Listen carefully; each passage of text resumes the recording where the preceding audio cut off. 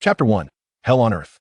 The incessant drizzle has persisted for an entire week, and beneath the foreboding clouds, wisps of blue smoke occasionally drift upward. The weather is utterly dismal, and one cannot help but wonder when the sun will finally shine to dispel this oppressive gloom. It has been a full month since he arrived in this world, yet Sun Wukong's eldest son, Sun Wukong, remains in a state of bewilderment, grappling with an overwhelming sense of unreality. Just a month prior, he was an ordinary young man, freshly graduated from university and stepping into the realm of adulthood. However, after a nightmarish encounter, he awoke to find himself in the Dragon Ball universe, inhabiting the body of Son Goku's firstborn, Sun Wukong. This world is not the one he knows, rather, it is the grim future envisioned by Trunks, where all the Z fighters have perished. Now, he stands alone as the last remaining warrior capable of fighting, a reality that feels like a haunting nightmare yet to be fully realized, especially given that he is only an 80-year-old child. 2 years ago, Son Goku succumbed to a viral heart disease, and his passing left the awakened androids 17 and 18 unchecked, rampaging through the land. Vegeta, Piccolo, Krillin, Ten, Yamcha, and Kaiatsu fell one after another as the androids ruthlessly reduced city after city to ashes. The world is transformed into a veritable hell on Earth, with survivors leading lives of desperation, hiding and fleeing from danger. At that time, Sun Wukong had missed the battle in his quest to collect the Dragon Balls, an unfortunate stroke of luck that spared his life. Yet, this fortunate twist only deepened his sense of guilt, plunging him into a state of melancholy as he wallowed in suffering. After enduring a month of torment, Sun Wukong finally fell gravely ill. Upon awakening, a newfound brightness enveloped him, bringing relief to his mother, Shishi.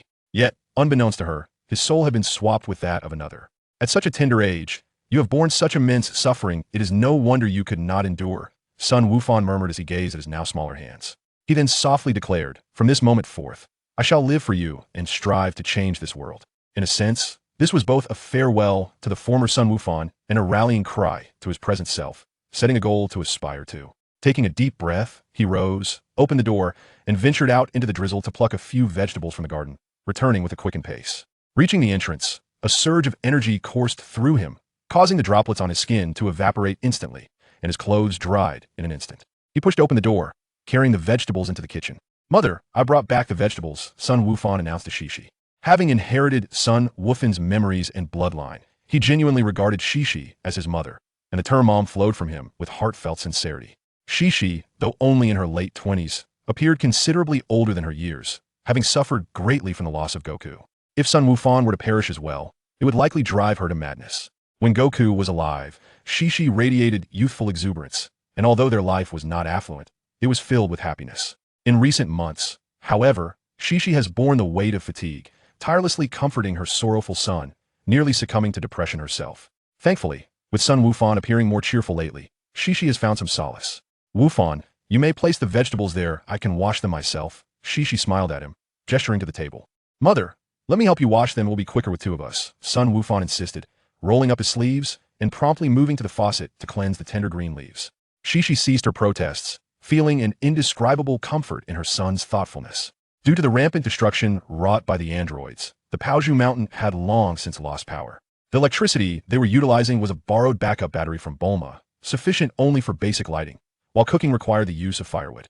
Soon, the mother and son prepared their dinner, as the once overcast sky darkened further. Illuminated by the soft yellow light of the reserve battery, they sat at the dining table to share their meal. It remains a mystery how the Saiyans have such hearty appetites, as Sun Wukong filled his bowl again and again. Shishi's heart swelled with joy as she observed her son's improved spirits and appetite, cherishing the moments they shared over dinner. Mother, your cooking is truly delightful, Sun Wukong beamed at Shishi, his bowl in hand. Then eat your fill, Wukong, you are at the stage of growth, Shishi replied with a smile. Mom, I wish to visit Aunt Bulma tomorrow, Sun Wukong stated. Oh, is there something you need? Shishi turned to him, curiosity evident in her eyes. Yes, I want to inquire whether the spaceship that Dad returned in is still available. I need to borrow it, Sun Wukong explained, looking earnestly at Shishi. This was a plan he felt compelled to pursue, and he wished to clarify it with her first. The spaceship? Where do you intend to go? Shishi asked, astonished. She gazed at her 80-year-old son. Anxiety filling her heart, she simply could not bear to lose him as well, for that would extinguish her will to live. Mother, the androids have thrown this world into chaos, making survival increasingly arduous. If we do not eliminate them, I shudder to think of what this world might become. I wish to ask Aunt Bulma if the spaceship is still available. If it is, I intend to journey to Namek to seek the Dragon Balls. I believe we can use them to resurrect our uncles and father, Sun Wukong declared with unwavering determination, laying out his plan. Shishi initially wanted to refuse him, but her son's resolute tone began to sway her, though her concern for his safety remained. "But you are still just a child, this is far too perilous," she began, but faltered, unsure of what to say next. In that moment, Sun Wukong reassured her, "Mother, you need not worry, I have my own strategies. Besides, Namek is much safer than Earth, nothing will happen. I must first ask Aunt Bulma about the status of the spaceship, whether it is still there remains to be seen." "Very well, I shall not obstruct you, but do take care, I cannot bear to lose you," Shishi said, tears welling in her eyes as she embraced Sun Wukong tightly. In the aftermath of Goku's death and the ensuing turmoil, Shishi has ceased to insist on her son pursuing academia, for schools no longer exist in this time of peril, where everyone lives in fear. As for the journey to Namek, this decision has weighed heavily on Sun Wukong's mind for some time. In the Dragon Ball universe he once knew, Trunks and Wukong never sought the Dragon Balls on Namek. It stands to reason that at the time, Trunks was merely a year old, and Wukong, only 8 Trunks, would not have been able to embark on such a quest, and Wukong, too young, may have forgotten about the Dragon Balls or lacked the courage to pursue them. Ultimately, by the time they grew older, the opportunity to resurrect the deceased would have long passed, as time would have exceeded the dragon's capabilities. Later, Wukong himself met a tragic end at the hands of the androids, leaving Trunks as the sole survivor, struggling to uphold the future world. In Trunks' existence, mere survival has become a daunting challenge, and the notion of Dragon Balls is a distant memory. Having arrived in this world, Sun Wukong is determined not to be crushed by the wheels of history. He must find a way to survive and thrive. His first step is to journey to Namek, for if the Dragon Balls exist, all hope remains alive. After finishing their dinner and tidying up the dishes to conserve their limited electric supply, Shishi and Sun Wukong turned off the lights, plunging their surroundings into darkness, the only sound being the soft patter of rain outside. Indeed, turning off the lights serves a dual purpose. It conserves battery life and, more importantly, the darkness provides a sense of security at this hour. The light is too conspicuous, and no one knows when the androids might appear should they arrive. The illumination would surely hasten the demise of those who remain alive. Sun Wukong sat cross-legged on the sofa, extending his senses to observe his surroundings. Though the androids 17 and 18 do not emit any discernible energy, he cannot afford to be complacent. Moreover, his vigilance serves as a form of mental training. Having arrived in this world for a month, Sun Wukong's initial sense of novelty had begun to wane. At the outset, he had soared into the sky using the technique of void dance, eager to relish the exhilarating sensation of freedom. However, to his dismay, he discovered that he suffered from acrophobia. As he ascended, a chill coursed down his spine, and gazing down at the increasingly distant ground made his legs feel weak. In that moment, Sun Wukong derided himself for bringing shame upon the Saiyans and the Great Traversers. Although he now possessed the power to obliterate planets, it was ironic that someone with such formidable strength was paralyzed by the fear of heights. Who would believe it if told? After enduring this predicament for a fortnight, Sun Wukong gradually acclimated to the sensation. As for the mastery of combat techniques and energy manipulation, he found no difficulty, likely due to the inherent instincts of Saiyan. His adeptness in this regard was perhaps also linked to his inheritance of all of Sun Wukong's memories. Chi-Chi glanced at her son, then sat beside him and closed her eyes. As a practitioner of martial arts, entering a meditative state was effortless for her. Before marrying Goku, she had diligently trained daily. However, after the arrival of Wukong, she gradually set aside her martial pursuits to devote herself fully to caring for her husband and son. Meanwhile, in the household of Bulma in West City, she had constructed a vast underground chamber beneath the former Capsule Corporation, utilizing the most robust materials, including adamantium, for the ceiling. This structure could withstand the assault of energy blasts from androids for a time, provided they were not intent on annihilating Earth. If the androids did seek to explode the planet, the underground chamber would inevitably be obliterated. Once Bulma completed the construction of this subterranean refuge, she relocated vital items there and established her living quarters within. Dr. Brief and his wife remain alive, and he had been assisting Bulma with new research in the underground facility. Trunks, meow meow meow, it's time for bed. Bulma gently swayed the child with purple hair in her arms. Trunks, who had just turned 1. Trunks obediently closed his eyes, a smile gracing his face as he drifted into slumber. Observing her son fall asleep so obediently, Bulma's face blossomed with a long-forgotten smile. She believed that hope still lingered. Chapter 2. A Visit to Bulma. Before dawn had broken, Sun Wukong awoke, vaguely recalling that it was his mother who had carried him to bed after midnight, leading him to surrender to sleep and indulge in pleasant dreams. After descending from his bed, he completed 200 push-ups, and, as the day brightened, he peered out the window to find that the incessant week-long rain had ceased. The white mist gradually dissipated, and the air appeared refreshingly clear. The trees glistened with lush greenery, brimming with hope, which lifted his spirits.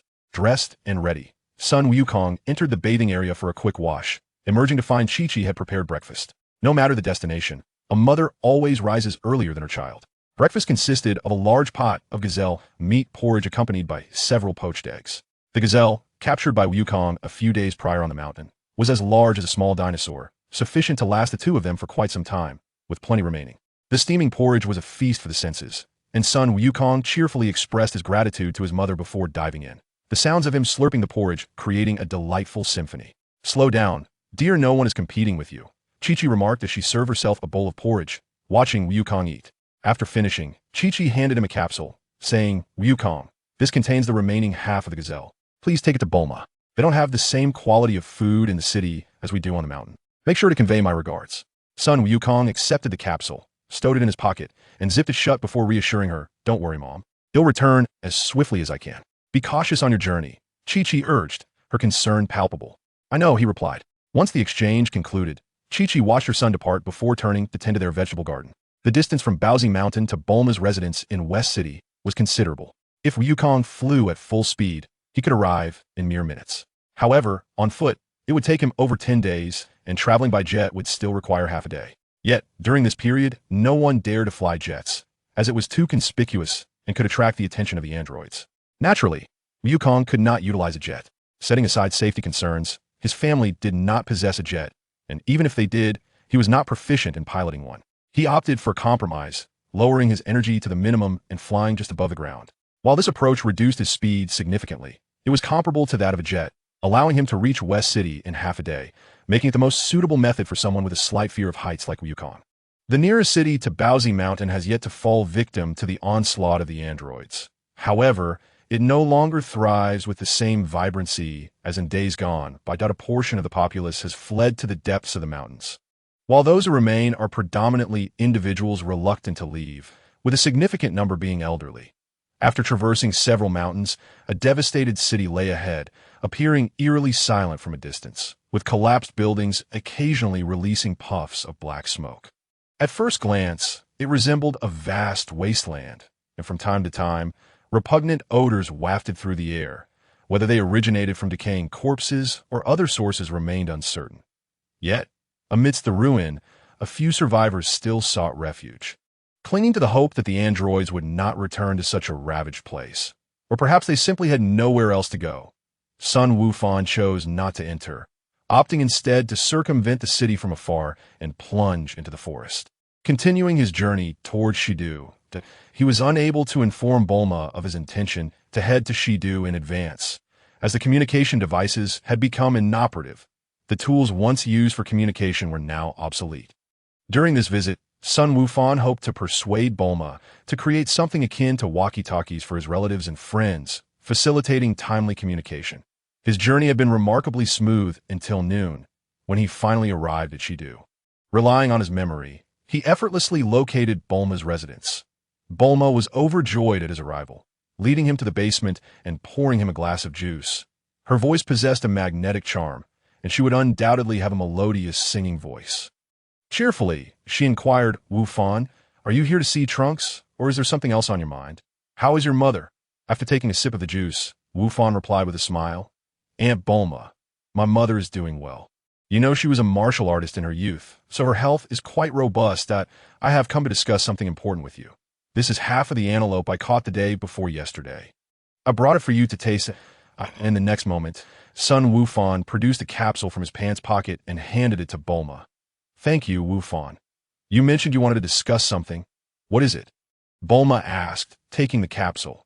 After a moment of contemplation, Wukong responded, "Aunt Bulma, we must devise a solution to the issue of the androids that, as it stands, I am the only warrior left in this world. Although Trunks possesses saiyan blood, waiting for him to mature before confronting the androids would take too long. Therefore, my plan is to journey to Namek and utilize its Dragon Balls to resurrect Uncle Piccolo and the Supreme Kai. This would also revive Earth's Dragon Balls, and with the Dragon Balls in hand, a multitude of options would become available."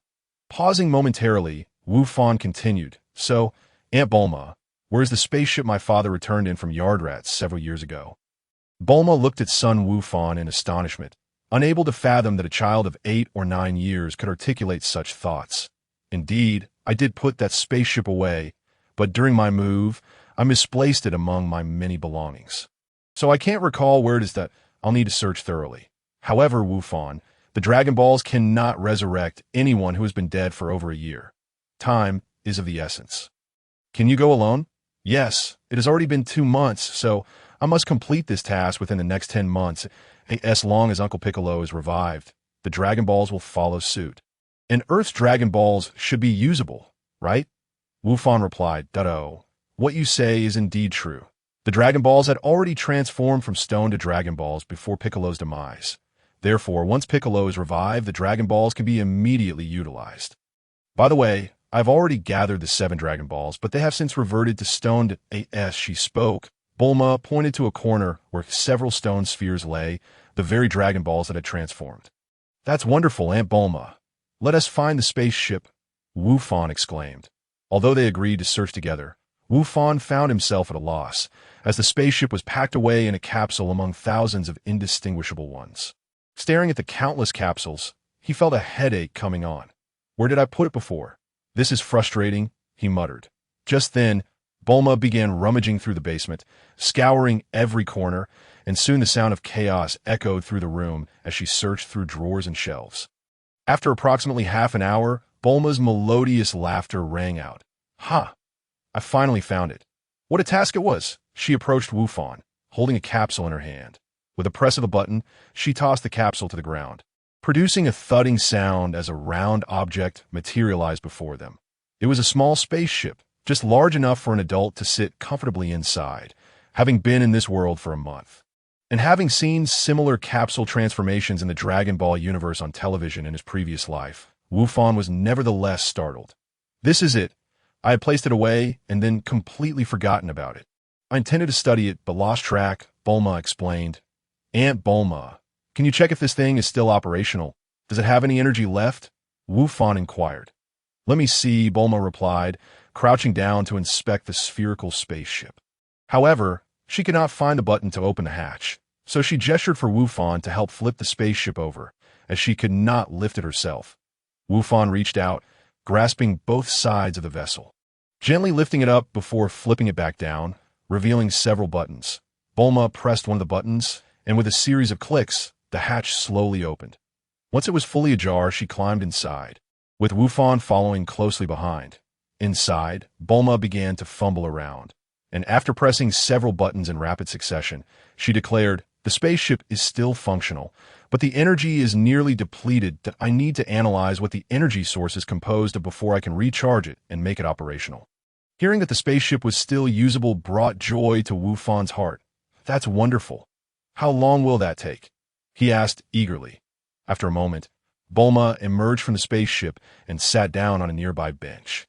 "I just analyzed it, and it will take about a month to recharge the energy that in the past I could have completed in a week, but now the equipment and materials are lacking. So it will require more time. A month is not too long. I expected as much. Aunt Bulma, I have another favor to ask. Since communication devices are no longer functional, could you create something akin to a phone for our everyday communication?" Wufan requested, as this was another purpose for his visit. "Huh, you mentioned that. I'd already thought of it and have completed the design." Just a moment, Bulma chuckled, turning to retrieve something from a cabinet. She returned to Wufan, presenting him with a device. Initially, she had hoped to surprise him, but he had beaten her to it. What she handed him was a beautifully crafted wristband, each adorned with a unique number. By entering the corresponding number, instant communication could be achieved. It was essentially a more aesthetically pleasing walkie-talkie. "Aunt Bulma, if I wear this during battle, won't it break at the first hit?" Wufan asked, puzzled. "Well, yes, it would certainly break if struck, but I didn't see you or your friends using handheld phones during your fights." Bulma shot back with an eye roll. Looking into Bulma's eyes, Wufan offered an awkward yet polite smile as he accepted the wristband. Fastening it to his right wrist, "It was indeed quite beautiful, that it's lovely and fits perfectly. I'll need to add a protective layer when I'm in battle, haha." He laughed, increasingly enamored with the wristband. "Look at the side of the wristband. There's the corresponding number on the other side. There are tiny tactile buttons like 9145-45616. Press the number and confirm with your voice to call that wristband." Press it again to end the call. IT operates on the latest energy source. One full charge lasts an entire year. Very convenient. Yours is number 1. I'll keep number 2 for myself, and I'll give you 5 more for you to decide who to share them with. Bulma stated, as she distributed 5 wristbands to Sun Wukong. Sun Wukong carefully accepted the 5 wristbands, knowing that one would surely be given to his mother, while the remaining 4 would depend on the situation. Perhaps one would be needed for Master Roshi, and another for his grandfather, the Bull Demon King. The surplus could simply be kept for the time being. That's wonderful. Thank you, Aunt Bulma. By the way, do you know where Master Roshi is at the moment? Sun Wukong inquired as he needed to discuss some important matters with him and bring along the wristband. That old pervert. He hid in a submarine and submerged to the depths of the ocean when the androids appeared. Later, I believe he mentioned going to the Heavenly Temple, so he should still be there now. Bulma replied, thoughtfully stroking her chin. Perfect. After I stop by home to give this wristband to Mom, I'll visit the Heavenly Temple. I could deliver this wristband to Mr. Popo and Grandpa Roshi as well. Sun Wukong declared. Indeed, it's a good idea to deliver wristbands to both that old pervert and Mr. Popo. There aren't too many of us left, so it's best to maintain communication. By the way, we still need to get in touch with Cat Sage and Yajirobe. I'll bring 2 more for them. In fact, I'll prepare a few extras. I've already made quite a few. And I can produce some more in the coming days, Bulma said, as she retrieved 3 additional wristbands to hand to Sun Wukong. After gulping down the remaining juice, Sun Wukong securely stowed the wristbands. He initially contemplated discussing the time machine with Bulma, but ultimately decided against it. After all, the time machine was her invention, and even if he didn't mention it, she would eventually create it. It was merely a matter of time. Furthermore, there was currently no effective medication for viral heart disease, so traveling back in time would not yield significant benefits. Thus, he resolved to find an appropriate moment to speak with Bulma later, as his primary focus now was on becoming stronger and seeking the Dragon Balls on Namek. Having concluded his discussion, Sun Wukong next visited Trunks and the Briefs couple, then casually grabbed a bite at Bulma's house for lunch before returning home with the wristbands. He opted for low-altitude flying, navigating through forests, as facing androids 17 and 18 would be akin to striking a rock with an egg. Thus, Sun Wukong decided to exercise caution. After all, preserving his life was of utmost importance. After several hours of flight, Sun Wukong arrived home at dusk, handing over the 3rd wristband to Chi-Chi and explaining how to use it. During their conversation, he even demonstrated by calling her wristband with his own. And the connection was remarkably clear, surpassing even that of the mobile phones they had used previously.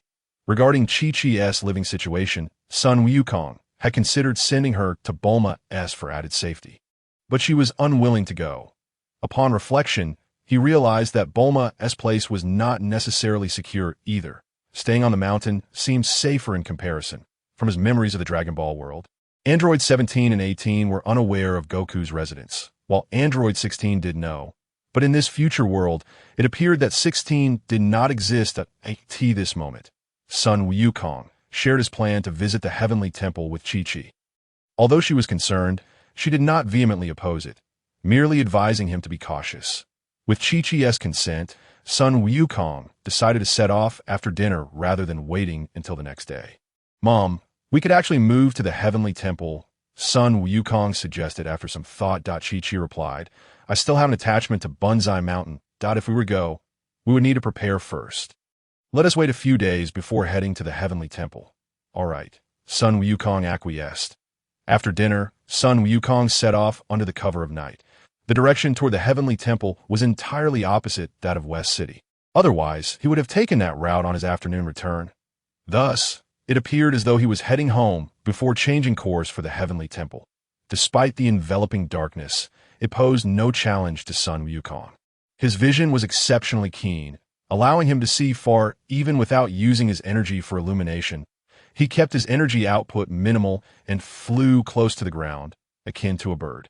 After 2 hours of low-altitude flight, Sun Wukong ascended straight upward, having reached Karen Tower, necessitating further elevation. As he passed through layers of clouds, he soon arrived at the midsection of Karen Tower, the residence of the Cat Sage. He paused momentarily before leaping inside. Hello, Master Cat Sage, Yajirobe.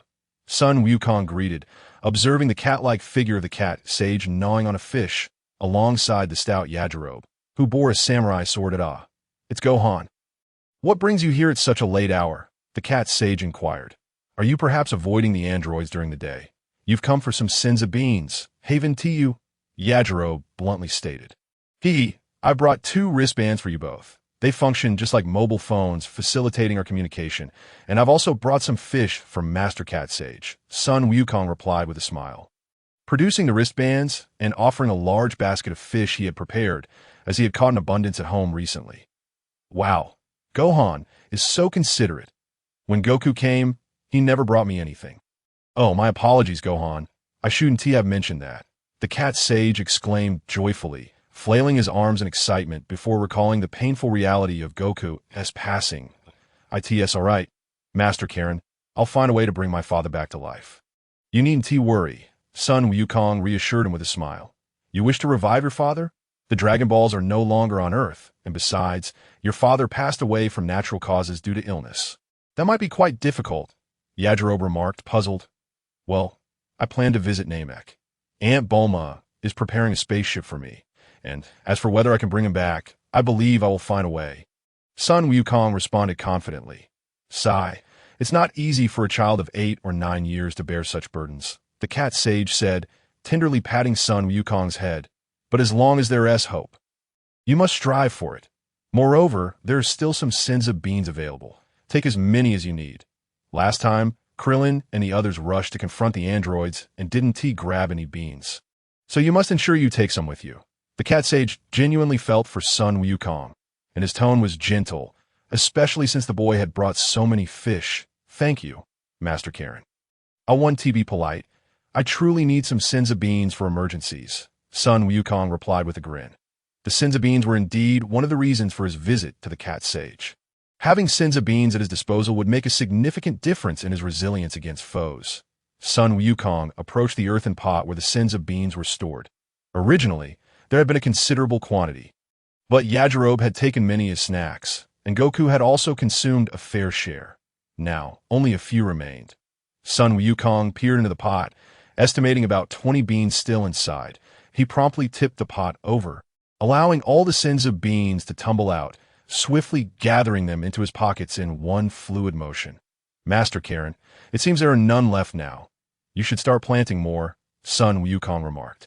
At this moment, the cat sage felt as though he had seen this scene before. You think I haven't been planting? I've been cultivating them all along, but it requires time. You all consume them far too quickly. No, it's that Yajirobe, that glutton, who has eaten far too many that you've truly taken them all, the cat sage exclaimed. Sun Wukong chuckled awkwardly and said, Let me show you how to use this wristband.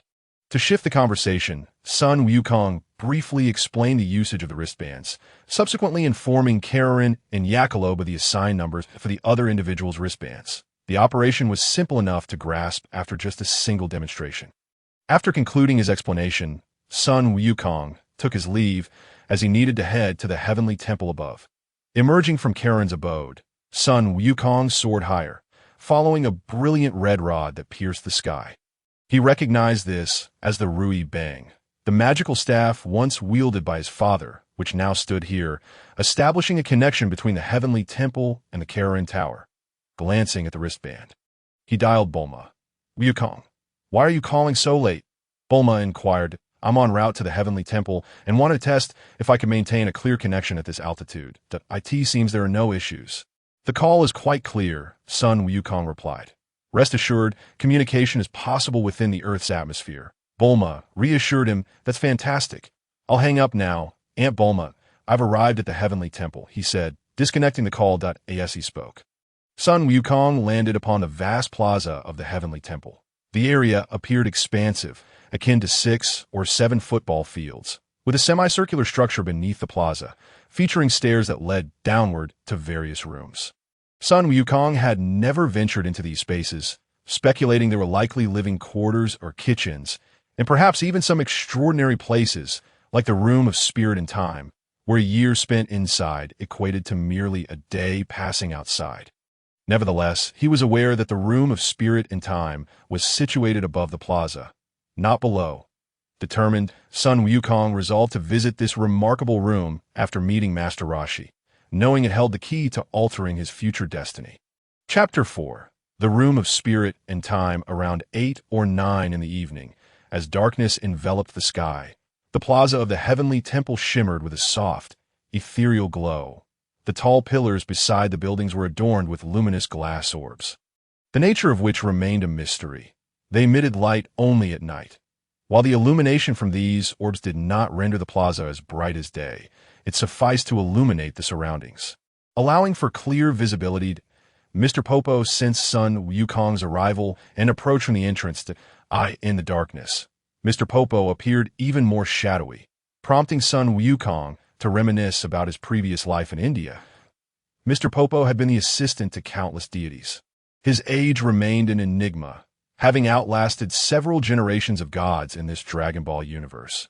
Yet he remained a constant fixture at the heavenly temple, an unwavering presence amid the transient deities. Mr. Popo possessed some extraordinary abilities, having once taught Sun Wukong to sense energy and even assisted in sending him back in time to learn the waterfall splitting technique from Master Mateto. The dragon model was crafted and repaired by him. The gods merely bestowed life upon the dragon. Noticing Mr. Popo's approach, Sun Wukong greeted him. "Good evening, Mr. Popo. May I inquire if Master Roshi is around?" "Yes, he was just inside reading," Mr. Popo replied. Before he could finish, Master Roshi appeared from behind him, presumably having sensed Sun Wukong's energy and followed suit. "Good evening, Master Roshi," Sun Wukong politely greeted. The familiar bald head, white beard, and iconic sunglasses characterized the diminutive figure, who stood at the same height as Sun Wukong.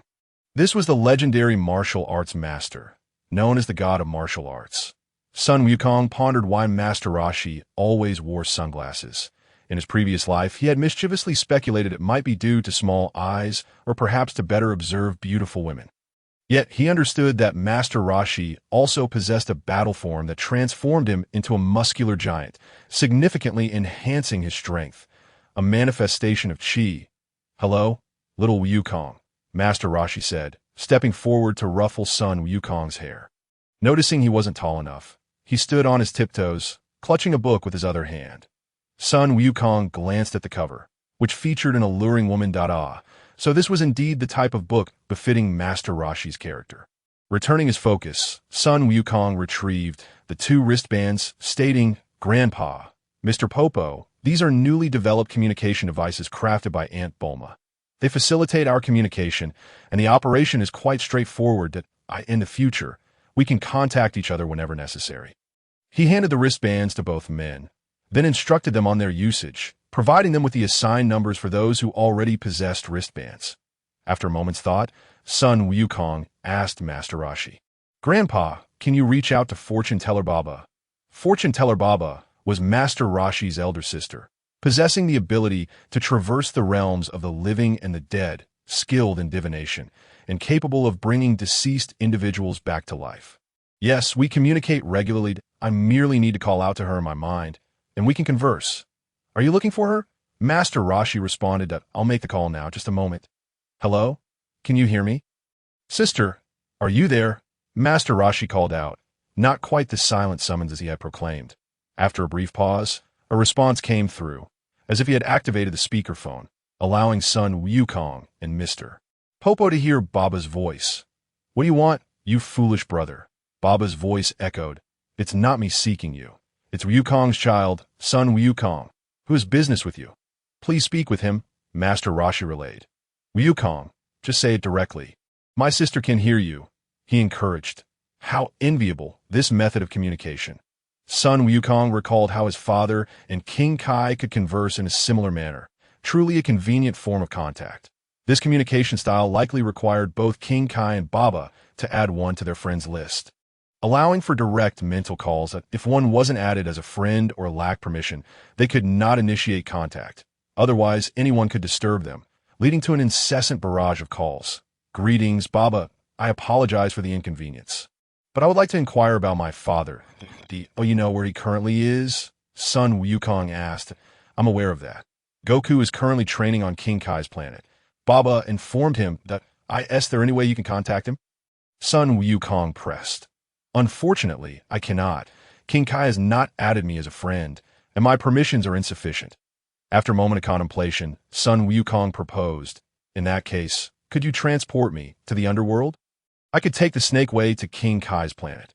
Would that be feasible? Ordinary people cannot enter the Underworld, but given your past deeds of saving the Earth alongside your father, I believe King Yin can make an exception. Here's the plan.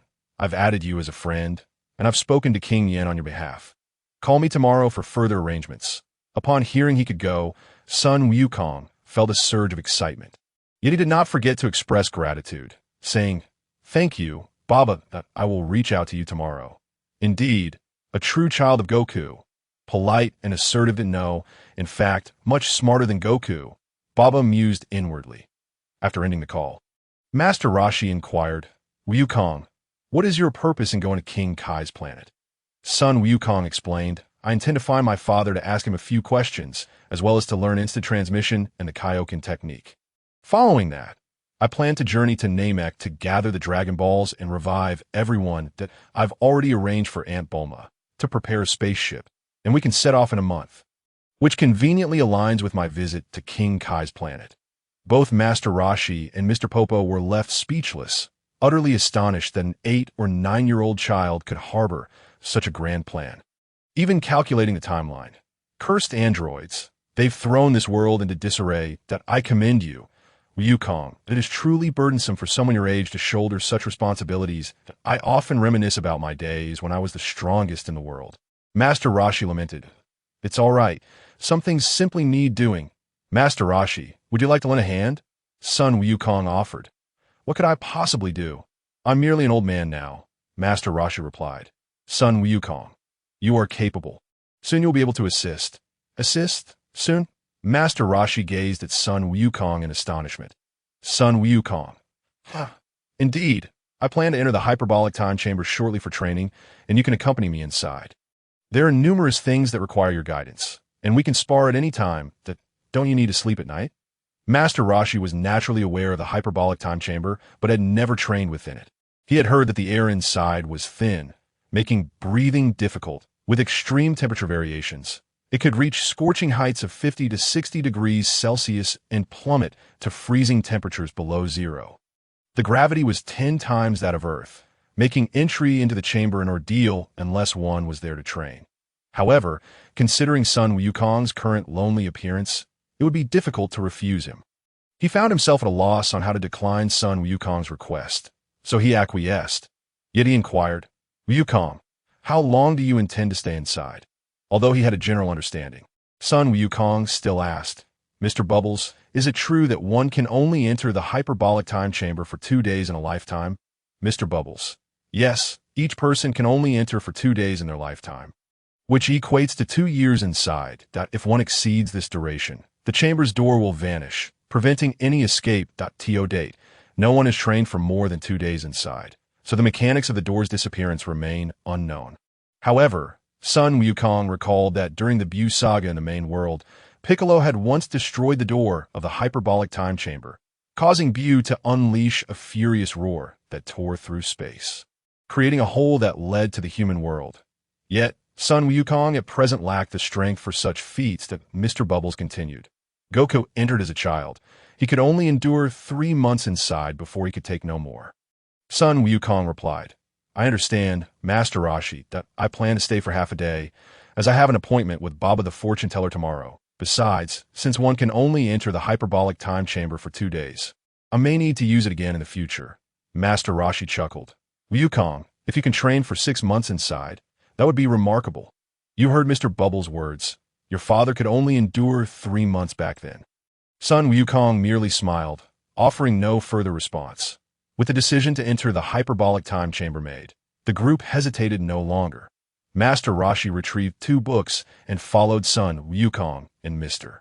Bubbles to the entrance of the chamber. Mr. Bubbles opened the grand door, saying, "Inside, you will find food and lodging. You may enter with peace of mind that I shall return in 12 hours, gazing at the open door."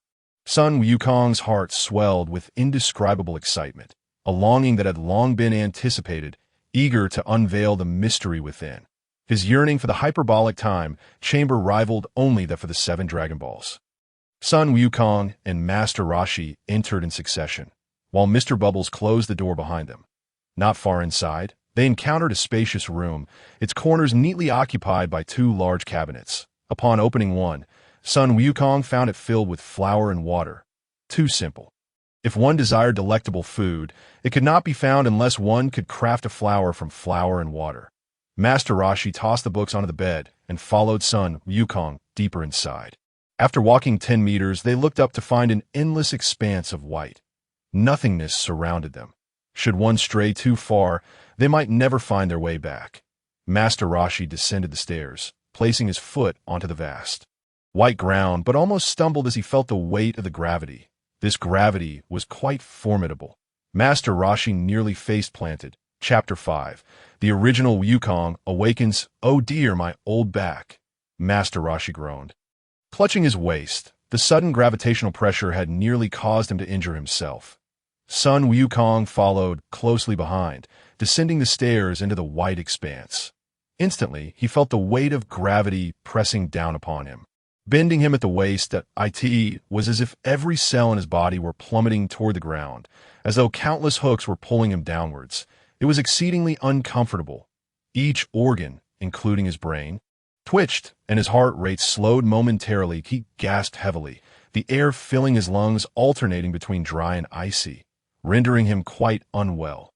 Gathering the energy within, he inhaled several deep breaths of the warm air before finally straightening himself.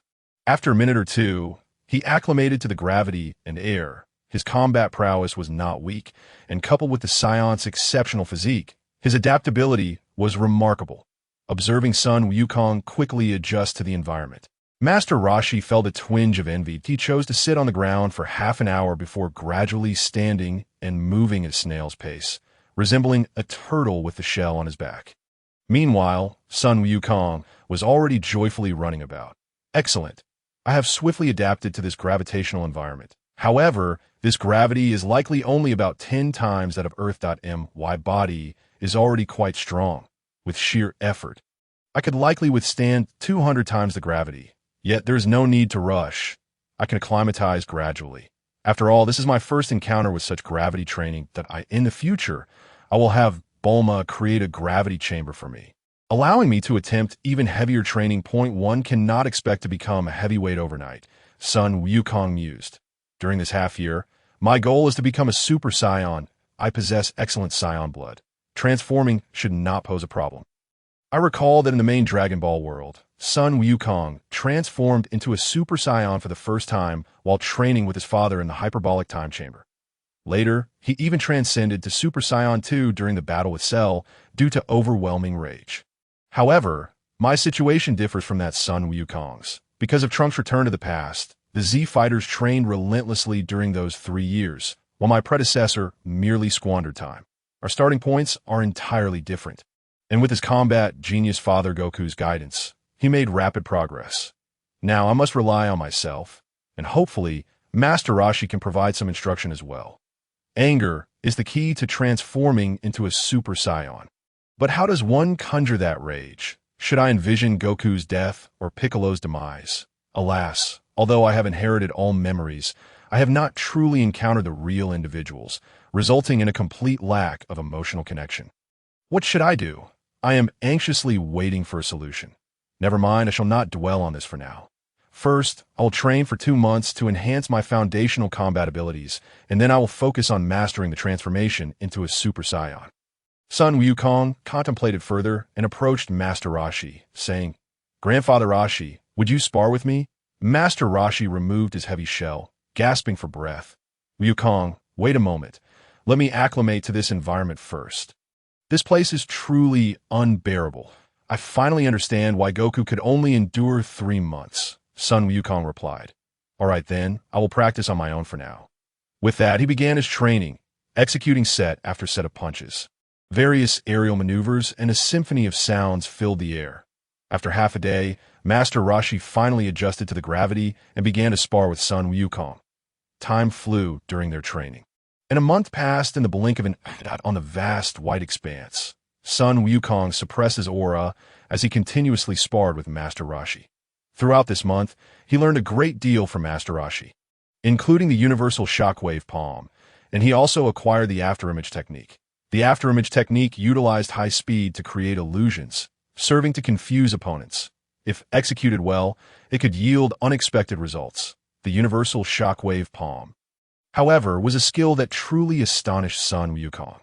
This technique involved cupping the hands to gather energy, converting the body's energy into electric currents, and then releasing it to ensnare the opponent.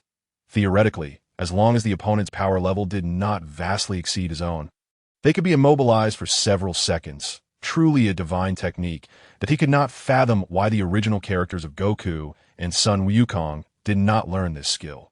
Just imagine, you think you are fast.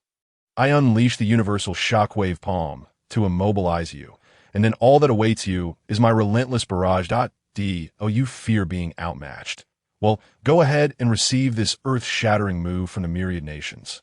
And perhaps your movements will be slightly affected, giving me the chance to slip away that if I cannot win, I shall flee.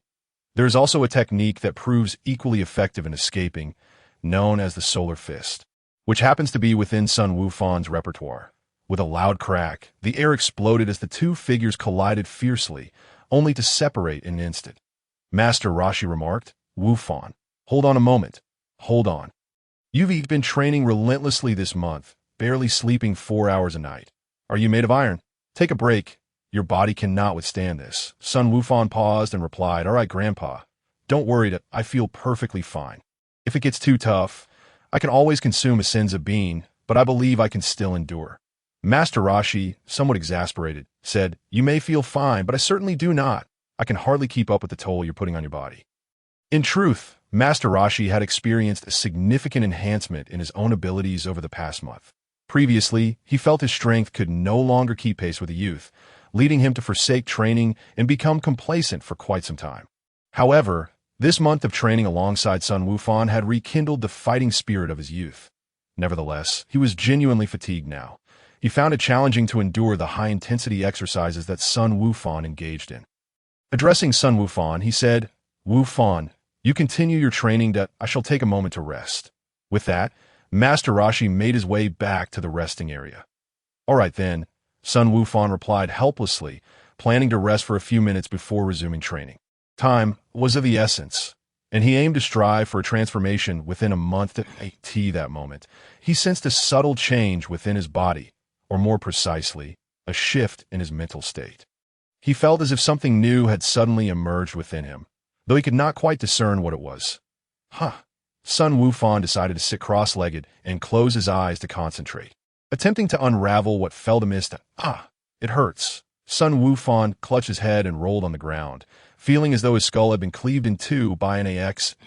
That instant, something within his mind tore apart, splitting into two, and Sun Wukong suddenly felt the presence of another being within his consciousness, a shadowy figure. "Who are you?" Sun Wukong gasped, drenched in sweat, clutching his head and shouting hoarsely, his voice echoing with an eerie resonance that, "I am Wukong." A timid voice responded in his mind. "Wukong?" Sun Wukong trembled, a chill coursing through his entire being. This was the voice of the original owner, the true Sun Wukong. What does this mean? The original Sun Wukong has awakened. Having read numerous novels about transmigration in his past life, he had never come across such a convoluted premise. What comes next? Am I to be toyed with? I refuse to accept this bizarre scenario. "I am your second personality," the voice echoed his mind, unmistakably that of the original Sun Wukong. "What does that mean?" "Will I perish?" The second personality, Sun Wukong, replied, "I merely exist as a spiritual entity attached to your consciousness. I pose no threat to you." "How can you prove that?" Sun Wukong feigned calmness, understanding the gravity of the situation. "You will know by sensing it yourself," the second personality stated. "Sensing? How do I sense?" Sun Wukong attempted to reach out to the shadowy figure.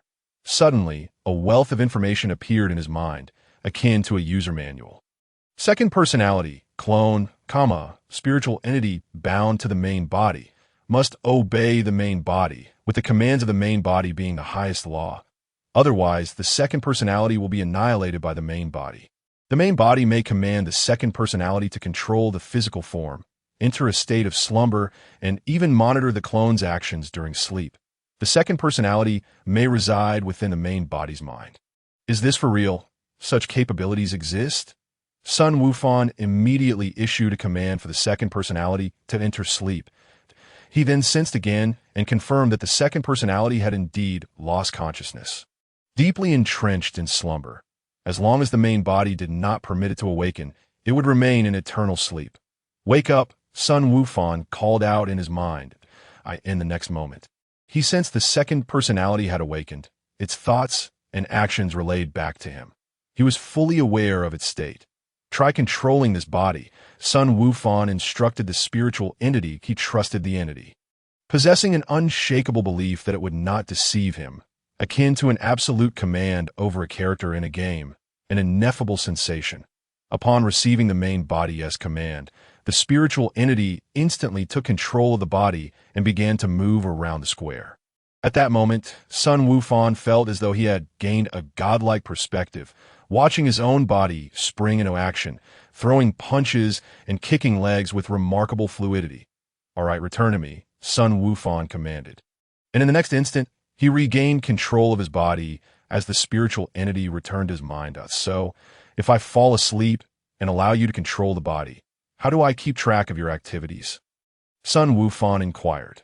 The spiritual entity, Sun Wukong, replied, "You will perceive my actions as if dreaming, and you can also choose not to receive my updates. This what it feels like to cheat." Although the second personality retains the consciousness of the native Sun Wukong, it is distinct from him, resembling a fusion of a cheat bestowed by transmigration and the native Sun Wukong, a tool. Upon reflection, Sun Wukong was suddenly overwhelmed with joy. What does this signify?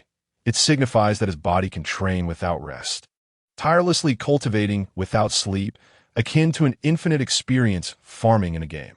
This is undoubtedly more than merely auto-farming. He believed he could develop even more remarkable strategies in the future. Chapter 6. Clone Assists and Training Around Papaya Island. In a larger town near the southern capital known as Nangua, this town, once bustling with prosperity, had fallen into desolation since the emergence of the androids. The daytime noise had faded, and the nights were eerily silent, with only the sporadic flicker of lights indicating the presence of life. At that moment, a strong wind swept through. Towering buildings blocked much of the cold breeze, yet some fierce gusts still invaded the city. Instantly, the leaves of the trees along the roadside rustled, and the standing billboards were battered by the wind, sounding a cacophony. Some leaves and debris were swept up, swirling in the air, creating an atmosphere that made the otherwise mild wind feel chilling. Two figures seemed to have been blown into the city by this gust. One was a handsome young man with long hair and a piercing gaze, while the other was a stunning blonde beauty clad in fashionable attire. Both appeared quite youthful, merely 17 or 18 years of age. The young man waved his hand, and the strong wind instantly reversed course, halting the winds within the city as if he had expelled them. They were, in fact, androids number 17 and number 18, but the blonde girl walked ahead, seemingly in search of human traces, her gaze scanning the surroundings. She said, "17, I'm hungry. Let us find something to eat." The long-haired young man sighed in exasperation, resting his chin on his hand and chuckling. "I really can't deal with you. Didn't we just eat a hearty meal this afternoon? You're such a glutton, no doubt about it." The blonde girl giggled and replied, "Eating is far more enjoyable than killing. You love to kill, while I simply adore food. What is wrong with that? Do you have a problem with it?" The long-haired young man dared not voice any objections, responding, "No objections here. According to the script, you're the older sister, and whatever you say goes." Two individuals advanced in succession, one in search of a person, while the other sought sustenance. Ahead, a warm glow emanated from a residence that had yet to retire for the night, accompanied by the sound of a child weeping and a woman soothing the little one. That a guard dog, raised within the household, sensed the approach of strangers, growling ominously in its throat, clearly agitated. The long-haired youth, designated as 17, reached the threshold of the homeowner's door and knocked. Upon hearing the knock, the entire family fell silent, even the child ceasing its cries. Who could it be at such a late hour? The door was opened by a burly man, presumably the child's father, who regarded the boy and girl at the entrance with confusion, unable to recognize them. Most ordinary people were still unaware of the appearance of synthetic humans, as those who had encountered them were no longer alive.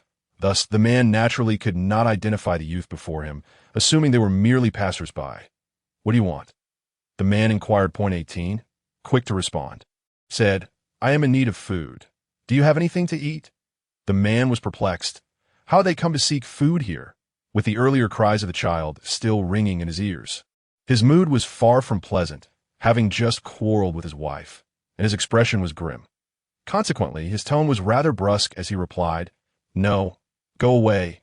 Disappointment flickered across 18's face, while 17's countenance darkened, his displeasure palpable. The long-haired youth, 17, retorted, "No? Uncle, I shall grant you a chance to rephrase your words, lest you meet your demise." He was incensed. "If I say there is none, then there is none. Get lost, coming here to beg?" The man slammed the door shut with a resounding bang. Ha! What an ungrateful wretch! 17 scoffed coldly, deciding to fulfill his earlier threat. This man was doomed. With a swift motion, 17 struck the door, producing a thunderous crash as wood splintered and metal fragments flew. The entrance exploding open, a tempest surging into the home. The man, who had just turned to retreat, stood stupefied, while the woman inside was startled, rushing out with a scream.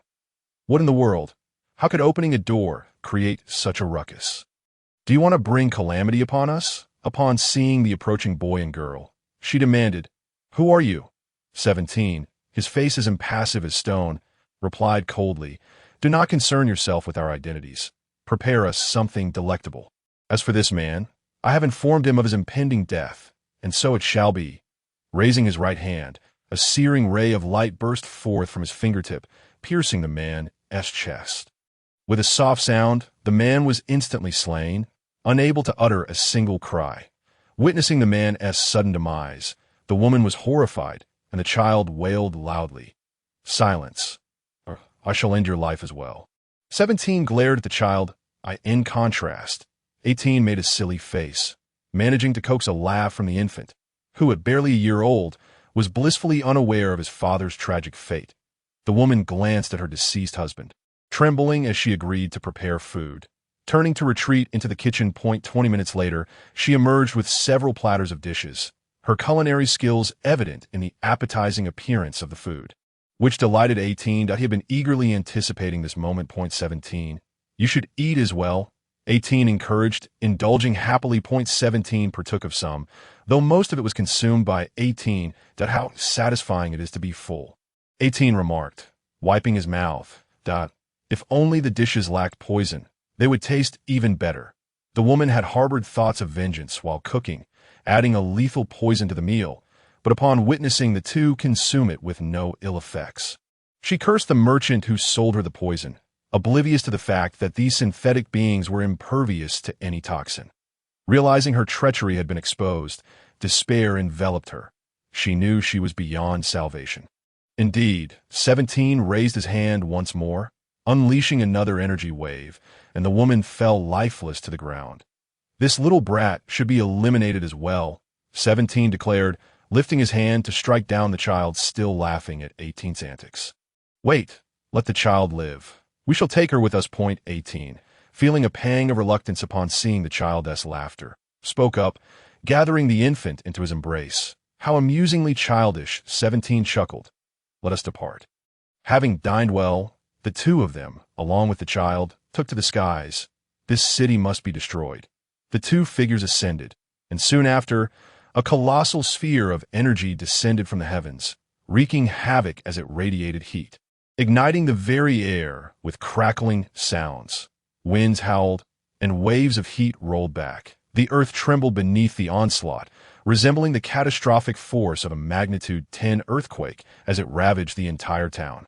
Clouds of dust swirling into the air. If it were daylight, one would witness a scene reminiscent of the apocalypse.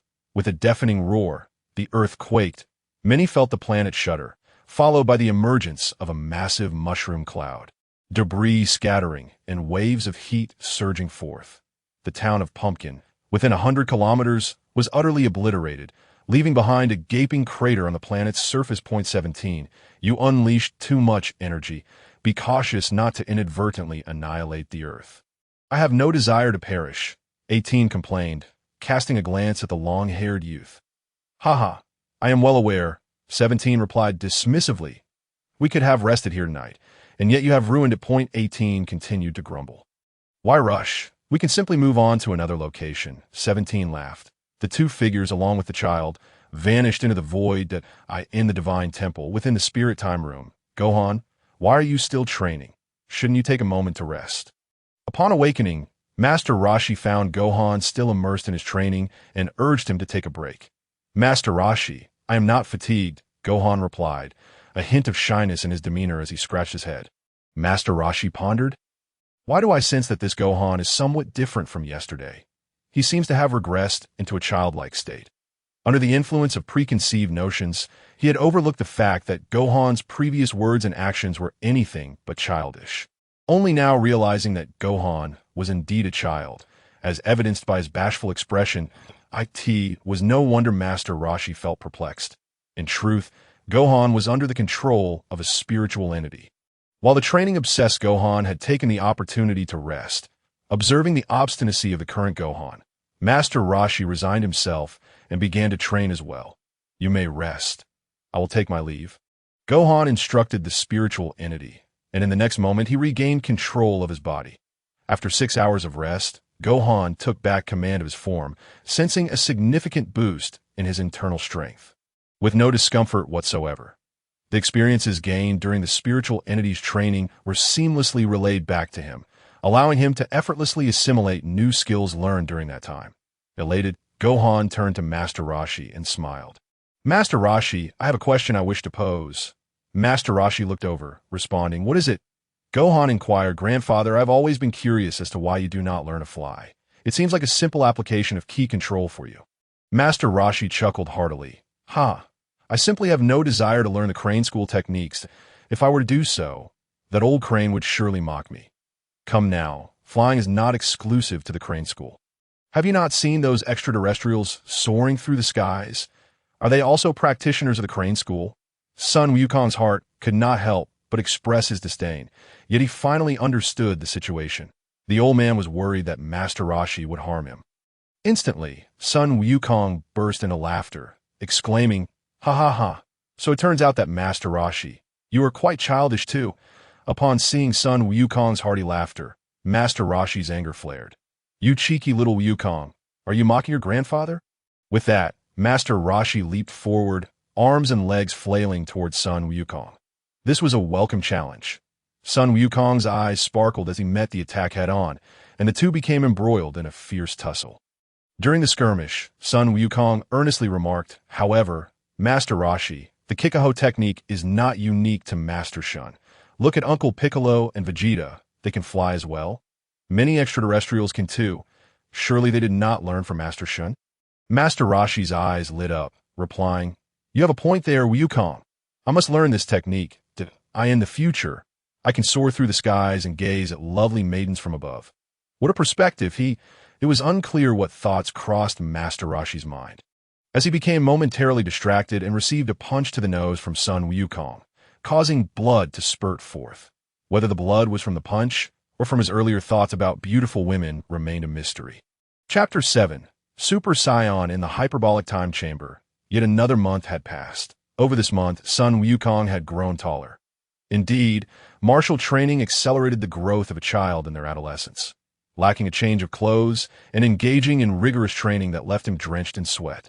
Sun Wukong decided to discard his shirt, opting to train bare dash-chested this moment. He was glistening with perspiration, the sheen causing his already well-defined muscles to appear even more robust, and powerful. 2 months had elapsed, and he felt his strength had significantly increased. Compared to 2 months prior, he had become more than twice as formidable. This hyperbolic time chamber was indeed the ultimate training tool, though regrettably, each person could only utilize it for 2 days in their lifetime. His relentless training over the past 2 months was also thanks to the spirit entity. Without its standing guard, he would have surely collapsed multiple times. Each time he felt utterly fatigued, he would allow the spirit to take over. And it was only due to the Saiyan's extraordinary constitution that he could endure such intense training. During this period, he had only consumed one senza bean to restore his energy. Truly remarkable. It was time to attempt transformation. He would first try to channel the energy within him towards his back. With this thought in mind, Sun Wukong endeavored to manipulate his ki, directing it to his back. He soon felt a tingling sensation, as if ants were crawling along his spine, and could not help but reach back to scratch. Is this some kind of dark path? What on earth is this? Sun Wukong mused, yet he did not cease his efforts. Enduring the itch, he continued to channel energy towards his back. After toiling for most of the day with no results, Sun Wukong felt a surge of frustration. Forget it, perhaps I should try controlling my anger. That seems more legitimate. The key to transforming into a super saiyan lies in pure benevolence or pure malevolence, combined with the provocation of intense anger. I have often helped others. I have even assisted elderly ladies across the street and volunteered my time, but I have never stolen nor harmed anyone. So I suppose I could be considered a good person. All right, let us try this method. Sun Wukong resolved inwardly. A prolonged roar erupted from him as he clenched his fists, a white flame erupting around his body, muscles swelling as he elevated his power to its zenith. A fierce wind swept through the white square, howling loudly. Fortunately, the area was devoid of any objects, or they would surely have been swept away. Anger, anger, anger! Who should I imagine is dead? I have tried Piccolo, Goku, Krillin. None of it resonates. I cannot summon the fire within me. This is utterly futile. If only I had League of Legends here, a few ranked matches and my teammates could help me transform. Despite his grumbling, Sun Wukong continued to strive until, after an hour of exhausting effort, he finally ceased, panting heavily. This full-throttle state was too draining. I could see that moment. Master Roshi emerged from the lounge and approached the square. Noticing Sun Wukong gasping for breath. Wukong, you are overexerting yourself. You should rest for a while, he advised. This child was pushing himself too hard. Throughout these 2 months, he had barely rested. Just thinking about it made one's scalp tingle. His body would surely break down if this continued. Come on, let us go rest. You need to sleep well to regain your strength for training. Master Roshi gently nudged Sun Wukong, guiding him back inside. Fine, if resting is what I must do, then so be it. I won't need the spirit entity this time. I'll go back and get some proper sleep, Sun Wukong thought to himself. It had indeed been a long time since he had lain in bed for rest. While his consciousness could rest, it was still not the same as sleeping in a bed, observing Master Roshi still pushing him. Sun Wukong lamented, All right, Master Roshi, you can stop pushing. I can walk back by myself. Everyone has surprise. Sun Wukong actually acquiesced and agreed to rest. Leaving Master Roshi momentarily astonished, he released his grip and added, Remember to take a shower. That's essential for a good night's sleep. Got it, Master Roshi, Sun Wukong replied. He returned to the lounge and took a shower, then blissfully collapsed onto the bed, closed his eyes, and fell into a deep slumber as he began to dream that in his dream, he emerged from the hyperbolic time chamber and began living a life of evasion alongside Chi-Chi. The androids grew increasingly rampant, mercilessly slaughtering humanity. Each day was more harrowing than the last. Trunks was also growing up, pestering him daily to teach him martial arts. Finally, one day, the androids discovered the location of the Capsule Corporation. And Chi-Chi was killed. He was filled with rage, yet he had no power to resist. He was no match for the androids. He screamed in despair and began to flee. He escaped to the Supreme Kai's palace. But the androids pursued him there, destroying the palace and causing Mr. Popo and the cat god to meet their demise. He fled to Master Roshi's place, only to see Master Roshi fall victim as well. Ultimately, he managed to escape, for the androids merely toyed with him and did not wish to kill him outright. Time passed, and Trunks grew into a young man he affectionately called Wukong, Big Brother. Yet they were discovered by the androids once more. This time he lost an arm. Soon after, Bulma was killed, and Trunks wept loudly. Sun Wukong, too, wept in sorrow in the end, when the androids found him again. He was finally slain, leaving only Trunks to survive. Until the end of his life, he never transformed into a Super Saiyan. How laughable, what a so-called transmigrator, far inferior to the original Sun Wukong. How utterly ridiculous. Life was reduced to a blank, desolate expanse. Sun Wukong wept, sobbing uncontrollably in bed. He cried, yet he also felt hatred. Hatred for himself. He loathed his own impotence that led to such a woeful existence. If anyone were in the room, they would have seen Sun Wukong's hair standing on end, tinged with a hint of gold, in the hyperbolic time chamber. Another 3 months passed. This marked Sun Wukong's 5th month within. He had attempted to gather energy at his back and harness his anger. In the square, transformation! Sun Wukong bellowed, his body erupting with energy, flames blazing fiercely, and his aura soaring higher. Little Wukong was attempting to transform into a super saiyan once more. This scene had played out for 3 months now, with him shouting day after day, a veritable human catastrophe. Master Roshi had long hidden behind a pillar at the lounge's entrance, murmuring to himself. His aura is even stronger than last time. It appears to have taken on a golden hue. Within the arena, the aura of Sun Wukong's son, Sun Gohan, continued to ascend. It felt as if he were on the precipice of transformation. Not far from achieving the form of a Super Saiyan, he pondered the fate of his mother. If the android were to find her, what would become of her? The thought was infuriating. She could meet a grim end. He let out a roar that nearly strained his vocal cords. Boom! The energy erupted as Sun Gohan's white aura shifted to a brilliant gold, electric sparks dancing across his body. His black pupils gradually faded, only to re-emerge as a vibrant green, his hair standing on end. After a few flashes, his once black hair finally transformed into a resplendent golden hue, his energy surging exponentially. Has it been achieved? Sun Gohan gazed at the burning golden aura surrounding him and then at his hands, exclaiming with delight, Master Roshi, do you see my hair? It has turned golden. He turned to call out to Master Roshi, who was hiding behind a pillar. Master Roshi poked his head out and replied, Indeed, it has turned golden. You now resemble a delinquent youth. At last, the transformation was a success, his power augmented by 50-fold. This strength, he felt capable of obliterating this place with a single punch. Sun Gohan murmured to himself, feeling the explosive energy within him, a sense of bewildering confidence washing over him. He clenched his right arm tightly, unleashing an even more powerful aura that crackled and burned. Take this, Chilin arm. He spread his legs and assumed a horse stance, striking the ground forcefully with his right arm. With a thunderous roar, cracks radiated from the point of impact, creating a massive pit in the plaza, shrouded in thick white smoke. Gohan, you're causing destruction. You'll have to explain yourself to Mr. Popo, Master Roshi admonished as he stepped forward. Sun Gohan replied cheerfully, Once this door closes, it will automatically return to its original state. I have nothing to worry about. Master Roshi, puzzled, asked, Really? How do you know such things? I certainly don't, Sun Gohan shrugged. It's just a hunch. With that, he positioned his hands at his waist, striking a pose for the Kamehameha wave. Kamehameha! Sun Gohan thrust his hands forward, unleashing a massive blue energy wave that surged into the endless expanse of white, rendering the space even more desolate. However, due to the boundless nature of this realm, the energy wave did not collide with any object, nor did it explode. It continued to travel indefinitely, destined to vanish when its energy was depleted.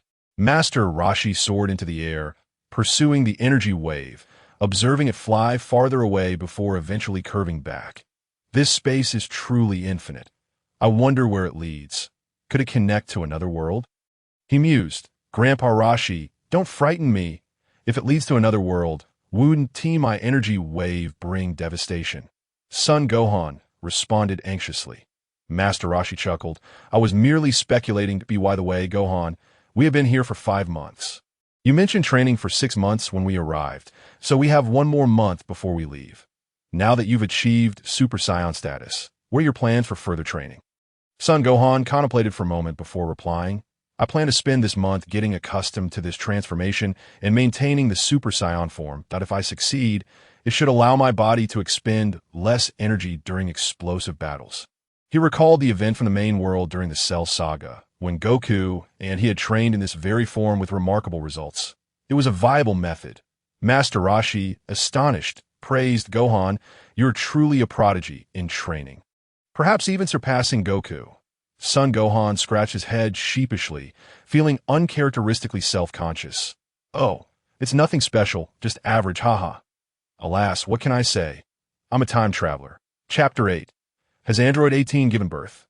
Early one morning, Bulma received alarming news about the androids causing chaos near South City, resulting in the total disappearance of Pumpkin Town. She immediately decided to contact Son Gohan, as Pausa Mountain was in close proximity to South City, and she feared something terrible might occur. Using her wristwatch, she attempted to reach Son Gohan, but after several unsuccessful attempts, her worry began to mount. She was aware that Son Gohan had gone to the lookout the previous night, but she was uncertain about what had transpired afterward or whether he had returned home. Consequently, she decided to call Chi-Chi. The phone connected swiftly. "Thank goodness, at least I can ascertain that you are safe," Bulma exclaimed. "Hello, Chi-Chi, did Gohan return home last night?" Chi-Chi's heart skipped a beat, and she felt a surge of anxiety. Why was she asking about this right away? Gohan had indeed not returned after going to the lookout. Could something have happened that she was unaware of? Chi-Chi hastily replied, Has he come back?" "Why? He went to the lookout last night." Remembering the tremor that had shaken the ground like an earthquake, she wondered if it had any connection to Gohan. The thought made her increasingly uneasy. Bulma reassured her, "It should be fine, Chi-Chi. There is no need to worry just yet. I'll contact Mr. Popo to inquire further. Please try to remain calm." Chi-Chi replied nervously, "All right, please call me back once you find out." That boy didn't even give me Mr. Popo's wristwatch number. After saying this, she felt the words that boy were ominous and quickly added, "Ugh, forget I said that." Bulma promptly dialed Mr. Popo. When the call connected, she quickly asked, "Hello, Mr. Popo, is Gohan with you?" Mr. Popo responded, "Yes, Gohan entered the hyperbolic time chamber with Master Roshi last night. That if my calculations are correct, he should be emerging soon." Bulma was taken aback. The hyperbolic time chamber? What is that place? She was unaware of what the hyperbolic time chamber entailed, but inferred from Mr. Popo's words that Gohan was still at the lookout, alleviating her concern somewhat. She continued, "All right, when he comes out, please let him know to give me a call." "Thank you, Mr. Popo." After hanging up, Bulma called Chi-Chi again to inform her that Gohan was still at the lookout, hoping to ease her worries. In the hyperbolic time chamber, within the training plaza, Son Gohan was oblivious to the events occurring outside. He was fully engrossed in his training to him. It was merely nightfall, yet within the chamber, 6 months had passed. Son Gohan's height had noticeably increased each month. He no longer resembled a mere 9-year-old child. If one were to claim he was 14 or 15, many would likely believe it. Indeed, after 6 months, Gohan was now 9 years old. During this final month, Son Gohan focused on mastering the maintenance of the Super Saiyan form, yet he struggled to find the key to sustaining it, remaining at an impasse. However, his strength had deepened, and his understanding of the Super Saiyan transformation had become more profound. Glancing at the clock hanging by the plaza's entrance, he noted that 12 hours had passed, indicating that it was time for him to exit. The 6 months were up. He turned to Master Roshi and said, "Grandpa Roshi, the time has come for us to leave. However, I was thinking, why don't we rest and get a good night's sleep before heading out? It won't delay us for long, and it's been ages since I've had a proper sleep." Master Roshi agreed. "Very well, let us proceed as you suggest." Afterwards, the grandfather and grandson went to freshen up. Returning to their beds for a delightful slumber. 8 hours later, both awoke in succession. Upon waking, they felt invigorated and full of energy, though their stomachs were rather hungry. Having tidied the room, they opened the door to the room of spirit and time, where Bobo was already waiting outside, though they could not discern when he had arrived. "Good morning, Mr. Bobo. Is there something to eat? I'm absolutely famished," Gohan exclaimed. Mr. Bobo chuckled. "Ah, just like Goku, you emerge seeking food. Come with me. I have already prepared a feast." Mr. Bobo's service deserved a 5-star review, as he always thinks ahead so thoroughly. "Gohan, you should promptly return Miss Bulma's call. She seemed quite anxious when she called earlier." Mr. Bobo added. "Bulma is looking for me," Gohan replied, immediately dialing Bulma on his wristwatch. He had kept the watch in the room while in the room of spirit and time, as there was no signal there, and time itself seemed to stand still, rendering it useless. When the call connected, Gohan said, "Hello, Bulma. Good morning. Is there something you need?"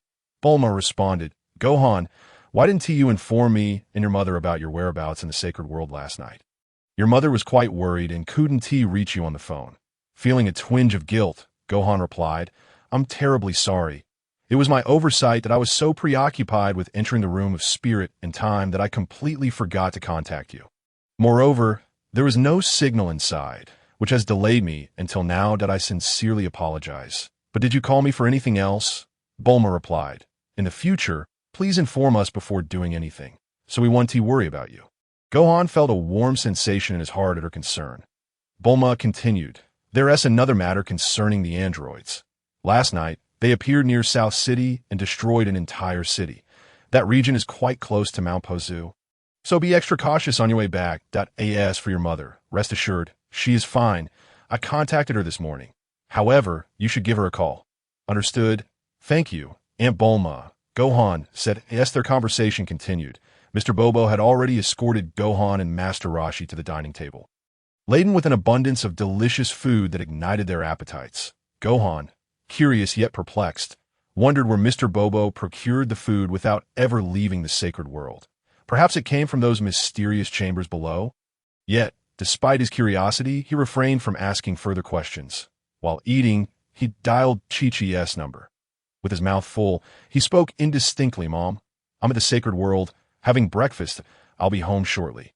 Upon hearing her son's muffled words, Chi-Chi immediately recognized he must be eating. All right, take your time with breakfast. I'm mainly concerned about your safety, she replied. With the call ended, a fierce battle between man and food commenced at the table. Master Roshi, wide-eyed, watched as Gohan devoured his meal with astonishing speed, quietly sneaking some portions onto his own plate, fearing he might be entirely consumed by Gohan's ravenous appetite. Before long, the meal was finished. Gohan patted his belly and recalled the fortune teller. He promptly began calling out for her.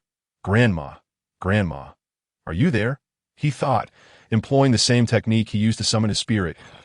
In no time, the fortune teller's voice echoed in his mind. Gohan, have you exited the room of spirit and time?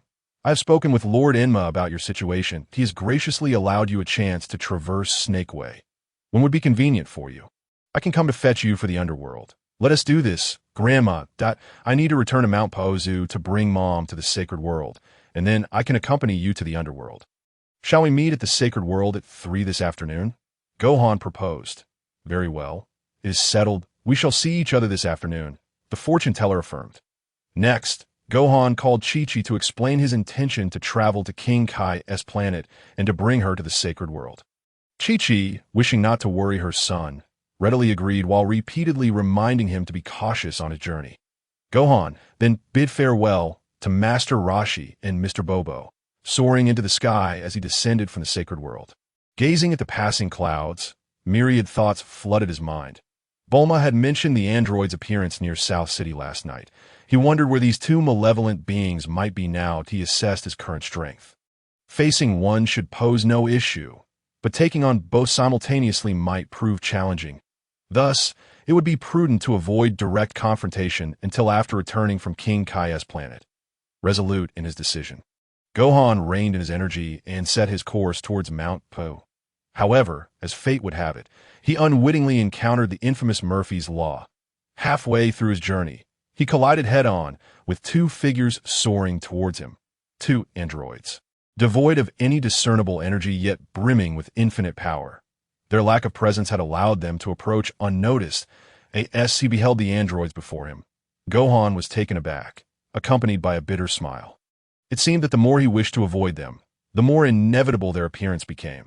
Today promised to be yet another arduous day. Gohan steadied himself, fixating on the androids ahead. The two androids, in turn, were also fixated upon Gohan, their gazes locking, a trio of eyes scrutinizing him. For Android 18 held a child in her arms, who curiously observed Gohan. This was Gohan's first genuine encounter with androids, and likewise, it was their first meeting with him. However, the androids possessed detailed records of him, though they pertained to much earlier times. Upon noticing the child in Android 18's embrace, Gohan was struck with astonishment. What was happening? Had something transpired unbeknownst to him? Why did Android 18 have a child? Were they not siblings? Goodness! At that moment, The dashing android 17 broke into a smile. "Oh, so it's Gohan. A pleasure to meet you." Gohan brushed his forehead and assumed a defensive stance, retorting with a cold smile. "Enough with the pleasantries. Let us begin." Android 17 continued to smile, a straightforward individual. I see he seemed perpetually grinning, yet his smile bore no warmth. For he excelled far more in the art of killing than in kindness. Chapter 9. The first battle. The wind howled, and garments fluttered. A grand battle was imminent. The current circumstances rendered combat unavoidable, as the androids would not permit him to depart unchallenged. Gohan had no choice but to embrace the fight. In the eyes of the androids, today was destined to be Gohan's demise. Gohan summoned his energy, and with a fierce shout, his hair stood on end, transforming into a brilliant golden hue, while the aura radiating from his body ignited into a golden blaze. He chose to transform into a super saiyan at the earliest opportunity. Instantly, a wave of energy surged forth, creating a tempest that scattered the clouds across the sky, leaving behind a clear blue expanse in the distance. The cat sage atop Korin Tower felt a shiver run down his spine. Startled by the overwhelming energy, he extended his senses and discerned it was Gohan's power. Astonished yet concerned, I didn't realize Gohan had become this strong. This display of power suggests he has encountered the androids. I wonder how it will unfold. Please don't let him perish. Earth relies on him for protection. Mr. Bobo and Master Roshi in the sacred world also sense the change in Gohan's energy. Their worries mounting as Gohan transformed. Androids 17 and 18 were equally taken aback. Though they could not sense energy, this situation exceeded their database's records, indicating that Gohan had undergone a transformation beyond their understanding. "Have you transformed?" Android 17 queried. "But do you believe that will make you my equal?" "No one in this world possesses the strength to rival mine," Gohan replied. "We shall see if that holds true." No more idle talk. Sun Wukong transformed into a whirlwind, swiftly darting towards number 17. With a powerful swing of his right fist, he launched a direct attack, delivering a blow with all his might. Number 17 shouted, reciprocating with a fierce punch of his own, as both combatants employed the same aggressive strategy, initiating a fierce confrontation.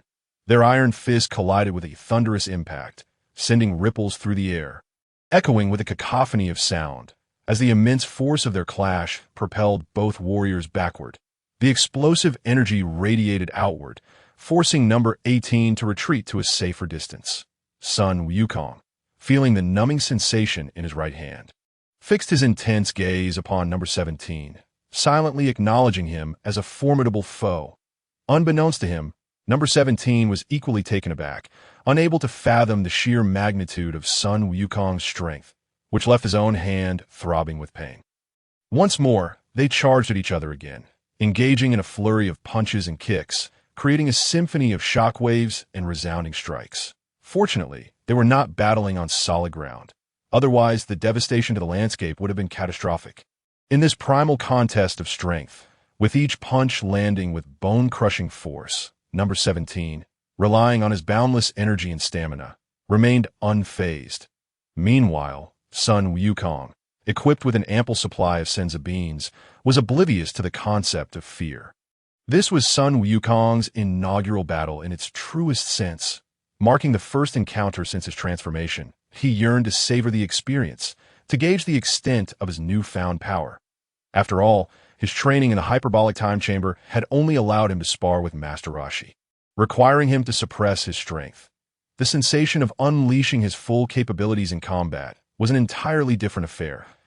As both fighters exerted their utmost effort, the damage inflicted was considerable, and soon both bore numerous wounds, with blood trickling from the corners of their mouths. With a momentary separation, number 17 flicked back his long hair, akin to a warrior possessed.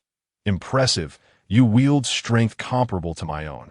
Sun Wukong let out a cold chuckle, choosing silence over words as he pressed his palms together to gather energy, electric sparks dancing between them. This was a universal shockwave palm. "Experience my universal shockwave palm." Sun Wukong bellowed, declaring the name of his technique with fervor, as if it would amplify his strength. A bolt of lightning flashed across the sky, striking number 17. whose hair stood on end as he became momentarily paralyzed. Crashing down from the sky, Sun Wukong seized the opportunity, dashing forward with lightning speed, raining down punches upon number 17, who was battered mercilessly, blood spewing from his mouth. Kamehameha! Sun Wukong positioned his hands at his waist, channeling energy for a decisive strike. If this attack connected, the incapacitated number 17 would surely face obliteration. Yet in that very instant, number 18 intervened, unwilling to allow her comrade to perish. Sun Wukong felt a gust of wind behind him. Realizing too late that number 18 had launched her assault, he was caught off guard by a powerful kick, sent sprawling through the air before finally regaining his footing at the tee that moment. Number 17 broke free from his restraints.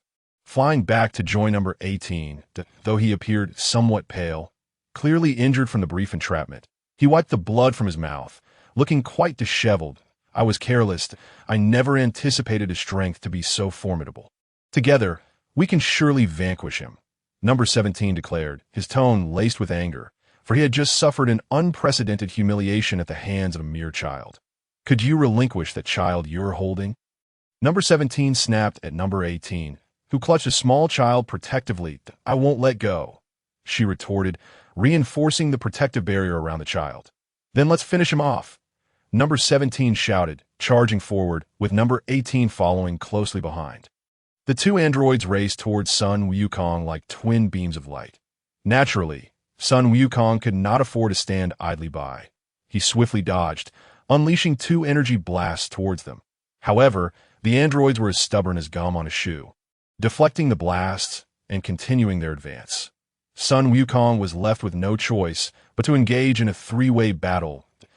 In this 1 versus 2 scenario, it wasn't long before Sun Wukong found himself at a disadvantage. Taking numerous hits, this is infuriating. My strength was on par with number 17's, and I could have bested him one-on-one. But with number 18's involvement, I stand no chance, Sun Wukong thought, frustration mounting. Just then, a fierce punch hurtled towards him, connecting squarely with his face, leaving a bruise that could have created a massive crater if it had struck the ground. Ouch! Ouch! Ouch! Sun Wukong groaned, clutching his face as he desperately maneuvered to evade. At that moment, he noticed number 18 charging in, while number 17 lagged behind, but a golden opportunity. He mused, deciding to strike. Take this! Sun Wukong lunged forward, delivering a powerful blow aimed at number 18. Wait, a child? As he neared, he realized the peril of his strike. If it landed, the child would be reduced to mere pulp. Unable to follow through, he abruptly halted his punch. Number 18, seizing the moment, fired an energy blast directly at Sun Wukong's face, which exploded upon impact, leaving him dazed and staggering backward. With Sun Wukong reeling from the blast, number 17 closed in, unleashing a relentless barrage of strikes, fueled by vengeance for the earlier attack. Ha! Sun Wukong roared, pushing them back with a surge of energy. Seizing the moment, he retrieved a senza bean and consumed it. The warmth spread through him, healing his wounds and revitalizing his strength to its peak. While I could rely on senza beans, this cannot be a long-term strategy that I must escape immediately. Once I return from King Kai's planet, dealing with these two will be a breeze, Sun Wukong contemplated, deciding to retreat, unwilling to sacrifice his pride in a futile struggle. Sun Wukong, it seems today you cannot triumph over us both. What a pity, number 17 taunted, confidence brimming, but you won't find it so easy to eliminate me. I have no intention of continuing this game. Sun Wukong retorted, Daha. You think you can flee? Think again. With that, both number 17 and number 18 charged forward, fully aware that a solo effort would not suffice to subdue Sun Wukong. Well then, Sun Wukong smirked, placing his hands to his forehead, and as the androids closed in, he shouted, Solar flare. Instantly, a blinding light erupted from him, akin to a sun illuminating the surroundings, leaving only a brilliant hue as the androids were rendered temporarily blind. They shielded their eyes, writhing in agony, as Sun Wukong seized the opportunity, erupting with energy and dashing away at lightning speed. Moments later, as their vision returned, the two androids looked around in confusion, realizing that Sun Wukong had already vanished from sight. Damn it, That kid outsmarted us, I said. Number 18, when will you deal with that child? If you hadn't been holding on to him, we could have overwhelmed Sun Wukong together. Number 17 scolded angrily. Number 18 chuckled. Oh, I ascent it more entertaining this way. It's rare to find someone who can truly challenge us. This means we won't be bored anymore, right? Number 17 nodded.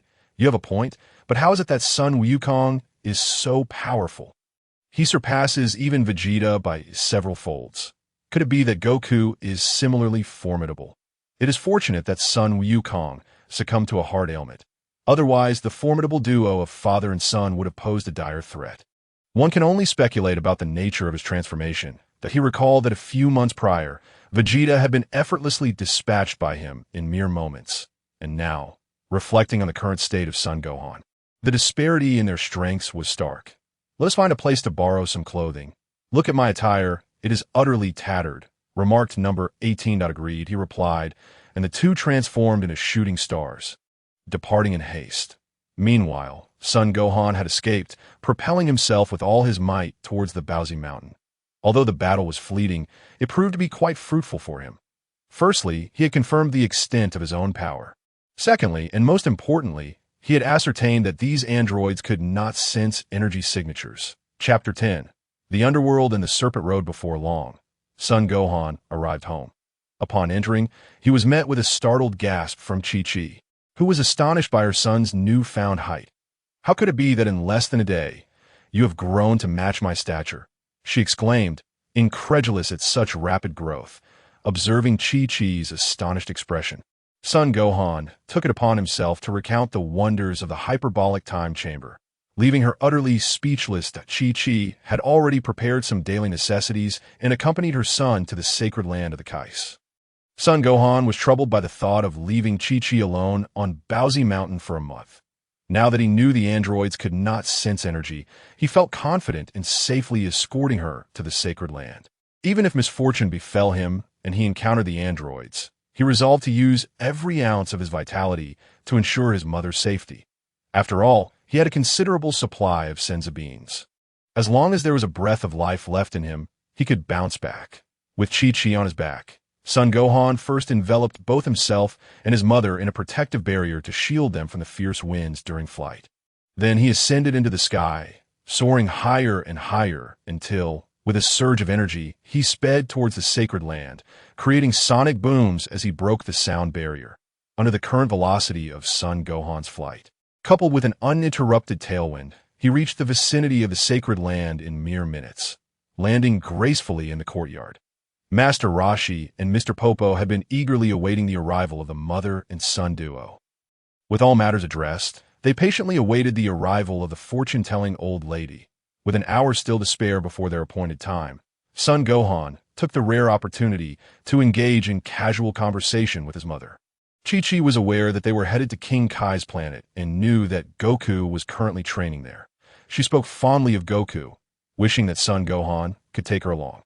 While she expressed such sentiments, she understood the impossibility of the situation, and when Son Gohan departed with the fortune-telling old lady, her eyes reflected a deep sense of reluctance, in a swirl of temporal and spatial transformation.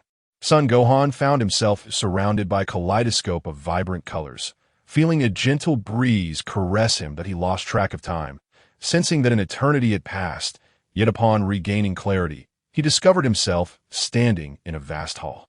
Upon raising his gaze, he beheld a colossal figure resembling a mountain, adorned with two horns, who wielded a brush as if reviewing official documents. Son Gohan quickly deduced that this was none other than the Lord of the Underworld, Yama, and upon closer inspection, he noted a resemblance to his grandfather, the Bull Demon King.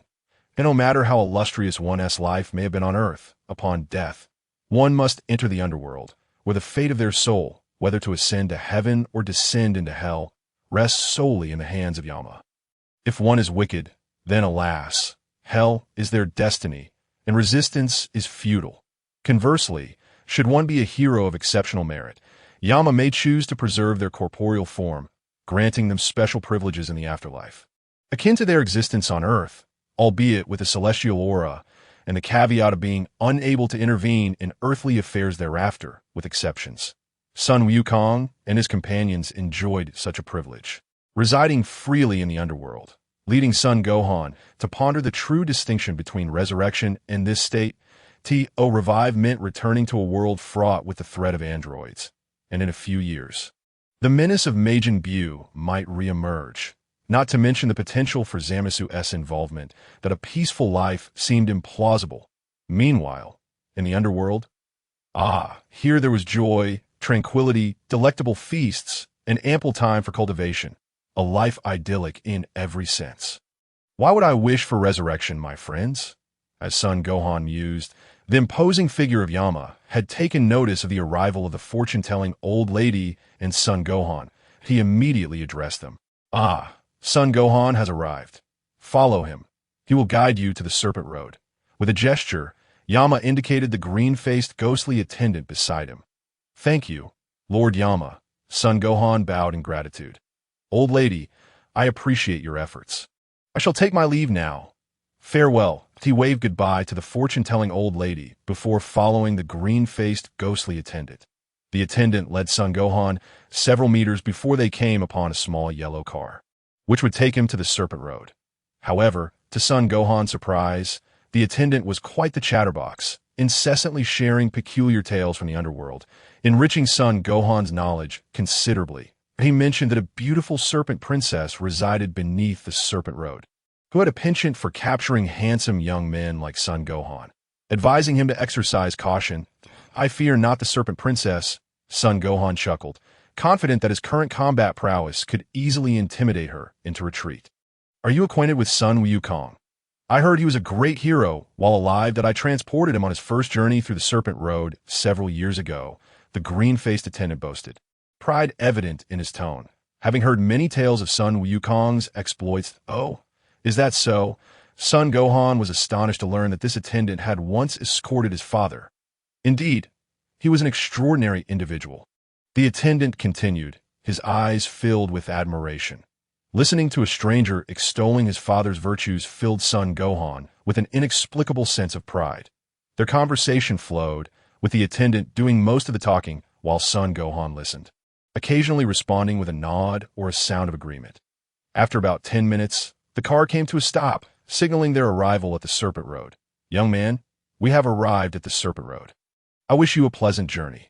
The ghostly soldier observed Sun Wukong alighting from the vehicle. Feeling somewhat reluctant to part ways, he had an abundance of words yearning to be spoken.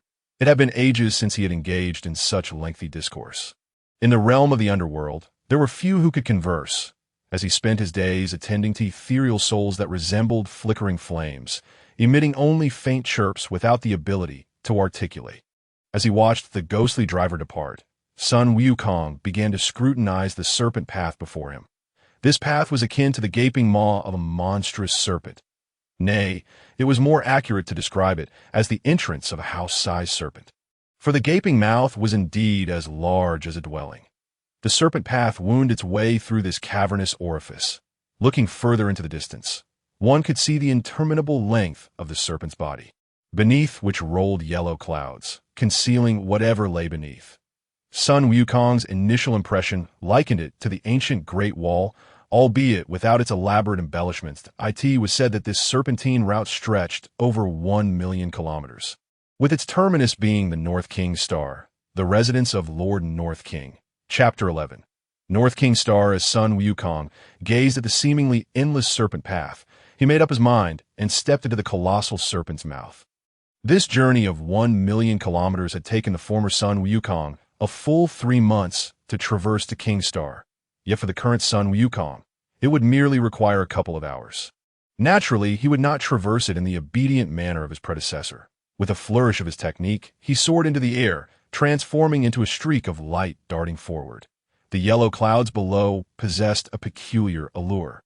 As if they yearned to pull Sun Wukong down from the sky, he felt an invisible force tugging at him, attempting to draw him downward.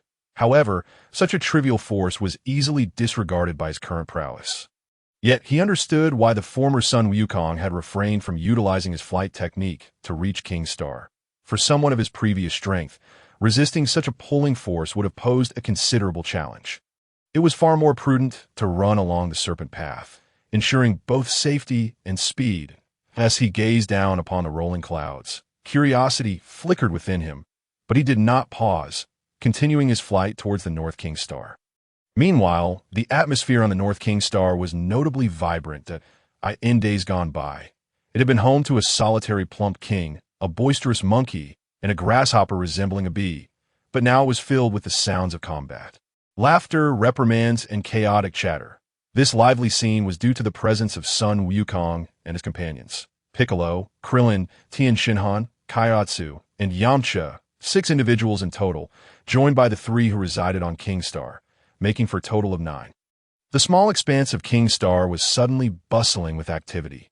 Lord Yama, having deemed Vegeta a villain, did not spare his corporeal form, gleefully sending him to the Underworld to meet Frieza. Even had he retained his body, it was unlikely he would have accompanied Sun Wukong's group. Vegeta was currently far too arrogant, fixated on how to best his rivals. With a resounding crash, a flower pot shattered, inciting the ire of the king. Observing yet another pot destroyed, the king exclaimed in frustration, "Be careful, be careful. You're driving me insane. From now on, let it be known that anyone who breaks something must tell a corny joke, or I shall assign them to clean the toilets." Suddenly struck by a whimsical thought, the North King turned away, covering his mouth in laughter. Cleaning toilets? Ha! How amusing! His low sense of humor was evident, much to the astonishment of those around him. Sun Wukong and the others were left wide-eyed.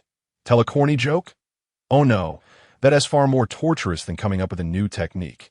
Krillin lamented, while Tien Shinhan, Yamcha, Kaiatsu, and Piccolo shared similar sentiments. The corny jokes that had come to mind during their journey had already been exhausted by the North King. Consequently, they complied, significantly moderating their movements. Noticing their sudden compliance, the North King felt a pang of disappointment. His plan for corny jokes had fallen through. Gazing towards the serpent path, his eyes brightened once more. Ah, Sun Wukong is nearly here. He might have some new corny jokes. In truth, the North King had long been aware of Sun Wukong's impending arrival at King Star, but he had refrained from sharing this with the others. Wishing to surprise Wukong, in the lower realms, there was naught that the North King remained unaware of. Thus, time flowed, and an hour slipped by. This moment, Sun Wukong, engaged in battle, turned his gaze towards the serpent path. With the others following suit, a colossal and unfamiliar energy began to emanate from that direction, signaling the approach of a formidable presence, one that would soon arrive at King Star. Furrowing his brow, Sun Wukong mused, "This energy feels so familiar. Who is it? Is it Wukong? But Wukong's energy shouldn't be this strong." Filled with uncertainty, he pondered whether this presence was friend or foe. The others sensed the energy as well. Their tension palpable. There is no need for concern. It is Sun Wukong. The North King reassured the group that is it truly Wukong. Yet this energy is undeniably potent. Just as the North King finished speaking, they witnessed a figure propelling from the tail end of the serpent path, rapidly approaching King Star. It was indeed Sun Wukong's arrival.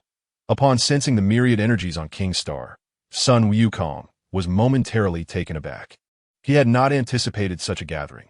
Initially, he believed only his father, Sun Wukong, had come, but to his surprise, the Z warriors had congregated for a gathering. "Hello, everyone." Sun Wukong waved, quickly acclimating to the tenfold gravity, and greeted them with a smile. Sun Wukong stepped forward, placing a hand on Sun Wukong's shoulder, his face alight with joy. "Wukong, it's really you. It's been 2 years. You've grown so much taller and stronger. What a marvel." He gestured to indicate the height difference, noting that Sun Wukong now stood merely a head shorter than himself, evoking a sense of nostalgia. "Dad, some things have transpired." Sun Wukong gazed at the man before him, both familiar and unfamiliar, unsure how to articulate his feelings. This man had accompanied him through childhood in a bygone era, and in this life he had shared his formative years as well. The Z warriors surrounded him. Sun Wukong greeted each of them in turn, referring to them as uncles. After a long separation, they were eager to converse with him, yet he found himself at a loss, unsure of whom to address first. Piccolo, ever the rational one, observed the fray of conversation and, once it settled, inquired, "How is the earth faring?" I see you lack a soul halo, so you must still be alive, correct? Indeed, Sun Wukong replied. I have not perished. I came here for training and to inquire about the coordinates of Namek.as for Earth. It's likely as you imagined. Android 17 and 18 are wreaking havoc, and the remaining population is less than a third of what it once was. Are you seeking the coordinates of Namek? Are you planning to find the Dragon Balls there? Piccolo, being one of the most astute minds in the Dragon Ball universe, quickly grasped the crux of the matter. Yes, I intend to visit Namek to utilize their dragon to resurrect everyone and restore peace to Earth, Sun Wukong affirmed. Reviving everyone? Wukong. Even if we were all brought back to life, it would merely lead to the androids slaughtering us again. Piccolo replied with a wry smile. I must admit, the androids are exceedingly powerful. We are no match for them. If Wukong still had a glimmer of hope, it would be a pity, for he perished from a heart ailment. And even the eternal dragon could not resurrect him. Piccolo uttered these words, casting a shadow of gloom and despondency over the faces of the Z fighters, indeed, recalling the formidable power of the androids. They felt utterly devoid of courage to confront them. Do not lose heart, everyone. There will always be a way. At that moment, only Sun Wukong was scratching his head and laughing heartily. Sun Gohan patted his chest and declared, To be honest, I fought against the androids yesterday that we do have a chance to win, so please believe in me. Piccolo, astonished, asked, Really? What do you mean? Sun Gohan replied, Well, we can win. Feel my energy. I am no longer the Sun Gohan of the past. As he spoke, Sun Gohan summoned the power within him, and with a mighty exhale, an earth-shattering force erupted from his body. This overwhelming energy surged forth like a tempest, causing everyone to involuntarily stagger back several steps, as if a fierce wind had struck them, compelling them to retreat. Their mouths agape in disbelief, they could hardly fathom that this was the energy of Sun Gohan. Piccolo exclaimed, Is this really Gohan? Krillin added, Incredible, it's astonishing. Sun Wukong remarked, Gohan has grown. The others, equally astonished, listened as Sun Gohan smiled slightly and said, This is not the end. Not the end? Can it become even stronger? Clenching his fists, Sun Gohan's veins stood out, and after grinding his teeth, an even greater power erupted. Transforming into a super saiyan, the aura enveloping his body ignited into a golden blaze, his hair standing on end, shifting from black to a brilliant golden hue. With azure eyes to match, he was a super saiyan that if the shock he had just delivered was akin to an 8.0 earthquake, it had now escalated to a 12.0 magnitude. The pressure of this aura was so immense that they could scarcely maintain their footing, nearly collapsing to the ground. Even Sun Wukong was taken aback, his face a mask of disbelief. Sun Wukong exclaimed dramatically, Wow, how did you achieve this, my son? I struggled immensely to transform into a super saiyan back in my day, and your energy surpasses mine. After showcasing his transformation, Sun Gohan released the pressure, aware that it had been too overwhelming for everyone, who had almost lost their balance. Piccolo then inquired, Super Saiyan? Gohan, how did you manage this? Sun Gohan smiled and replied, I cultivated this in the hyperbolic time chamber, where I trained relentlessly for over half a year. IT was quite arduous. Sun Wukong's eyes widened in realization. So you entered the hyperbolic time chamber? No wonder, but that's truly impressive, to reach this level in just half a year. Shall we exchange a few blows? Sun Wukong leaned closer to Sun Gohan, whispering in his ear, true to his nature as a battle enthusiast. He was eager to spar with a formidable opponent. Sun Gohan, slightly exasperated, said, Dad, let us save the fighting for another time. We still have matters to attend to. Sun Wukong, with a wistful expression, replied, All right, but promise me we'll have a match when the time is right. Of course, Sun Gohan sighed. He continued, As you all have witnessed, when I return to Earth, I will decisively eliminate the androids. Please trust me. The group nodded in unison. Chapter 12. The elusive art of telepathy. Sun Gohan went on. I have asked Bulma to prepare a spaceship, which will be ready in a month. However, I'm unaware of the coordinates for Namek, so I need to consult Lord Kai. After a brief pause, he added, Having fought the androids yesterday, I am well aware that dealing with both of them simultaneously is somewhat taxing given my current strength. Therefore, I intend to train here for a month, after which I can return and handle them, and subsequently go to Namek to revive everyone at acceptable Lord Kai, I wish to train here for a month. Sun Gohan addressed North Kai. North Kai, with a resigned gesture, shrugged. What can I say? If I say no, can you still leave? However, it seems a cold joke has presented itself. Haha. North Kai's eyes lit up as he nodded, chuckling. Is permissible. But you must tell me a cold joke to amuse me. A cold joke. This was something Sun Gohan was rather adept at. Back in school, he had mastered it to impress girls, only to later realize that most of them did not appreciate such humor, rendering his exceptional skills useless. In a previous life, no one appreciated him. In this life, he would shine for Lord Kai. Elated yet maintaining his composure, he thought, I can't let Lord Kai know how happy I am. He looked at North Kai and said, no problem, Lord Kai. North Kai replied, then start with one. Sun Gohan pondered for a moment before saying, all right, Lord Kai, listen closely. There was a fisherman who caught a squid, and the squid began to plead, please do not barbecue me. The fisherman replied, fine, I will ask you 2 questions. If you answer correctly, I will 1T barbecue you. The squid, delighted, said, quick, ask me. After a deliberate pause, the squid was taken away to be grilled. What on earth? North Kai was momentarily stunned, then burst into laughter. Gohan, you are remarkable. You managed to come up with such a difficult cold joke. It's hilarious. Your sense of humor is rather low. Lord Kai, Sun Gohan thought to himself. North Kai laughed so hard he nearly lost his breath, and when he finally calmed down, he asked, Gohan, do you have more? Any more?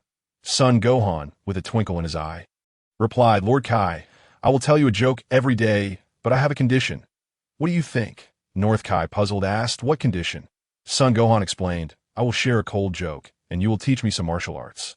How does that sound? We can consider it a business deal, an exchange of value. How will the exchange work? Do you mean 1 joke a day for 1 technique?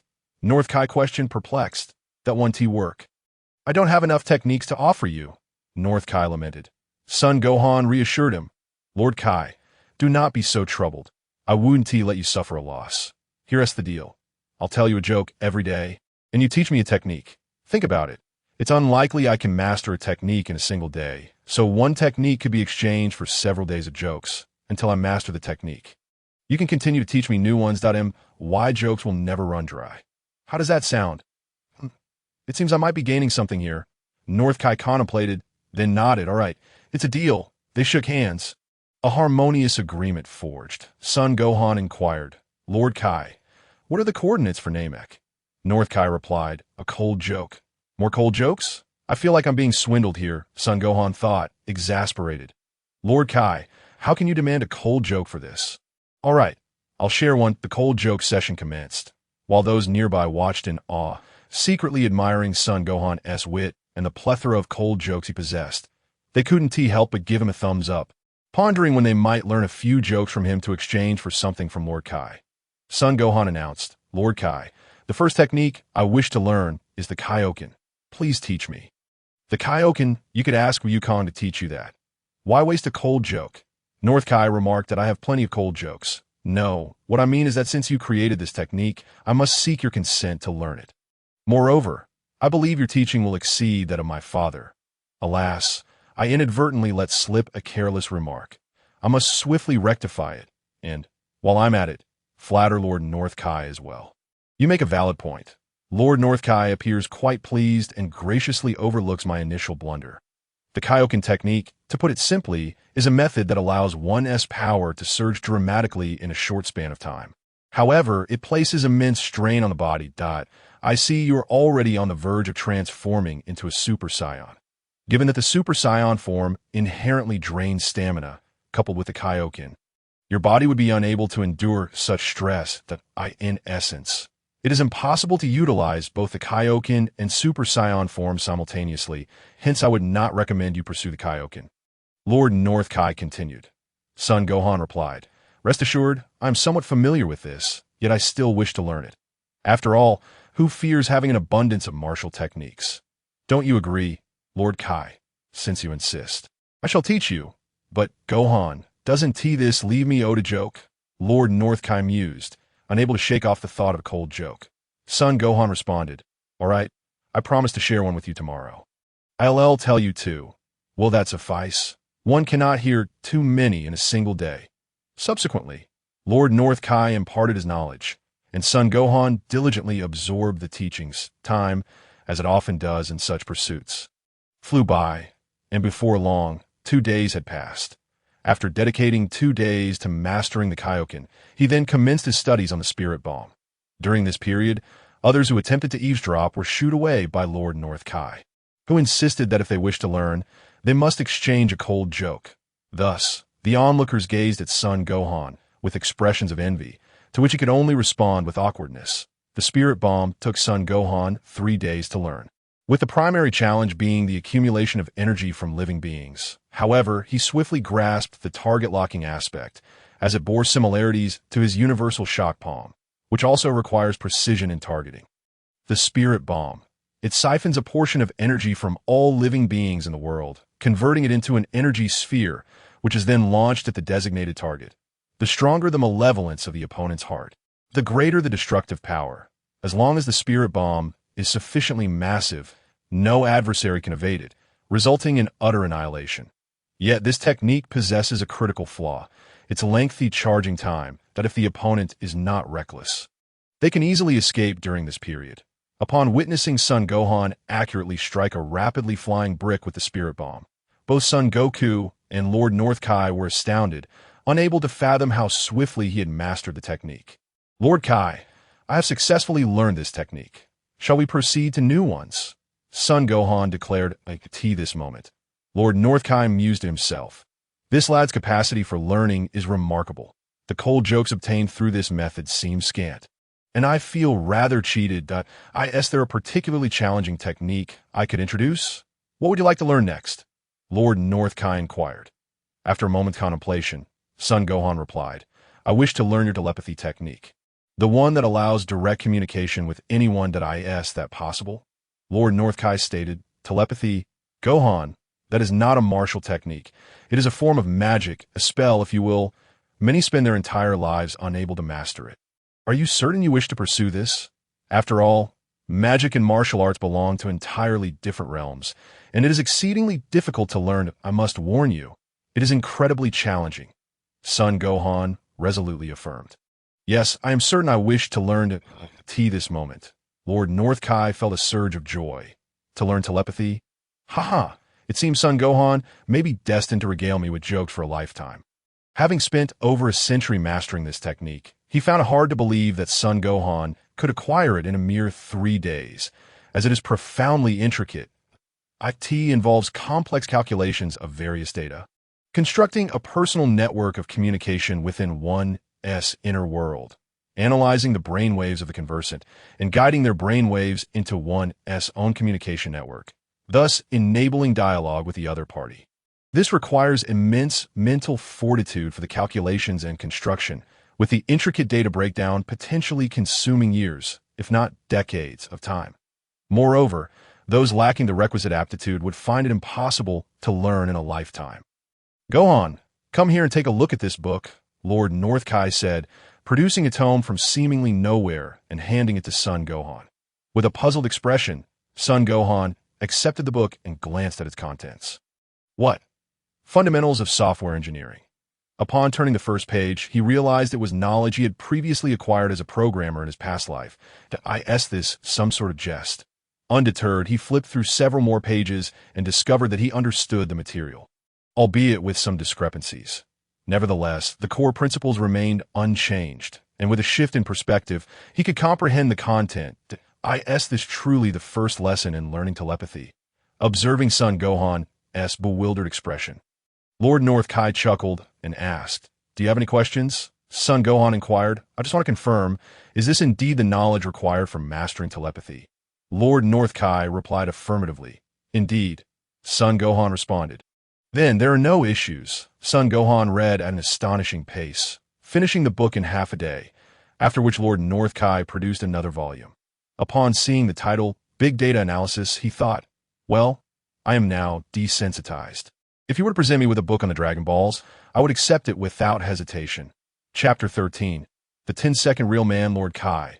Who is more frugal, 1 or 0? I don't know. 1, for his pocket money. Ha! After sharing the daily dose of cold humor, Sun Gohan took out a book and resumed his reading, striving to master telepathy swiftly. I love learning. Knowledge brings me joy. I immerse myself in the ocean of wisdom, soaking in the dew of knowledge. Knowledge captivates me, rendering me unable to extricate myself. After a prolonged period of reading, his eyes grew weary. Enough is enough. My eyes are going to give out that I must stretch, or else what are they up to? Observing Yamcha, Krillin, and Tien Shinhan engrossed in a game of Dodiju, he sighed. It's a 3-player game. Not suitable for joining in. What about Dend? Is he cooking? Never mind. I can't assist with that, or I'll end up facing his culinary disasters. What is Dad up to? He asked, scrubbing the toilet. He must have broken a vase earlier and, unable to tell a joke, was tasked by Lord Northkai to clean the restroom. Dad, are you almost done? How much longer? Do you need my help? Son Gohan called out to Goku. Son Goku lamented, Gohan, hurry and teach me some jokes. Lord Northkai keeps punishing me, and it's becoming unbearable. Son Gohan replied, no problem, Dad, but you always forget them. Didn't I tell you a few yesterday? Son Goku pouted, feeling a tad wronged. Remembering such things was far more challenging than martial arts. Son Gohan urged, come on, Dad, hurry up. Once you're done, let us discuss martial arts. Discuss martial arts? That sounds great. Just a moment. With renewed vigor, Son Goku sprang into action, humming as he worked, his speed increasing dramatically. Within 2 minutes, the task was completed flawlessly. Gohan, come here. Let us discuss martial arts. Or shall we spar first? Goku exclaimed joyfully, pulling his son outside to an open area. Sounds good, but do control your strength. We won't end up cleaning again. Son Gohan chuckled, I know. Let us get started. With that, Son Goku assumed a battle-ready stance, his aura swelling with intensity, his hair standing on end as he transformed into a Super Saiyan. I shall transform as well, Son Gohan declared, also adopting the Super Saiyan form. Come forth. Whoosh! With a sudden sound, 2 figures swiftly moved, colliding with one another before separating again, only to crash together once more with a resounding thud. Dad, take to the air and be mindful of your strength. Son Gohan instructed, as he leaped high into the sky, closely followed by Son Goku. Boom! The force of their punches sent shockwaves through the air, causing sharp pains to ripple through their bodies, while the very ground of King Kai's planet began to tremble. The 3 onlookers engaged in a game of Dodiju were compelled to halt their amusement, turning their gaze towards the fierce battle unfolding before them. Meanwhile, the King Kai, who was circling the planet in his small vehicle, met with an unfortunate accident, crashing into a large tree. Furious, King Kai exclaimed, those wretched 2 shall scrub toilets together tomorrow. Piccolo, observing the scene, changed his expression, thinking, Saiyans are truly monsters. They are terrifying. Unbeknownst to me, I have already fallen so far behind. The others could only remain silent. During the bout, Son Goku sensed that his son was not yet exerting his full strength and urged, Gohan, unleash your full power. Just then he was struck in the cheek with a powerful punch, causing stars to dance before his eyes. Gohan, you truly are strong now. Bring it on. As he spoke, Son Goku suddenly vanished from sight, only to reappear behind Son Gohan in an instant, his legs sweeping through the air with a whoosh. This was the instant transmission technique. Ha! Son Gohan sensed the imminent threat from behind and did not shy away. Instead, he swiftly turned, delivering a punch imbued with electric energy that crackled and popped. Boom! Another explosion of energy erupted, sending Son Goku staggering back 4 or 5 steps, while Son Gohan remained steadfast in place, demonstrating a clear disparity in their power. All right, let's stop. Dad, if we keep fighting on King Kai's planet, it will suffer, Son Gohan declared. Seeing Son Goku assume a fighting stance once more, he waved his hands, signaling for a cessation of hostilities. Fine, they agreed, descending towards King Kai's planet and landing. A few spectators quickly gathered around them. Son Gohan looked at Son Goku earnestly and asked, Dad, have you ever tried using the Kaioken technique while transformed into a Super Saiyan? Son Goku furrowed his brow and replied, I have never attempted that, but I can sense that if I were to do so, my body would quickly deteriorate. King Kai has also cautioned that it cannot be used simultaneously. It is too taxing on the body. After a moment's contemplation, Son Gohan said, I want to give a shot and see how long I can endure. Son Goku was taken aback and quickly urged, Gohan, please don't act recklessly. Son Gohan chuckled, no need to panic. Look at this. I have Senzu beans. With that, he produced a Senzu bean. Dad, please keep an eye on me. If I cannot move later, feed me one, he instructed, tossing the bag of Senzu beans to Son Goku. This might be courting disaster, yet I find myself somewhat intrigued, Son Goku thought, a spark of eagerness igniting within him as the onlookers became curious. With a gleam in his eye, Son Goku nodded. All right, let us begin with the Kaioken. Thus, Son Gohan began to channel the Kaioken technique, and in an instant his aura, previously white, ignited into a fiery red, transforming his hair into a dark crimson-hued Kaioken ×2. Now to transform into a Super Saiyan. With a mighty shout, the red aura was enveloped in a layer of golden flames, the signature energy of a Super Saiyan in the blink of an eye. His hair shifted from dark red to a deep golden color, and his eyes turned blue to Ken ×2 plus Super Saiyan. This looks rather impressive. A torrent of energy surged forth, radiating an unprecedented ferocity, causing the onlookers to feel as though a colossal demon was poised to devour them, cold sweat pouring down their brows, and body aches. It hurts. It hurts. Son Gohan felt as though his body was on the brink of tearing apart. Overwhelming discomfort coursing through him. Yet the power was immense. By his estimation, he was nearing the full capacity of Super Saiyan Gohan. You're bleeding, exclaimed Krillin, his mouth agape.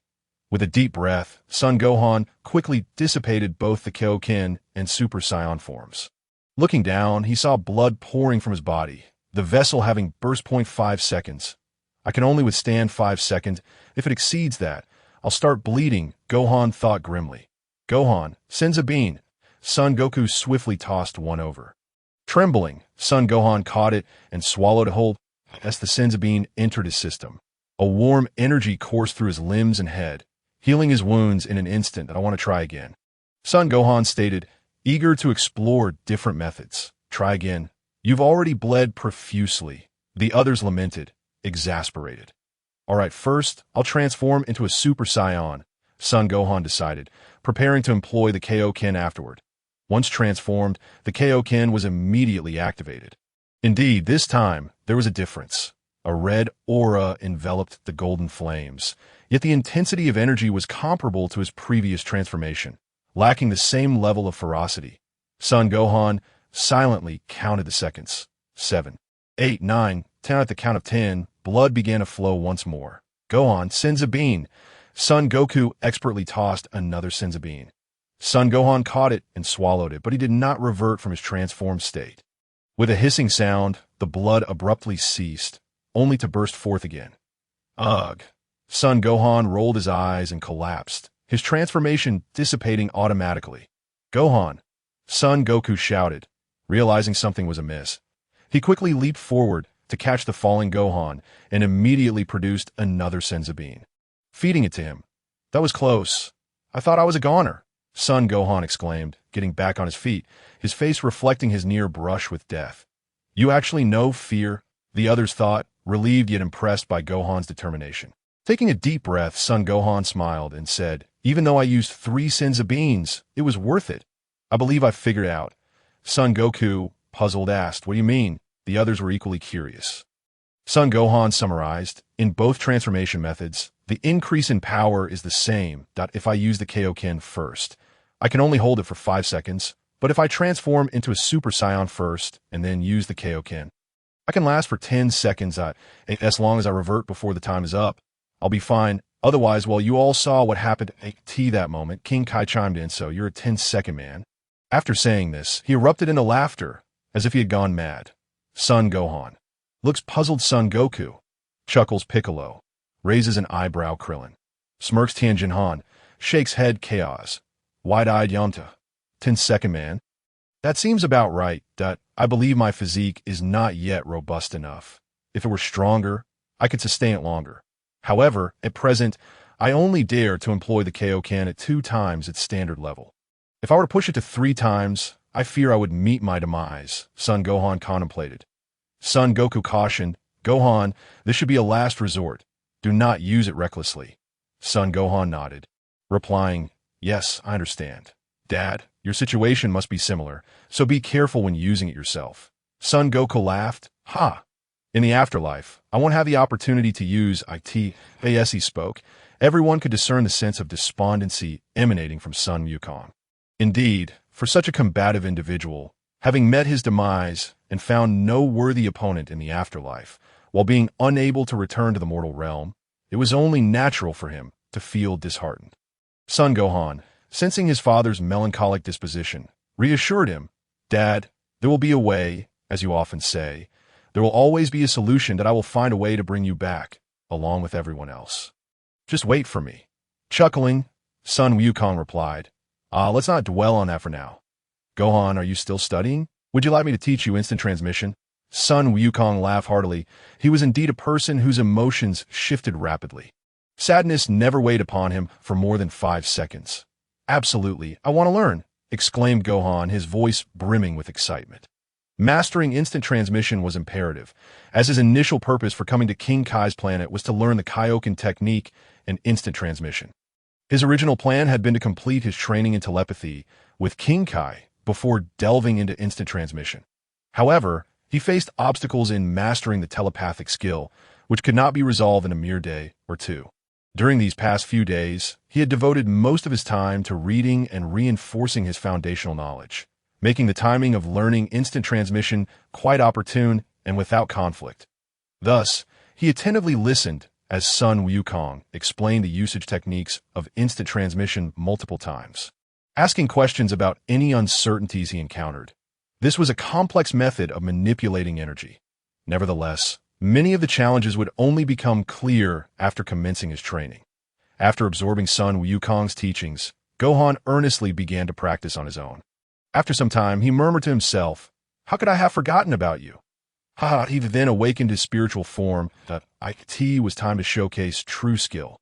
Consequently, everyone observed as Gohan simultaneously read a book while practicing instant transmission. His spiritual form controlled his physical body to learn the techniques, while his corporeal self turned the pages of the book, that a perfect duality, indeed. Even so, the difficulty of mastering telepathy and instant transmission exceeded Gohan's expectations, taking him a full half-month to gain a semblance of understanding. Yet he was far from claiming mastery. During this period, aside from honing these two skills, Gohan engaged in combat training with Sun Wukong, with both of them exchanging blows while carefully controlling their strength. Although Sun Wukong's combat prowess was somewhat inferior to Gohan's at present, the wealth of experience he possessed from countless battles rendered his fighting techniques unmatched, leaving Gohan in awe of his father's innate talent for combat. With each sparring session, Gohan's admiration deepened, and he found himself improving significantly in both his power and fighting techniques. Of course, Gohan also ensured that his spiritual form had ample opportunity to stretch its proverbial legs, as he could sense its fervent desire to connect with Sun Wukong. Thus, whenever the spiritual form manifested, it would dutifully seek out Sun Wukong, a sight Gohan had grown accustomed to, and one that appeared quite heartwarming from a third-person perspective. Until 20 days later, Gohan astonishingly began to grasp the fundamentals of telepathy, leaving King Kai utterly astounded, his antennae quivering incessantly. This remarkable progress was likely attributed to the presence of his spiritual form within him, as mastering telepathy demanded considerable mental energy. With joy, Gohan announced, King Kai, see, hard work yields rewards, does it not? I've spent over 20 days learning this from a plethora of puns. King Kai, still in a state of disbelief, replied, next up is the communication test. Gohan immediately thought of his mother, Chi-Chi, and began to expand his consciousness, searching for her. Upon sensing her presence, he added Chi-Chi to his friend list and invited her for a telepathic conversation. This method of operation differed from sensing energy. It was a subtle nuance he could not articulate. Gohan merely saw in his mind a vast sea of stars, forming an intricate web of connections akin to an entire universe, within which a particularly radiant star caught his attention. He believed it to be Chi-Chi. He then drew this luminous star into his network and attempted to initiate contact. Hello? Can you hear me? Mom, can you hear me? At that moment, Chi-Chi, having just finished washing clothes, sat idly on a stool in the sacred land. Feeling restless as Master Roshi watched her intently. Gohan had been away for 20 days, and she pondered whether he had arrived on King Kai's planet, wondering how he was faring. She longed to give him a call, but the absence of telephones there made it quite inconvenient. Each day since Gohan's departure, she had been worrying incessantly. "Hello? Can you hear me? Mom, can you hear me?" It was Gohan's voice. Chi-Chi was startled, leaping to her feet, scanning her surroundings. Did she just hear her son's voice? Could it be a figment of her imagination? "Hello? Can you hear me? Mom, can you hear me?" Gohan's voice echoed again. It seems it isn't working. I wonder if something is amiss. "I'll ask King Kai," he muttered. Not a mere illusion. What could this mean? Was her son truly attempting to reach her? "Hello, Gohan. Is that you? I can't hear you. Is it really you?" Chi-Chi exclaimed with delight, eager to respond lest Gohan think the call had disconnected. Master Roshi, overhearing Chi-Chi's exclamation, was equally taken aback. "Gohan. Where is he? I don't see him, nor can I sense his energy." Gohan's voice came through once more. "Dad, it really works. I can contact Mom." On the other side, Sun Wukong exclaimed, "Really? How can I speak with Chi-Chi?" Gohan turned to King Kai, asking, "King Kai, how can we communicate?" King Kai replied, "Wukong, just place your hands on Gohan's back. However, you must understand, you are deceased. And according to the rules, contact is generally prohibited." Sun Wukong immediately clasped his hands together and chuckled at King Kai. "Please, King Kai, I'll have Gohan tell you a joke shortly."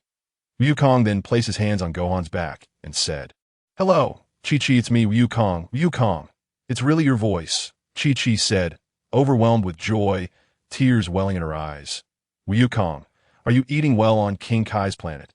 "Well, I certainly am, but I still think your cooking is the best." Thus, Gohan assumed the role of a human telephone, and the couple engaged in conversation for quite a while. During this time, Master Roshi also joined in with a few remarks, prompting Gohan to seamlessly include him in the group chat. Once the couple finished their dialogue, Gohan exchanged casual pleasantries with his mother before exiting the conversation. The call was satisfactory. However, the quality left much to be desired, occasionally marred by static interference, since he had taken on the role of a human telephone. Gohan aimed for perfection, so he inquired with the others if anyone else wished to make a call, intending to accommodate them all. The Z fighters, however, had little family left in this world. Thus, only Krillin sought to converse with Master Roshi, while the others had no such needs. After Krillin concluded his call, Gohan reached out to Bulma to inquire about the status of the spaceship's charging. Bulma informed him that the charging was nearing completion, just as anticipated, requiring a full month. Once the call ended, having mastered the telepathic communication technique, Gohan resolved to devote himself to mastering instant transmission. The best outcome would be to learn it before returning to Earth, allowing him to bypass the arduous Snake Way and instantly teleport from King Kai's planet to Earth, which filled him with delight. Time flew by, and soon 10 days had passed. Regrettably, Gohan had yet to master instant transmission. Although he felt a sense of frustration, he understood that some things could not be rushed. No amount of effort would guarantee completion within a set time frame. This left Gohan feeling somewhat anxious, his emotions evident on his face. Immediately, Goku reassured him, saying, "Gohan, don't fret. When I learned this technique, it took me over half a year. Trust yourself. As long as you diligently train, you will eventually succeed." Gohan nodded and replied, "Yes, I understand." That he recognized his impatience, but acknowledged that some matters could not be forced, as doing so would only yield counterproductive results. Taking a deep breath, Gohan sought to calm himself. Even if he had yet to master instant transmission, he was more than capable of dealing with androids 17 and 18, that should anything unforeseen arise, he could always employ the Kaioken technique and defeat them swiftly. Thus, there was no need for undue worry. He would simply allow things to unfold naturally. Having reassured himself, Gohan decided to return to Earth shortly. That, of course, he still needed to eat, and it would not be too late to leave after having a meal. After dining, Gohan approached King Kai once more to confirm the coordinates of Namek, sharing a few jokes that elicited hearty laughter from King Kai. Seizing the opportunity, Gohan asked, "King Kai, do you possess any special techniques or skills, such as the Kaioken or Spirit Bomb?" King Kai responded, "I'm afraid not. You won't find any more techniques here. However, I can share a joke." Gohan replied, "No, Thank you, King Kai. May I ask you another question? Do you know how to revive my father? Is there any method you are aware of? King Kai pondered for a moment before saying, your father passed away for natural illness, so the Dragon Balls cannot bring him back. After a brief pause, he continued, however, I once read in an ancient text that if a deity were willing to bestow their own life upon the deceased, then that person would be granted rebirth. But this claim is unverified. At least as the king of this realm, I cannot accomplish that. There are two possibilities. Either my divine status is insufficient, or the text is merely a fabrication. Bestowing life? A life exchange. A spark of realization illuminated Gohan's mind. He recognized that King Kai's suggestion held a kernel of truth, albeit an exceedingly challenging one in the main timeline. During the Majin Buu saga, Old Kai had indeed used a similar method to grant Goku a new lease on life. The conditions were exceedingly difficult. Did it imply he would have to venture to the other world to capture Old Kai? That seemed absurd. Gohan shook his head, offering a wry smile as he said, Thank you, King Kai. He then approached the others, embracing each one as he bid them farewell. Take care, Gohan. Farewell. Chapter 15. The chaotic underworld. After parting ways with everyone, Gohan swiftly made his way towards Snake Way, intending to traverse it to reach the underworld before proceeding to the mortal realm. With no other option available, as he had yet to master instant transmission, he had to revert to this primitive method. Given Gohan's current speed, it did not take long before he arrived in the underworld, where he encountered King Yama once more. The fortune-telling old woman had been waiting there for quite some time, as returning from the underworld to the mortal realm required her assistance. Upon seeing Gohan, King Yama rose from his seat and hurried over to him, his expression a mixture of surprise and apprehension, as if he had something to request. Gohan, observing the imposing figure of King Yama approaching, curiously inquired, King Yama, is there something you need? Yama, the king of hell, rubbed his hands together and awkwardly confessed, Indeed, there are matters that require your assistance. The situation is as follows. A rebellion has erupted in the Underworld 3 years ago. Due to the humiliation from the planet Namek, Frieza sought revenge against Goku and his son. Consequently, Frieza, in collusion with his father King Cold, descended upon Earth with his legion upon detecting Goku's whereabouts, intending to annihilate all humanity before Goku's return. However, unbeknownst to him, Goku had mastered instant transmission on planet Yardrat, just as Frieza set foot on Earth. Goku arrived in an instant, thwarting the plan to eradicate humanity. With the aid of Vegeta and all the Z-Fighters, Goku employed his newly learned instant transmission technique, executing a surprise attack that ultimately obliterated Frieza and his father. Bringing a fleeting peace to Earth, the souls of Frieza and King Cold, having perished on Earth, naturally arrive in the realm of the dead, under the jurisdiction of Yama. Recognizing their numerous transgressions, Yama cast Frieza and King Cold into the depths of the 18 Hells. Upon entering Hell, Frieza seemed to have stepped into his own backyard, establishing dominion over the infernal realm, commanding legions of minions. Apart from being unable to leave Hell, Frieza's life bore little difference from his previous existence. Once a cosmic emperor, he now reigned as the king of Hell. The Underworld, vast and expansive, comprised 18 layers, each resembling a dimension filled with countless malevolent spirits and territories, albeit with a harsh environment that rendered habitation uncomfortable.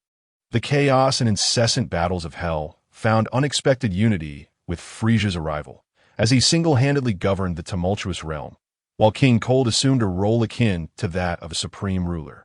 Initially, Yama was troubled by the disorder in Hell, but Frieza's involvement surprisingly restored relative peace, prompting Yama to marvel at the brilliance of his strategic maneuver. However, after 3 years of tranquility, the largest rebellion erupted. This turmoil originated 3 months prior when Vegeta was killed by an android and subsequently sent to the afterlife, where Yama consigned him to Hell. The encounter between enemies ignited a fierce conflict, transforming Hell into a true battleground, with every corner echoing the anguished cries of combat. Amidst the outbreak of war, the long-restrained malevolence of the spirits erupted, leading to not only Vegeta's battle, but also a fratricidal frenzy among the demons.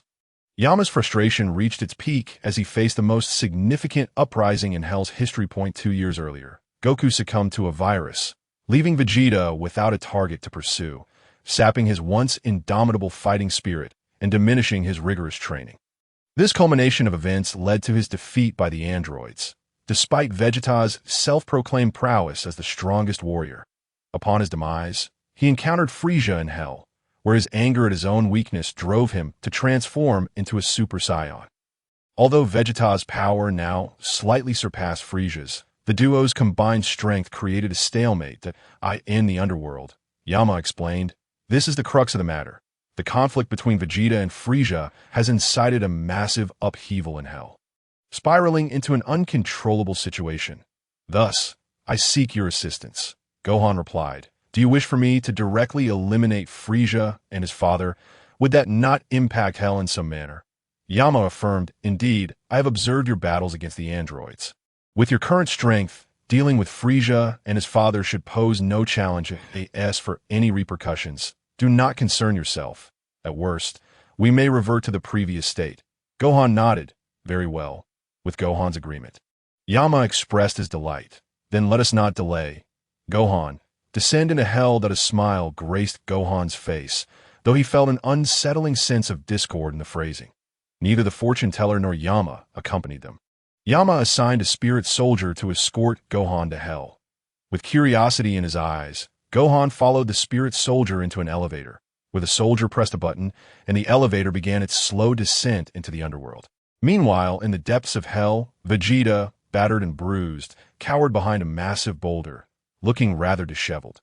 Clutching his injured right arm, he muttered through clenched teeth, "That wretched Yama, casting me into the 18 Hells while allowing that scoundrel Kakarot to train with the King Kai. Should I find the opportunity to escape, I shall twist your dog head off." They had anticipated reuniting with Kakarot upon death, yet the first to greet him was Frieza, the vile fiend. Vegeta slumped to the ground, reflecting on the battles of the past months, fatigue washing over him. "Kakarot, that fool, died from a mere heart condition. How infuriating. You were meant to be vanquished by my hand, yet you succumbed to illness? I, Vegeta, shall never train again. Androids? How could such formidable beings exist? Are we Saiyans not the most powerful warriors in the universe? Yet, perhaps this is for the best. In death, I can finally see Kakarot. I shall come to Hell and give your pig-headed self a beating. You rascal Kakarot. Had he not neglected his training over the past 2 years, he would not find himself in such a pitiful state."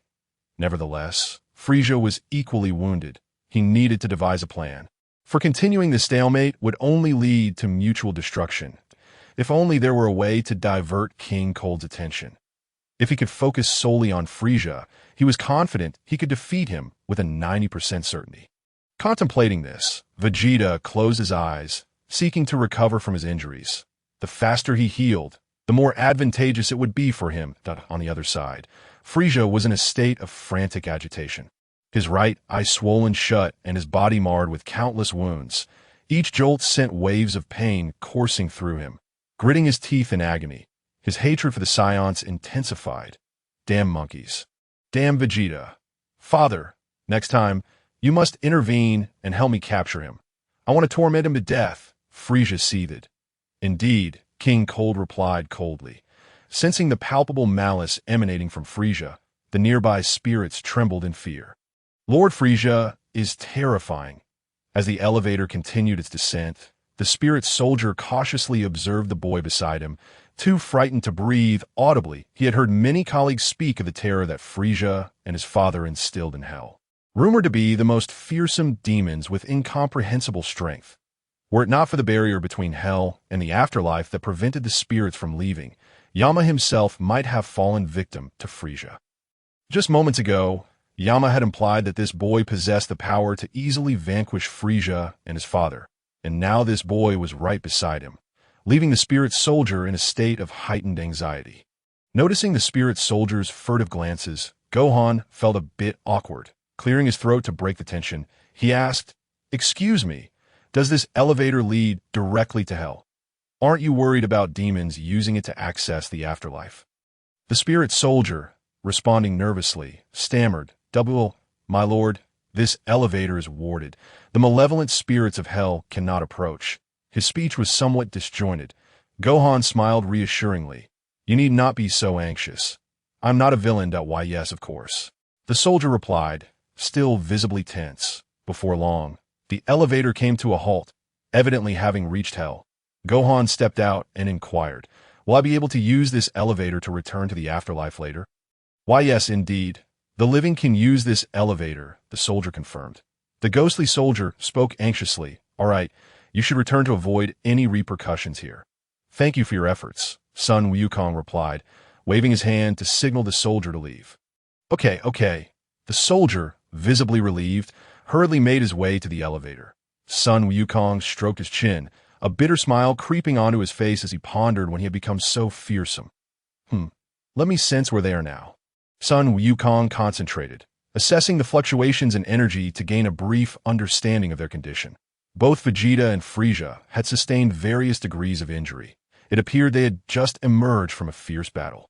Well, I should check on Vegeta first, Sun Wukong remarked, having detected the diminished energy signatures of both Vegeta and Frieza, clearly indicating they were both significantly wounded. Frieza, being unable to sense energy, was oblivious to Sun Wukong's arrival. I'll surprise him later. Haha. Muttering to himself, Sun Wukong ascended and flew toward Vegeta's location. In this realm devoid of sun and moon, the sky was painted a ghastly crimson, and even the ground bore the same sanguine hue, inducing a profound sense of irritation. Before long, Sun Wukong spotted Vegeta resting on the ground with his eyes closed, likely unaware of Sun Wukong's approach. Landing silently behind him, Sun Wukong called out, Hey, who? Vegeta leapt up as if his tail had been stepped on, panic evident in his voice. Is Frieza lurking here? Chapter 16. The complete disappearance of Frieza and his son's son. Sun Wukong. Turning around, Vegeta was met with the smiling visage of Sun Wukong. However, he was somewhat different from Vegeta's memories. He had grown considerably taller, and his energy felt distinct. You little brat. What are you doing here? Vegeta snapped, still shaken from the surprise. It was evident he harbored little fondness for Kakarot's offspring, that I saw you battling valiantly.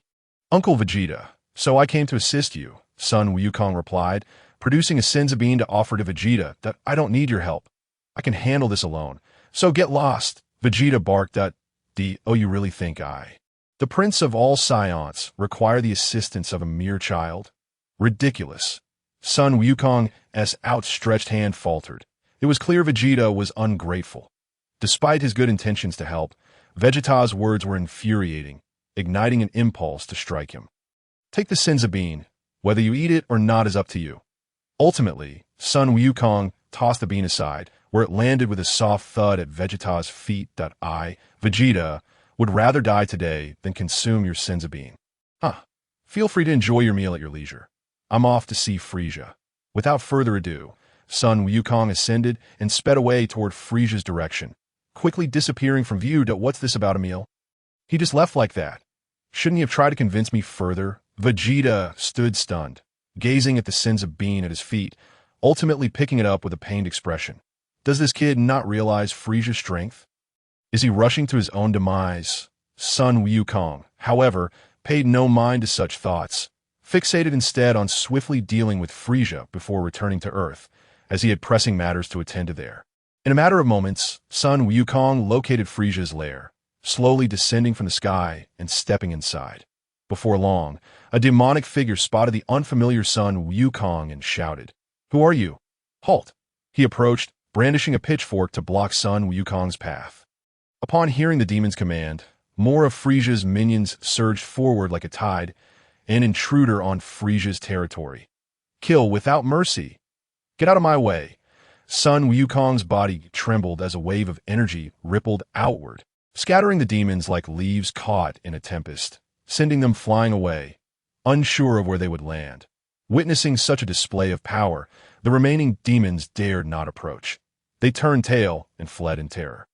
Sun Wukong raised his hand and unleashed a ki blast toward the palace, resulting in a resounding explosion that transformed Frieza's residence into ruins, crumbling and collapsing. From the billowing dust emerged two figures. furious and shouting, "How dare you come here and cause chaos?" The voices were unmistakably Frisia and his father. "King Cold, I am here to deal with you," Sun Wukong declared. "What audacity! Who is this insolent fool?" As the smoke dissipated, Frisia and King Cold emerged, quickly assessing the surroundings and recognizing the intruder. "I remember you.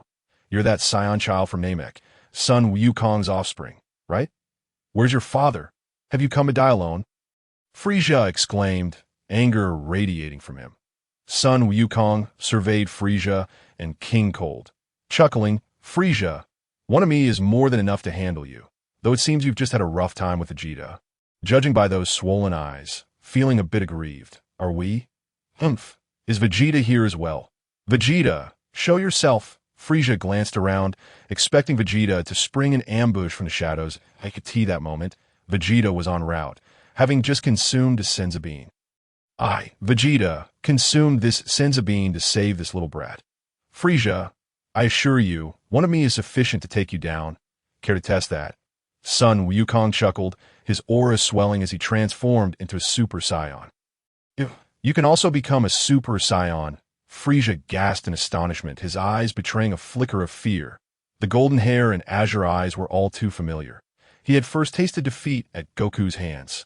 And after months of battling Vegeta, the boy before him now bore the same golden hair and radiant energy. This was indeed a Super Saiyan, and I never expected this little brat could transform as well. The last time I encountered him on Namek, he was merely a helpless insect at my mercy. Yet in just a few short years, he has grown to this level. The Saiyan race is truly terrifying. At that moment, Vegeta arrived on the scene, equally astounded by Sun Wukong's transformation. When did this little brat learn to become a Super Saiyan? This power, it surpasses me by a wide margin. Vegeta stood 100 meters away. Feeling the overwhelming energy waves wash over him, his mind a tumult of emotions as beads of sweat formed on his brow. Damn it, not only Kakarot, but now this little brat has surpassed me as well. Clenching his fists, Vegeta's knuckles cracked ominously as he gritted his teeth. A storm of emotions, frustration, disappointment, rage, astonishment, and excitement swirled within him, leaving him frozen in place. Sun Wukong glanced at Vegeta, offering a smile, his curiosity about the flavor of the senzu bean nearly overwhelming him. But he refrained from voicing it in the tense atmosphere. Instead, he turned his attention back to Frisia. "So, what do you think? Are you feeling a bit frightened, seeing Sun Wukong's transformation and Vegeta's arrival?" Frisia's resolve began to waver. He realized that engaging in battle would not bode well for him. However, the situation had escalated beyond his control, and he could only glare at Sun Wukong and Vegeta. Grunting in silence, turning to his father, King Cold, he implored, "Father, you won't just stand by and watch, will you?" King Cold crossed his arms and nodded. "Rest assured, Frisia." Upon witnessing his father's nod, Frisia felt a slight alleviation in his heart. As long as his father was willing to intervene, even if they could not triumph over the two before them, preserving their lives would certainly be feasible. As long as life remained, there was always the possibility of resurgence. Sun Wukong smiled and said, "Then let's give it a try." With that, he forcefully stamped his right foot onto the ground, causing it to crack with a resounding boom. In the next instant, Sun Wukong's figure shot forth with remarkable speed.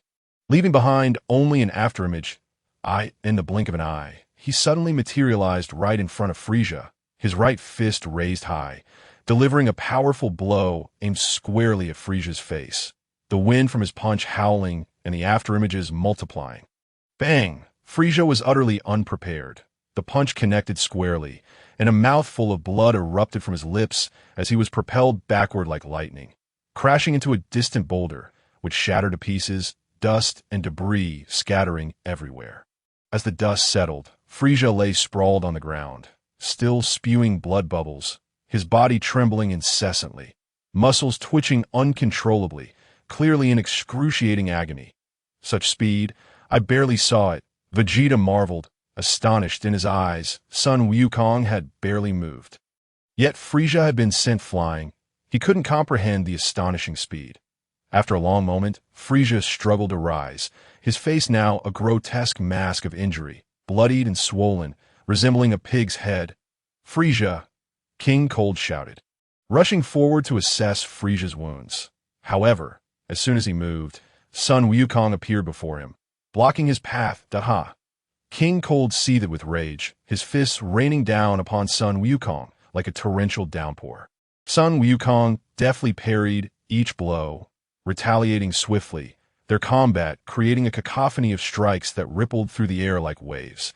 Despite their significant size difference, raw power was not solely dictated by stature. Within just a few exchanges, Sun Wukong gained the upper hand, forcing King Cold into a desperate defensive retreat. Your strength surpasses Frisia's, but if you do not transform, you are no match for me, Sun Wukong declared. King Cold, resembling Frisia's second transformation, understood that Sun Wukong was probing to see if he, too, possessed further transformations. After all, curiosity from his past life lingered, prompting Sun Wukong to seize the opportunity for a little extravagance. Even if King Cold retained transformations, he would not be a concern for Sun Wukong, who had many hidden cards up his sleeve. Sweat dripped down King Cold's brow. From the earlier exchange, he realized he was entirely outmatched by the youth. However, he would not transform. His current form was already his ultimate state. Thus his eyes flickered with desperation as he prepared to flee. King Cold spread his palm, summoning a blood-red energy sphere that rapidly expanded to hundreds of meters in size within seconds. He forcefully thrust the energy sphere forward, sending it hurtling towards Sun Wukong, then unleashed a burst of energy, levitating off the ground, intent on escaping the battlefield, disregarding even Frisia. Are you abandoning your own child? Sun Wukong scoffed coldly, delivering a kick to the energy sphere. His leg appeared as delicate as a toothpick against the vast energy orb, yet upon contact, the sphere was sent hurtling back along its original path, whistling toward King Cold. What? This is impossible. A chilling sense of danger surged through King Cold as he turned mid-flight to see his own energy sphere hurtling back at him, his exclamation filled with panic. But it was too late. The energy sphere, traveling at an extraordinary speed, engulfed him, and with a scream, King Cold was consumed by his own creation, his spirit shattered in an instant. Boom! A colossal blood-red mushroom cloud erupted in the distance. Vegeta stood in stunned silence, unable to comprehend the rapid downfall of Frisia, who was swiftly extinguished along with King Cold, all occurring in the span of mere moments. He had yet to fully grasp the situation when the battle had already concluded. Sun Wukong, unburdened by guilt for having slain King Cold, regarded such merciless figures with indifference. Frisia, it is your turn, he stated, turning his gaze toward Frisia, who had witnessed King Cold's obliteration, his body quaking with disbelief. He could hardly fathom his own demise. The once mighty emperor of the universe could never have envisioned such a fate. Even in his previous battle against Sun Wukong, he had fought with fervor. But now he was crushed like an insignificant insect. Uncle Vegeta, I leave Frisia to you, Sun Wukong called out to the still-dazed Vegeta, who stood nearby. Vegeta finally snapped back to reality, focusing on Frisia and unleashing a ki blast that enveloped him. At this moment, Frisia was incapacitated from the previous blow, unable to evade the oncoming energy wave. With an explosive sound, Frisia's presence was entirely extinguished. Once dead, one could not return. The possibility of reincarnation was forever lost. Chapter 17. Return from Hell's Sun, Sun Wukong. Why are you here? Vegeta finally managed to ask, his mind racing with confusion.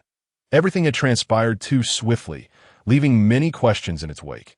Noticing that Sun Wukong bore no halo of souls overhead, he understood that Sun Wukong had not perished, and his presence here must have stemmed from other circumstances. Sun Wukong turned to Vegeta, smiling gently as he explained, after you were killed by the androids. Those of us who survived hid away. I had just returned from training on King Kai's planet. Upon my return to the Underworld, King Yama informed me of the chaos in Hell and requested my assistance in dealing with Frisia. So I came here. That is essentially what happened. Is it truly possible to become this powerful by training on King Kai's planet? How did you manage it? Vegeta inquired. Sun Wukong replied, it is not solely due to King Kai's planet. I first underwent rigorous training in the Heavenly Temple, where there exists a place called the Room of Spirit and Time. It is an exceptional training ground, and if you ever have the opportunity to enter, you would undoubtedly grow stronger. But Vegeta's eyes brightened momentarily before dimming again, his voice tinged with melancholy. Alas, I shall never have the chance to enter again, will I? Do not lose heart. You should have noticed by now that my current strength is sufficient to confront the androids. Upon my return to Earth, my first task will be to settle accounts with them. Once they are dealt with, I will find a way to resurrect you all, Sun Wukong reassured him. Are you serious? Vegeta exclaimed with excitement. Yes, I will do my utmost, Sun Wukong affirmed with a nod. What about Bulma? Vegeta suddenly asked. Sun Wukong was taken aback. Could this stoic warrior genuinely be concerned for Bulma's safety? However, upon reflection, it made sense. Despite his pride, Vegeta had always cared for Bulma. While he might have been insufferable during this period, in the Buu saga, he had demonstrated great responsibility, sacrificing himself to protect those he cared for. With this in mind, Sun Wukong softened his tone. Aunt Bulma is quite safe. Trunks has even begun to learn to walk. You need not worry about that. Humph, you think too much. I'm not worried about them. Vegeta huffed, insisting on maintaining his aloof demeanor. You again? Is this your damn pride rearing its head? Sun Wukong replied, exasperated. All right, I should be on my way. Uncle Vegeta, remember, we Saiyans have no limits. Do not give up on your training. Is Kakarot still training on King Kai's planet? Vegeta inquired. Yes. Will I be able to see him again? He is my father after all. I will certainly find a way. Farewell. Sun Wukong waved as he ascended into the air, heading toward the elevator without looking back. Vegeta watched Sun Wukong fly away, his fists clenched tightly. I will catch up to you all and defeat you. Silently vowing to himself, Sun Wukong approached the elevator, pressed the button, and ascended slowly. In a brief moment, the elevator arrived at the grand hall of the Underworld, where King Yanluo awaited eagerly. He quickly inquired, Wufan, how did it go? Sun Wufan replied with a smile.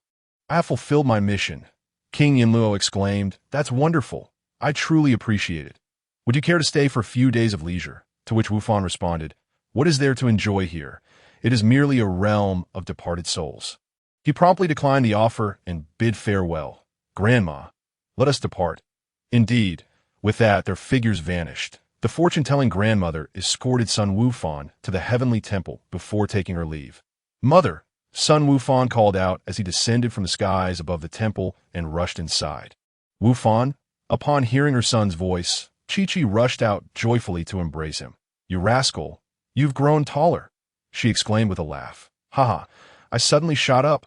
Sun Wufan chuckled, ruffling his hair. With a beaming smile, Chi-Chi inquired about the situation on North Kai's planet. Pulling Wufan into the house. Where is Master Rashi? Wufan asked curiously, noticing the absence of the turtle hermit. I believe he's gone to see Master Karen. Chi-Chi replied, at the tea that moment. Mr. Popo ascended the stairs from the lower room, and upon seeing Sun Wufan's return, he smiled broadly, revealing his gleaming white teeth. Mr. Popo, have there been any developments with the androids this past month?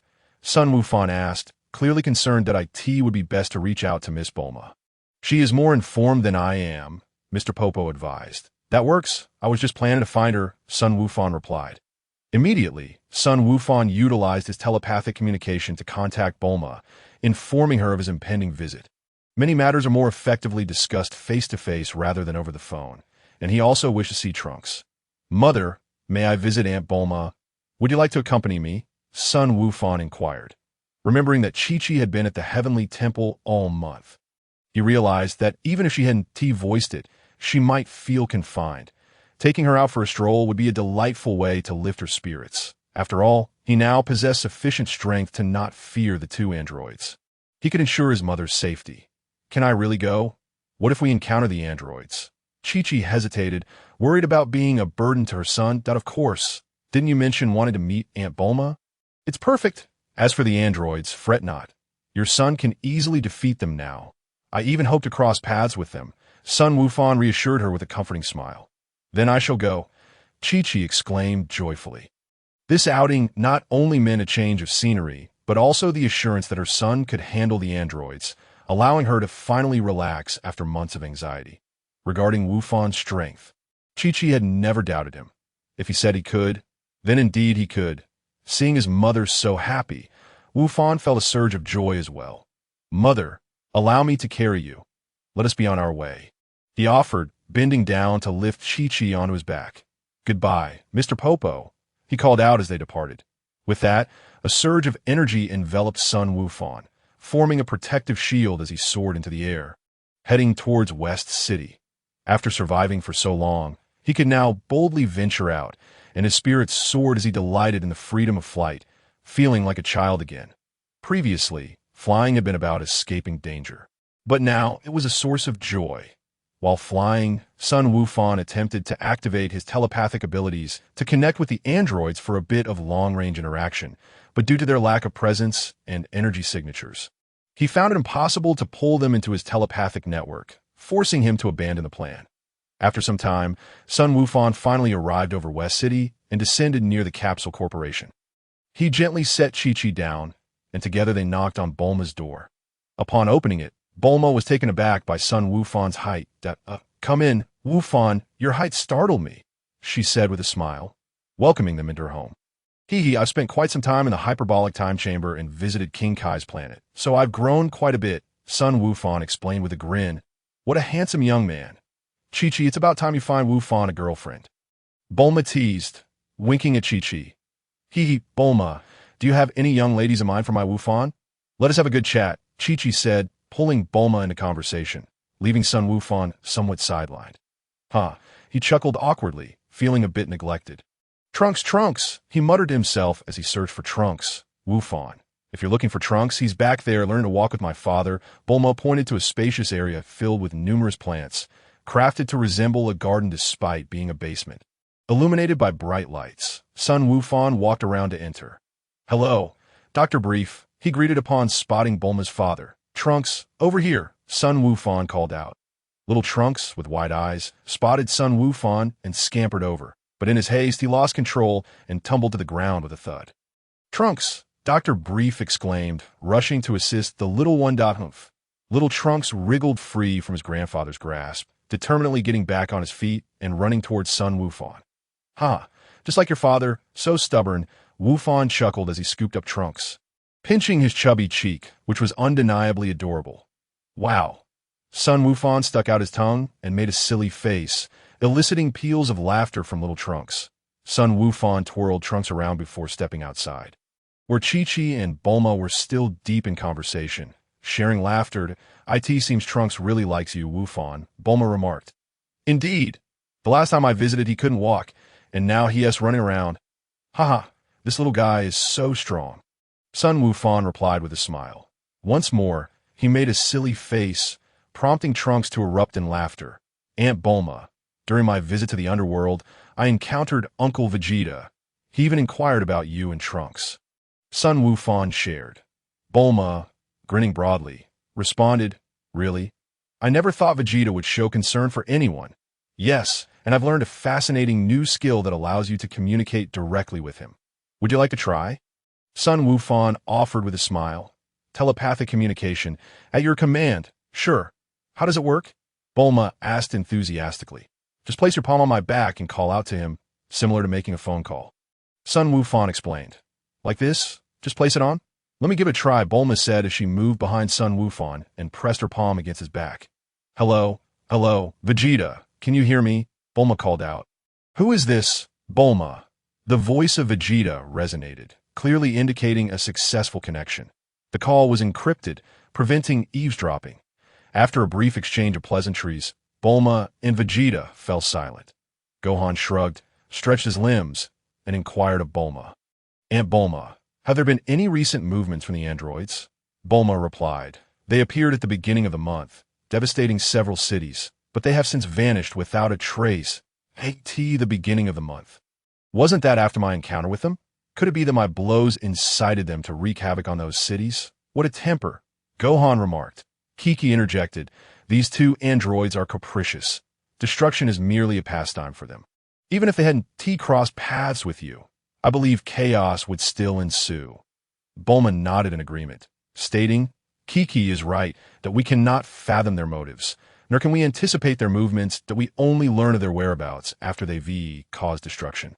which means that by the time we receive news of them, we have already lost many of our fellow Earthlings. Sighing, Gohan lamented, so we are left merely waiting and hoping for a chance. Bulma asked, Gohan, are you confident in handling those two androids? Gohan nodded affirmatively. Yes, I can assure you that as long as they possess similar strength to what they had last month, I can easily deal with them. Provided, of course, that nothing unforeseen occurs. But what could possibly go wrong? Cell?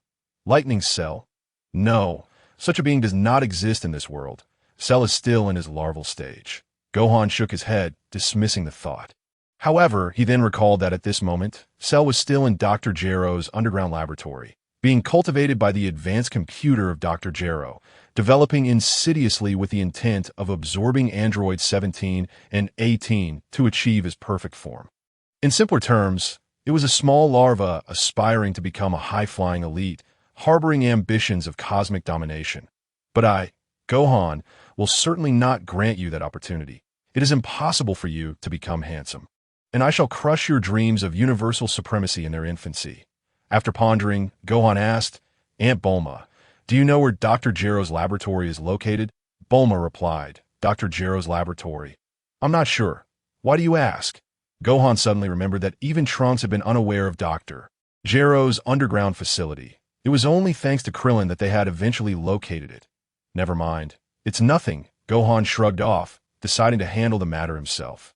Even if the laboratory remained unfound, Cell's emergence would be a matter of years. And by then, what could a mere ant stir in the grand scheme? Explaining it now would only incite panic in Bulma and Kiki, and besides, he had no idea how to justify the source of this information. Aunt Bulma, how wonderful it would be if we had a machine that could take us back in time. Perhaps then the androids would never emerge, and my father's heart condition could be treated in advance.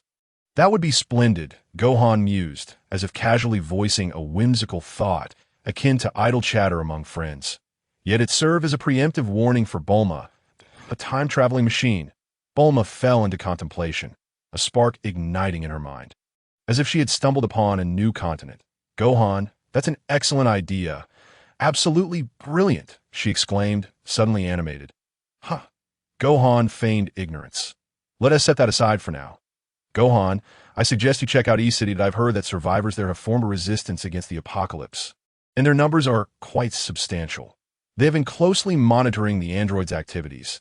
Their intelligence may be far more reliable than what we have here, Bulma advised thoughtfully, that a resistance against the apocalypse. Indeed, where there is oppression, there is resistance. Humanity cannot simply concede defeat. Even though Gohan believes such a resistance would be futile against the androids, for ordinary people, it might represent their sole hope. Fighting is merely a means to ensure the survival of more lives. All right, I understand. Gohan nodded in agreement. By the way, Aunt Bulma, what about the spaceship? He inquired, suddenly recalling the matter after such a delay. Here it is. The energy has been fully charged. You can use it whenever you wish. Bulma said, producing a capsule and pressing it down. With a loud pop, a circular combat spaceship appeared. Gohan quickly adjusted the little, plump vessel, opened the hatch, and seated himself inside. The seat was made from an unknown leather-like material, soft to the touch, providing a comfortable experience. Gohan even twisted his body to test its mobility, finding it unobstructed and easy to maneuver. He anticipated that this journey through space would be more pleasant than he had envisioned. Gohan then examined the screen, buttons, and control stick in front of him and thought, all right, I'm completely lost. I can't decipher any of this. Aunt Bulma, I need your assistance, huh? Gohan chuckled awkwardly, seeking her help. Such a Gohan was remarkably endearing. One couldn't help but wonder which girl would eventually win his heart. Oh, you're just too cute, Bulma teased before earnestly instructing Gohan on how to operate the spaceship. After a while, she concluded, all right, that should be sufficient. That ITS in foolproof mode and quite simple to operate. Just input the coordinates for your destination and press the launch button. Also, while this ship may be compact, it is equipped with danger alerts and various voice guidance features. I feared he might get bored, so I downloaded plenty of music and animated films to ensure a delightful journey. Bulma smiled, giving Gohan a reassuring pat on the shoulder. Animated films, really? How frustrating. Gohan exclaimed in mock exasperation. All right, Aunt Bulma. You're brilliant and capable. Truly a paragon of beauty. Gohan gave her a thumbs up. Gohan meticulously scrolled through the spaceship as flight log and quickly located the coordinates for Yardrat and Earth. Along with many coordinates for planets with peculiar names, he promptly entered the coordinates for Namek, ready to press the launch button for his next use. How long can this energy last? Gohan inquired. Bulma pointed to the top right corner of the screen, where an indicator resembling a smartphone battery icon was displayed. See that?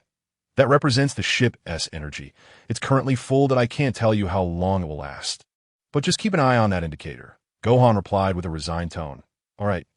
He then exited the spaceship, pressed a button, and with another loud pop, the ship reverted to its capsule form. He picked it up and placed it securely in his bag, ensuring it was in the safest spot. All right, I'll keep the spaceship with me. Now I need to seek out that so-called resistance against the apocalypse and see if I can gather any information. Mom, please stay here with Aunt Bulma for now. I'll keep you updated on any developments, Gohan stated. Okay, just be careful, Kiki replied. That moment, a gurgling sound emanated from Gohan's stomach, causing him to flush with embarrassment. He had forgotten that he hadn't eaten in quite some time. As Chi-Chi and Bulma simultaneously burst into laughter. Sun Wukong bid farewell after dining at Bulma's residence and soared towards the eastern capital. The sky was a brilliant blue, with a refreshing breeze blowing, signaling the swift arrival of autumn. In previous years, this season would witness ripening crops and farmers bustling about the fields, their shouts and joyous laughter filling the air.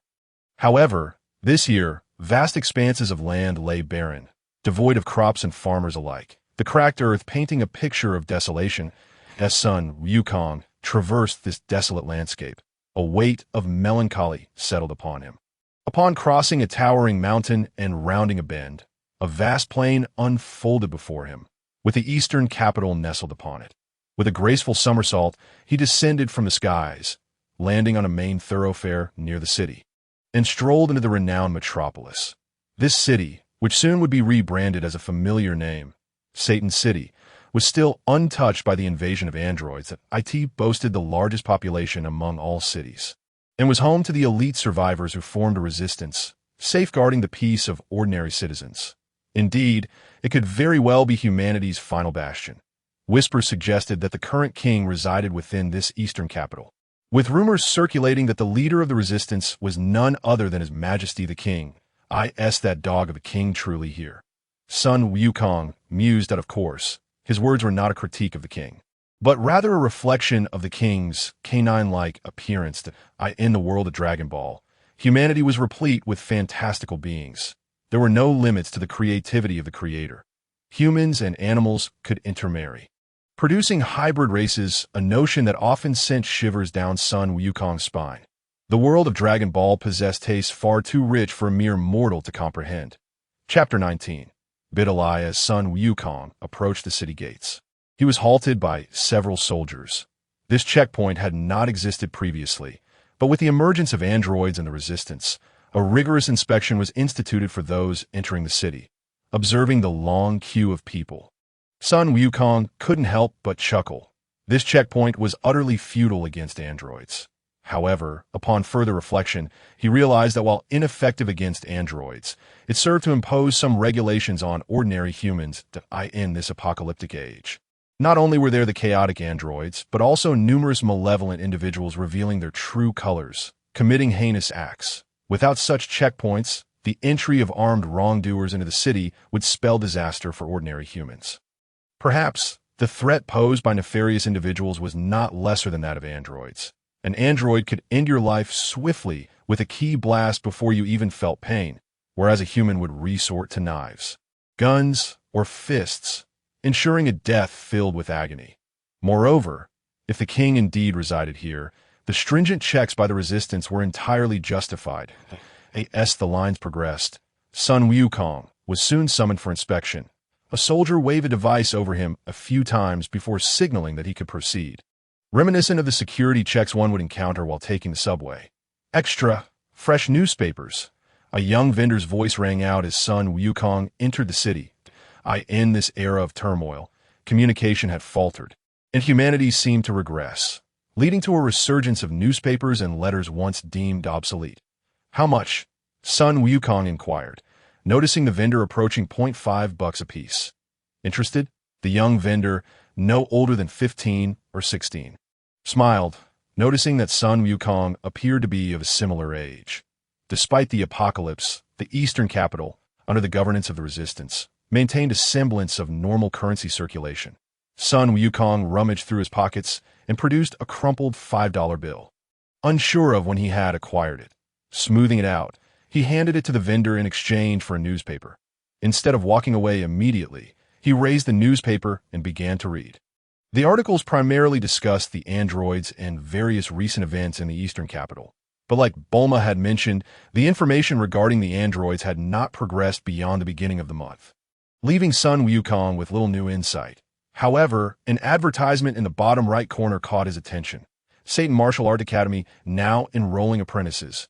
Only $9.98. $9.98 is a steal. $9.98 is a guarantee. $998 will leave you longing for more. Come on, young one.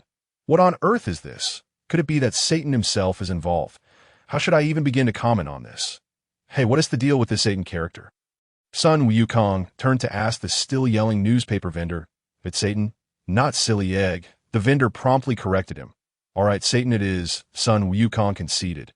Upon seeing Sun Wukong correct himself, the vendor continued. This Satan is reportedly one of the leaders of the resistance. He was once the champion of the World Martial Arts Tournament, highly skilled in combat. Now, he is teaching to contribute to the resistance's efforts. Young man, why not sign up too? The task of saving the world might soon fall to you.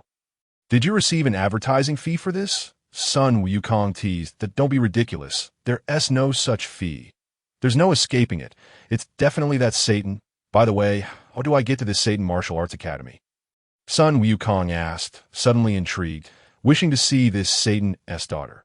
This curiosity was spurred by the fact that Satan's daughter was the official counterpart to Bidalai, and even though he was no longer the same Sun Wukong.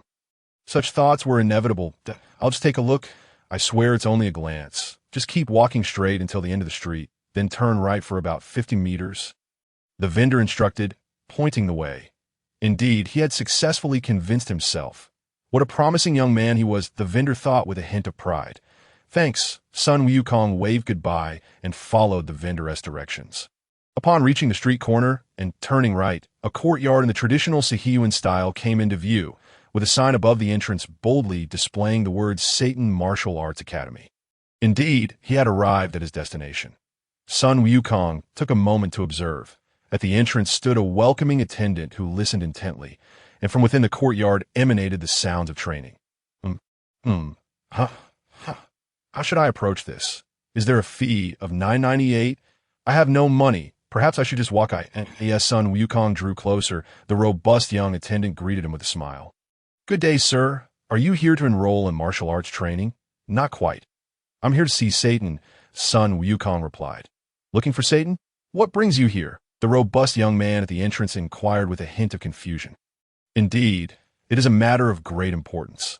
I kindly ask you to relay this, Sun Gohan remarked, striving to maintain an air of politeness. There is no need for notification. All who come to register may enter. Since you have something significant to discuss, please follow me, the sturdy young man said, observing Sun Gohan's amiable demeanor and courtesy, thus refraining from causing him any trouble as he led him inside. Very well, thank you, Sun Gohan replied, subsequently following the young man into the courtyard. Upon entering, the atmosphere of martial training was palpable, with numerous youths positioned in horse stance, throwing punches and sweating profusely in rhythm with their strikes. They emitted synchronized shouts of "ha" that resonated loudly. At a cursory glance revealed at least 40 to 50 young men engaged in practice, and at the forefront stood a towering figure with a square face and a wild, bushy hairstyle, demonstrating various boxing and kicking techniques. Behind this formidable man was a little girl with a ponytail, possessing fair skin, large eyes, and a round, cherubic face, who was mimicking his movements with commendable precision. The young man at the entrance jogged over to the imposing figure, whispered a few words in his ear, and gestured toward Sun Gohan, not far off. Young man, please come here, the robust figure called out to Sun Gohan. All right, Sun Gohan approached and caught sight of the adorable girl behind the man. Noticing Sun Gohan's gaze, she retaliated with a fierce glare and exclaimed, "Humph! What are you staring at? Oh, are you a little spicy pepper?" Unfazed, Sun Gohan playfully winked at her, enraged by his reaction. The girl huffed, "If you keep staring, I'll hit you." Embarrassed and indignant, she stamped her foot. "Hey, young man, did you come in here to flirt with my daughter?" "If you have business, speak quickly," Mr. Satan interjected, noticing his daughter's displeasure. Sun Gohan turned to Mr. Satan and said earnestly, "Mr. Satan, I have heard that you are one of the leaders of the resistance. Is that true?" "Indeed, that is correct. Are you looking to join the resistance? We only accept those with martial prowess, and someone as slender as you would not be considered," Mr. Satan replied. Finally finding an opportunity, Biddy chimed in, "But if you train under my father, you'll likely be able to join the resistance in no time. He has promised to let me join when I turn 10. What do you think?" Big pervert, you're the one with the big head," Sun Gohan retorted. Uninterested in her antics, he then addressed Mr. Satan. "I have no intention of joining the resistance. In fact, I am here to inquire about the androids." "What? Androids?" Mr. Satan exclaimed in shock. "Yes, I'm currently seeking them to deal with them before pursuing more significant matters," Sun Gohan explained. Mr. Satan burst into laughter. "Huh. Young man, you have great aspirations, but androids are not so easily dealt with. They possess the ability to vanish unexpectedly and often carry numerous explosives, which they detonate within cities, causing countless casualties." Sun Gohan remained silent. Mr. Satan continued, "These two wretched androids, I shall eventually expose their tricks and bring them to justice." Sun Gohan sighed. Realizing Mr. Satan was indeed the same character as always, he shook his head and said, "Mr. Satan, I must inform you of a harsh truth. They're not mere tricks. They're killing machines capable of unleashing energy blasts akin to bombs, which are intrinsic to their very being and a form of martial skill. Frankly speaking, if you attempt to apprehend them, it would be tantamount to delivering your head on a platter." Mr. Satan remained unconvinced. Laughing heartily, "Young man, you are overthinking this. How could such beings exist? True martial arts are not about tricks. That I believe it is necessary for you to witness what true martial skill entails. Perhaps you are the one overthinking things." Sun Gohan remarked wearily. "Gilduo, go fetch 20 tiles," Mr. Satan commanded the young man at the entrance. The youth named Gilduo complied and soon returned with the tiles, which Mr. Satan began to stack. Remarkably, the 20 tiles formed a considerable height. Masters about to demonstrate the knife hand technique. Everyone come and see. Many youths practicing nearby were filled with excitement, quickly surrounding Sun Gohan, Mr. Satan, and Biddy. "I heard that Master can shatter 25 tiles at his peak. It's truly impressive. I envy that. Indeed, I would be satisfied if I could just manage to break 10 tiles someday," the youths whispered amongst themselves. "Big pervert, pay close attention," Biddy admonished Sun Gohan, her long eyelashes fluttering in a self-satisfied manner. Mr. Satan assumed a hoarse stance, puffed out his chest, inhaled deeply, then with his right hand shaped into a knife. He struck down on the stacked tiles with a mighty ha. With a series of cracking sounds, the 20 tiles shattered into pieces. Applause erupted throughout the courtyard. Mr. Satan took another deep breath and exclaimed, "What do you think, young man? This is true martial skill." "Mr. Satan, I don't find it particularly impressive," Sun Gohan replied, then lightly stomped his right foot on the ground. Suddenly, a cacophony of cracking sounds erupted as the ground began to fracture, forming a circular pit about 5 or 6 meters in diameter, resembling a spider web of cracks centered around his foot. The surrounding youths were startled by the sudden upheaval of the earth and instinctively scattered. Mr. Satan and Biddy stood in shock, their minds momentarily blank. After several seconds of stunned silence, Mr. Satan finally regained his composure, his mouth agape in disbelief. "A trick? Is this some form of trickery?" Sun Gohan forced a smile. Feeling helpless, "This is your territory. Do you truly believe I would have set anything up in your yard? Well then, how about this?" Sun Gohan scanned the area and walked to a corner, picking up a lead ball roughly the size of 2 fists. He squeezed it tightly in his hand, and to everyone's astonishment, the once solid lead morphed into a pliable substance akin to Play-Doh, continuously changing shape as he needed it. Ultimately, a white flame ignited in Sun Gohan's hand. melting the lead ball into molten metal. How? How did you accomplish this? Mr. Satan was left dumbfounded, his worldview shattering. He prided himself on being able to crush hard dirt and break tiles, but stomping the ground and reshaping a lead ball were feats he could not even fathom. This was entirely beyond his comprehension after over 30 years of experience. This still human. How can such a being exist? Mr. Satan, this is merely a trivial skill, a simple application of energy manipulation. Do you still believe you can handle androids 17 and 18? Sun Gohan questioned, then effortlessly levitated into the air, hovering above the ground. Why you can fly? Mr. Satan's understanding was once again challenged, while some of the surrounding youths were either terrified or gazing at him with starry eyes. Flying, that what everyone dreams of. Some youths fantasized about soaring through the skies, while others believed they must be dreaming, pinching themselves to confirm reality.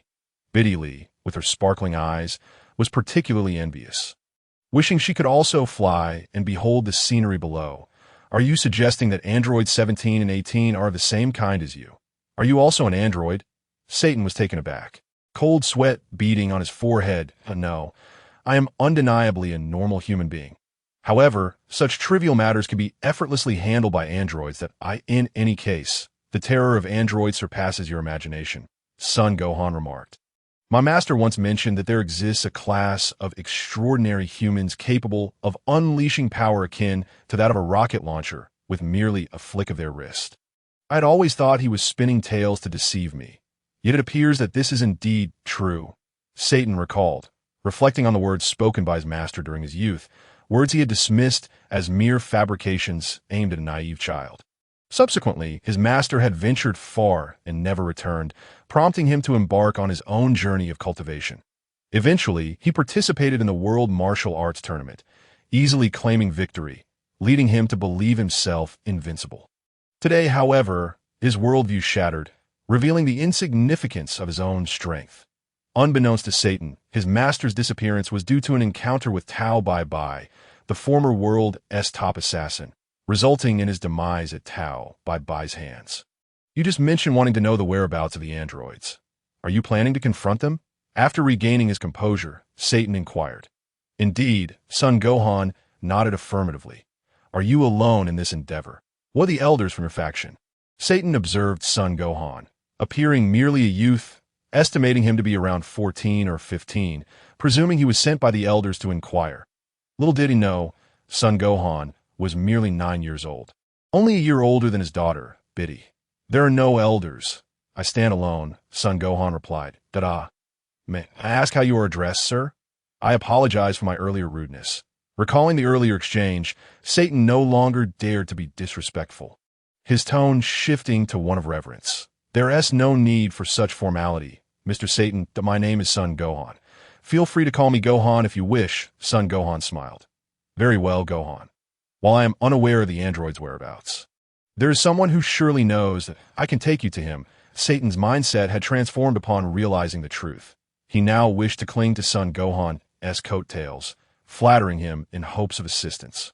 This was not mere flattery. This youth was set to confront the androids, deserving of respect. If he could vanquish them, he would be hailed as a hero of humanity. The person you refer to, could it be His Majesty the King? Sun Gohan asked. No. He is the leader of our resistance, the most capable aide to His Majesty the King, Satan clarified. Ditto.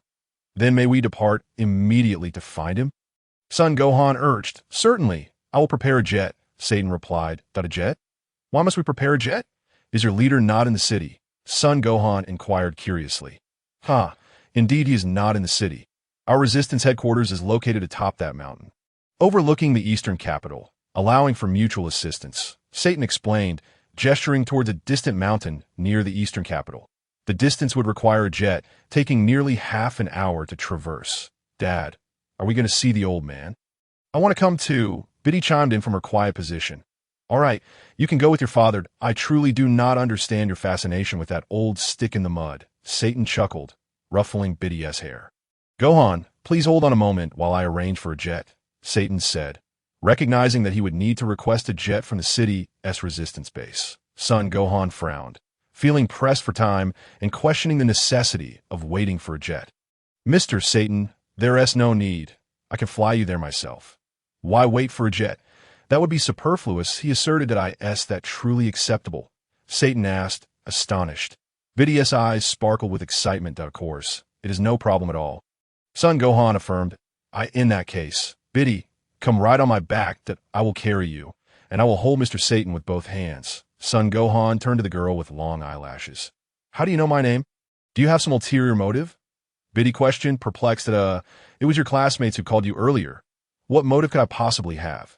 You're just a little girl, not my type at all." Sun Gohan laughed heartily. In truth, no one had called her name earlier, nearly revealing his slip. "Is that really the case?" Biddy tilted her head.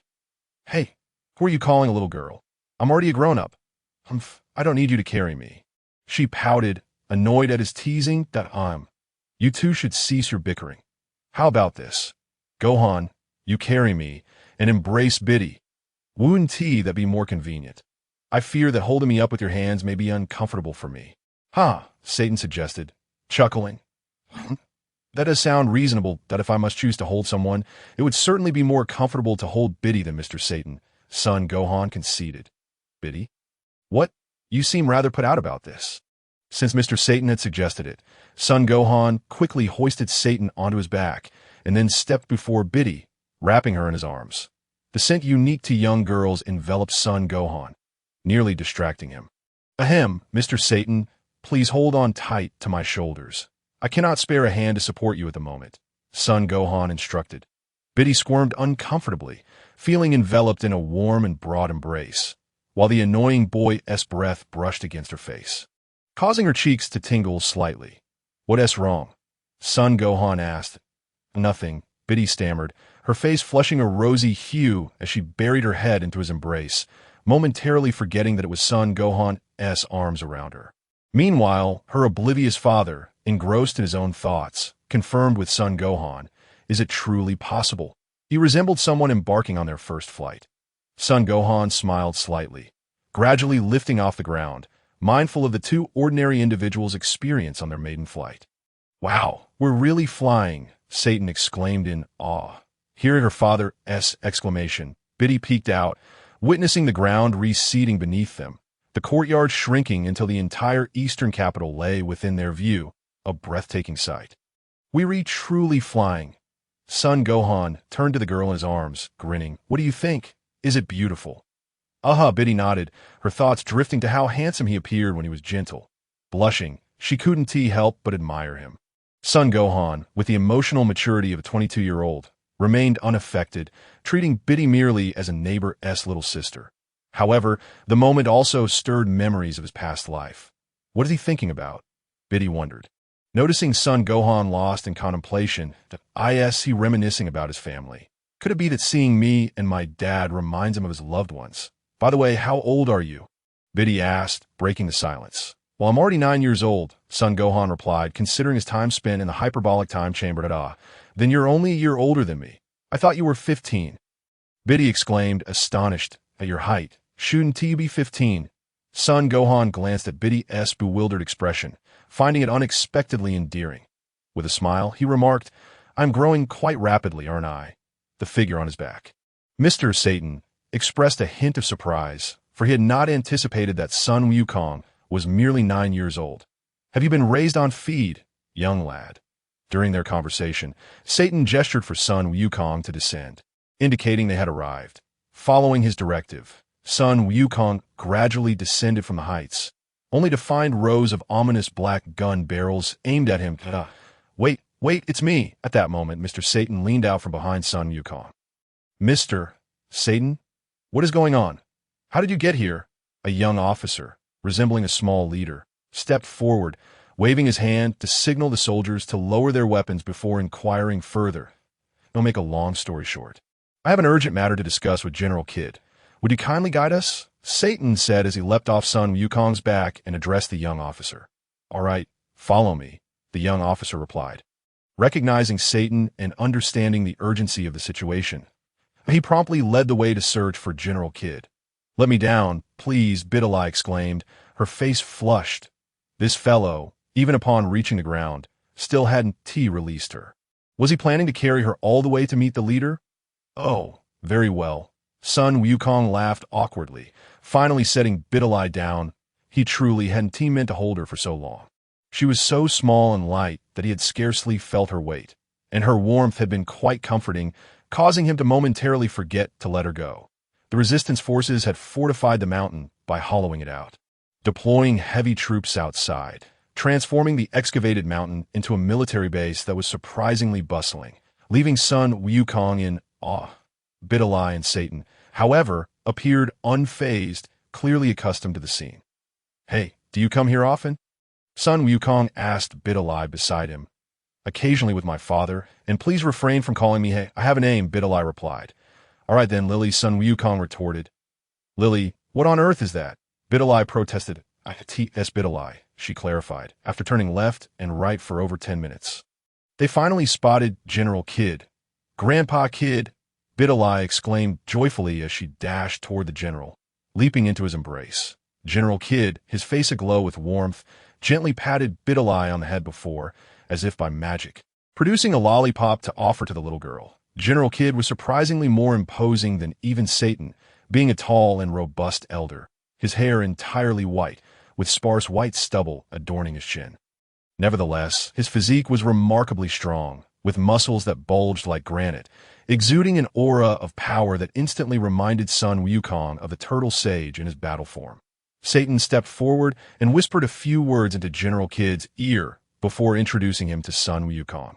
Only then did General Kid set Bidalai down, rise, and approach Sun Wukong. "Greetings, General K. It is a pleasure to meet you," Sun Wukong said, extending his right hand with a smile. General Kid returned the smile, extending his own hand for a shake, saying, "Hello, Satan spoke highly of you, mentioning you wish to inquire about the whereabouts of the androids that that correct?" However, at that moment, a smirk appeared at the corner of General Kid's mouth, his eyes glinting with a sharp intensity. With a sudden forceful grip, he attempted to assert his dominance over Sun Wukong, knowing full well that his strength could crush training dummies, akin to the iron palm and eagle claw techniques of ancient television legends. "Haha, General Kid, you are truly courteous. Are you trying to test me?" Sun Wukong chuckled, pulling his hand away. Easily shake off my arm like that." General Kid thought, somewhat astonished. "I feared I might crush your hand, so I acted thus. Does this seem acceptable?" Sun Wukong replied, then thrust his arm into the sturdy wall, which yielded with a squelching sound as if his entire arm had sunk into mud, the solid wall crumbling like a block of tofu. "This lad is a destroyer. He damaged my floor when he visited my home, and now has ruined the wall here," Satan lamented inwardly, rubbing his forehead. After shaking off the dirt from his arm, Sun Wukong extracted his limb from the wall, dusting off the remnants. General Kid's eyes widened in shock, his astonishment palpable. Initially, he had thought Satan's words to be exaggerated. "Bravo, bravo!" The enamored Satan could hardly contain his applause at be candid, General Kid. "This is merely the tip of the iceberg regarding my strength, that I hope you can provide me with the latest updates on the androids." Sun Wukong stated, "Indeed, heroes emerge from youth that if you truly manage to eliminate the androids, I could promise you boundless wealth and beauty on behalf of the king." General Kid responded with a grin. "As for money, I have no objections, but beauty..." Sun Wukong glanced at Bidalai beside him. "What are you looking at?" Bidalai shot him an irritated glare. "Well, perhaps beauty is off the table, that I would prefer to obtain news as swiftly as possible." Sun Wukong continued. "What beauty? I am still just a child." General Kid interjected. "Here is the latest intelligence. Please have a look," General Kid said, producing a sheet of A4 paper and handing it to Sun Wukong. "This contains the recent findings regarding the androids' movements. The Resistance has deployed numerous personnel to investigate their whereabouts. However, these soldiers are among the most perilous, with many having lost their lives upon encountering the androids." Sun Wukong accepted the document and examined it closely. It detailed that the androids had visited a cave in the middle of the month and had remained there for a week before departing to reside in a nearby small village. Accompanied by images and precise coordinates, the information was readily comprehensible. What does this imply? That cave must be Dr. Jero's underground laboratory. Did they return there to retrieve something? But what does it mean that they subsequently settled in a small village? Sun Wukong inquired of General Kid. We have yet to strike against the androids. They are far too formidable, and we dare not act recklessly. We are still in the planning and preparation stages. General Kid replied, General Kid, could you possibly make a copy of this document for me? Sun Wukong requested, of course. Take this one. I have a record here, General Kid assured him. Thank you, General Kid. Sun Wukong expresses gratitude. Wishing you swift success. Should you truly resolve this matter, return to me to claim your promise of wealth and beauty. General Kid chuckled heartily. Agreed, Sun Wukong replied. Mr. Satan bit a lie. Would you like me to escort you back to the martial arts hall? Sun Wukong gazed at the father and daughter duo, inquiring eagerly. Afterward, Sun Wukong, having fulfilled his wish, once again embraced the little girl. The trio swiftly returned to the martial arts hall. Biddy Lee. This is a communication wristband. A product crafted by the Universal Capsule Corporation. I am giving this to you. Should you need anything, you can reach me through it.my number is 1.com. Let me teach you how to use this wristband. Sun Wukong pondered for a moment, recalling that he still had an unused wristband in his bag. He promptly retrieved one and handed it to Biddy Lee. Subsequently, he donned his own wristband labeled as number 1. Although he could directly use telepathy to contact Biddy Lee, she would be unable to locate him without a means of communication. Wow, such a beautiful wristband, Biddy Lee exclaimed as she accepted it. Instantly enamored by the exquisite accessory, she placed the wristband on her delicate, fair right wrist, and it immediately adjusted to fit her arm size. This is how you operate it. It's quite simple. Remember, mine is number 1. So please refrain from disturbing me in the middle of the night. How shameless. Who would disturb you in the dead of night? All right, must take my leave. Farewell, Lee Lee. Call me Biddy Lee. The girl puffed out her cheeks, turned on her heel, stamped her foot, and when she turned back, the young man had vanished from sight. With a resigned wave to the sky, she bid him farewell. Yes, Sun Wukong perused the information in his hand. He promptly located Dr. Jero's underground laboratory following the provided instructions. Indeed, the area was exceedingly remote. Not a single creature, not even a bird, could be seen. Sun Wukong descended, exerting force with both hands to tear open the laboratory's large door. Peering inside, it was eerily silent, seemingly devoid of any presence that he cautiously stepped inside. Indeed, there are signs that number 17 and number 18 once inhabited this place. But what is that acrid scent of blood? He wondered, feeling a wave of nausea from the foul odor permeating the air. The atmosphere was thick with a repugnant energy. What could it be? Following the source of this nauseating energy, Sun Wukong proceeded with caution. On a table, several blueprints lay spread out before him. He picked one up.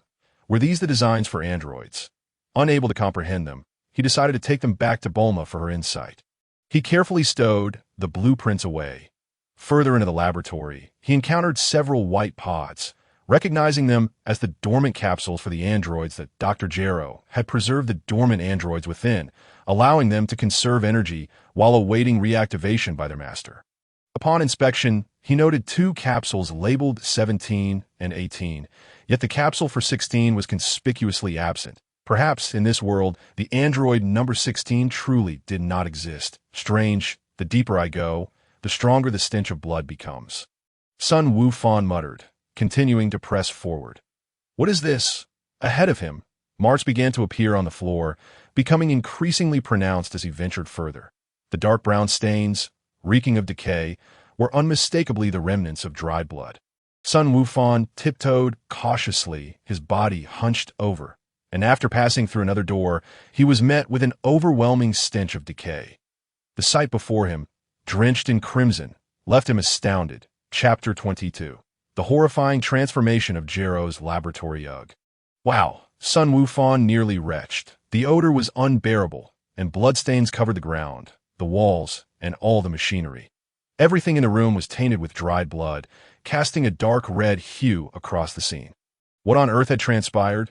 This was utterly revolting, he thought, covering his nose in tea that moment. A massive computer stationed against the wall began operating frantically, filling the room with a cacophony of beeping sounds. Then, a glass panel illuminated with a dazzling array of colors reminiscent of a legendary disco light. Yet it was not merely glass. It had lost its original form due to the multitude of dried blood that coated its surface, obscuring its true appearance. After a careful examination, Sun Wukong finally discerned its true nature, that it was a cylindrical vessel akin to a giant glass aquarium, filled with a pale green nutrient solution to that moment. The glass vessel flickered with a mesmerizing spectrum of colors, and inside, a small megalodon swam frantically, gnashing its teeth at the glass, yearning to break free. What in the world is this? Sun Wukong gasped in shock, suddenly recalling the creature's original form, that a megalodon. Isn't that Cell? But how has he transformed into this terrifying creature? This was indeed Cell. The glass container contained the juvenile version of him. However, the cause of this mutation remained a mystery. He bore a striking resemblance to an alien creature, his skin dark and glistening, mouth agape to reveal sharp teeth. But why was this room not sealed? Why was the door ajar? If the door was open, it meant that number 17 and number 18 had surely discovered this creature. Yet, why had they not eliminated it? And whose blood stained the entire room? Could it be? A wave of danger enveloped Sun Wukong, causing the hairs on his body to stand on end. The entire room began to hum ominously, the sound assaulting his nerves and inducing dizziness. Then, an immense force of suction emerged, toppling Sun Wukong to the ground. He felt his blood beginning to reverse course, crimson liquid seeping from his skin in ever-increasing amounts. Most alarmingly, he found himself unable to move. Good grief, Sun Wukong seethed inwardly, fury coursing through him. What is happening? Why is nothing following the usual pattern? What has Cell become? What has Dr. Jero's computer done? As his blood pooled around him, it flowed towards the glass vessel. Converging upon Cell, the alien-like creature became increasingly agitated, emitting unsettling sounds that sent shivers down Sun Wukong's spine. Why energy is being siphoned away. Sun Wukong realized in panic that I cannot perish. I must survive. Gritting his teeth, blood flowed from his mouth, filling it with a metallic taste. I will live, he declared, struggling as his limbs twitched, slowly pushing himself upright. Inch by inch, he had exerted all his strength. How could I possibly perish here? It is inconceivable. Sun Gohan trembled, his legs shaking as he screamed in desperation. Blood still oozing from his wounds, and his energy rapidly depleting. This moment, taking even a single step out of this room, felt like an insurmountable challenge. He gritted his teeth, the sound echoing ominously, his fingers whitening as he clenched them tightly. Suddenly, a golden flash illuminated the room. With the last remnants of his power, Sun Gohan transformed into a Super Saiyan. Yet, it was futile. He still found himself incapable of movement, his energy waning severely, rendering his fingers immobile. Sun Gohan bellowed, Kaioken, Super Saiyan plus 2 times Kaioken. Finally, he could move again. Elated, he dashed out of the room. Feeling his limbs regain their autonomy, he burst through the doorway, his aura dissipated, his hair reverting to its natural black, and he collapsed on the ground outside, unable to move. The room he had just vacated fell silent. Returning to an eerie stillness, Sun Gohan closed his eyes and succumbed to unconsciousness. Half an hour later, he struggled to open his eyes, gasping for breath as he sat up and retrieved his senzu bean. Consuming the bean took effect. A sense of vitality surged within him once more. The sensation of powerlessness was utterly terrifying. Glancing back at the blood-red room, he felt the open door resembled the gaping maw of a demon, sending chills down his spine. What on earth has caused this transformation in Cell? Has he absorbed someone else's cells? And what factors in this future world have led to such unknown changes? Sun Gohan pondered despondently. Could it be me? I am the only variable in this world. Could my existence have triggered Cell's transformation? Am I the butterfly flapping its wings? No way, it's impossible. Sun Gohan thumped his chest, dismissing the thought that if Cell's transformation was not due to cellular factors, then surely someone has tampered with Cell in this room. But who could that person be? The multitude of questions left Sun Gohan's mind in a state of chaos. Security cameras? Are these surveillance devices? He turned his head and, upon looking up, noticed several cameras affixed to the ceiling. Perhaps I could investigate these monitors. The fear of the unknown, coupled with an incomprehensible situation, would surely prevent him from finding peace. Having learned from past experiences, Sun Gohan proceeded with caution as he examined the cameras. After inspecting them all, he discovered that every camera and computer had lost power and was no longer operational. I'll dismantle them and take all the computers to Bulma's place. She can help me analyze them, he thought. Without hesitation, Sun Gohan swiftly disassembled the relevant equipment and stuffed them into his capsule corp bag. Like a bandit sweeping through a village, he left nothing behind.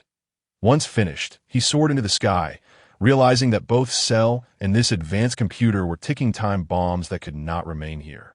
They had to be eradicated. The memory of his earlier ordeal still sent shivers down his spine. Oh, all living beings of the world, grant me a modicum of energy. Sun Gohan closed his eyes and silently chanted, raising his hands to the heavens, preparing to gather energy from the universe. The debut of the evil-slaying spirit bomb commenced. As the energy coalesced, the spirit bomb gradually formed in the sky, growing larger and brighter.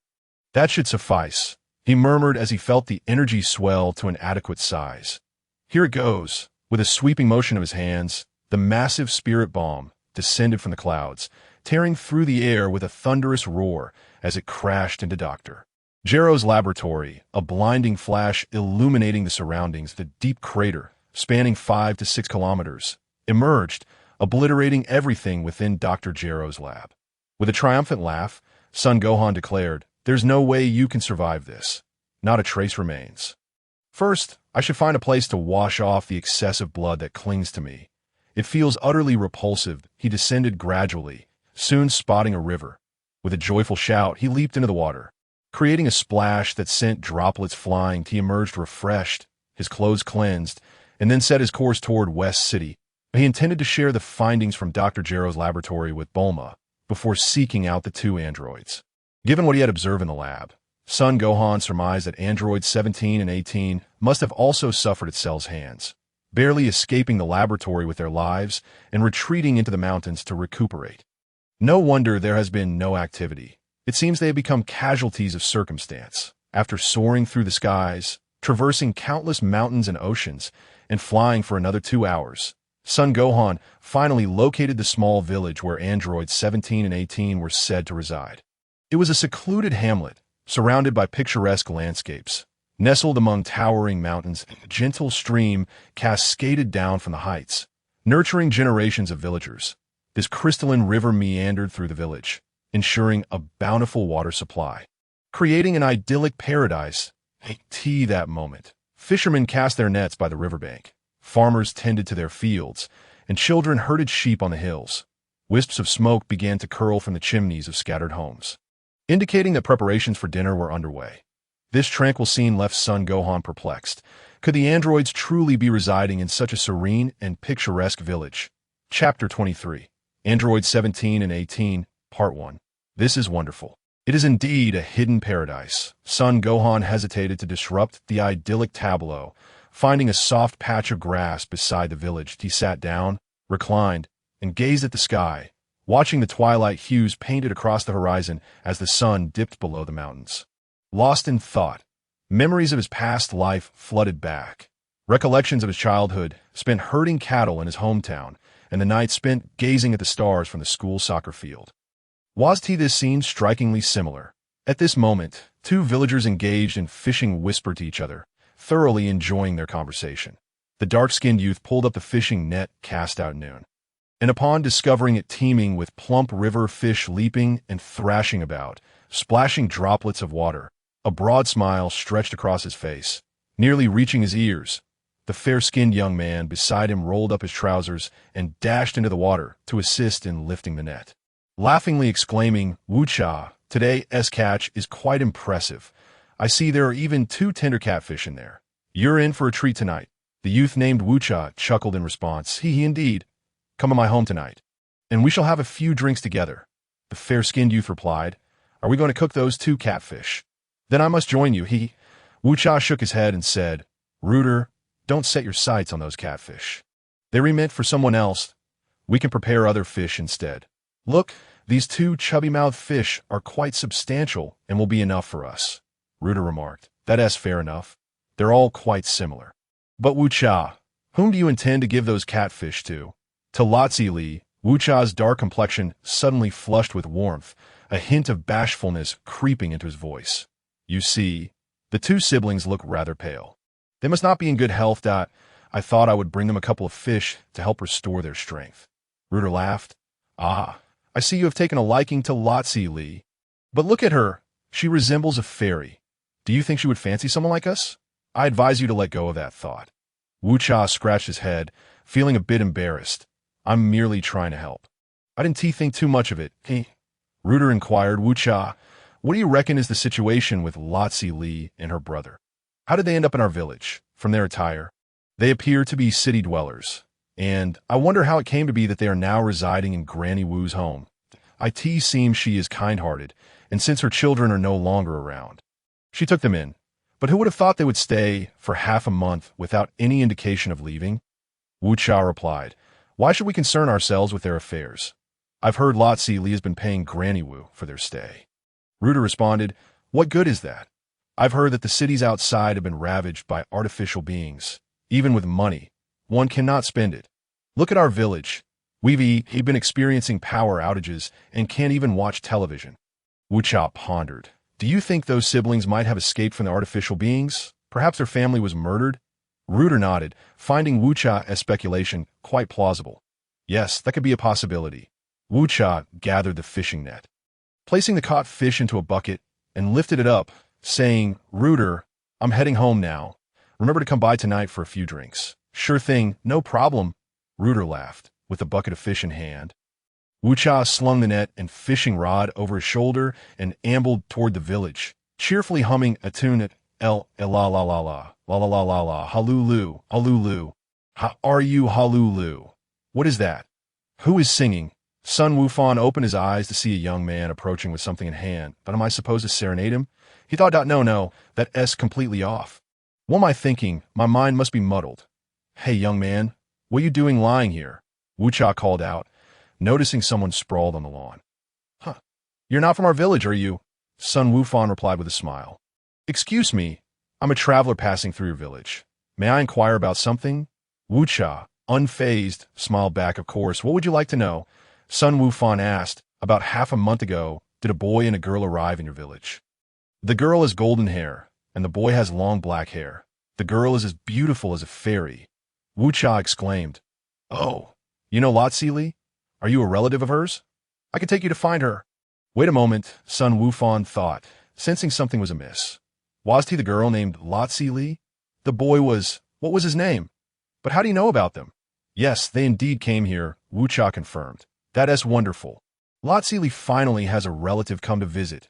Come, I'll take you to find them, Wucha continued, appearing quite amiable. Sun Wukong contemplated for a moment, then asked, they haven't harmed you? Have they? Harmed? Why would they harm us?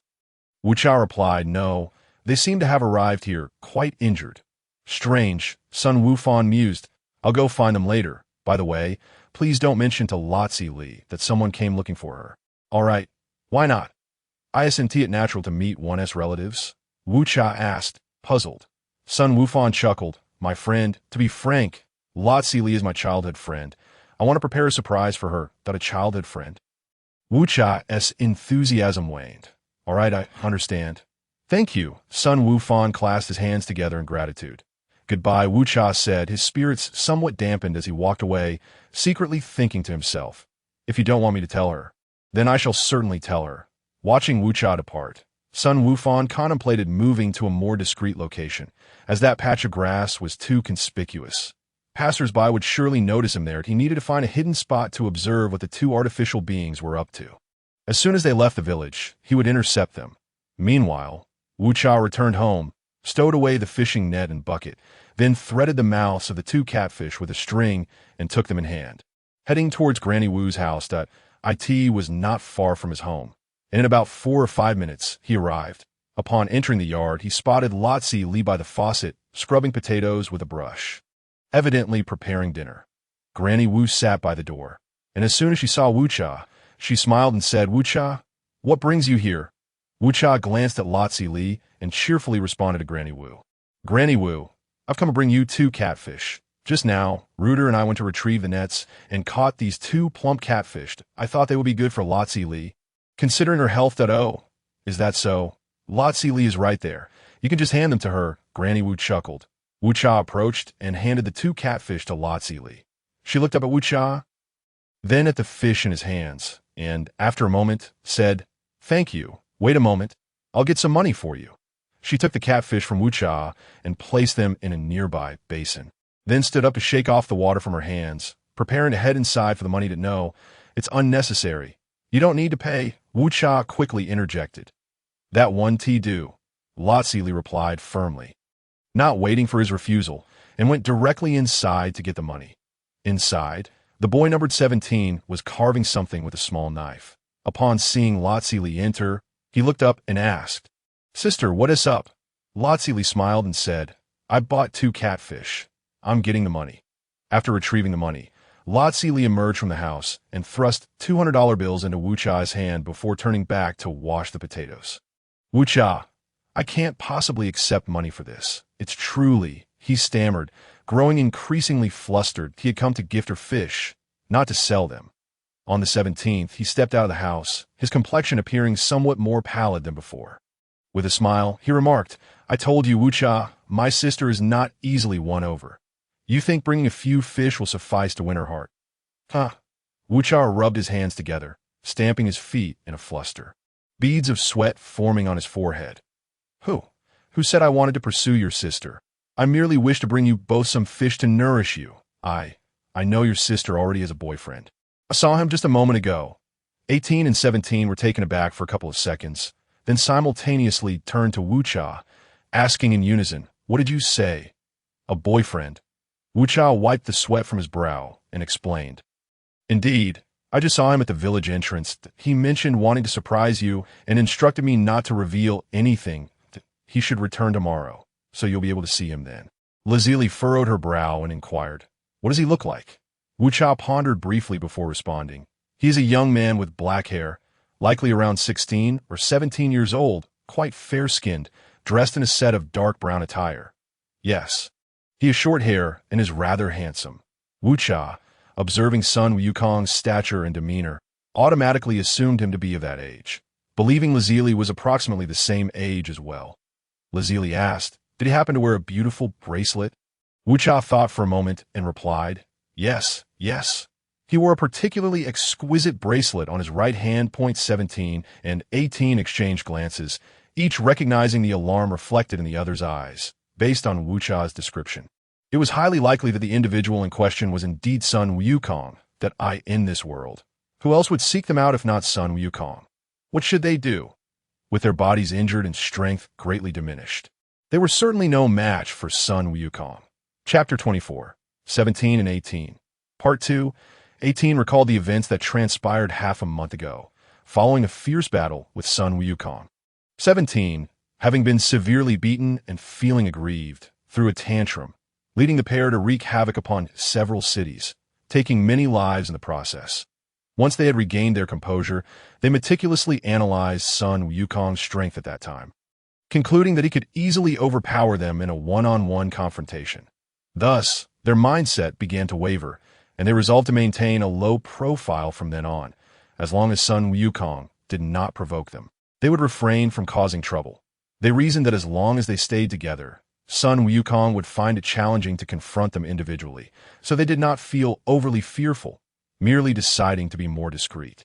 Consequently, the two resorted to looting provisions and cash, deciding to temporarily halt their activities and lay low for a while, hoping to discover means to enhance their power. 18, finding it inconvenient to carry a child.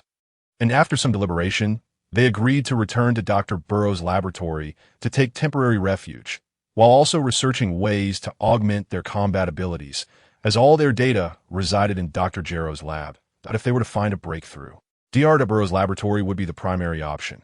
Upon reaching this conclusion, they made their way to Dr. Jarrow's laboratory, where they tirelessly studied the data, seeking methods to enhance their strength, rummaging through Dr. Jarrow's office in the process. However, their efforts yielded nothing of value. Aside from some of their own blueprints, it was not until nearly a week later that 17 stumbled upon a hidden chamber located deep within a laboratory. Inside, there was a functioning computer and a glass vessel containing a strange creature. 17 immediately summoned 18, and with the child in tow, the three ventured into the room, where the two adults began searching for items. Suddenly, terror struck. The horrific chamber voraciously drained their energy, greedily siphoning their blood. The creature within the glass vessel shrieked wildly, colorful lights flashing erratically. Everything instilled an unprecedented sense of dread within them. Their bodies grew increasingly immobile, their strength waning, while the child in the room was reduced to a mist of blood. Their own blood gushed forth, quickly splattering the floor, walls, ceiling, computer, and glass vessel with crimson. Despair deepened as they remained perplexed by Dr. Gero's intentions in creating such a terrifying entity. Eventually, they felt a peculiar substance being extracted from their bodies. Summoning the last remnants of their energy, they managed to escape the room, collapsing at the doorway.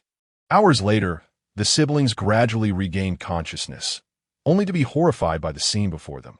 They recalled their childhood, their parents, and the sinister Dr. Burrow, who had captured them, subjecting them to grotesque modifications, implanting strange chips within their bodies.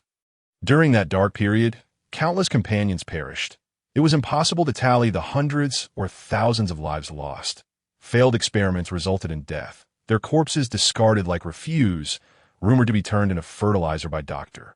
Gero.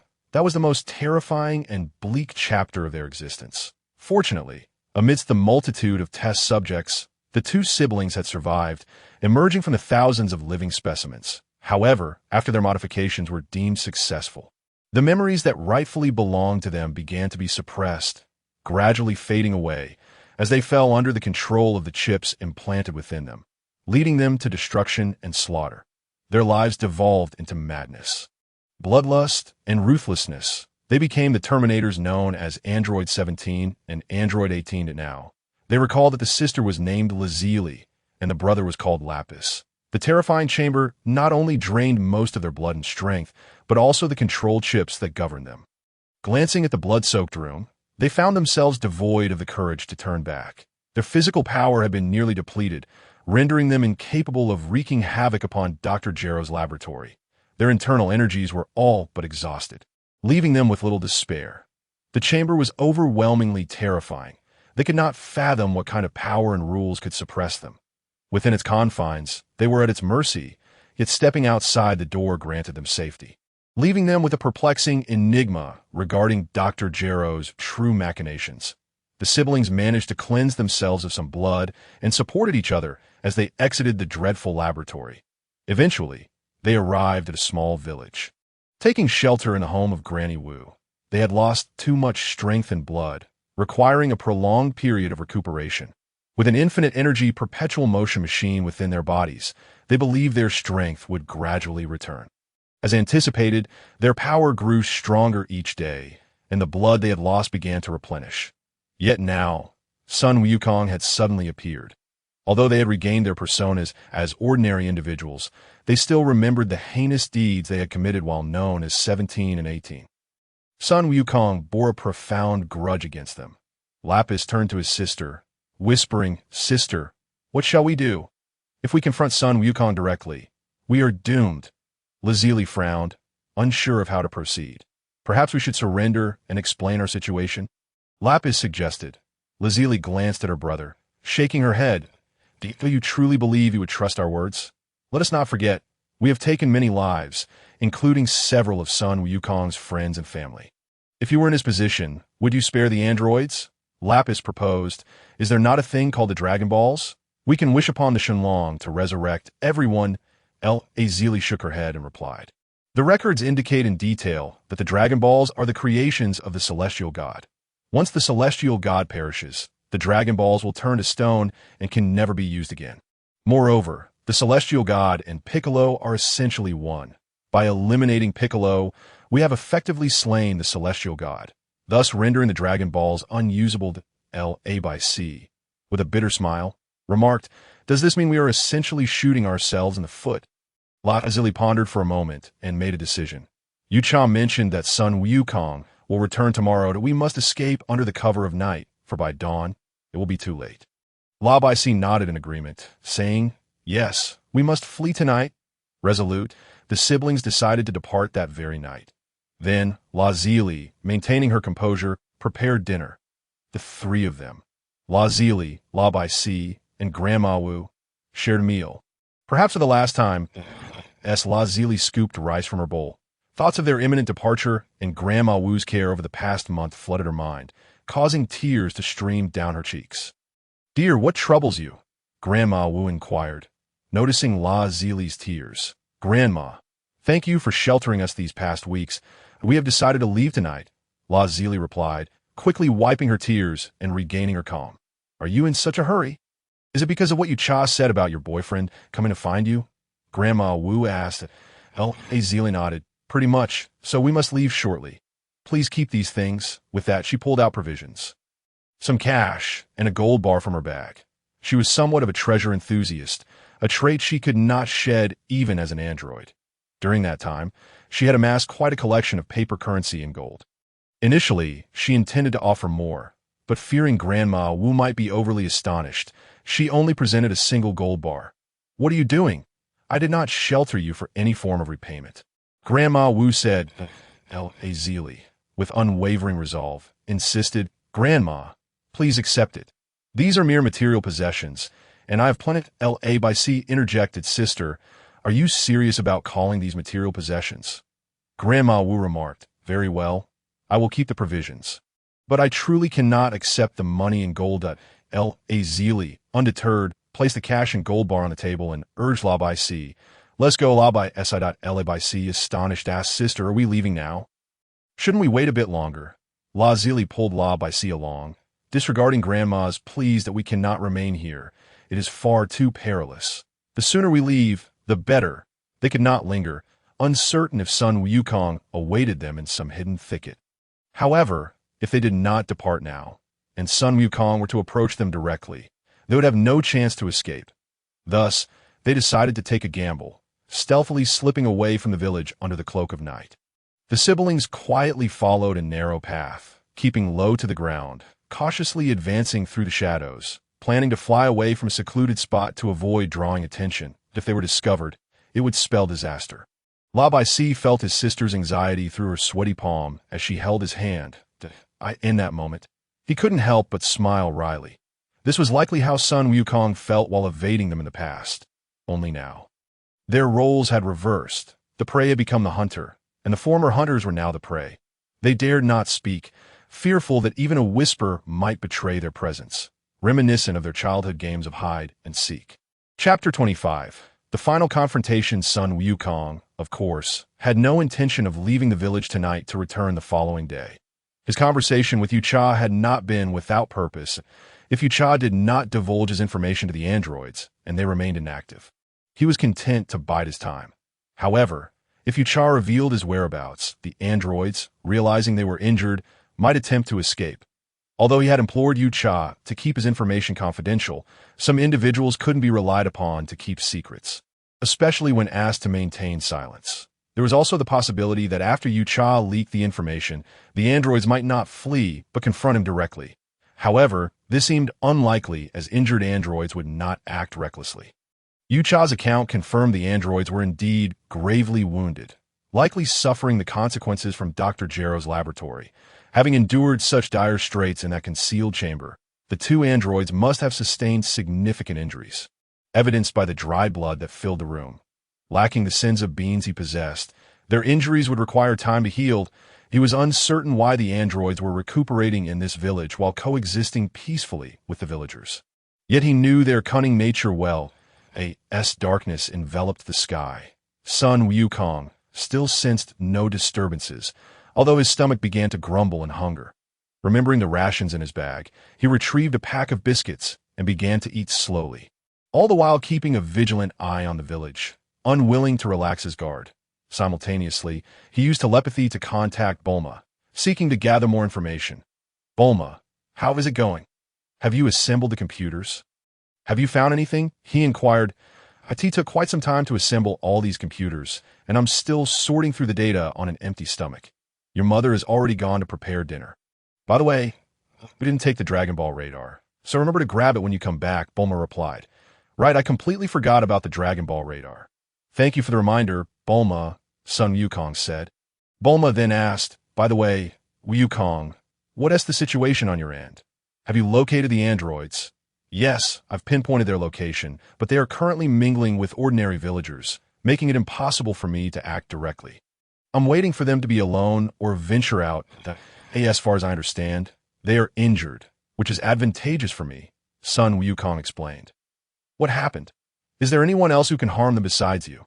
Bulma queried, I'm not entirely sure of the specifics, but their injuries are likely linked to Dr. Jero's lab, which is why I asked you to sift through the surveillance footage for any unusual occurrences or suspicious individuals.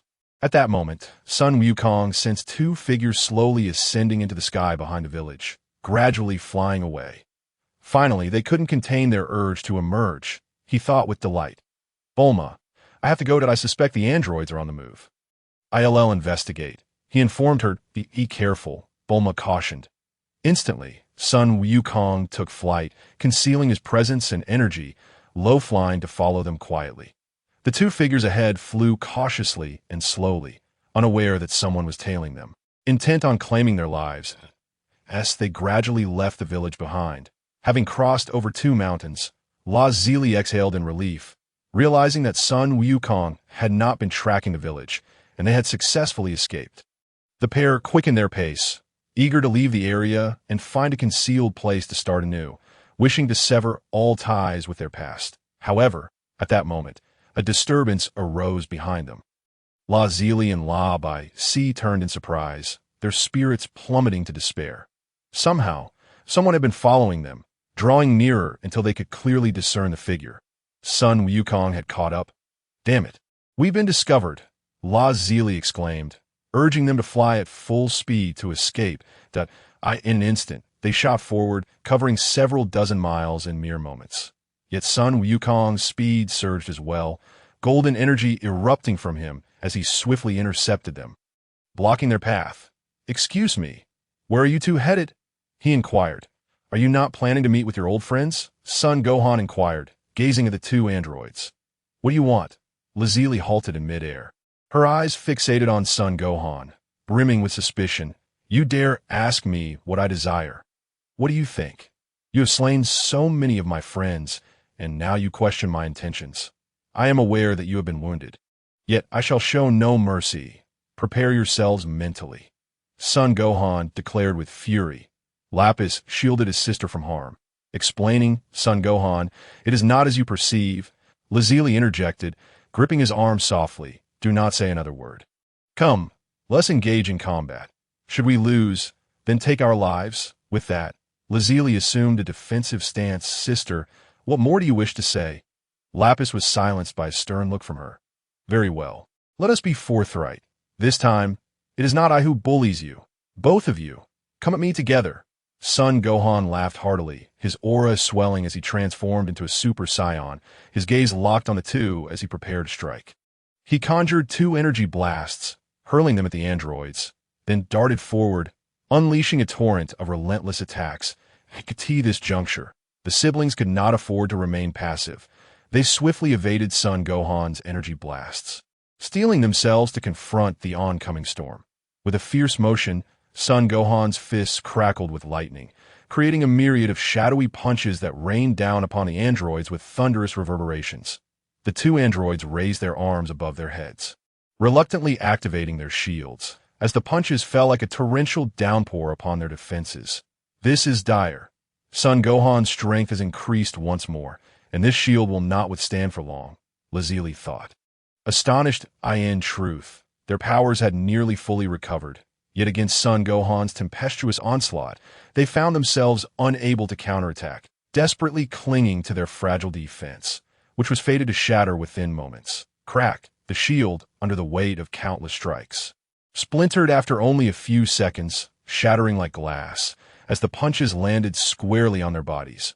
Blood surged forth from their mouths as they plummeted from the sky, crashing into the mountainside, the earth quaking and debris scattering. Your powers have significantly waned, have they not? Your wounds remain unhealed. Sun Gohan called out from above that moment. The shattered ground stirred violently, unleashing a torrent of energy blasts that soared skyward, all aimed at Sun Gohan. In an impressive display of skill, the androids executed their technique, the true Prince's strategy X2. But how could such an assault prove effective against Sun Gohan in his current state? With swift, electric-like movements, Sun Gohan deflected each energy blast, his feet sweeping them upward, where they exploded like fireworks, their sounds echoing for miles. The clouds above were obliterated, creating a gaping hole in the atmosphere as powerful winds howled, the aftershocks forming a cyclone. Occasionally, stray energy blasts that failed to ascend into space plummeted into the valleys below, erupting with tremendous force, shaking the very ground and triggering catastrophic tremors across numerous locations. In West City, the aftershocks reached, causing the earth to tremble. Bulma's home was thrown into chaos. Be Bulma, why did the ground suddenly shake? Kiki exclaimed, nearly tumbling to the floor. Bulma, cradling Trunks in her arms, replied, I suspect it may be a battle between Gohan and the androids. East City suffered even more severely, being much closer to the battleground at the headquarters of the resistance against the apocalypse. General Kid stood in shock on the observation deck, gazing towards the epicenter of the earthquake, the very location where the androids were concealed. Connecting the dots, he surmised the unfolding situation. Sun Gohan had encountered the androids, and their clash had instigated an earthquake. Is it possible that their battle could generate such seismic activity? This is no mere skirmish among humans. The explosive force resembles that of a nuclear weapon. What kind of horror must be unfolding at the epicenter? At the horizon, a flash illuminated the sky, evidence of the aftermath of an explosion. What is that? Biddy asked, pointing upwards. As everyone looked up, they witnessed a spectacular display of explosions, like fireworks, detonating miles above in the atmosphere, forming a colossal energy vortex that enveloped the land. Is this the result of their battle? The crowd paled in disbelief, utterly confounded, realizing their insignificance, dwarfed by the magnitude of the event. In many other regions, tremors were felt. Karen Tower, the Heavenly Temple, South City, and North City all experienced varying degrees of impact. With a thunderous roar, Sun Gohan unleashed the Kamehameha wave. A colossal column of energy surged down from the heavens, consuming the energy blast that erupted from the ground, collapsing the very fabric of space as it surged towards the two androids who continued to unleash their attacks. Should this energy wave strike the Earth directly, it would undoubtedly result in instantaneous disintegration, transforming the planet into a beautiful spectacle of fireworks within the galaxy. Has he lost his mind? Lazuli gasped in disbelief. Sister, we must flee, or it will be too late, Lapis urged, desperately pulling his sister away as they raced towards safety, attempting to evade the oncoming wave of destruction as the Kamehameha wave closed in for a disastrous collision with the Earth. Sun Gohan deftly redirected it, causing it to curve dramatically and pursue Lazuli and Lapis from behind, like a colossal serpent of electricity, determined to consume the two androids without a second thought. This is perilous, Lapis thought, realizing that should the wave strike them, it would spell certain doom. Sister, you must escape. He pushed his sister aside and faced the energy wave head-on, igniting flames from his right hand, channeling all his might into a single punch aimed at the oncoming force. With a resounding impact, Lapis's fist collided with the energy wave, altering its trajectory slightly before it roared off into outer space.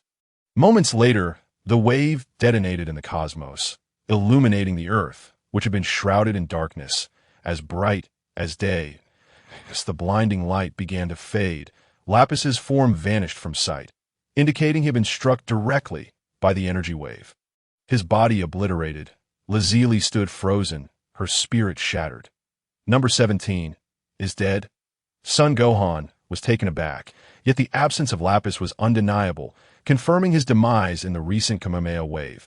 Descending to the ground, Sun Gohan unleashed a swift gust from his palm, sending a powerful shock wave of sand and debris hurtling towards number 18 that devoid of will to fight. Number 18 made no attempt to evade the incoming force, which struck her directly, sending her soaring like a leaf caught in the wind. As blood poured from her mouth, she landed amidst the dust, covered in grime and debris, her former elegance lost. Coughing, she inhaled the dust-laden air, choking as she struggled to rise once more. Sun Gohan furrowed his brow, surprised that this woman exhibited no desire to resist. Even his casual strike had found its mark. Was she contemplating something more? I will not torment you further. I shall grant you a swift end. This next blow will be fatal should you choose not to evade, Sun Gohan mused, gathering energy into his palm to form another energy wave. I could see that moment. A gentle breeze stirred from behind, and a figure emerged from the dust, latching onto Sun Gohan from behind, locking his legs around Gohan's waist while his left arm secured Gohan's neck. His right arm, however, was gruesomely severed at the shoulder. Blood and flesh torn asunder. It was the battle war number 17. Suddenly, Sun Wukong was taken aback, utterly unprepared for the revelation that number 17 had somehow survived, launching a surprise attack from amidst the dust.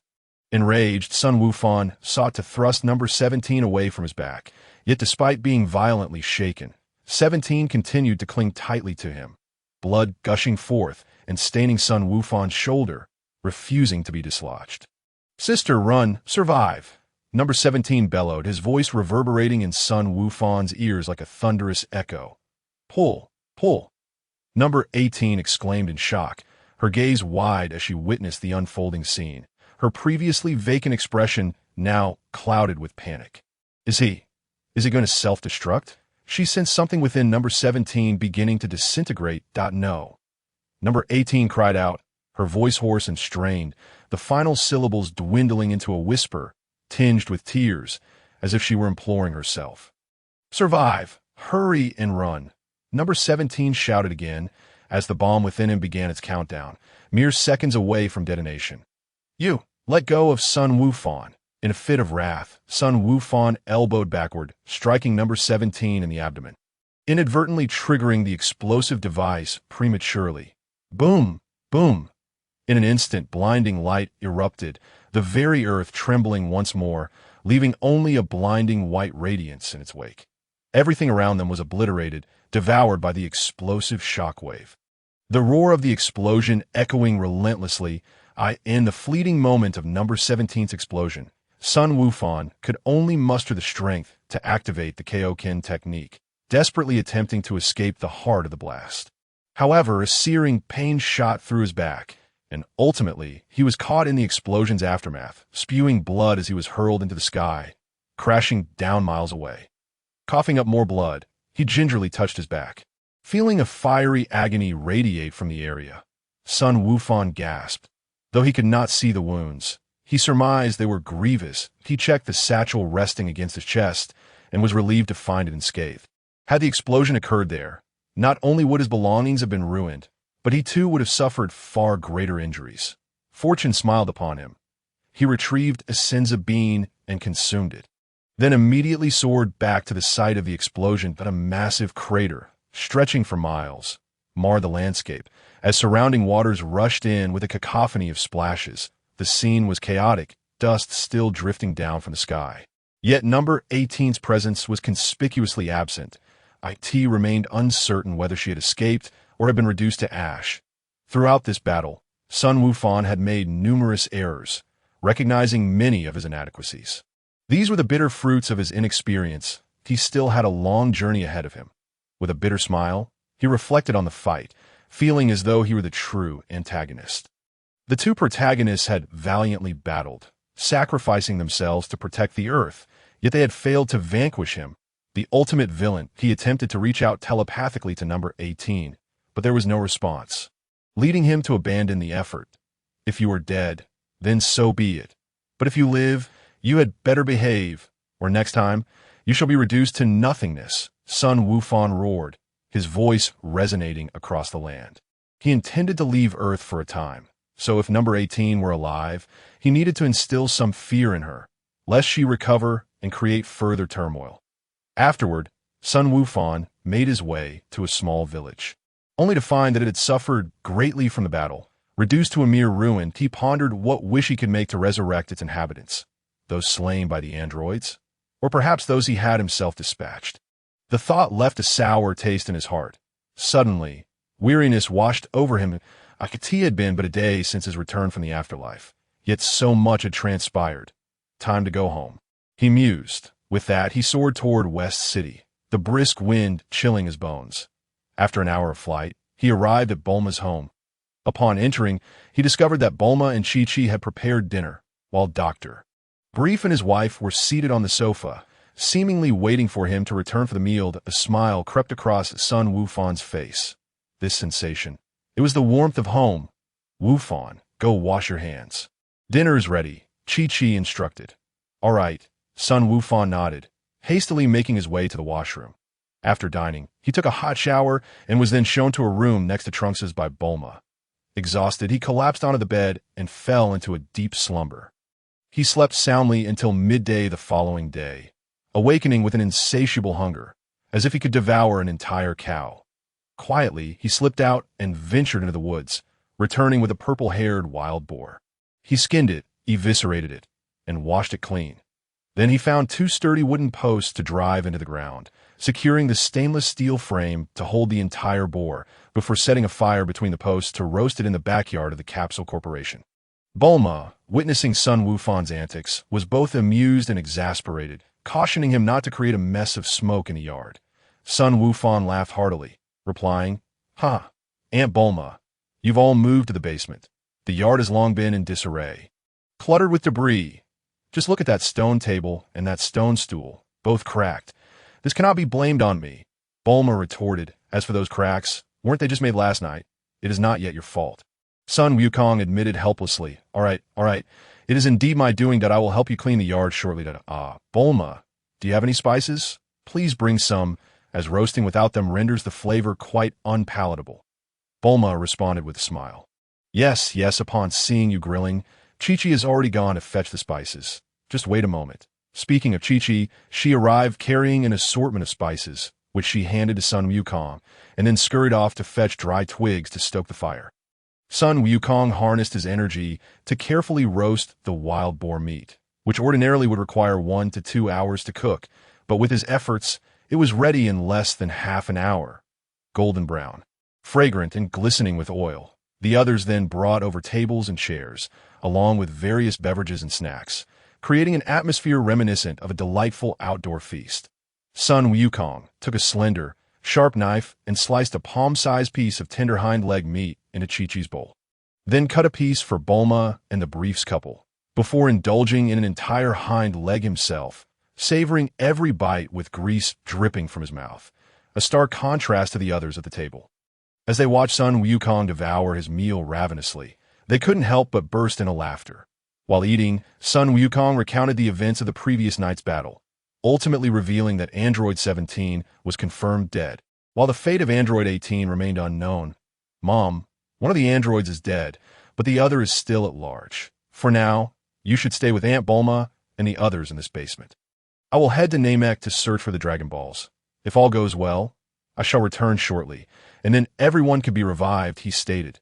Chi-Chi nodded in agreement, replying, "All right." Sun Wukong then turned to Bulma, saying, "Aunt Bulma, please check the footage from the cameras as soon as possible, and remember to give me the Dragon Radar that I plan to depart for Namek tomorrow." Bulma nodded, saying, "Sure, I will fetch it for you right away." With that, she returned to the basement to retrieve the Dragon Radar and handed it to Sun Wukong, who placed it in his bag. "I will visit the Resistance headquarters shortly, so don't wait for me for dinner," he added.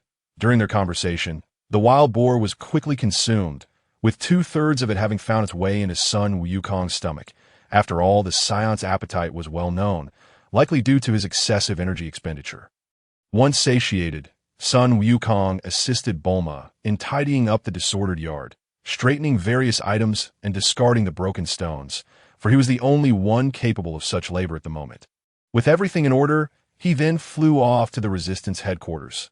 Upon his arrival, General Kid was exceedingly thrilled, nearly embracing Sun Wukong's legs out of excitement. The previous night's battle had been nothing short of astonishing, and General Kid recognized that this young man before him was akin to a divine being. Thus he dared not show any negligence, but rather sought to earn his favor. "General Kid, please do not act this way. It makes me quite uncomfortable, Sun Wukong said with a wry smile. Observing the elderly general, whose beard had turned white, attempting to massage his shoulders, Sun Wukong quickly waved his hands to stop him. Haha, not at all. It is only right to serve a hero of humanity, General Kid replied, unfazed by any awkwardness, laughing heartily. Chapter 27. A new beginning. Sun Wukong briefly recounted the previous night's events to General Kid, explaining that Android 17 was confirmed dead, while the status of Android 18 remained uncertain. As he spoke, General Kid attempted to offer him a shoulder massage. Once more. No, please hold on a moment. I have come here for a specific purpose. You must listen to me, that I will be leaving Earth for a while, Sun Wukong stated earnestly, gazing at the smiling general. Leaving Earth? General Kid was taken aback. Is humanity now capable of venturing into outer space? Yet, upon considering the extraordinary individual before him, he soon calmed. Indeed, due to certain special circumstances, I must depart from Earth for a time, that if all goes well. Those who were killed by the androids will be revived, Sun Wukong explained. Revived? General Kid was bewildered, realizing he understood each word Sun Wukong uttered, yet the entire statement eluded him. Yes, I need to venture into outer space to seek a method for reviving the innocent victims.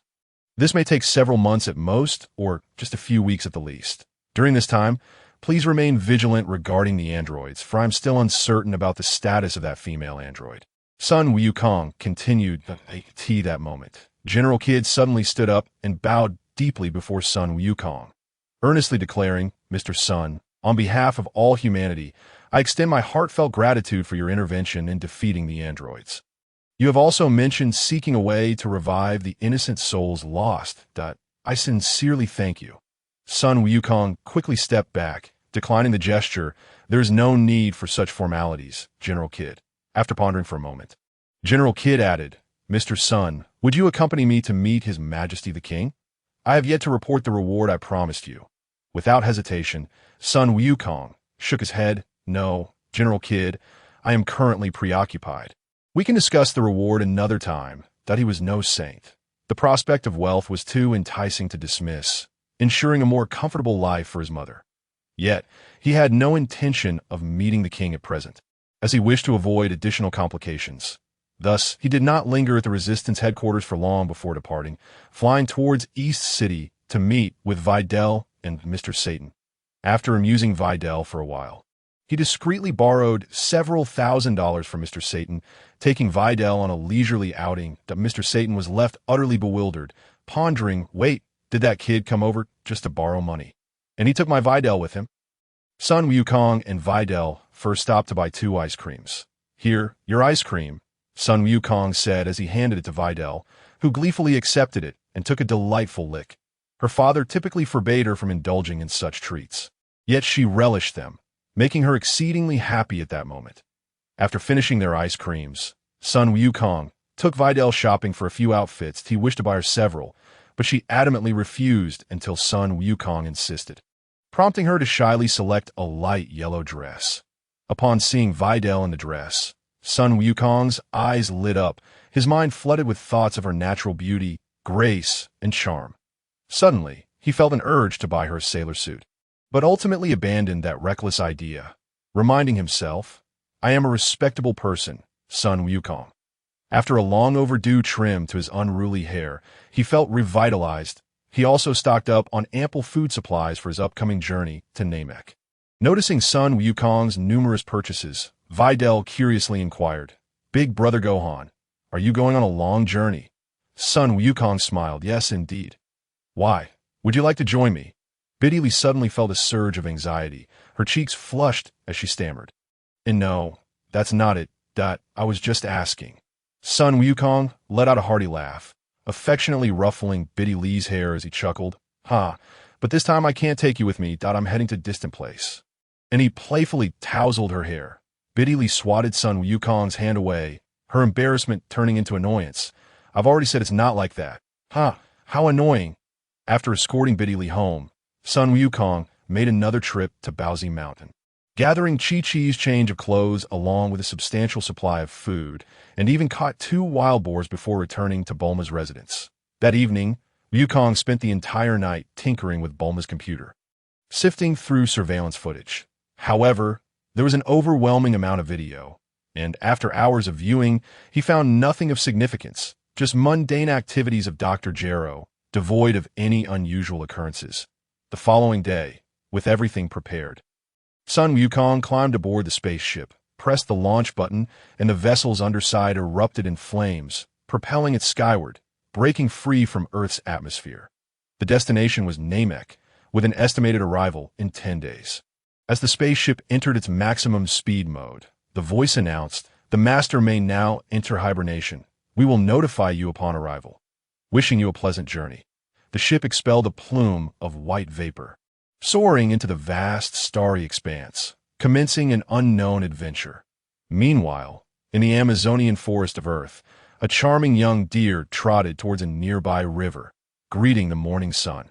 After quenching its thirst with refreshing river water, it meandered toward the patch of grass, ready to indulge in its breakfast. A tender, sweet, and delightful patch of grass it had discovered the previous day, but had saved for today. As it ambled closer, it was startled to find a human lying there, seemingly gravely injured and on the brink of death. The young deer hurried to the riverbank, took a mouthful of water, and dashed back, splashing the water onto the human's face. The injured figure struggled to lift her eyelids, gradually awakening. "Are you awake? If so, you should hurry and move away. I'm about to eat grass," the young deer thought, but upon seeing the considerable amount of blood pooled around the human, it lost its appetite. It nudged the grass beneath the human. The woman gazed at the young deer, managing to rise with great difficulty, her body racked with pain, prompting her to groan softly. She gently patted the young deer's head before staggering to the riverbank, where she bent down to drink deeply from the water. Eventually, she found a small tree to lean against and sat down. "That I survived, but my brother is gone," she murmured softly before breaking into quiet sobs. Chapter 28. The Cosmic Graveyard. This is the graveyard of the boundless cosmos, where all the derelict spaceships, artificial satellites, and space debris of the Milky Way have been abandoned, forming an immense electronic metal cemetery. The origin of this cemetery dates back millions of years, through countless years of evolution. It has grown ever larger and more expansive. It is an exceedingly remote and dark place, where sometimes eons pass without a single cosmic entity passing through, each day steeped in a deathly silence. Occasionally, remnants of electricity flicker, producing a faint crackling sound before succumbing to silence once more. Year after year, day after day, the cemetery continued to expand, its vastness rivaling that of a galaxy. Until one day, a high-tech computer chip drifted into this place, heralding a change. This chip carried an electric current, emitting a steady crackling sound as it interacted with various metals, voraciously consuming everything in its vicinity. Growing and strengthening itself. Another 10,000 years passed, and this computer chip had finally devoured every object in the graveyard, transforming into a colossal metal planet, one that consumed all it encountered, absorbing various usable energies to evolve further. In the void of the solar system, a fragment of flesh emanated consciousness, filled with resentment, roaring in fury. "Curse those scions for leaving me in this state, reduced to nothing but a brain. I will not accept this fate." After drifting in this void for over 2 years, a figure cloaked in black appeared. "Oh, you wish for vengeance. Do you seek retribution?" The voice echoed, cold and hollow, emanating from the void. "Yes, I want revenge." The brain screamed with fervor. "Very well, I can grant you rebirth, but you must perform a task for me," the figure intoned, its voice seeming to transcend time and space. "I will agree to anything." The brain responded eagerly. The figure waved its hand, enveloping the brain, and stepped forward, transcending time and space. In the next instant, ripples cascaded across the sky above the cosmic graveyard as the figure emerged from the waves, casting the brain into the metallic planet. Instantly, the planet, about the size of Earth, radiated a brilliant white light, gradually shrinking until it transformed into a humanoid form, becoming a metal being.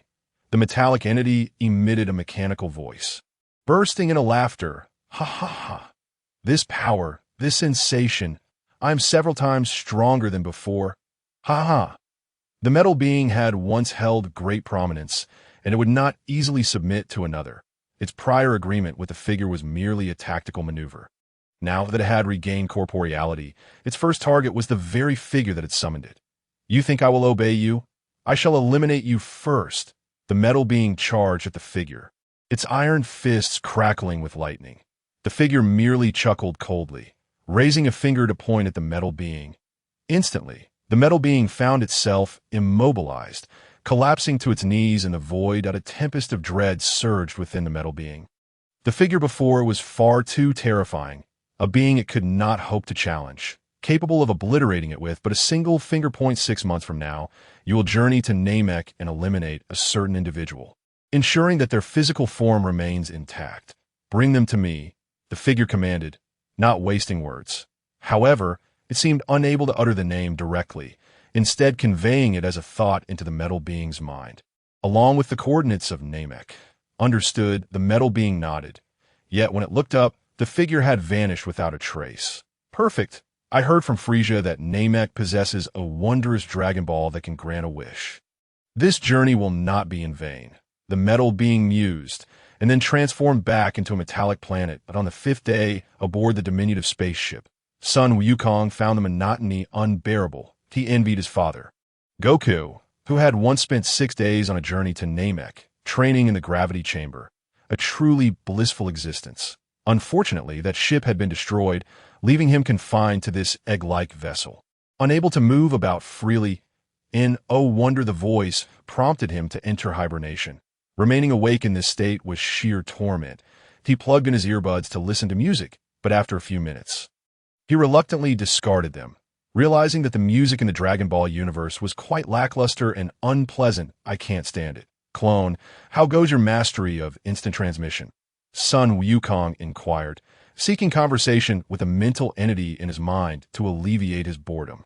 Master, I still have no breakthroughs that I've attempted various methods without success and continue to experiment. The voice of the mental entity echoed in his mind.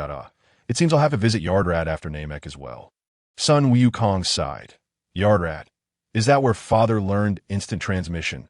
The spirit entity inquired with curiosity. Indeed, it is that very planet. It is said that aside from the art of instantaneous movement, there exists a myriad of wondrous secrets. Which is truly exhilarating, Son Gohan remarked. Brother, you possess an impressive wealth of knowledge, the spirit entity praised. Haha, it's nothing extraordinary. Now focus on your own training while I reach out to Aunt Bulma, Son Gohan replied. The spirit entity obediently acknowledged. Son Gohan promptly connected with Bulma, directly posing the question, Aunt Bulma, have there been any recent updates regarding Android 18? And what are the surveillance footage? Any progress? On the other end, Bulma's voice, tinged with mild annoyance, responded, Gohan, do you have any idea what time it is? Calling me at 3 or 4 in the morning? I'm trying to sleep here. Do you expect me to live like this? 3 or 4 in the morning? Son Gohan awkwardly explained, I apologize. The vast starry sky before me makes it difficult to discern day from night. Bulma seemed to have fully awakened, and Son Gohan heard her sit up. She continued, there are still no useful leads. However, Gohan, if you're curious about 18, why not directly ask King Yama to look into it? He could provide clarity. Wow, how could I have overlooked such a straightforward approach? Son Gohan exclaimed, slapping his thigh in realization.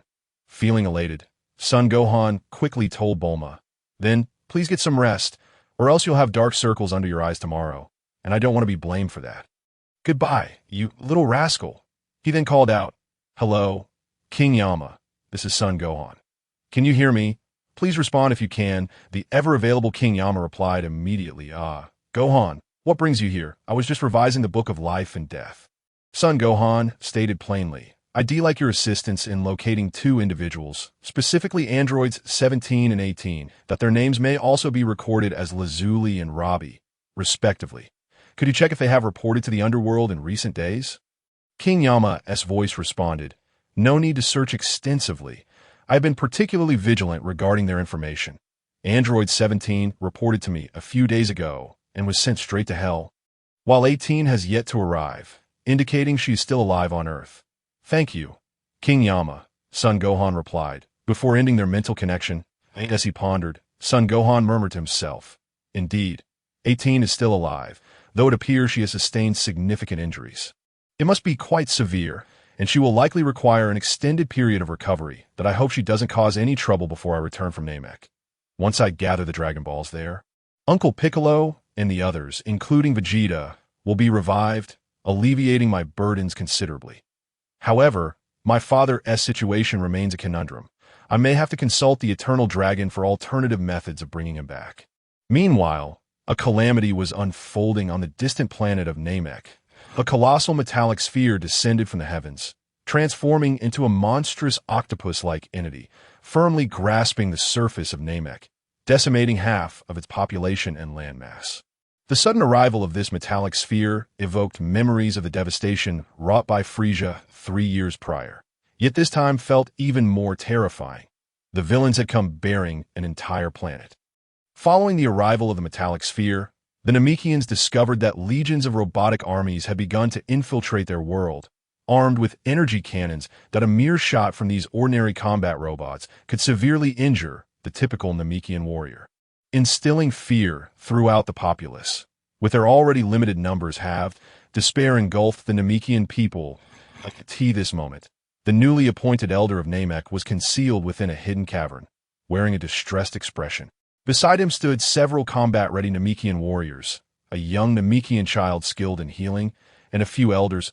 If Son Gohan were present, he would recognize the child as his new friend, Dandy, whom he had met during his previous visit to Namek.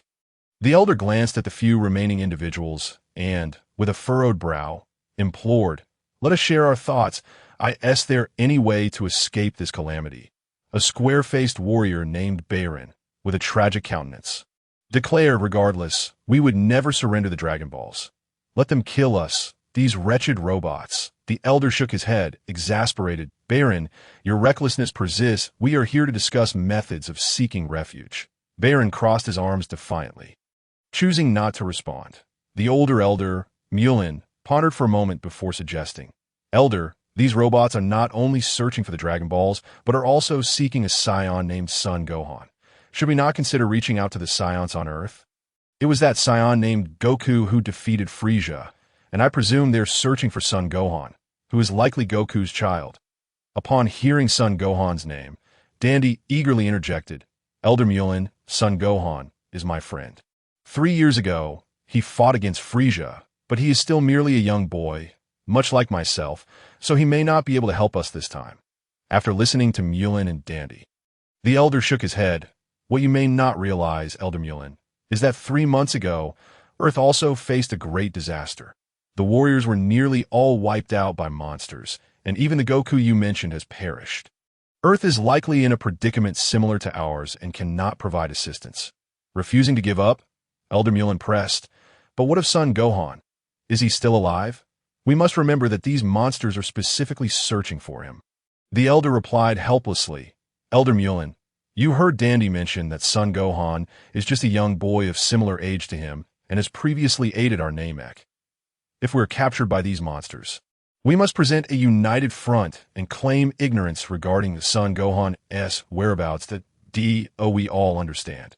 In unison, the elders and several Namekian warriors nodded in agreement. Dandy looked at the elder and quietly asked, "Elder, could you tell us more about Gohan? You mentioned that Earth faced a disaster. Is he all right?" The elder smiled gently and placed a hand on Dandy's shoulder. "The information I received from King Kai several months ago indicated that Earth was invaded by 2 demons, resulting in the near annihilation of the warriors, leaving only Son Gohan to escape. As for his current status, I cannot say. It appears his fate is grim." Dandy's expression immediately turned ashen upon hearing the elder's words. Chapter 29. Metal Cooler. At this moment on North Kai's planet, Son Goku had gained some insights into his training and invited Piccolo to spar, producing a series of sharp sounds.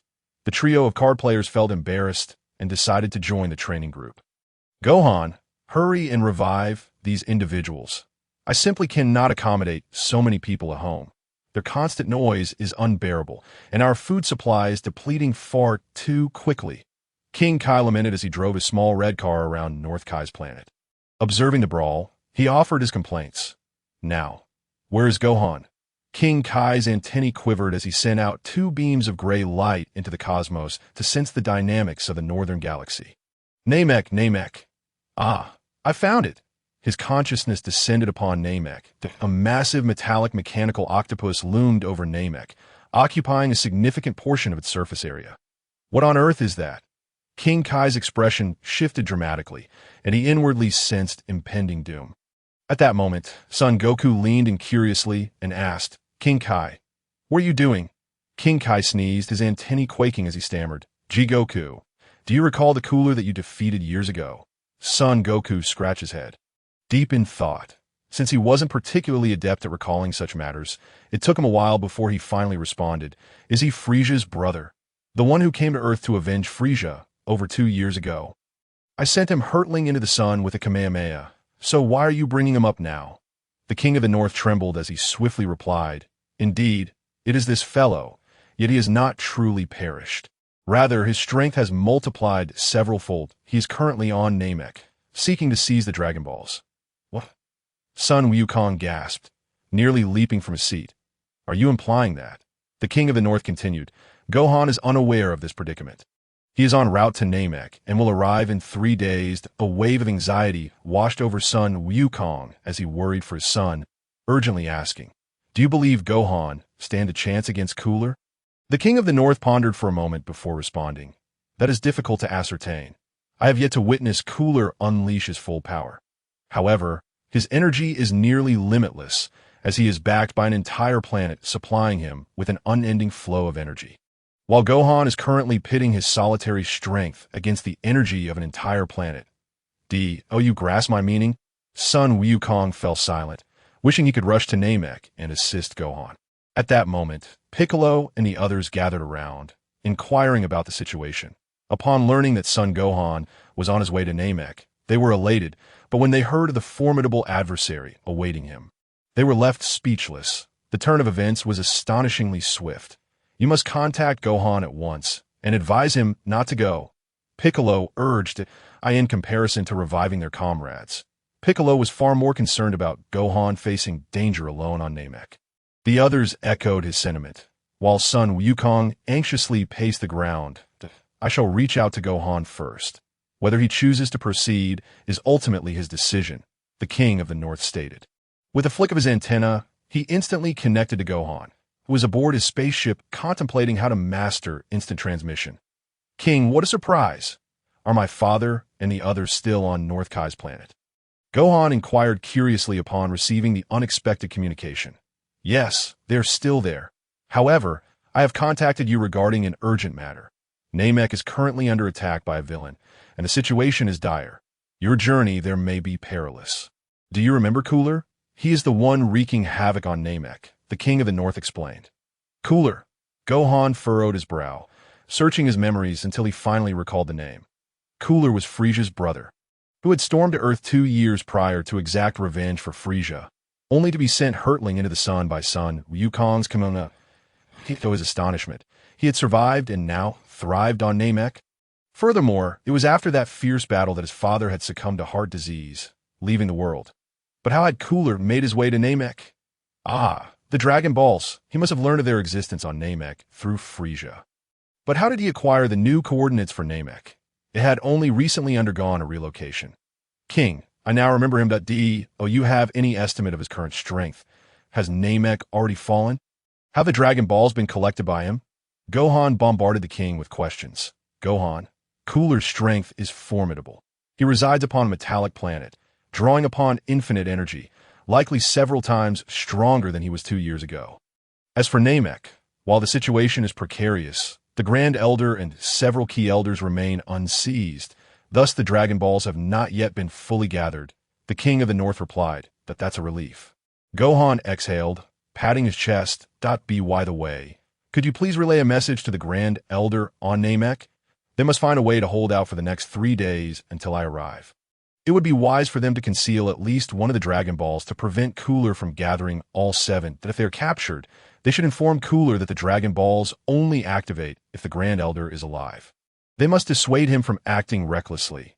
Losing his life would be disastrous. Gohan spoke rapidly, contemplating the gravity of the situation. as long as the Grand Elder remained. There was still hope should the Grand Elder fall. All efforts would be in vain, and the resurrection of the Z fighters would be hopeless.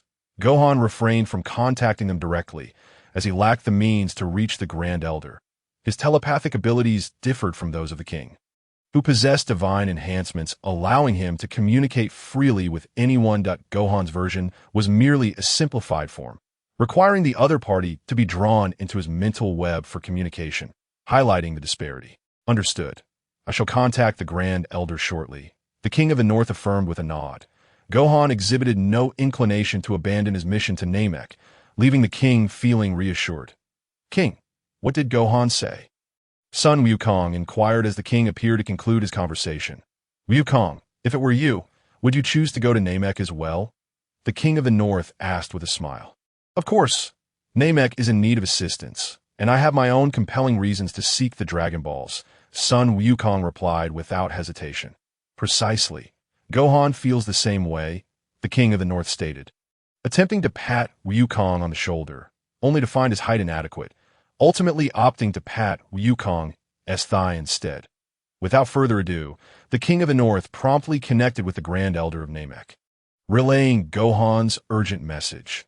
Upon hearing that aid was on the way, the Grand Elder nodded eagerly, overjoyed. After concluding the call with the king, he shared the good news with his fellow Namekians, instructing them to follow the earlier advice. Starting with deeply burying the Dragon Balls still in their possession, he then cautioned the elders that, in the unfortunate event they were captured by Cooler, they should falsely claim that the Dragon Balls and the Grand Elder were interdependent. If the Grand Elder perished, the Dragon Balls would lose their efficacy. Elder Mulin piped up, Grand Elder, only you share this bond with the Dragon Balls, wouldn't that be a lie? Oh, my naive subjects, I only wish to preserve as many of you as I can. The Grand Elder thought, feeling a twinge of exasperation at how innocent and kind-hearted the Namekians were, even in the face of their enemies. With a stoic expression, the Grand Elder replied, Elder Mulin, lies can be categorized as good or bad. We must not deceive the virtuous, but we may lie to the wicked. Consider this. Lying to the wicked allows us to deceive them, which in turn causes them harm. This is our form of resistance. We must defend our home, do we not? The surrounding elders and warriors suddenly grasped the concept, nodding in agreement. Understood, Grand Elder, we shall lie with all our might, they declared, raising their fists in a show of determination.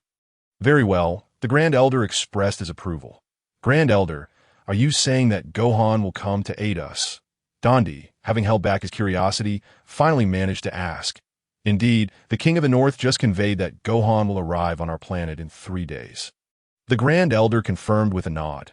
But can Gohan truly contend with those monstrous foes? Dandy recalled the mushroom-haired Son Gohan, who was of similar height to himself, and contemplated the monstrous beings that occupied half a planet. Realizing that the odds of victory seemed rather slim, he chuckled softly, thinking, since Gohan is coming, it surely indicates he possesses some level of confidence. After all, he is a saiyan. Together, they awaited with hope, wishing for him to perform a miracle. The elder smiled gently, placing his large hand upon Dandy's smooth head and giving it a reassuring rub. The texture feels quite pleasant, he remarked. Indeed, Elder, Dandy replied with enthusiasm. Chapter 30. Lazuli on the distant planet Namek. Tumultuous winds swirled, while Earth finally basked in the long-awaited peace. Everything thrived, and even the air seemed to have become markedly fresher. Birds chirped merrily in the forests, fish swam freely in the rivers, and the cities were poised for rejuvenation. After weeping bitterly beneath a tree for a quarter of an hour, Lazuli lifted her hand to rub her sore eyes and staggered to the riverbank. Gazing down at her reflection in the water, her disheveled golden hair, a face smeared with dirt and blood, and torn clothing made her appear like a beggar from the streets. She bent down, cupping her hands to splash the cool water onto her face, cleansing her visage, and then smoothed her hair. With just a bit of tidying, she resembled a beauty once more. Subsequently, she decided to shed her tattered outer garments. Tearing a relatively intact piece of fabric to use as a towel, she soaked it in water and cleaned the blood from her exposed arms and ankles. However, the numerous small wounds and bruises on her arms made the process quite painful, causing beads of sweat to form on her forehead. Were it not for the injuries that rendered her skin unsuitable for water, she would have stripped completely and plunged into the river for a refreshing cleanse. The tedious task of wiping herself down felt like an unbearable torment. Her close-fitting white t-shirt had also become stained with blood, and a significant tear at her chest revealed a hint of her alluring curves. If a boy were to pass by at that moment, he might be compelled to engage in some rather scandalous behavior. After washing her face and arms, she removed her boots, emptying them of the fine sand left by the explosion, and dipped her feet into the river. She sat in a daze for quite some time, only realizing how long she had been sitting when fish began nibbling at her delicate toes. Upon rising, she felt not only the pain of her wounds, but also the numbness in her legs. Surveying the vast forest and recalling the city she and her brother had so severely damaged, she pondered where she would go from now on. Or would she find a new home? These thoughts weighed heavily on her mind. After putting her shoes back on and lifting her legs, she took tentative steps forward, determined to exit the forest and tend to her injuries, regardless of what the future held. Having committed many wrongs in her first half of life, albeit under the control of a chip, she recognized these transgressions as the sins of her own body. Now that she had survived, she resolved to spend the remainder of her life seeking atonement. If only Piccolo were alive, she mused, then not only could everyone be revived, but my brother should also have a chance at resurrection. Lazili's mind whirled with a multitude of thoughts. As she traversed the small forest, she rounded a bend and spotted an abandoned road. Lazili limped along this road for over an hour, the blazing sun beating down on her, causing her to sweat profusely. The perspiration seeped into her wounds, igniting a fiery pain. Gritting her teeth, she sought a shaded spot to rest for a moment, but ahead, she noticed a weathered signpost standing by the roadside. Though it appeared neglected, the 3 large characters inscribed upon it were still legible. Bowsy Mountain? She muttered, finding the name rather amusing. Intrigued, she continued along the path indicated by the sign, limping for another 10 minutes until she finally spotted a house atop a hill. The dwelling appeared to be in decent condition, suggesting it was inhabited. Perhaps she could inquire if she could stay for a few days. If the occupants were unwilling, she could simply move on. With a limp, Lazili approached the eaves and knocked on the door, calling out, "Is anyone there?" "Hello." She knocked for quite a while, yet no one responded from within the house. Perhaps the owners had ventured out. Or maybe they had fled the premises entirely, leaving behind an empty abode. Well, she thought, I might as well wait a bit longer. Leaning against the stone wall, Lazili settled down. The eaves shielded her from the sun, and the coolness of the ground provided some comfort amidst the discomfort. She remained there until the midnight hour, yet the owners still had not returned at tea that moment. Lazili was injured, fatigued, and famished, desperately in need of a place to rest.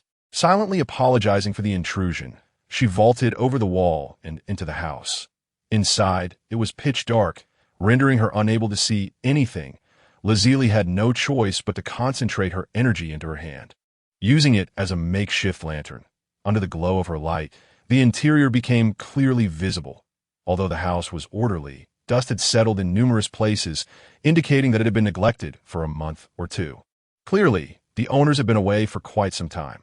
Spotting a power switch, she instinctively pressed it down, and immediately, a soft yellow light illuminated the room, surprising her with the revelation of a backup power source.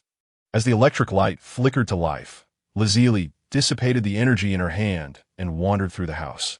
She soon made her way to the kitchen, where she discovered a good supply of rice and potatoes, though the latter had sprouted green shoots, rendering them inedible. Setting a kettle on the stove, she rinsed the rice and began cooking in the backyard. She found vegetables that had grown to her waist. Lazili mused to herself that it was indeed a long time since anyone had lived here, as the vegetables had reached such heights. She selected a decent-looking vegetable, took the tender heart, and returned to the kitchen to place it on the table. After stuffing a few pieces of dry wood into the stove, estimating that the rice would take a while to cook, she sought out the bathroom. She shed her clothing and indulged in a warm shower. Feeling significantly more at ease, observing the bruises on her fair skin, she sighed in resignation, contemplating the search for ointment to reduce swelling and inflammation. Discarding her tattered clothes into the trash, stained with blood and riddled with holes, she emerged wrapped in a towel. First, she checked the kettle, The rice was nearing the end of its cooking time. Lazili removed a few burning logs to extinguish the flames, allowing the coals to gently warm the rice for a softer, more fragrant meal. After washing her hands, she rummaged through other rooms for clothing suitable for her to wear.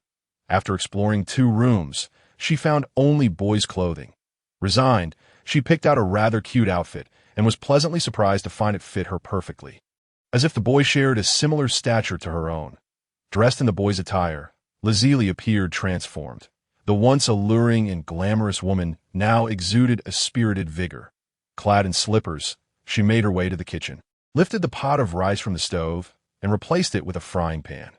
Pouring in some cooking oil, she heated it before adding the vegetable hearts, stir-frying them to release their fragrance.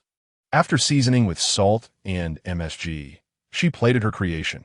Though lacking in extensive condiments, Lazili's culinary skills shone through, making the simple dish both sweet and delectable. Not wishing to prepare any other dishes, as the kitchen held no further ingredients, she served herself a bowl of rice, savoring it alongside the vegetables, while contemplating her plans to hunt for meat the following day. After dinner, she washed the dishes and, while rummaging beneath the television cabinet, discovered some anti-inflammatory ointment. She meticulously applied the ointment with a cotton swab to all her wounds. After resting for half an hour to allow her meal to settle, she returned to her room and collapsed onto the bed, drifting into a deep slumber. Unbeknownst to her, through a twist of fate, she had taken refuge in the home of Sun Wukong. Moreover, due to Chi-Chi taking her clothes and family photos, Lazili remained oblivious to the fact that she was in Sun Wukong's residence. Chapter 31. Arrival at Namek. As the first rays of morning sunshine streamed into the room, Lazili awoke, feeling that her injuries had improved significantly. Exhausted from the previous day, she had collapsed into sleep without taking the time to examine her surroundings. Now awake, she seized the opportunity to observe her surroundings. The room was neat and clean, filled with ample light. The wardrobe contained many neatly pressed boys' clothes, and the furnishings were minimalistic. The desk against the wall was empty, suggesting it belonged to a boy who valued cleanliness. Could it be that she had spent the night in a boy's bed? A hint of warmth crept into Lazili's cheeks. Shaking her head to dispel the tangled emotions, she donned her slippers and found a broom, diligently sweeping the entire house. She followed up with a damp cloth and mop, cleaning thoroughly and breathing life back into the space. Truly, the atmosphere of a house with inhabitants was vastly different from that of an empty one that after placing the mop and broom in a corner. Lazili headed to the bathroom, where she found an unused toothbrush. After a quick wash, she proceeded to the kitchen, where she cooked a pot of millet porridge for breakfast, having never been one for makeup. She saved herself considerable hassle. After enjoying her porridge, she ventured to the garden to uproot inedible vegetables, using a hoe to loosen the soil before sowing new seeds. She even chopped the sprouted potatoes into pieces for planting, embodying the essence of a rural maiden. Once she had completed her tasks, she ventured to the back mountain, capturing several wild chickens to keep in a cage. She planned to slaughter one and raise the rest, their clucking adding a lively ambience to the house. In just 2 days, Lazili had grown fond of this place, contemplating how delightful it would be to live this way for the rest of her life. The next day, after applying fresh ointment to her wounds, Lazili found herself feeling bored. She retrieved a notebook and a pen, diligently writing in her diary, a habit she had long cultivated. August 8th, sunny this morning. I planted vegetables and potatoes in the garden, then caught wild chickens from the back mountain. Life is tranquil, and I find myself growing fond of this place that I am grateful to the original owner. Though I know not where they are now, I wish them well. After penning this entry, she flipped to the last page and added, "The nightmare is over. I am no longer under the demon's control. I have reclaimed my true self, yet my brother perished while saving me. I am willing to spend the remainder of my life atoning for my sins." Meanwhile, aboard the spaceship, Sun Wukong remained unaware that Android 18 had made herself at home in his abode, preoccupied instead with strategizing against Cooler. The primary objective of their journey to Namek was the Dragon Balls, necessitating the utmost protection of the Grand Elder, akin to safeguarding one's It was imperative that he not fall into enemy hands. Unlike the androids, who could not survive in space, Cooler was a different matter. Being Frisia's brother, he shared the same bloodline and could thrive in the cosmos if he found himself at a disadvantage. Fleeing by exploding a planet was a feasible option, and should he succeed, it would likely spell doom for Sun Wukong. Thus, it was vital to ensure the Grand Elder's safety, preventing his demise while simultaneously reclaiming the Dragon Balls Cooler had amassed. However, this was contingent upon Sun Wukong's ability to overpower Cooler, that if he found himself unable to do so, retrieving the Dragon Balls would prove immensely challenging, especially now that he was alone, facing an uphill battle. Knowing full well the dangers that lay ahead, he resolutely pressed forward. The commander of the Suicide Squad, this moment, a mechanical prompt echoed through the spaceship's intercom. The vessel is set to enter the atmosphere of Namek in 5 hours. Please ensure the ship's balance as we approach. Even with 5 hours remaining, the presence of Namekians is already palpable. Of course, the energy emanating from Cooler is also akin to a raging tempest. After briefly attuning himself to this aura, Sun Wukong concluded that, should he unleash his full power, he would still possess the upper hand. The dilemma lies in the fact that Cooler wields infinite energy with no apparent limits. Meanwhile, Sun Wukong finds himself burdened by numerous reservations, suggesting that he may indeed be at a disadvantage. In the blink of an eye, the 5 hours elapsed, and the spacecraft descended rapidly towards the skies above Namek. Through the screen, Sun Wukong felt as though he were witnessing the prologue of a horror film unfold, that a colossal metallic octopus was devouring the once azure and beautiful Namek, its immense tentacles sprawling across a significant portion of the planet. Such multi-limbed creatures filled him with dread. The tentacle monstrosity was no exception, sending shivers down his spine. Calling Lord Kai. What is this tentacled creature? Is it Cooler's pet? Sun Wukong frantically contacted North Kai. No, that is Cooler himself. He is fused with the metallic planet, so the metallic octopus is both Cooler and the planet. North Kai's voice resonated within his mind that, oh my goodness. The spacecraft swiftly pierced through Namek's atmosphere, the fuselage igniting as it met the air, transforming into a blazing fireball that roared towards the planet's surface. What an exhilarating approach to landing, Sun Wukong thought, feeling his acrophobia beginning to rear its head once more. As Namek loomed larger and closer, he realized a troubling issue. The designated landing spot appeared perilously inadequate. This trajectory, it seemed inevitable that the ship would crash into the metallic octopus. Can this trajectory be altered? Sun Wukong gazed in confusion at the screen, and control stick seemed not. Blast! With a fiery tail trailing behind, the spacecraft surged forward, hurtling towards Cooler's massive form, the gigantic metallic octopus. With a resounding boom, the ship collided with the octopus, sparks and lightning erupting as it created a dent in the creature's form, achieving what could be considered a safe landing. Sun Wukong, like the wind, flung open the spaceship's hatch, transforming the vessel into a capsule which he grasped in hand before pivoting and darting away in a fit of anxiety. This rather unfriendly greeting was best executed, while Cooler was momentarily distracted. The situation remained unclear, and venturing alone into enemy territory was ill-advised. In the blink of an eye, he vanished against the vast horizon. Cooler's tentacles twitched, inadvertently brushing against 2 towering trees nearby, which instantly disintegrated into dust in the air. Did a flea just scurry past me? Cooler mused, bewildered, as he opened his metallic octopus eyes. Chapter 32. Sun Wukong's plan. Sun Wukong soared across half the planet before lowering his energy and decelerating, detecting the presence of Namekians, and he flew towards their location. That moment, the Grand Elder sensed an unknown powerful entity approaching, causing a stir in the underground chamber. Who approaches? Are they friend or foe? Have we been discovered? Suddenly, a voice resonated in the Grand Elder's mind. Greetings, Grand Elder. I am Sun Wukong from Earth. Please remain calm. I will soon arrive at your location thank goodness, the Grand Elder sighed in relief. It is not an enemy. Everyone, there is no need for alarm. The visitor is Sun Wukong, our ally. The Grand Elder reassured the gathered crowd.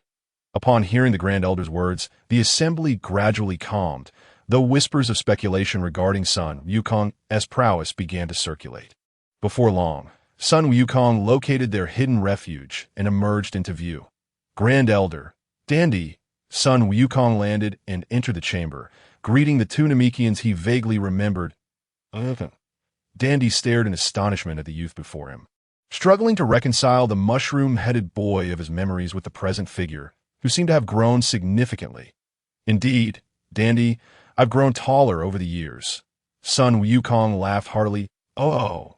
Dandy shyly approached Wukong, taking his hand and shaking it enthusiastically. After all, he was still just a child, Sun Wukong thought, and obliged Dandy by reciprocating the handshake. Grand Elder, what is the current situation? How many Dragon Balls has Cooler collected? Sun Wukong inquired while shaking hands. Cooler, you are referring to the leader of the robots, correct? Yes, they have seized 3 Dragon Balls, and 3 elders tasked with guarding them have tragically perished, resulting in the loss of 3 tribes, the Grand Elder lamented. Sorrow etched upon his face as he recalled the deceased elders and their kin. Well, the situation is not entirely dire. What are the remaining 4 Dragon Balls? Sun Wukong pressed. The other 4 Dragon Balls have been hidden in a secure location as per Lord Kai's instructions. They are quite safe, the Grand Elder assured him. That is reassuring. Sun Wukong nodded appreciatively. Sun Wukong, the robots have been inquiring about you while seizing the Dragon Balls. You should be cautious, the Grand Elder kindly warned. These automatons, upon capturing the Namekians, did not execute them immediately. Rather, they interrogated them about a human named Sun Wukong and his whereabouts, prompting the Grand Elder's concern. They're seeking information about me, Sun Wukong replied, somewhat taken aback. Indeed, there are certain grievances. The mastermind behind this scheme, Cooler, is actually the brother of Frisia. 2 years ago, he came to Earth to avenge Frisia, but was ultimately defeated by my father, narrowly escaping with his life. Perhaps this incident has fueled his resentment towards me. Sun Wukong reflected, brows furrowed in thought. I see. The Namekians responded in unison, their understanding dawning that I shall not conceal the truth. My initial intent in coming to Namek was to utilize the Dragon Balls. However, I did not anticipate that Cooler would be causing such havoc, resulting in the deaths of so many of your kin. Thus, Grand Elder, your safety is paramount. Your existence is vital for the Dragon Balls, and we must ensure that those who have perished can be revived. You must survive, not only for your own sake, but for all of Namek and the distant Earth. Therefore, I entrust the task of safeguarding the Grand Elder to you, Namekian warriors. Remember, even if you must sacrifice yourselves, the Grand Elder must not perish. This is your most important mission, Sun Wukong implored, addressing the Grand Elder and then surveying all the Namekian warriors present. We understand, the Namekian warriors replied in unison, nodding resolutely. I will contact you periodically. Should any urgent matters arise, please inform me immediately. As for myself, I will gather intelligence on the enemy's movements and seek an opportunity to retrieve the Dragon Balls. Sun Wukong concluded, that is the gist of my plan. Does anyone have any suggestions? After contemplating for a moment, he detailed his strategy and inquired of the gathered Namekians. Surveying the assembly, he noted that no one seemed to possess any better ideas. He then turned to the Grand Elder, asking, Grand Elder, do you have any additional thoughts? The Elder spoke, well, we cannot conceive of any other methods. Let us proceed as you suggest. I shall be vigilant regarding my own safety. But you must also exercise utmost caution while gathering information. Very well, it is settled, then that we shall divide our forces. You will guard the Elder, while I shall procure the crystal. You'll protect the Elder while I stealthily retrieve the Dragon Balls. Son Gohan stated, feeling he had misspoken, awkwardly scratching his head. Dandy, farewell, Son Gohan said, patting Dandy on the shoulder before bidding everyone goodbye. After parting ways, Son Gohan quietly flew back to the vicinity of the metal octopus, stealthily hiding himself in the canopy of a large tree, concealing his form among the dense foliage as he gazed at the metal octopus planet, deciding to remain concealed in the tree for a while to observe. Son Gohan fashioned a simple seat by carving and chipping at the tree trunk with his hand, finding it rather rough to the touch. If he sat upon it directly, it would undoubtedly be uncomfortable. Thus, he retrieved a soft cloth to lay atop it before comfortably settling down. Perfect. Once settled, he took out the Dragon Ball radar, scrutinizing the indicators. Indeed, 3 Dragon Balls were positioned together ahead, undoubtedly the ones collected by Cooler. Further afield, for Dragon Balls were clustered together, which, without a doubt, were the 4 buried by the Elder. Peering through the gaps in the leaves, he focused his gaze upon the metal octopus castle for a full hour, observing the comings and goings of numerous robots. Yet there was no other activity to note. If only I were a Transformer or Iron Man, then I could blend in among them, infiltrate this octopus castle, and abscond with the Dragon Balls, Sun Gohan mused silently. After another hour of watchfulness, he noticed 2 enormous eyes atop the octopus opening, rolling about as they surveyed the surroundings. Could those be Cooler's eyes? The sight of such colossal, city-like eyes sent a shiver down Sun Gohan's spine. After merely a few rotations, the eyes closed once more, as if the creature were slumbering, dispatching mechanical minions to gather Dragon Balls and intelligence on its behalf. Could those wandering minions be akin to bacteria or parasites on Cooler's body?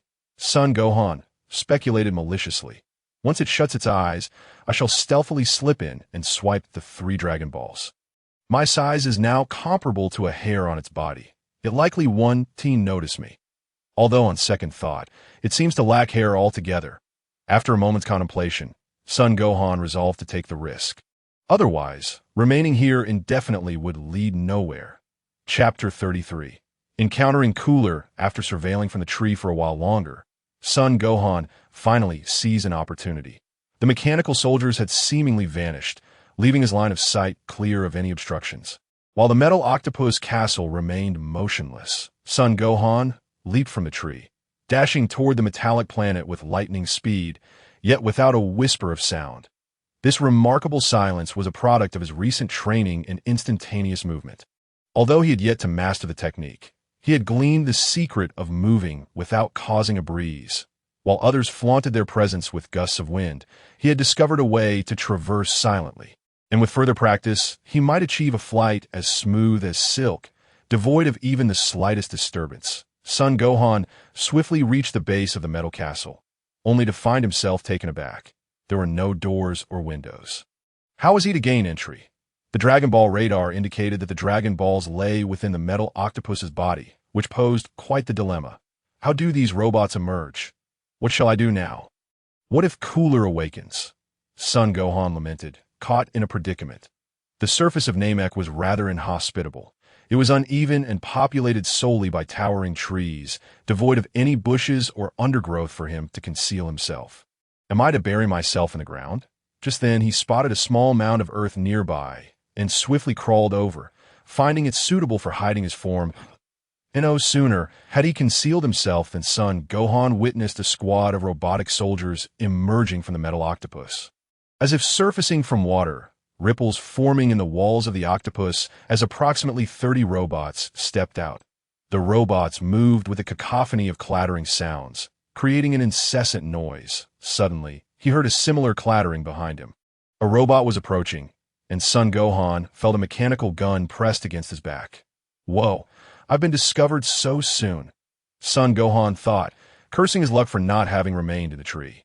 He quickly turned, only to find a robot raising its arm toward him, not wielding a long gun, but its arm emitted a faint glow and flames, far more terrifying than any firearm. The robot, forged entirely of metal, gleamed with silver reflections, its head adorned with a single orange eye the size of a Dragon Ball, fixated intently on Sun Gohan, exuding an unsettling aura. Unidentified object detected. Unidentified object detected. The robot announced in a mechanical, synthesized voice, making Sun Gohan feel as though a small Bluetooth speaker were conversing in his ear. What do you mean, unidentified object? I am a bona fide human being. Mind you, these rusted heaps of junk are filled with flaws. Receiving the signal from the robot, nearby soldiers quickly surrounded Sun Gohan, who hastily stood up, entering a standoff. Another ripple coursed through the metallic walls. And a robot, shimmering with metallic sheen and sporting a thick tail, resembling Frieza by a significant margin, emerged with a series of creaking sounds. Sun Gohan squinted at this robot, unable to fully open his eyes due to its brightness. Fearing he might be blinded. This must be the metal version of Cooler, he thought. Aside from the difference in skin tone, it bore a striking resemblance to the Cooler he had encountered 2 years prior. Creaking and clanking, Metal Cooler approached Sun Gohan, assessing him. You are Sun Gohan, are you not? At last, I have found you. Metal Cooler smirked, a glint of satisfaction in his expression that no, you mistaken me. I am merely a passerby. Sun Gohan quickly denied. Who do you think you're fooling? I've seen you before. You've merely grown taller. Metal Cooler continued, chuckling. I never imagined you would not only grow taller, but also become quite the wit. Seize him! Before Sun Gohan could respond, Metal Cooler commanded the robotic soldiers to apprehend him. Oh, you really think these fleas can capture me? You must be mistaken, Sun Gohan chuckled, delivering a punch to each of the approaching robots, sending them flying into the sky, where they vanished like mere black dots. Akati, seems you've grown considerably stronger over the past 2 years. You are no longer that little brat. Where is your father? Metal Cooler remarked with intrigue, eyeing Sun Gohan. That you'll have to guess, Sun Gohan retorted, adopting a combat stance, eager to see what Cooler would say next. How dreadfully dull. Sun Gohan, to be frank, I've been sent here on another's orders to take your life. The Dragon Balls are merely a secondary objective, Metal Cooler said with a grin. Sun Gohan was taken aback. Was it not Cooler who harbored a grudge against him for revenge?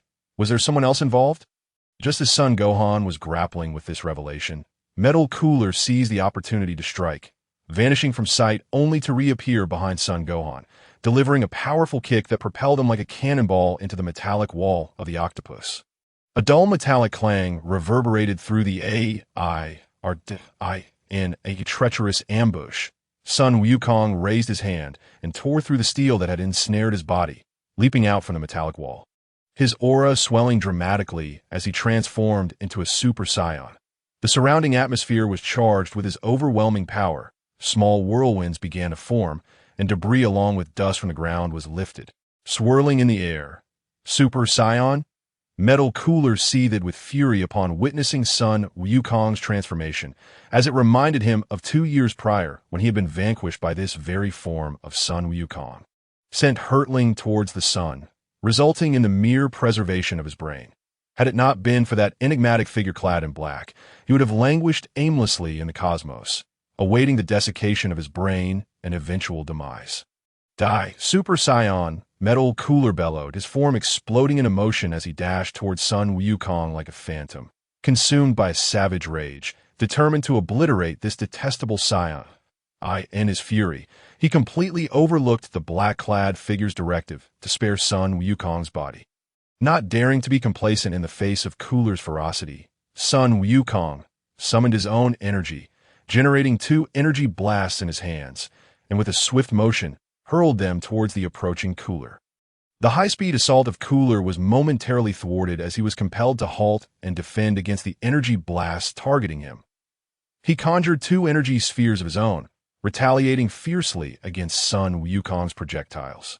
With a resounding boom, the surrounding area erupted in a cataclysmic explosion, the air transforming into a searing wave of heat, as a colossal mushroom cloud ascended into the sky, engulfing the vicinity in thick smoke and flames, reducing the landscape to rubble for miles around. Cough, cough. Sun Wukong choked, the acrid smoke stinging his throat. He had not anticipated Cooler's audacity in directly confronting one of the Sun family's energy blasts. From within the smoke, a thunderous roar emerged as Cooler charged forth, delivering a punch aimed squarely at Sun Wukong. Wukong swiftly evaded the blow, countering instantly, and the two engaged in a fierce physical confrontation. A primal clash of flesh and power. With each collision, a terrifying resonance of energy and sound erupted, shattering nearby trees and cracking the earth as water from the lakes surged skyward. Thus commenced a harrowing battle. Chapter 34. Entering the planet of the gods. Damn it, this creature's body is impervious beyond belief. Each punch and kick I land sends jolts of pain through my bones, Sun Wukong lamented internally as he fought. After a brief separation following another collision, Cooler soared rapidly into the sky, descending like a cannonball, surrounded by a fiery crimson aura. The tempest generated by his speed felt like a barrage of razor-sharp blades, inflicting pain upon contact. Before he even arrived, the wind blades had already sliced through Sun Wukong's arm, drawing blood. Yet, Sun Wukong stood resolute, remaining motionless until Cooler was nearly upon him, at which point he struck his hands together above his head. Unleashing the world-shaking palm as his hands moved, he propelled himself backward several hundred meters in an instant. A bolt of blue lightning crashed into Cooler's face at close range, enveloping his entire body in a tempest of blue electricity, temporarily immobilizing his every movement. Perhaps due to the metallic nature of his form, the paralyzing effect of the world-shaking palm exceeded expectations, producing sparks as it crackled across Cooler's body, though immobilized by the lightning. Cooler's body, driven by inertia, still crashed into the ground, sending dirt flying and billowing smoke into the air. Sun Wukong dashed back, plunging his hands into the earth to excavate a massive boulder several dozen meters wide. Hurling it into the pit, he continued this relentless assault, digging and smashing stones, creating a cacophony of rumbling sounds as the boulder crashed down, accompanied by Cooler's furious roars echoing from within in the face of such unrelenting attacks. Cooler finally erupted in rage, channeling a cataclysmic energy blast towards the entrance of the pit. Instantly, a colossal energy column, several meters in diameter, erupted forth, brushing against Sun Wukong's clothing as it soared into space, radiating a brilliant light. Seizing the opportunity, Cooler surged forth alongside the energy column, fixating his gaze on Sun Wukong as he unleashed a barrage of death rays from his eyes, forcing Wukong to evade with swift movements. As Sun Wukong fled, Cooler pursued relentlessly, firing death rays in a continuous onslaught, resulting in fissures appearing across the surface of Namek, pockmarked by Cooler's relentless attacks. If this continues, Namek may very well be obliterated. Sun Wukong mused, before veering towards the metallic octopus.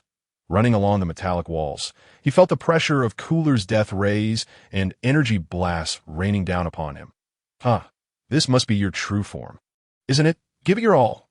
Sun Wukong laughed heartily. The energy blasts and death rays striking the metallic octopus erupted in showers of sparks and smoke, yet the damage was significantly mitigated, failing to create the cavernous holes seen on the surface of Namek. Instead, the metallic walls bore only shallow indentations. Wow, your skin is remarkably tough. Allow me to lend a hand. Sun Wukong chuckled as he continued his escape.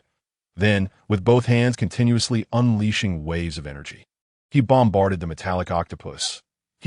Gula sneered with delight. However, Sun Wukong was oblivious to the fact that all the energy waves he emitted were being absorbed by the metallic sphere, transforming into Gula's power. You're quite ruthless, aren't you? Going so far as to strike yourself when you go mad, Sun Wukong jested. Yet Gula showed no signs of relinquishing his pursuit. He relentlessly fired energy waves that clung to Sun Wukong's back. During his flight, Sun Wukong simultaneously condensed a Kamehameha wave, letting out a thunderous roar as he hurled it at the metallic sphere. Boom! This time, the energy wave finally took effect, creating a sizable hole in the octopus's body, from which electric sparks erupted and black smoke billowed, as if a circuit had been short-circuited. Gula remained unfazed, for within mere seconds, the metallic sphere began to self-repair, swiftly sealing the breach. Sun Wukong gazed in astonishment as the hole vanished, turning back to examine the path he had just traversed. Indeed, the ground had been restored to its original state, leaving the metallic sphere utterly unscathed. However, he had squandered a considerable amount of stamina, now panting heavily, and the energy within him had significantly diminished. What a terrifying opponent, Sun Wukong pondered. Just as the King Kai had said, Gula possessed almost infinite energy, making him a formidable foe of equal strength. As his stamina waned, Sun Wukong began to struggle defensively, unable to evade some of the energy blasts that struck his back, tearing through his clothing and scorching his skin. Pain surged through him as he rolled and leaped atop the octopus's head. Noticing two prominent protrusions, he recalled that this was where the octopus's eyes were located. Let's see if I can attack his eyes, Sun Wukong thought, channeling energy into his palms, enveloping them in flames of gold and crimson, and launching a ferocious assault on the octopus's eyes. The air was filled with the sound of metal being torn apart. It's working, Sun Wukong rejoiced, intensifying his onslaught. Yet, Gula remained unconcerned, laughing maniacally. You laugh now. I'll make you laugh even more, Sun Wukong declared, unleashing a magical flash with his left hand and a Kamehameha wave with his right, creating two holes in the octopus's eyes, causing his body to tumble through them. Thud! Sun Wukong felt his face slam against the floor, a sharp sting radiating through him, accompanied by a tingling sensation akin to electric shock. With a swift motion, he rolled over and sat up. Surveying his surroundings, inside the octopus's body lay an astonishing realm, illuminated as brightly as day, resembling an entirely different world. Countless passageways twisted and turned like an immense labyrinth. Numerous robots patrolled the corridors, moving about as if on duty. Sun Wukong retrieved a senza bean, placing it in his mouth, and promptly took out the Dragon Ball radar, eager to locate the Dragon Balls. However, just as he produced the radar, a multitude of silver wires sprang forth from the ground and walls, zipping towards him like lightning, ensnaring the radar and enveloping it completely. Within moments, the radar transformed into a metallic liquid, absorbed entirely by the silver wires. What the heck? How am I supposed to play now? These silver wires, after devouring the radar, suddenly lunged towards Sun Wukong, piercing him like a hedgehog, rendering him immobile. Huh, you've come right to me, Sun Wukong. Gula cackled as the environment around them abruptly shifted, and Sun Wukong found himself in a vast chamber, still trapped by the numerous silver wires that confined him. Gula emerged from the ceiling. Laughing heartily, Sun Wukong regarded him in silence. Gula continued, Surprised, are you? Wondering how it came to be like this? Welcome to Begao Star, Sun Wukong. Allow me to enlighten you about its origins, with an air of arrogance. Gula spoke. Chapter 35. The feeling of being drained. Sun Wukong's body was ensnared by the silver wires, and he could feel his energy slowly dissipating, coursing through the wires in a Begao Star. Absorbed by Gula, he sensed his strength waning. He heard Gula's self-satisfied voice. The core of Begao Star is, in fact, a high-tech electronic chip. Over the course of 10,000 years, it has devoured all usable resources within the cosmic graveyard, gradually evolving into a metallic planet capable of consuming entire worlds. I owe my current form to your adorable father. Had he not reduced me to merely a brain, I would not have been able to inhabit Begao Star and become its central computer, controlling the entire planet's operations. Behold, that is my brain, Gula exclaimed with excitement, pointing to the center of the chamber as if showcasing a prized vegetable from his garden. Sun Wukong followed Gula's finger, observing a mass of wires hanging from the ceiling, with a pink brain dangling at the end, resembling clusters of grapes. Had he not been holding a senza bean in his mouth, he might have burst into laughter. I can control Begao Star and create countless metallic Gula clones. If you defeat one, how will you triumph over the entire planet? Gula chuckled wickedly. It must be said, this was the most loquacious villain Sun Wukong had ever encountered. As Gula's metallic form began to dissolve, it transformed into liquid, merging into the metallic floor. The next time he spoke, it was the brain that emitted the sound. Now, I shall intensify the absorption of your energy. I relish watching you squirm, echoed Gula's brain, creating an eerily bizarre atmosphere. And no sooner had he spoken than Sun Wukong felt a rapid drain of energy coursing through him, the silver wires voraciously siphoning his life force. This scenario reminded him of his earlier encounter in Dr. Jero's lab, where he had also been subjected to energy absorption. However, Begao Star was relatively gentler. At least he was merely losing energy without blood gushing forth. Wukong, your situation doesn't look too good. Do you have any strategies left? Suddenly, the voice of King Kai resonated in his mind, indicating that he had been monitoring the battle on Namek. King Kai, I'm at a loss. I fell into the hole I created, initially excited to find the Dragon Balls hidden within, only to discover I've become Gula's prey. I'm ensnared by his wires, which are draining my energy. Fortunately, I had a senza bean in my mouth, which I haven't swallowed yet. Sun Wukong quickly responded telepathically.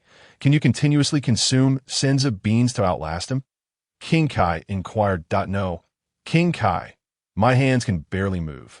If I hadn't preemptively placed a bean in my mouth, I wouldn't even have this one to consume now. Your strategy of endless bean consumption is futile, Sun Wukong lamented.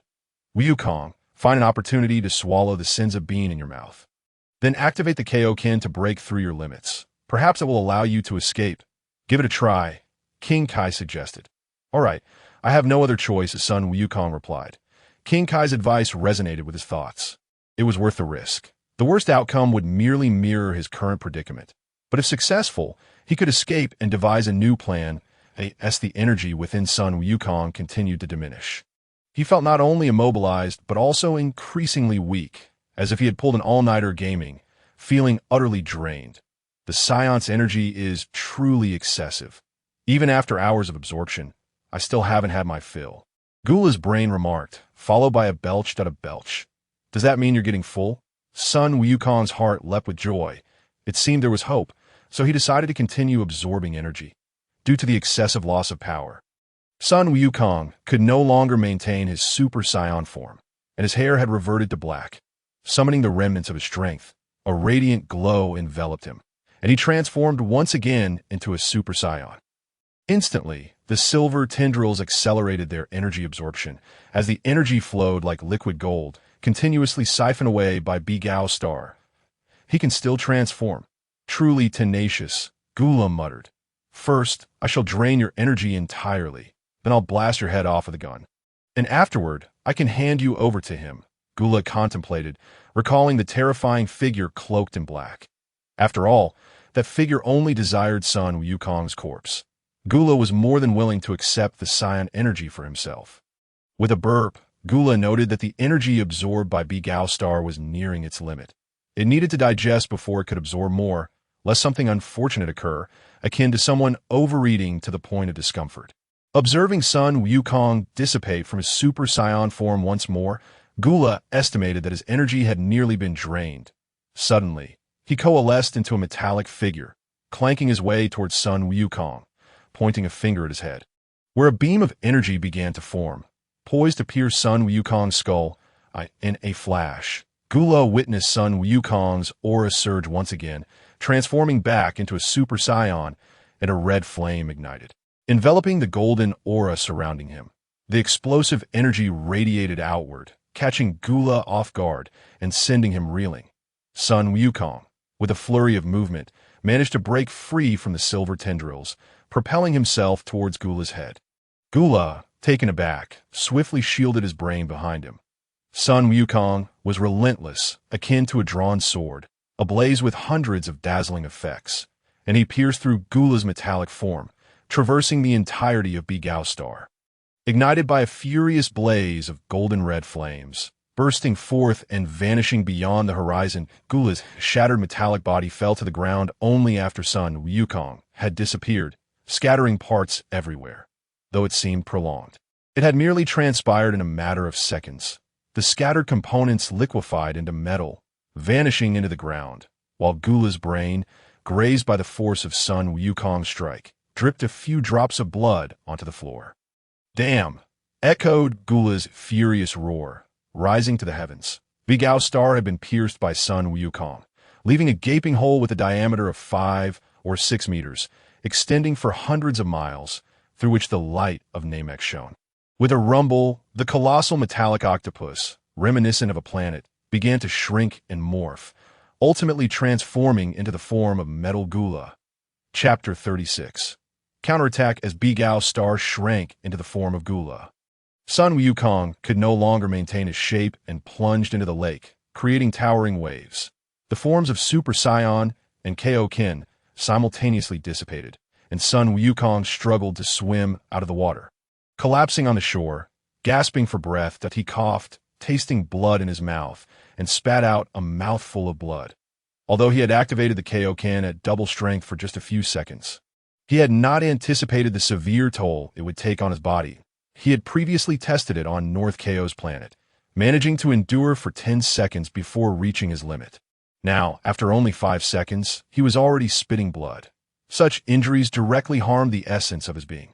Even the sins of beings could not fully heal them, potentially leaving unpredictable repercussions. Sun Wukong had speculated that his father's viral heart disease was likely related to his repeated use of the Kaioken.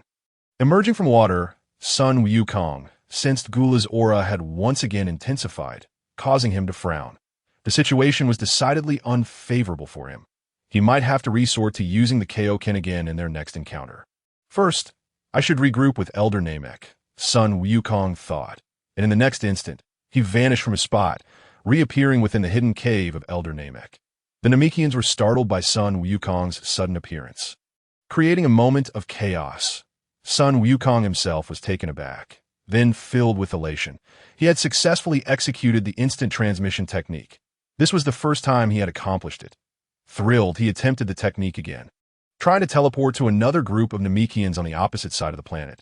But this time he failed, remaining stationary as the skill faltered. It seemed that his previous success had been a stroke of luck. He had not yet fully mastered the technique. Nonetheless, it was a promising sign. Having inadvertently triggered it indicated he was one step closer to mastering instant transmission. After the initial shock, Elder Namek inquired, "Wukong, what is the situation?" Sun Wukong pondered for a moment before replying, "Elder, the Dragon Balls are concealed within Gula's metallic body. I was unable to retrieve them, and even my radar, which can sense the Dragon Balls, was absorbed by Gula. As for Gula's strength, it is indeed formidable. I nearly fell into his hands just now." The Namekians murmured restlessly upon hearing this. It appeared that Sun Wukong was not a match for those monsters. What could they do now? Was Namek doomed? Just then, Sun Wukong frowned again, sensing the energy of the Namekians swiftly diminishing and disappearing. It seemed Gula, in a fit of rage, had finally taken matters into his own hands, beginning to annihilate the remaining Namekians and the human settlements on their planet. Not only did Sun Wukong perceive this, but Elder Namek also sensed the situation immediately. All the Namekians were akin to his children and subjects, and the loss of them resonated deeply within him. Elder Namek and Sun Wukong locked eyes, both recognizing the shock mirrored in the other's gaze that if no one intervened, Gula would soon finish off all the Namekians. Sun Wukong declared, "Everyone, you should stay hidden here. I will confront Gula once more." He resolved that he would defeat Gula decisively, even if it meant employing the Kaioken several more times, as he still had over 10 Senza beans in his possession. "Wukong, wait. I see you've sustained some injuries. Let Dandy treat you first," Elder Namek urged, his gaze sharp as he observed the injuries that even the Senza beans could not fully heal. "Oh, all right," Sun Wukong replied. Dandy stepped forward, grasping Sun Wukong's arm, his hands glowing with a vibrant green light that seeped into Sun Wukong's body. As the green light entered, Sun Wukong felt as though he were enveloped in a gentle spring breeze, akin to a long-awaited rain after a drought. The injuries that the Senza beans could not completely mend began to improve and ultimately healed. "Wow, Dandy, that's incredible," Sun Wukong exclaimed, lifting Dandy into the air and spinning him around. It turned out that Dandy's healing magic was remarkably effective against the aftereffects of the Kaioken. Had Dandy treated Goku earlier, it could have potentially prevented the onset of his heart disease. But Goku had never had the fortune of receiving Dandy's healing touch. "Thank you, Dandy," Sun Wukong said, gently setting him down. "I may need your assistance again soon." "No problem, Wukong. Give it your all," Dandy encouraged, giving a thumbs up. "Would you like me to accompany you to the battlefield? That way, I can provide you with treatment at any time," Dandy suddenly asked. Sun Wukong shook his head, replying, "No, it's too dangerous. I would have to divert attention to protect you, which isn't a viable plan." Dandy nodded, feeling a bit disheartened. Sun Wukong waved goodbye and soared into the sky, heading toward Gula's aura. Upon ascending high above, Sun Wukong noticed that the metallic planet known as Bigao's star had vanished. Had Gula departed? However, as sensing Gula was still rampaging on Namek, his momentum seemingly escalating, did it appear that Gula had directly transformed the entirety of Bigao's star into his own form, as speculated by the Sun Wukong. This conjecture, astonishingly, aligned perfectly with the actual situation. Sun Wukong swiftly soared to the skies above a Namekian village, witnessing Gula leading a horde of robots in a gruesome massacre. The panicked Namekians scurried about like headless flies, only to be pierced by energy blasts from the robots, who dispatched them with ease. The scene was utterly desolate and bloody. Occasionally, a warrior-type Namekian would manage to hold their ground for a moment. Yet as soon as Gula intervened, these warriors fell like ants before his might, and in the blink of an eye, an entire village was on the verge of annihilation. "Gula," Cease this at once. Sun Wukong bellowed, his golden aura erupting skyward as he instantly transformed into a super saiyan. He then dove into the throng of robots, akin to a fierce tiger entering a sheepfold, obliterating each robot with a single punch, resulting in a thick cloud of smoke and roaring flames. The remaining Namekians seized the opportunity to escape, leaving only Gula, Sun Wukong, and a few scattered robots in their wake. Boom! Boom! Boom! Another series of fiery explosions erupted as the robots were swiftly dispatched.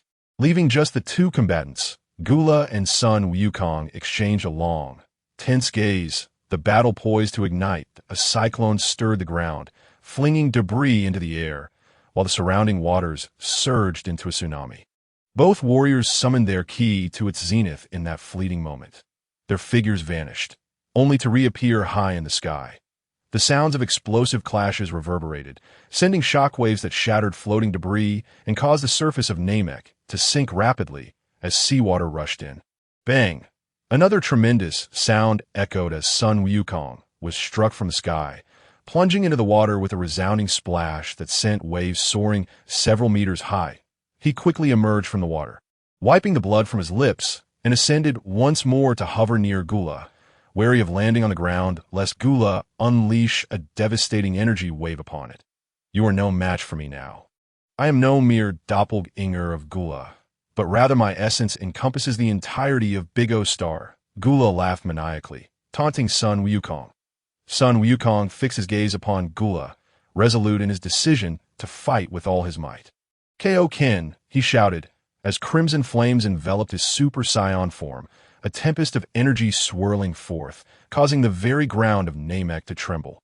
What is this? Gula gasped in astonishment, recalling how Sun Wukong had previously pierced through Big O Star in this very state to escape. Prepare to perish, Gula, Sun Wukong cried, his body transforming into a streak of golden-red lightning as he lunged toward Gula, delivering a powerful punch aimed squarely at his chest. Gula, caught off guard, could do little but raise his metallic arms in defense. However, he was unprepared for the sheer ferocity of Sun Wukong's strength, which shattered his arms and sent his fist crashing into Gula's torso. Boom! A dazzling explosion erupted in midair as Gula's abdomen and chest were obliterated, scattering metallic shards and unleashing a torrent of energy, accompanied by thunderous roars. Die!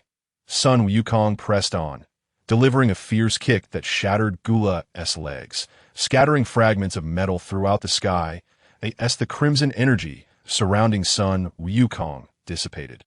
He gasped for breath, his chest heaving, blood trickling from the corner of his mouth. That only took 6 seconds. The side effects are overwhelming. He panted, eyeing the scattered metallic debris. Is he dead? He wondered, then began gathering energy for another attack, intent on reducing the remnants to smoke and that moment. A fierce wind arose, and the scattered parts began to coalesce at a visible speed, reassembling into Gula's metallic form. The reconstituted Gula gasped for air, staring in terror at Sun Wukong. Just then, Sun Wukong's Kamehameha was fully charged, and he thrust his hands forward, transforming it into a colossal blue-white lightning dragon that surged toward Gula. Humph! Gula would not dare to take such an attack head-on, he thought, evading the lightning dragon at super speed. However, Sun Wukong deftly maneuvered his hands, causing the Kamehameha to curve and pursue Gula, caught completely off guard by the unexpected maneuverability of Sun Wukong's attack. Gula found escape impossible and was forced to confront it head-on, conjuring a red energy sphere to counter the Kamehameha. Boom! The death sphere clashed with the Kamehameha, creating a stalemate. Gula screamed, exerting all his strength. In an instant, Sun Wukong's Kamehameha was pushed back, resulting in a massive explosion beside him. As the smoke cleared, Sun Wukong's right hand was badly injured, blood streaming from it, rendering it nearly useless. Seeing Sun Wukong wounded, Gula chuckled. It seems your red state is explosive, but it burdens your body greatly. You can no longer maintain that form, can you? Your strength is already waning, while this body of mine can regenerate no matter how you destroy it. Ha! In silence, Sun Wukong retrieved a senza bean and consumed it, then fixed his gaze on Gula, suddenly breaking into a strange smile. "What are you laughing at?" Gula inquired, curiosity piqued by Sun Wukong's unexpected mirth. "You have lost, Gula." Boom! Sun Wukong's aura surged once more, the fiery energy of the Kaioken enveloping him once again. "Impossible! How have you regained that form?" Gula exclaimed, a flicker of fear crossing his features. With a crack, Sun Wukong propelled himself into the air, the sound of air exploding behind him as he vanished, reappearing before Gula in an instant. "I said you've lost, Gula. The moment you transformed the entirety of Big O Star into your own body. You sealed your fate." Sun Wukong's voice thundered like lightning in Gula's ears. "Why?" Gula questioned, bewildered at that moment. Gula felt a rush of wind, a chilling sensation enveloping his head, an instinctual dread cascading through him. Sun Wukong unleashed a colossal energy wave, crackling with electricity, striking him squarely on the head. Boom! Boom! Boom! The deafening detonations followed, as Gula's head was obliterated into a mist of blood, causing his body to plummet from the sky, crashing into the ocean below. Sun Wukong released the crimson energy, spitting blood as he chuckled. "You transformed the entirety of Big O Star into your own form, yet you remained oblivious. Your brain has shifted to your head, and I could see it pulsating. This energy wave fused with the remnants of the energy blasts I collected, and now your brain has been reduced to ash. Can you still revive? Thus, you have lost, Gula." Chapter 37. An hour later, in an unknown star domain, a figure cloaked in black shouted a curse, the very space fracturing under the weight of his words, before he waved his hand and vanished without a trace. On Namek, the sea surged skyward, manifesting as a colossal tsunami that engulfed the planet. The entire world trembled, fierce winds howled, and thunder cracked as Namek emitted ominous sounds, its surface fracturing continuously. "What?" Sun Wukong exclaimed in horror. "How is it possible? Is Gula still alive? It is impossible. His essence has completely vanished." That moment, a colossal splash erupted from the sea, and the mechanical form continued to expand, growing larger and larger until it emerged from the water, its tentacles spreading forth, once again taking on the appearance of a metallic octopus planet. The tentacles pierced through Namek, shattering rocks and causing the very heavens to collapse. What is happening? Clearly, Gula's essence has entirely dissipated. Yet the speed at which the mechanical planet devours Namek has accelerated at this rate. Within an hour, the entire energy of Namek will be consumed by the mechanical planet, leading to a cataclysmic explosion that will transform into a breathtaking firework display in the cosmos. Sun Wukong hastily contacted King Kai, exclaiming, "Lord King Kai, what is happening?" The mechanical planet, now devoid of Gula's control, has become even more frenzied, voraciously absorbing the energy of Namek. If it remains unchecked, Namek will soon face annihilation. The voice of North Kai swiftly responded, filled with palpable anxiety. "This is indeed dire. I just observed the situation. Namek can hold out at most for another hour before self-destruction is inevitable. Wukong, can you not simply destroy the mechanical planet? That would directly halt its consuming actions." Sun Wukong immediately shook his head, replying, "No, Lord King Kai, the mechanical planet has already devoured nearly half of Namek. If I were to obliterate it, the resulting explosion would encompass the entirety of Namek, hastening its destruction even further."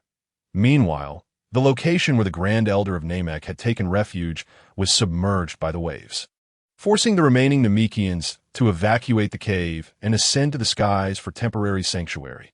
Gazing down, the Namekians were struck with horror. Was this the return of their apocalypse? At that moment, more than half of Namek had been consumed by the metallic octopus, while the remaining land was engulfed by towering waves, the earth shaking violently, and volcanoes erupting chaotically. Consequently, the entirety of Namek was shrouded in thick smoke, with a cacophony of thunderous roars resonating throughout. The erupting volcanoes were extinguished by the surging waves, producing acrid smoke, only for the volcanoes to erupt once more mere seconds later. This relentless cycle signaled that the countdown to Namek's catastrophic explosion had begun. The few remaining Namekians gathered around the Grand Elder, their faces etched with panic. The warrior-type Namekian, Burin, anxiously inquired of the Grand Elder, "Elder, what shall we do now? Are we to simply await our doom?" The Grand Elder maintained a calm demeanor, seemingly resigned to his fate. However, he too was at a loss for how to respond to Baron's query. Just then, they spotted Sun Wukong soaring towards them. The Grand Elder hurried to meet him, urgently asking, "Wukong, what is the situation?" While the Grand Elder was unafraid of death, he felt a deep responsibility for the survival of his people in Namek. Seeing Sun Wukong approach was like grasping at a final lifeline, prompting him to ask with a tone of desperate hope, "Grand Elder, the controlling intellect of the mechanical planet, Gula, has been vanquished by me. Yet, without its mastermind, the mechanical planet has reverted to its primal nature, unleashing its insatiable hunger. It seems Namek cannot be saved," Sun Wukong lamented. "What are the Dragon Balls? If we possess them, we can summon the Eternal Dragon to transport us to Earth or another planet to evade this calamity."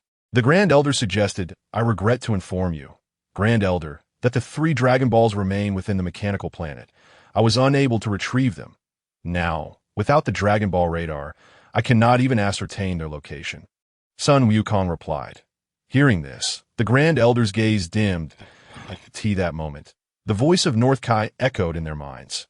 "Wukong, you can use your spaceship to transport the Grand Elder to Earth as long as he survives. He can recreate the Dragon Balls and use the newly forged Eternal Dragon to restore Namek and revive those who have perished," North Kai suggested. "Transporting the Grand Elder to Earth? Is that the only option? To abandon all of Namek, forsake the lives of its inhabitants, and relinquish my own life?" Sun Wukong cursed under his breath.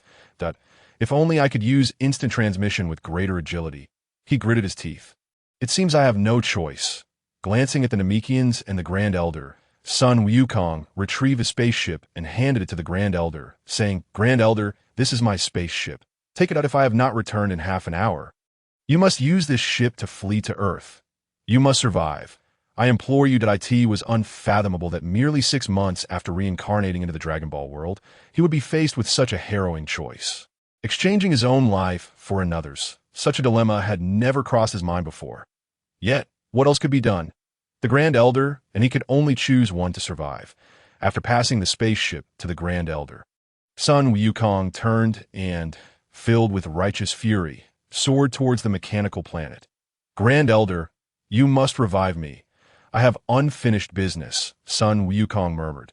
His intent in flying towards the mechanical planet was to gamble on whether he could locate the 3 Dragon Balls within the half-hour time limit. Regardless of the outcome, he wished to struggle against fate for just a little longer. After all, he still had over half an hour to spare. Navigating through countless geysers and erupting volcanoes, Sun Wukong soon arrived above the mechanical planet.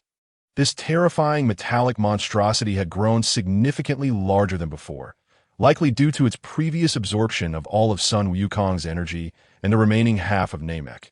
Sun Wukong descended onto the eye of the metallic octopus, gathering his energy into the Kamehameha wave and striking it, creating a massive hole in its body before leaping inside. The familiar scene mirrored the position he had previously fallen into, reflecting on the coordinates indicated by the Dragon Ball radar. Sun Wukong frantically dashed through the labyrinthine passages, guided solely by instinct in search of the 3 Dragon Balls. These Dragon Balls represented his hope for survival. Soon, the passageway was inundated with a swarm of robotic soldiers, products of the mechanical planet's technology, blocking Sun Wukong's path and rendering the corridor impassable. It seems I am on the right track. You stand in my way, which means ahead lies either the Dragon Balls or the location of your mechanical planet's main computer chip. Sun Wukong sneered. He then unleashed a surge of golden energy, crashing into the throng of robots, causing a massive explosion. Sparks flew like lightning as he obliterated tens of thousands of robots, ultimately tearing through their ranks and forging a path forward. Chapter 38. The Metal Clone. Sun Wukong heightened his vigilance, enveloping himself in several layers of thick protective shields, then surged ahead, each collision demolishing a metallic wall as he sped forth. Countless silver wires lunged at him, attempting to ensnare him, but ultimately failed to breach his defenses, retreating in vain. "Last time, I was careless. This time, it shall not be so easy," Sun Wukong muttered, then unleashed a Kamehameha wave, obliterating all the robots that sought to intercept him, continuing his forward momentum. After 10 minutes, he finally recognized a familiar scene as he reached the central chamber where Gula's brain had once been suspended. Indeed, this is the place, yet it appears the Dragon Balls are not here. Sun Wukong surveyed the sealed room, failing to spot the Dragon Balls. His gaze shifted to the area where numerous silver threads had once hung Gula's brain. Now, a single electronic chip floated there, crackling with electricity. This electronic chip was ensconced in countless silver wires, resembling a charged cocoon, the original electronic chip of the mechanical planet. What would happen if this chip were to be destroyed? Surely, it would lead to the mechanical planet's collapse? Or perhaps the entire Begao star has undergone a colossal explosion. However, at this moment, Sun Wukong suddenly harbors a bold idea. Spirit entity, awaken, I have a thought. He calls out to the spirit entity. In an instant, the spirit entity responds, you should attempt to transfer yourself onto this electronic chip. Sun Wukong states, his eyes shimmering with excitement, that he suddenly recalls that Gula's brain was indeed housed within this chip, allowing him to control the entirety of Begao star. Since Gula could achieve this, there is no reason he cannot as well. With no retreat in sight, he resolves to take a chance, treating a dead horse as a living one. Fixated on the chip, he notices several cracks upon its surface, likely a result of his previous energy wave attack. Although Gula's brain has completely vanished, the chip itself remains intact, constantly utilizing energy to self-repair, thus accelerating its absorption of Namekian energy. I cannot detach myself from the body at a distance. You must approach closer, the spirit entity responds. Understood, Sun Wukong replies as he strides towards the electronic chip, ensconced amidst a tangle of silver wires. Upon taking a single step, he feels an inexplicable heaviness in his stride, as if an invisible barrier obstructs his path. With a huff, Sun Wukong intensifies the golden aura surrounding him and takes a forceful step forward. This time, the intangible barrier fails to impede his progress. As he draws nearer, an unending surge of silver wires emerges, attempting to assault Sun Wukong and siphon his energy. However, Sun Wukong had anticipated this. His energy shield is impenetrable, rendering the wires ineffective. Finally reaching the electronic chip, Sun Wukong places his hand upon it, a powerful current coursing through his body, emitting crackling sounds. His palm is injured by the electric shock, searing him with a pungent odor of charred flesh. Now is the moment. He grits his teeth, beads of sweat forming on his forehead as he speaks in a muffled tone, his throat strained. The spirit entity receives the command, flowing from his right arm and surging into the electronic chip. With a resounding boom, Sun Wukong experiences an indescribable agony in his mind as the chip erupts in a blinding white light, akin to unleashing a solar flare. The entire room is flooded with brilliance, rendering Sun Wukong unable to open his eyes, the intensity causing him pain. Moments later, as the light dissipates, he finally regains the ability to see, only to discover the cracks on the chip have been mended, and it no longer emits crackling energy. Now floating serenely, his astonishment, he realizes an abundance of knowledge and memories concerning all of Begao star has flooded his mind. The sheer volume overwhelms him, but this is not the time for meticulous examination. He quickly inquires, spirit entity, what is the current situation? His intuition informs him that his spirit entity has fully integrated with the chip. Indeed, upon hearing Sun Wukong's query, the spirit entity's voice emanates from the chip. It feels incredible, an overwhelmingly powerful sensation. You need not inquire further. You can sense it for yourself in that instant. Sun Wukong perceives a pathway opening within him, knowledge pouring in. The information had already entered his mind, but due to its vastness, he had not had the opportunity to comprehend it. Now, it is automatically filtered, enabling him to grasp how to control the chip. In the next moment, he sends a portion of his spirit to descend upon the chip, and he is left astounded. A wondrous energy continuously feedbacks to his core, and he is amazed to find his physical form growing stronger and more resilient. After 2 minutes, the enhancement ceases, and Sun Wukong senses that his physique has more than doubled in strength. However, this enhancement solely pertains to his physical constitution. His power and aura remain unchanged. Yet this is still a delightful development, for he understands that improving one's physique is far more challenging than merely augmenting power and aura. If he desires to increase his strength and aura, a period of cultivation would suffice, but enhancing his constitution is another matter entirely to illustrate in his previous state without utilizing his aura for protection.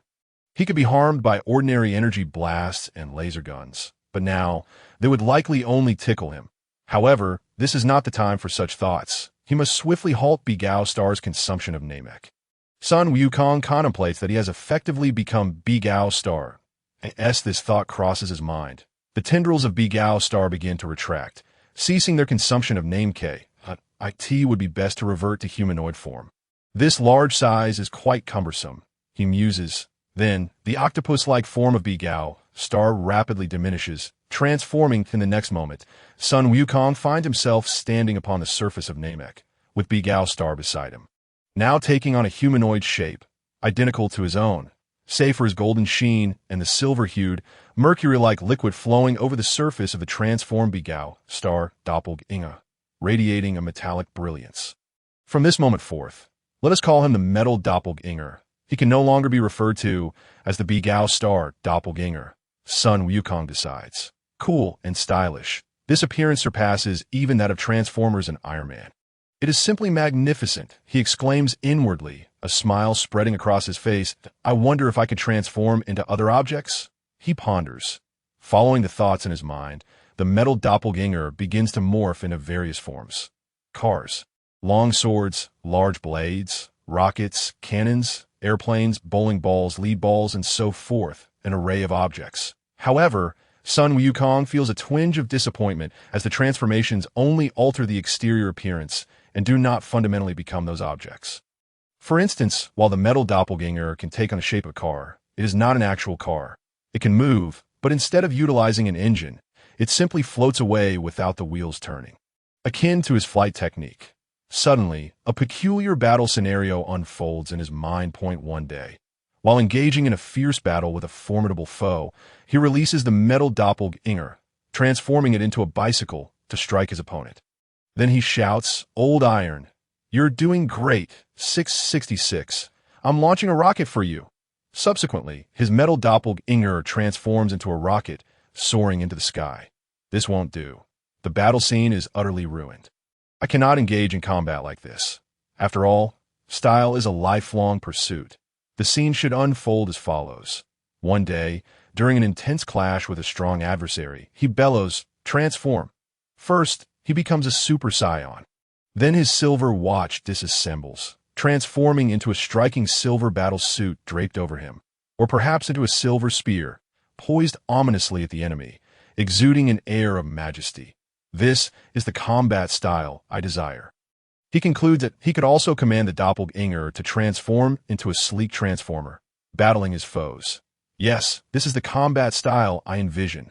Sun Wukong shakes his head, dismissing his increasingly erratic thoughts, then glances at the metal doppelganger and issues a command. Transform into a stylish watch. In response, the metal doppelganger rapidly shrinks, ultimately becoming a beautiful silver watch that drifts over to adorn Sun Wukong's right wrist. Perfectly crafted and fitting. The 3 Dragon Balls are within the doppelganger's form. I can sense them immediately, Sun Wukong murmurs. Then he soars into the sky, swiftly heading toward the Grand Elder on the ground. The volcano continues to erupt, and the surface remains fractured. Grand Elder, please do not take off. You promised to wait for me for half an hour. Soon, Sun Wukong returns, relieved to find that the Grand Elder has yet to board the spaceship. He is still reassuring the Namekians with words of comfort, assuring them that he will promptly create the Dragon Balls upon returning to Earth and resurrect Namek and its inhabitants. Grand Elder. Sun Wukong calls out from a distance that I bring good news. No one needs to perish. I have obtained the 3 Dragon Balls, and I have dealt with that metallic planet. Oh, really? The Grand Elder was momentarily taken aback, then joyously exclaimed, his delight evident in his expression. Their voices resonated loudly, capturing the attention of all Namekians, instantly transforming the previously somber atmosphere into one of exuberance and vitality. After all, the prospect of survival was undoubtedly the most favorable outcome. Although one could be revived after death, No one wished to perish so readily. Quickly, let us retrieve the 4 Dragon Balls and make our wishes, while we have prevented the devouring of Namek by the Bhikkhu star. The devastation inflicted upon Namek is severe if we do not restore it soon. It will self-destruct within the hour, Gohan remarked. Casting a glance at the still erupting volcano, he then produced 3 Dragon Balls from his silver watch and handed them to the Grand Elder. Oh, the Grand Elder stammered, before turning to the warrior Bailing, saying, Bailing, swiftly procure the Dragon Balls. During the flood that had engulfed their hiding place, the Grand Elder had instructed Bailing to excavate the 4 Dragon Balls, which were now in his possession. Very well, Grand Elder, Bailing nodded in response, then unfastened the cloth pouch slung across his back, retrieving the 4 Dragon Balls and presenting them to the Grand Elder. Time is of the essence. Let us find an undamaged patch of land and commence our wishes, the Grand Elder commanded, magically levitating the 7 Dragon Balls before him, causing them to float and sway as he led the way towards the ground. Not far off, there was a patch of land that remained relatively intact. The group followed him as they descended. Chapter 39. Summoning the Eternal Dragon upon landing in the cleared area, they noticed the air still filled with dust and smoke. Gohan immediately pushed his palms outward, generating a gust that transformed into a cyclone, clearing the foul atmosphere. He recalled that during the Buu saga, the Dragon Balls of Namek had been optimized by the new Grand Elder, allowing for the simultaneous revival of many individuals. However, he was uncertain if this optimization still held true. If the Dragon Balls retained their functionalities from the Frieza era, he would need to reconsider his wishes. After some contemplation, he resolved to inquire of the Grand Elder. Grand Elder, may I ask if the Dragon Balls of Namek can now revive multiple individuals at once? This question was crucial. If the Dragon Balls had not been optimized, he would first have to revive Uncle Piccolo and then utilize the Earth-S Dragon Balls to resurrect those killed by the androids. Another complication arose with the Earth-S Dragon, which could not revive anyone who had already been brought back to life. This would prove troublesome, as he recalled that all the Z warriors, except for himself, had been revived at least once. The Grand Elder smiled kindly, replying, since the Frieza incident, I have optimized the Dragon Balls. They are indeed capable of reviving many individuals now. Upon receiving the Grand Elder's affirmative response, Gohan breathed a sigh of relief and smiled, saying, that is excellent news. However, Grand Elder, might it be possible for me to make 2 wishes this time? The Dragon Balls of Namek can be used again after 130 days, while the Earth-S Dragon Balls require a wait of 365 days. Would it be feasible for you to restore Namek first, and then revive the others after the 130 days? The Grand Elder, with a gentle gaze, nodded in agreement. That can certainly be arranged. Thank you, Grand Elder. Now, let us summon the Eternal Dragon and hasten to restore Namek. Gohan affirmed with a nod.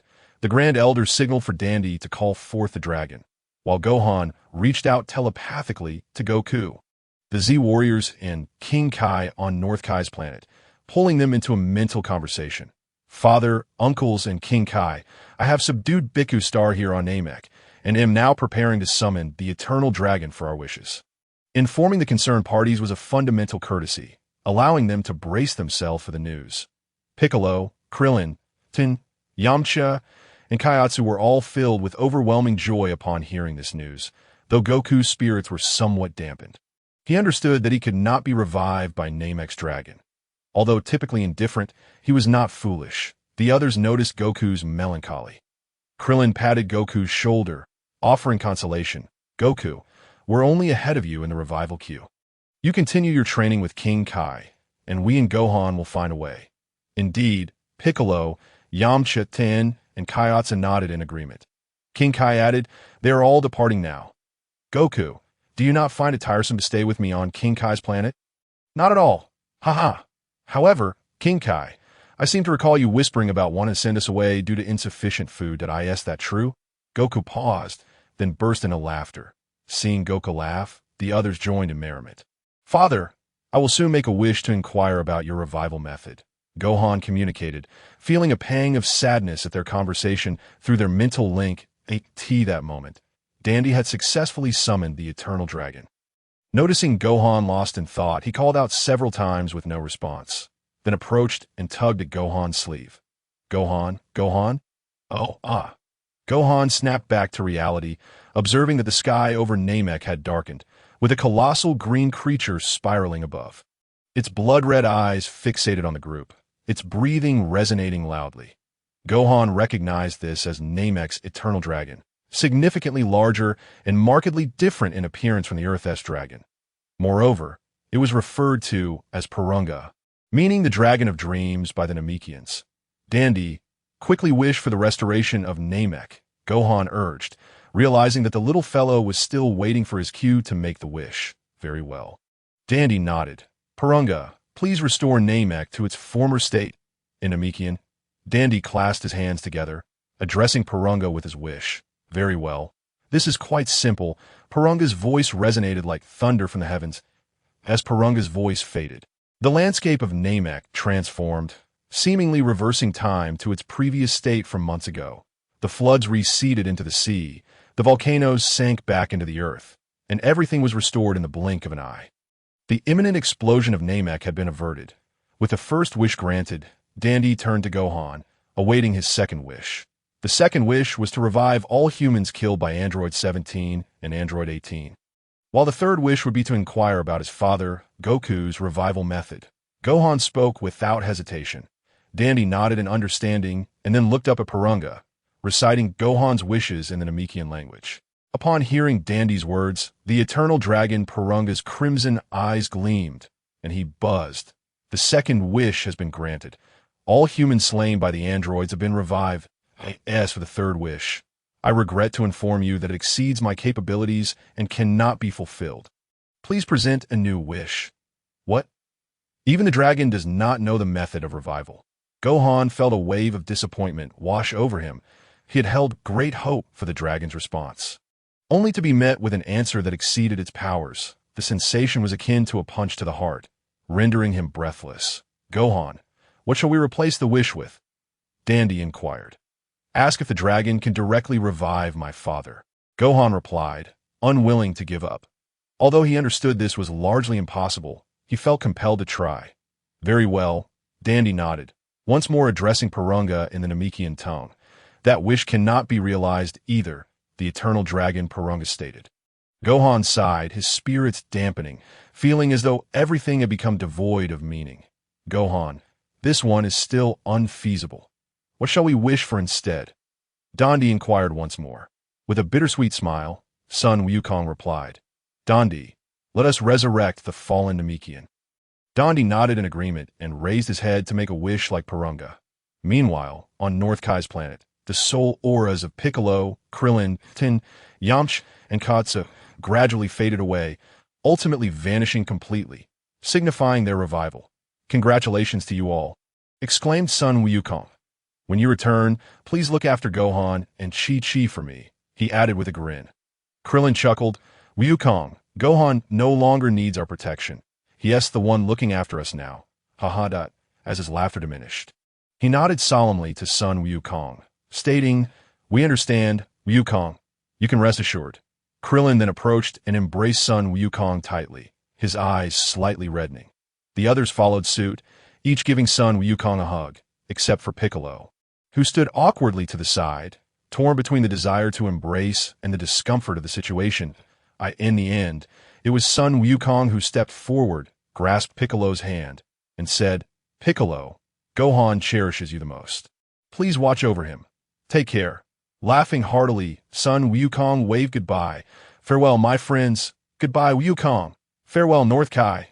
They all waved back, then leaped into the snake way. Sun Wukong continued to wave until their figures faded from view, his hand still raised. Reluctant to lower it. Somewhere on Earth, Vegeta appeared out of thin air. He gazed in astonishment at his hands and body. Just a moment ago, he had been battling Android 17 in Hell. How did he suddenly find himself on Earth? Had he been resurrected? Surely, this was the doing of Kakarot's son. Realizing that he was indeed alive again, he murmured to himself before unleashing his energy and soaring towards West City. Meanwhile, in other parts of Earth, be it in cities, rural areas, or even more distant locales, figures began to materialize, each wearing a perplexed expression as they surveyed their surroundings, feeling as though they had just awakened from a terrible nightmare. Chapter 40. The Namekians only drink water. After fulfilling 3 wishes, Purunga radiated a brilliant golden light before dissipating into the air, transforming the Dragon Balls back into stone. Watching Purunga vanish, Gohan momentarily lost himself in thought, only to remember that he had yet to inform Bulma and Chi-Chi. He quickly initiated a mental connection. Previously, he did not reach out to them after landing to avoid causing worry, so they were unaware of the recent calamity on Namek, assuming instead that Gohan had safely arrived and collected the Dragon Balls. Upon sensing Gohan's connection, Bulma and Chi-Chi were filled with excitement, believing that Shenron had been summoned and their wishes had been granted. Hence Gohan's call was to share good news. Chi-Chi was the first to speak. "Gohan, has the wish been fulfilled?" Bulma chimed in eagerly. "Gohan, when will you return?" Both were women of impatient disposition. Hearing their voices, Gohan's earlier despondency began to lift, and he smiled as he replied, "Yes, the wish has been granted. All the humans who were killed by the androids have been successfully revived. I believe you can hear the joyous cheers of Earth's people as soon as you open the door." Bulma exclaimed with delight, "That's wonderful. Vegeta must have been revived too. Trunks, did you hear? Your father is coming back." She then lifted Trunks, causing the little one to giggle with delight. Chi-Chi, however, asked anxiously, "What about Goku?" Gohan's heart trembled. He knew he had to confront this question with his mother. Unable to evade it, he replied earnestly, "Mom, Dad succumbed to a heart disease. Shenron cannot revive him. But don't worry, I will find another way. Trust me." Upon hearing this news, Chi-Chi felt her vision blur and nearly collapsed, tears welling in her eyes. "Goku," she murmured. "Chi-Chi, please don't be upset. We must have faith in Gohan, right?" Bulma comforted as she patted Chi-Chi's shoulder. "Of course you aren't worried. Your Vegeta has returned, while my Goku has not," Chi-Chi retorted, casting a glance at Bulma, her disappointment somewhat alleviated as she rolled her eyes. Gohan continued, "Aunt Bulma, the dragon radar accidentally melted into molten metal. So you'll need to create another one. Also, could you check if the Dragon Balls that turn into stone at home have been activated?" Bulma approached the corner where the grayish-black stones lay and replied, "Not yet. They still look like stones. Could it be that they require the Kaioshin to reactivate them? I will contact the Kaioshin later to see if he can optimize Earth's Shenron."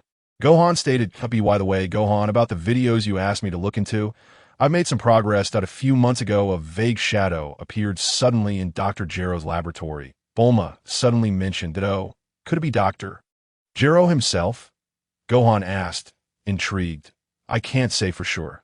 The figure was entirely shrouded in darkness, and the video was quite blurry, making it hard to discern." Bulma explained, someone indeed meddling. Who could it be?" Gohan pondered, feeling a bit confused. "All right, I appreciate your help. Please show me that video when I return, and Aunt Bulma, remember to make the dragon radar. Goodbye." Gohan concluded. Chi-Chi then asked, "Gohan, when will you be back?" Gohan responded, "Mom, I'll board the spaceship shortly and will arrive in 10 days. Goodbye." After severing the connection with Bulma and Chi-Chi, Gohan hastily contacted Mr. Popo. "Mr. Popo, has the Kaioshin returned to the Kaioshin realm?" With no other options.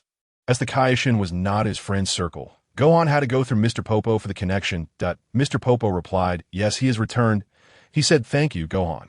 Gohan said, "Mr. Popo, please inform the Kaioshin that I hope he can optimize Earth's Dragon Balls to grant 3 wishes at once.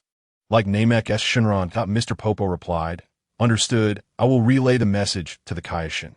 Gohan continued, "Thank you, Mr. Popo. Farewell." After disconnecting from Mr. Popo, Gohan stored his personal belongings into his metallic doppelganger, as it was far safer than keeping them on his person. It contained all his possessions, including the invaluable Senzu beans and spaceship. Since acquiring this metallic doppelganger, his spiritual essence had integrated with it, and Gohan found that he could no longer return his essence to his mind. He had truly merged with the metallic doppelganger. With the crisis on Namek averted and all personnel revived, the Elder had instructed everyone to return to their respective clans and restore their daily order. Now, only 2 of his loyal attendants and Dondi remained by his side. Seeing that Gohan seemed to have finished his tasks, Dondi tugged at his sleeve and asked, "Gohan, what are your plans? Are you returning to Earth now?" The elder nodded in agreement, likely pondering the same question. Sun Wukong smiled and remarked, "Prepare for a hearty meal, and then we shall return to Earth." Dandy nodded in response, saying, "I will fetch you 2 barrels of fresh water." A wave of annoyance washed over Sun Wukong.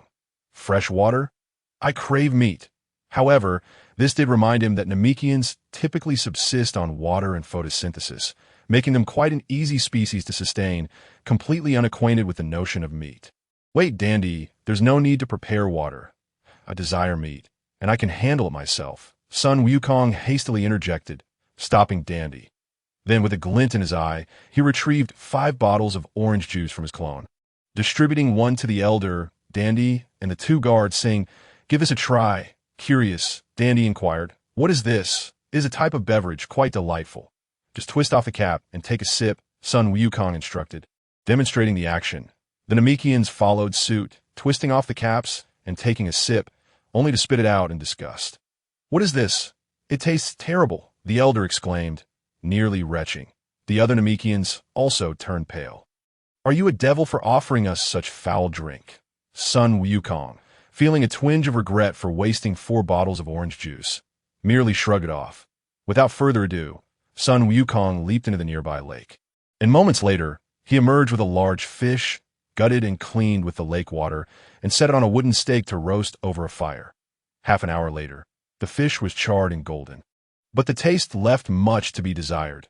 It was akin to eating cold leftovers, a far cry from the fish of Earth in that moment, he felt a deep yearning for his home planet. He needed to return swiftly. Chapter 41. Vegeta, after hastily consuming a fraction of the roasted fish, Sun Wukong discarded the entire charred remnant into the lake, unable to stomach it. This was not a meal, but rather a form of torture. "Dandy, elder, farewell," he waved to them before retrieving his spaceship, opening the hatch, and climbing inside. The craft belched flames and ascended into the sky.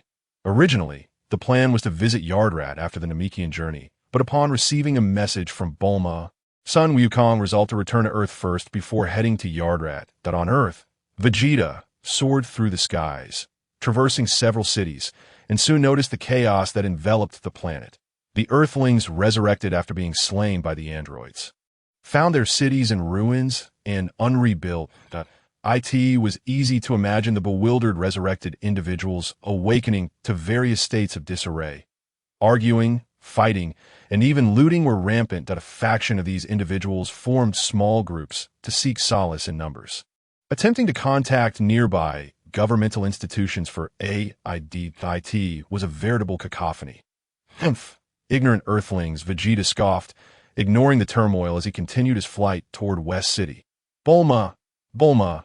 Upon descending, he shouted, pushing against the iron door of his home, only to have it disintegrate under his force, leaving him standing there in embarrassment.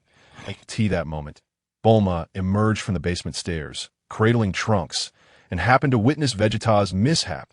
"Vegeta!" she called out, jogging over, confirming it was indeed him, and promptly thrusting Trunks in his arms. "Trunks, your father's back. Go give him a hug." She beamed. "Get this little brat away from me," Vegeta replied coldly, glaring at Bulma, unwilling to embrace Trunks. "If you don't hold Trunks, I want tea cooked for you," Bulma threatened, shooting him a fierce look while pushing Trunks closer. "Humph!" The Prince of Saiyan reluctantly accepted Trunks, who immediately clambered onto Vegeta's back, tangling his hair into a messy nest. "Damn it, you little brat," Vegeta grumbled, though he made no move to dislodge Trunks, instead steadying him to prevent his fall. Observing Vegeta in this predicament, Bulma erupted in laughter, completely devoid of any ladylike demeanor. "Umph, lowly woman," Vegeta grunted in response. "That we now reside in the basement. Follow me." Bulma led the way as Vegeta, with Trunks perched on his neck, made his way downstairs. Upon arrival, Vegeta spotted Chi-Chi and quietly inquired, "Where's Gohan?" Chi-Chi replied, "He was just on Namek. He should be on his way back now." "Oh," Vegeta responded, "hurry and shower. You stink. Are you reluctant to set Trunks down? He can walk now." Bulma teased. Vegeta's face flushed, and he gently placed Trunks on the sofa before heading to the bathing area. Chi-Chi watched in disbelief. She never expected the often combative Vegeta to be so obedient to Bulma. Secretly, she gave Bulma a thumbs up. Bulma then fetched a few changes of clothes for Vegeta and took them to the bathroom. Having heard Gohan mention that their wish had been granted, Bulma anticipated Vegeta's return, and thus she had already prepared several wild chickens Gohan had caught, cooking a feast in anticipation of his arrival. When Vegeta emerged from the shower, Bulma and Chi-Chi had already set the table with food. Vegeta sat down and devoured his meal with the ferocity of a storm. Bulma and Chi-Chi were unfazed. After all, the Saiyans in their home had always eaten with such fervor, as if their food were being stolen. Have Piccolo and Krillin returned yet? Vegeta inquired, mouth full. Not yet. It shouldn't take them too long to return from King Kai's planet, Bulma replied.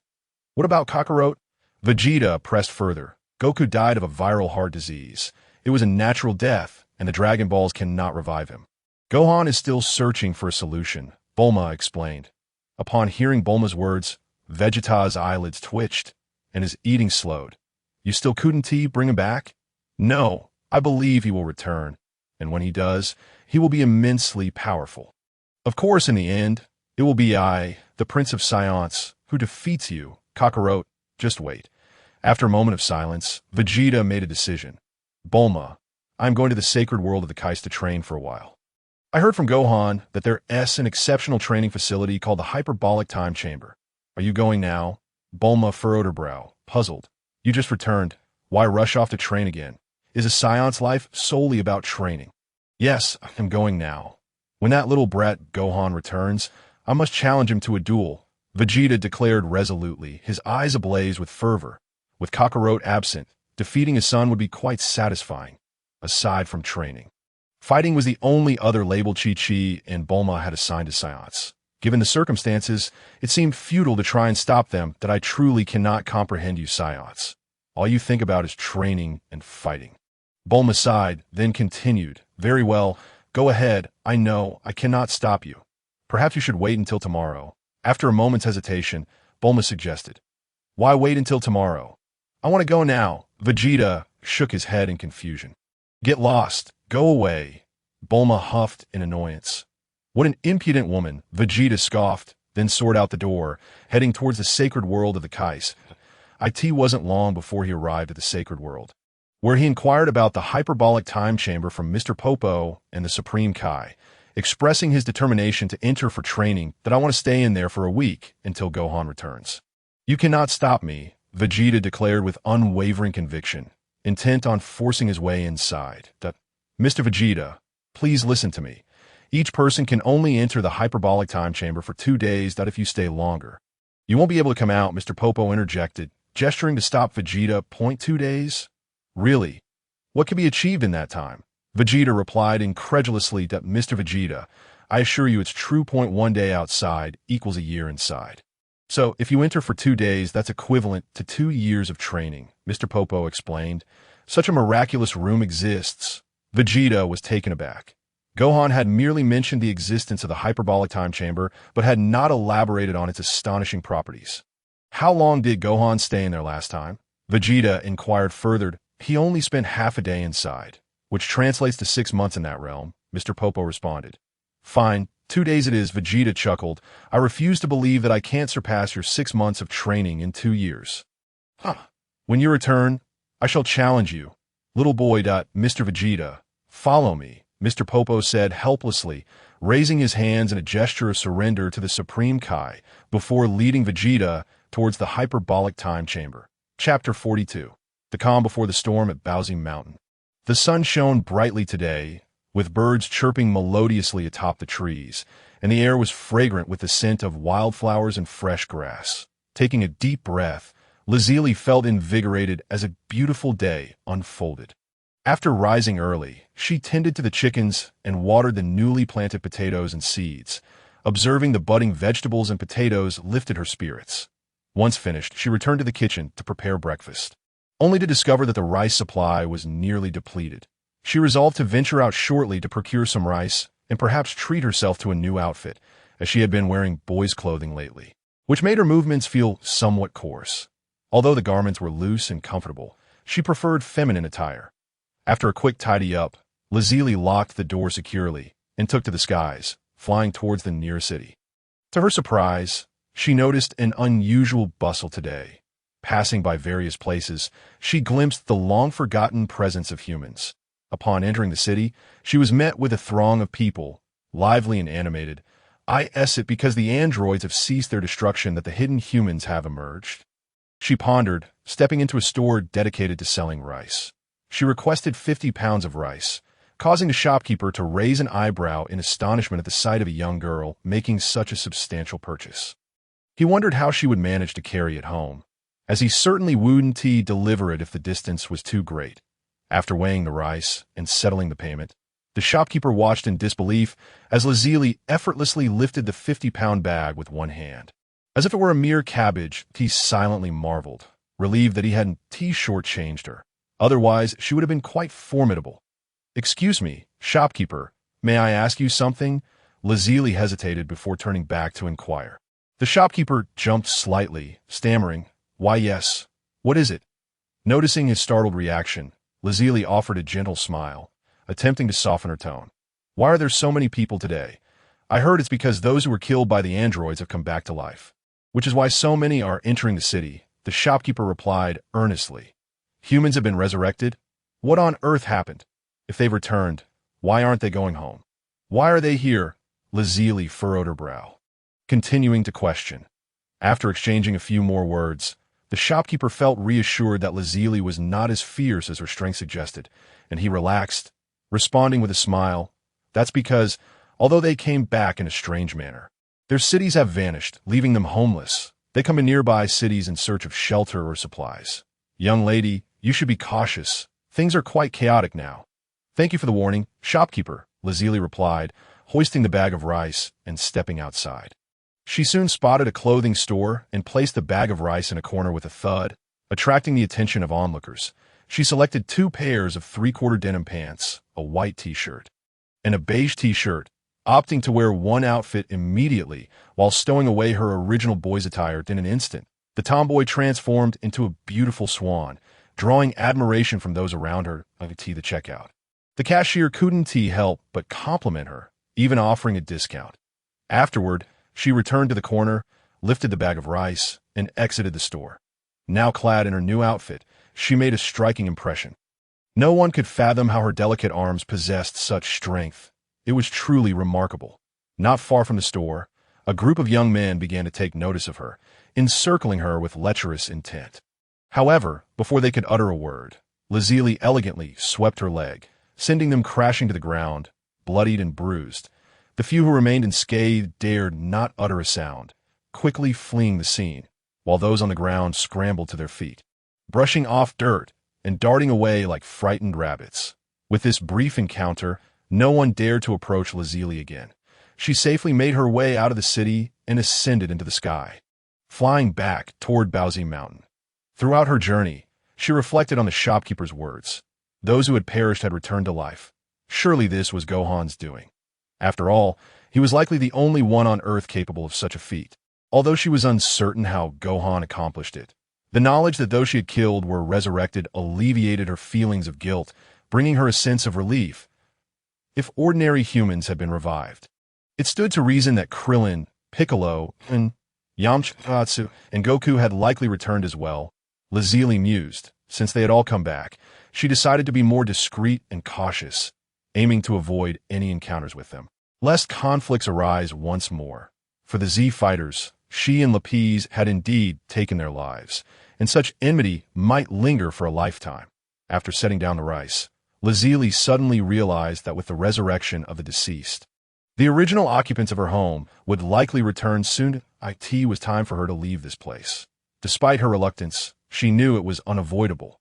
Lazili tidied up her living space, gathered the drying clothes, fed the chickens once more, and placed the little money she had left on the coffee table in the living room.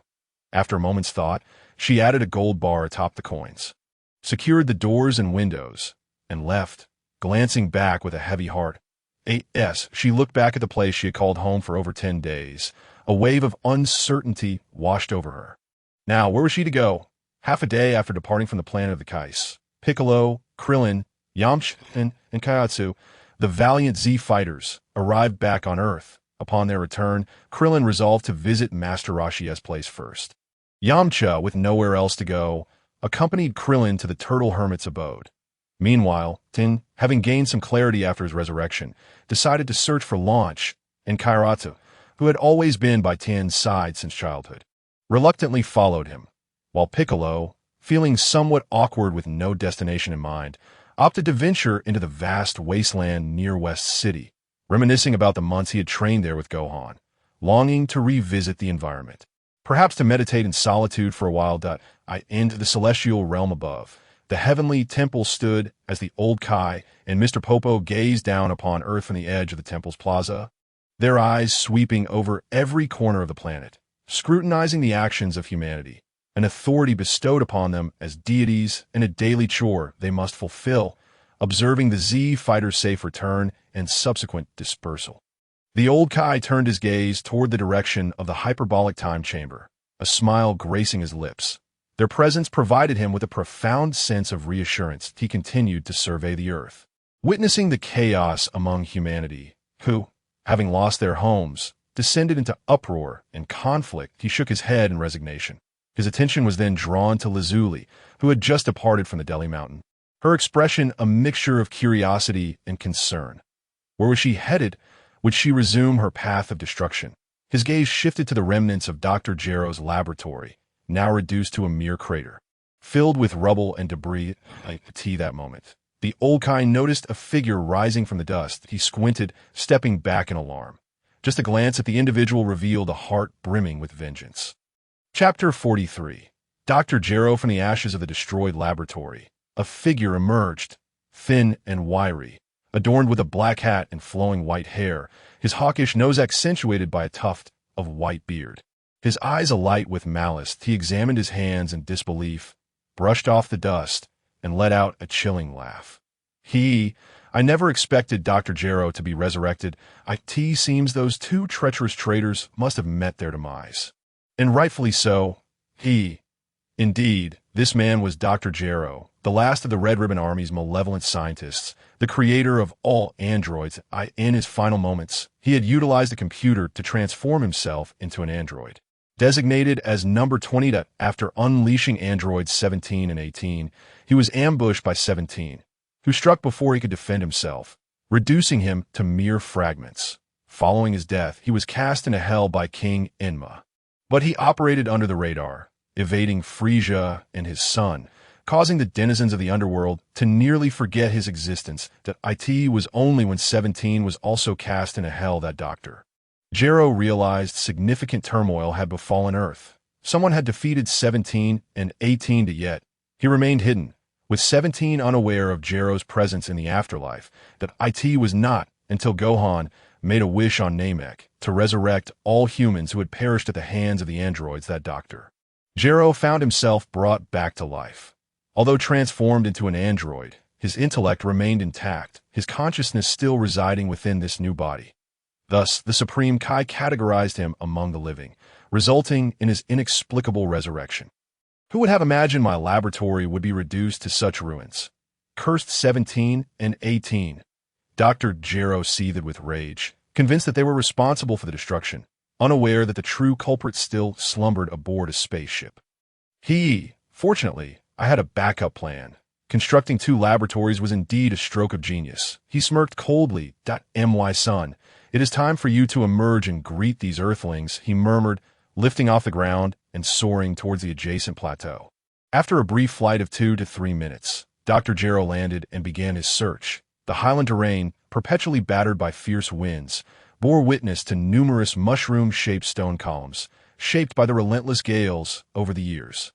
As he surveyed the landscape, which was almost devoid of vegetation save for a sparse scattering of cacti and other drought-resistant flora, he exclaimed with delight, I found it. He pressed firmly against one of the mushroom-like pillars, and a steel door swung open with a thundering sound. Entering the chamber, he activated a backup power source, illuminating the interior before sealing the door behind him. The lights revealed a winding staircase descending below. Gero made his way down the steps and opened another door. Upon its opening, he was greeted by a spacious room, its ceiling adorned with a massive glass orb radiating light like a grand bulb, casting the room in brilliance. The room contained only a few computers, a laboratory table, and a white pod for incubation, creating an atmosphere of stark emptiness. Approaching the computer, Dr. Jero retrieved a remote-like device, stowing it away in his bag. Before moving to the incubation pod, where he sat down in a chair, staring vacantly at the pod, lost in thought for a moment, the white pod bore the designation. Number 16. Gazing at the pod. Jero was swept away by memories. In his recollections, a robust young man burst through the door, confronting Dr. Jero with fervor. "Dad, why did you tell the general I couldn't participate in this battle? Who are you to decide for me? I have to go." Enraged, Dr. Jero retorted, "You insolent brat, do you comprehend the peril of this mission? You may never return." The young man, dismissive, retorted, "Mind your own business," before storming out. After that fateful day, his son never returned. Dr. Jero sent out search parties for months, but his son's whereabouts remained a mystery. Rumors circulated within the military that Dr. Jero's son had been obliterated by a bomb during the battle. The news struck Dr. Jero like a bolt from the blue, plunging him in a madness. In the ensuing months, he delved into the creation of androids, capturing numerous living beings for experimentation, leading to the birth of androids. Shaking his head to dispel the memories, he turned his gaze back to the number 16 pod, speaking softly, "You never listened to your father, so I fashioned you into a gentle and obedient form. I endowed you with unparalleled strength and a formidable physique." After a moment of silence, he continued, "Yet, you are not my true son, that I could not recover even your remains. Otherwise, I would not have resorted to crafting your body from metal. Even so, I did not place you alongside 17 and 18. I created a separate laboratory just for you, my son. Do not disappoint me. No, I must refer to you as number 16. Yes, number 16. Dr. Jero oscillated between laughter and anger, his psyche forever altered by the immense trauma he had endured. "Awaken, number 16, he commanded, rising to open the pod. SLID. As it creaked open, number 16 blinked awake, sitting up within the pod. Like a machine, he rotated his neck with a series of mechanical clicks, then regarded Dr. Jero, greeting him politely. "Hello, Dr. Jero." After exchanging greetings, number 16 emerged from the hibernation chamber on the 16th, obediently standing beside Dr. Jero. Number 16 was modeled after Drive, Jero's own son, albeit with a significantly enhanced physique and height, towering over 2.5 meters, his muscular frame resembling a walking mountain. In contrast, Dr. Jero, standing at only 1.7 meters, had to crane his neck to look up at the imposing figure of number 16, which became uncomfortable after prolonged observation. Dr. Jero twisted his neck and remarked, "Haha, I am uncertain how they managed to defeat numbers 17 and 18, but now that you have been activated, your energy far surpasses that of those two traitors. I refuse to believe they can pose any threat to us. Number 16, he might command and obliterate the nearby cities." With an expression devoid of emotion, number 16 replied, "Doctor, I decline to execute this task. My mission solely entails eliminating Son Goku and ensuring your safety. All other tasks lie beyond my operational parameters." Dr. Jero's face twitched, filled with regret over his decision to imbue this hulking creation with a gentle, compliant, and benevolent disposition. Number 16 was, after all, a failed experiment, with perhaps the only advantage being his unwavering loyalty. Exasperated, Dr. Jero pointed at number 16, realizing he was utterly powerless to change the situation, and thus abandoned his attempts at reprimanding him. "Fine. If you refuse to destroy, I shall do so myself. You must ensure my protection." Dr. Jero conceded to number 16 at this time. Number 16 nodded, affirming, "This is within my purview. Safeguarding the doctor's safety is my duty. Let us go greet the Earthlings." Haha. Dr. Jero chuckled ominously, consumed by thoughts of vengeance that he was determined to eliminate Son Goku, to exact retribution upon humanity, and to slay the current king. Had it not been for them, his Red Ribbon Army would not have perished, and his son would still be alive. Thus, he aimed to wreak havoc today, with his first destination being the nearby North City, where the former king resided. Chapter 44. The Great Crisis in West City. Meanwhile, Son Gohan had just completed his research on the metallic doppelganger. Earlier, he had glimpsed the figure of the black-clad individual who sought his life through Gula's memories. Confounded by the motives of the shadowy figure, he decided not to dwell on it further, for that was his nature. Pondering the inexplicable was less productive than honing his instant transmission skills. Vegeta was drenched in sweat within the hyperbolic time chamber, delivering powerful punches and kicks that echoed through the air. Piccolo had ventured to the vast wilderness, calmly assessing his surroundings before settling into a meditative posture to cultivate his mental fortitude. Krillin and Yamcha arrived at Kame House, only to find it deserted and coated in dust. They rummaged through some items to pack away, then followed Yamcha as they soared towards the lookout. Tian Shinhan and Chaozu traversed 2 cities in search of Lan Shi, but to no avail. With communications still down, locating a single individual amidst the bustling masses proved exceedingly difficult. Son Goku insisted that King Kai affix 10 tons of metal to his hands and feet as he relentlessly trained. At the headquarters of the Resistance, General Kid faced immense frustration as chaos and skirmishes erupted all around. Keeping the Resistance in a state of disarray, he dispatched numerous squads to quash the turmoil. Yet the more they attempted to suppress it, the more chaotic it became. Pacing back and forth in the conference room, General Kid's anxiousness caused both Satan and Biddy Lee to feel dizzy and overwhelmed. Indeed, Son Gohan succeeded. Humanity had been revived, but amidst this turmoil, how to manage the situation? Satan, General Kid lamented, having repeated this phrase dozens of times, growing increasingly exasperated. Unable to endure any longer, Biddy Lee shook her head vigorously, her pouty lips protesting. Grandpa Kid, can you please stop?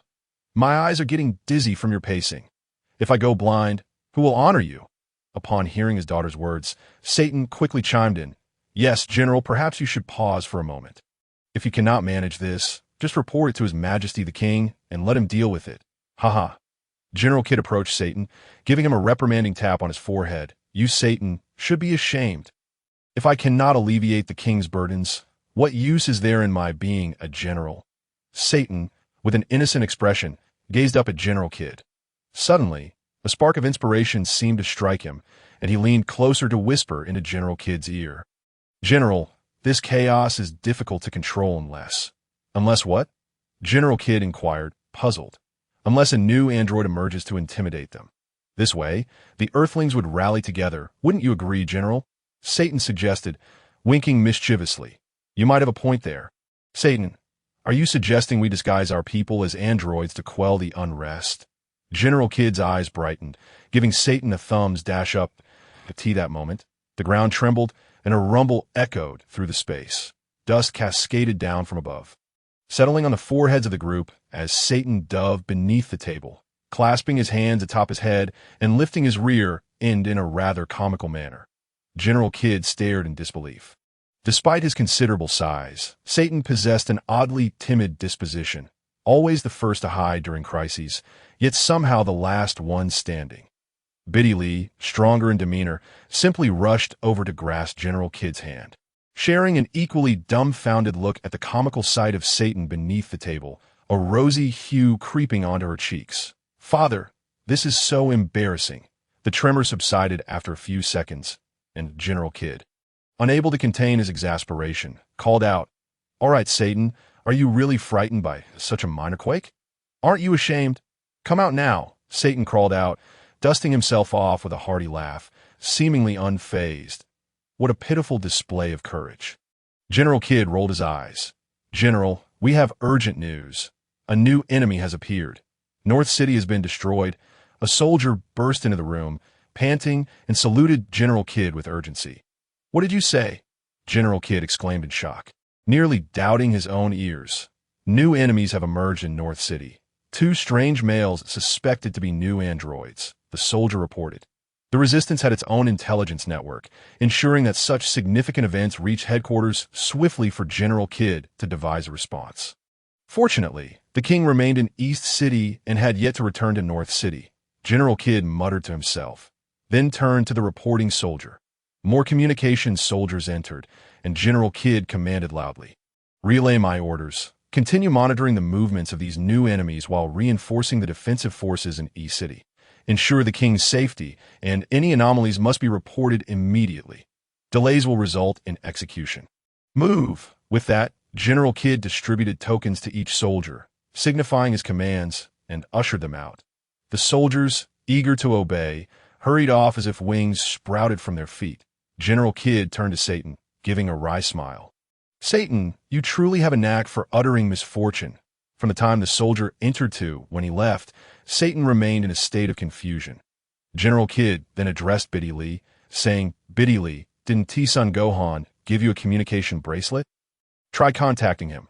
Upon hearing General Kidd's instruction, Biddy Lee quickly activated the bracelet to call Sun Gohan, attempting multiple times without success, ultimately shaking her head at General Kidd. General Kidd furrowed his brow. It seems Sun Gohan has yet to return to Earth. This is dire. Can anyone withstand these two androids? Will the recently revived humans face annihilation once more? Dark clouds of terror once again loomed over the Earth. As Krillin and Yamcha soared toward the lookout, they spotted the old Kai standing at the edge of the plaza, drenched in sweat and wearing a look of utter shock. Krillin approached and inquired, Old Kai, you don't look well. Has something happened again? As the celestial being gazed upon the newly descended Krillin and Yamcha, a tremor gripped his voice as he uttered, Krillin, Yamcha, two new malevolent androids have emerged in the North City. And it has now been utterly annihilated. Two new androids. Krillin and Yamcha exchanged a glance, their faces paling as their legs began to tremble. Androids? No. Weren't they all vanquished by Gohan? Krillin stammered. What can we possibly do? Going there would only lead to our demise. Yamcha lamented, recalling the harrowing memory of months prior when they had all been dispatched by a single blow from those very androids. What monstrous entities were they? Surely, any attempt to confront them would be tantamount to delivering oneself as mere fodder. These two new androids are currently en route to West City. Their next target is likely to be there. The celestial being remarked, his countenance darkening. What? West City? Both Krillin and Yamcha gasped simultaneously. Kiki and Bulma are still in West City, aren't they? Krillin turned to Yamcha. But can we really stop the androids? Yamcha was drenched in sweat. Yamcha, we promised Goku that we would protect Kiki. Krillin gritted his teeth, his legs quaking, yet his gaze resolute as he looked at Yamcha. After we return, please take care of Gohan and Kiki. Goku had said to them before their separation. They had nodded in agreement that I am terrified as well, but I must go, Krillin declared loudly. With that, a white aura enveloped him, and he soared into the sky, tears escaping his eyes. Wait for me. Yamcha, with gritted teeth, pursued Krillin. Chapter 45, The Gathering of the Z Warriors, Part 1. Humans are truly fragile, utterly insubstantial. With a mere flick of my wrist, they perish like ants.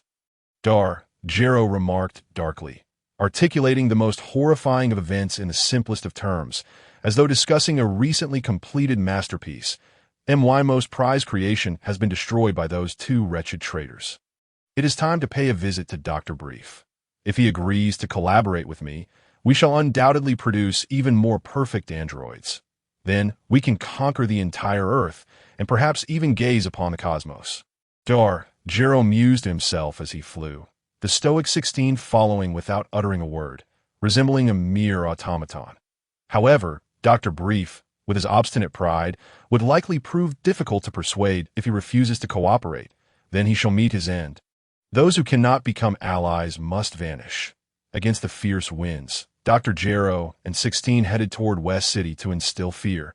Having previously researched Dr. Brief, Dr. Jero held a certain admiration for his inventions, recognizing that every product of the Capsule Corporation was a marvel of ingenuity.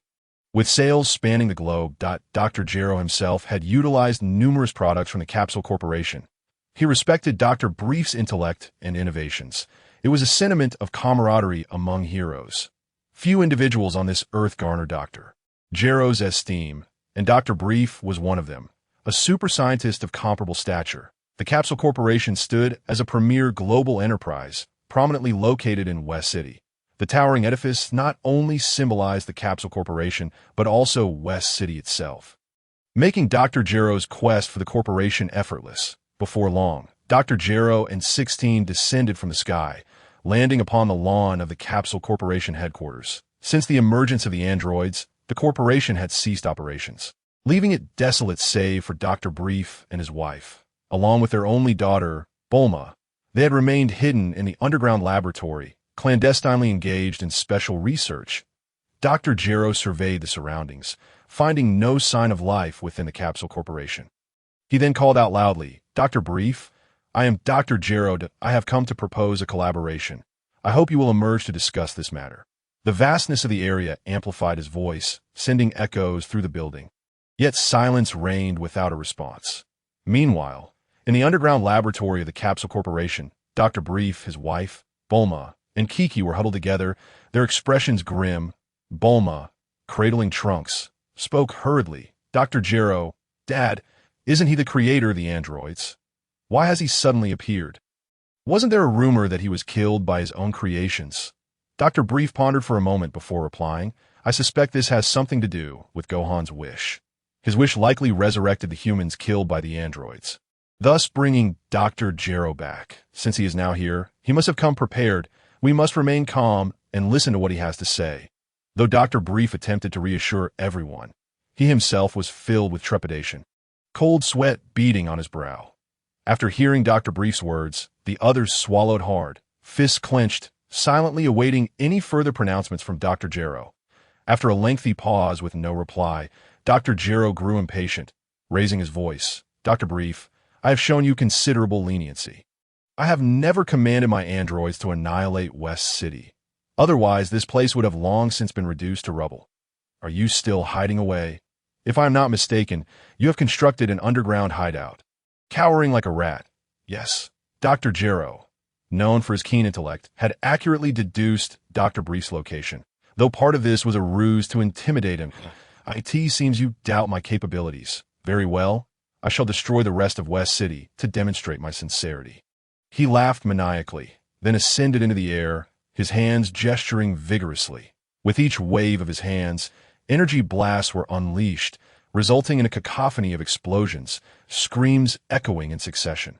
Mushroom clouds erupted from the energy detonations, shrouding West City in a veil of dust and smoke in an instant.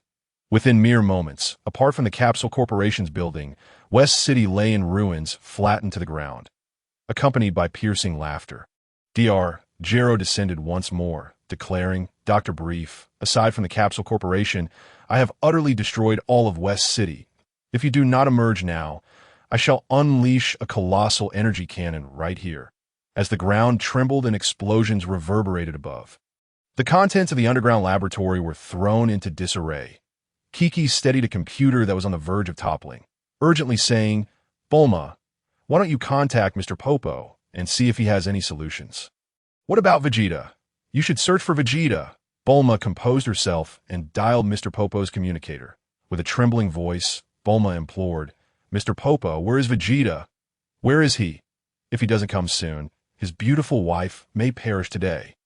"Dr. Jero is here." Mr. Popo, wide-eyed, raised the communicator away from his ear, the volume overwhelming. He replied, "Miss Bulma, your husband is in the hyperbolic time chamber. Krillin and Yamcha have already flown toward West City." Bulma shouted in frustration, "What did you say? Hurry and bring him out. His wife is on the brink of death." Mr. Popo shivered and quickly responded, "All right, I will fetch him right away." Yet he thought to himself, Miss Bulma is indeed a fearsome woman. No wonder Krillin and Vegeta seemed somewhat intimidated by her. With no choice, Mr. Popo hurried toward the hyperbolic time chamber, hoping that Vegeta, having been inside for a day, would not be angered by his summons. "Mr. Vegeta certainly is quite the temper. Bulma, you all stay inside for now. Since Jero has gone to great lengths to summon me, he must not intend to kill me. Otherwise, he would have already destroyed this place." "I shall venture out and take a look," Dr. Brief stated, contemplating deeply before deciding to confront Jero, lest this basement be obliterated and everyone perish within. "Dad," Bulma exclaimed, grasping Dr. Brief's hand. "It's all right. I will meet him. Otherwise, our demise will come swifter," Dr. Brief replied, freeing himself from Bulma's grip and making his way towards the staircase leading to the surface. "Is Dr. Brief truly not here?" Jero murmured softly, and no sooner had he uttered this than the doors of Capsule Corporation swung open with a thunderous crash, and Dr. Brief emerged. Jero was momentarily taken aback before laughing heartily as he approached Dr. Brief, saying, "Brief, I assure you, I harbor no ill intentions. I merely wish to collaborate with you. Together, we can develop even mightier androids. And then we shall dominate the Earth. What do you say? You want my assistance in crafting androids? You must be dreaming, Dr. Brief retorted, glaring at Jero. Brief, do not be so ungrateful. It would take but a mere flick of my wrist to end your life. Yet, you dare to speak to me in such a manner. Observe, this is Android 16, far more powerful than 17 and 18, that are you not afraid? Jero sneered, gesturing towards 16, who stood beside him. I have also transformed myself into an android. Behold this flawless physique and energy. Oh, you not envy it? Jero proclaimed, unleashing a beam of energy that pierced through the building behind Dr. Brief, causing it to collapse in a cloud of dust. If you're willing to join us, I could also transform you into an android, granting you the same immortality I possess. What do you think? Jero continued to tempt at Dr. Brief, cigarette in mouth and hands tucked in his pockets. Remained unfazed. I have no desire to become a monster like you, he scoffed. How foolish of you to seek death, Jero fumed, realizing that after all his persuasion, Dr. Brief remained obstinate. He decided then that this obstinate fellow must be eliminated to prevent future complications. Jero furrowed his brow, and two beams of red laser shot from his eyes towards Dr. Brief, who, if nothing intervened, would be pierced by them and meet his ending that moment. A figure clad in a white cape appeared like lightning, rolling with Dr. Brief to narrowly evade the deadly beams. The red lasers struck the ground, creating two deep craters. Who is that? Jero seethed with anger, realizing someone was sabotaging his plans. Chapter 46. The Assembly of the Z-Fighters, Part 2, Piccolo. You've arrived as well? At that moment, two more figures descended from the sky, one of whom spoke as the dust settled. The figures became clear. It was Krillin and Yamcha, the one who had just saved Dr. Brief was Piccolo. You too. Huh. Piccolo said, shielding Dr. Brief behind him with a wry smile. That I'm here too, came another voice from above as Tien Shinhan and Kaiotsu descended. Jero surveyed the gathering of fighters, a cold smile creeping upon his lips. Why do you all choose to emerge and meet your demise? Do you think I'm an easy target? Old man, you called yourself that. Why not return home and rest instead of causing a ruckus? Yamcha retorted, seizing the opportunity to speak back, even if he was outmatched. You seek death, Jero erupted in fury, lunging towards Yamcha. Watch out, Krillin, Tien, and Piccolo shouted in unison, oh no, am I about to die again? Yamcha panicked as Jero appeared before him in the blink of an eye, leaving him no time to react. Much like the last time, he was swiftly defeated by Android 17. Die. Jero shouted as he unleashed a fierce punch. That moment, Piccolo, nearest to Yamcha, extended his arms like rubber, seizing Yamcha's shoulders and flinging him back just in time to evade Jero's lethal strike. Phew, I'm saved. Thank you, Piccolo, Yamcha said, rolling out of the dust and wiping the blood from his mouth. We stand together, Piccolo declared. The group quickly formed a defensive circle, back to back. Though where's that guy Vegeta? Krillin muttered. He and Yamcha had just arrived at the sacred world of the Kais when Vegeta had flown off towards West City, unaware of his training in a hyperbolic time chamber. Indeed, his home is nearly destroyed, and he doesn't even come out. Yamcha concurred, harboring a long-standing disdain for Vegeta, especially since his relationship with Bulma had soured his view of him even further. How did you all come to be here? Krillin inquired of Piccolo and Tien. There was a massive explosion in North City, so I went to investigate and followed along, Piccolo responded. Same here, Tien and Kaiotsu nodded in agreement. He's coming, Tien suddenly shouted, that moment. Jero charged towards them once more. You worthless fools, seeking death! Jero roared as he moved with blinding speed.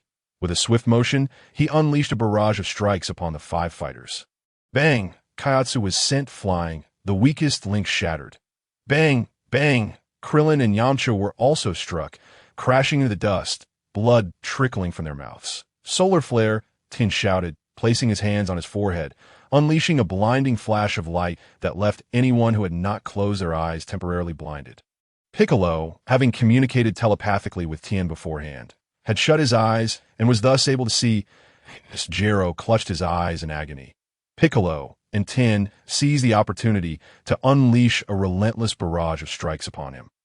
Boom! Boom! Boom! Jero staggered under the assault, dust and debris erupting around him. Damn it! You two fools are courting death! Jero bellowed in rage, momentarily blinded and unable to sense their energy, leaving him vulnerable to their attacks. You will pay dearly for this, Jero fumed, hurling two energy blasts forward to push Piccolo and Tien back. As they retreated, Jero's visage was marred with black oil oozing from his mouth. That we have a chance. He is significantly weaker than 17 and 18, Piccolo exclaimed with excitement.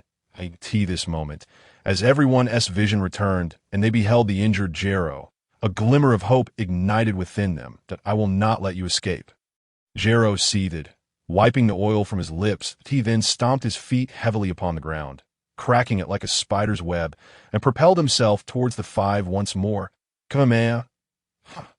The fighters, having just endured close combat, were not about to let Jero charge in easily. Krillin had finished charging his Kamehameha wave and thrust his hands forward towards the incoming Jero, sending forth a blue energy wave that hurtled toward him.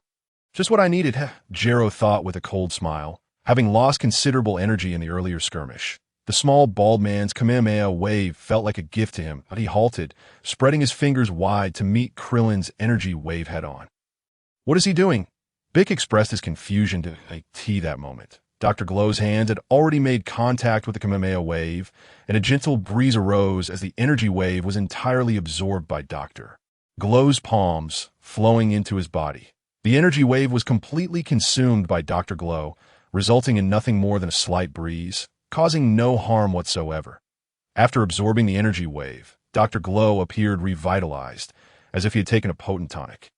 In contrast, Krillin was in a dire state, drenched in sweat, panting heavily, bent over with both hands on his knees, visibly drained of stamina and energy, exhibiting signs of fatigue. He drained my energy, Krillin uttered weakly. The faces of the others turned pale immediately. Everyone be cautious.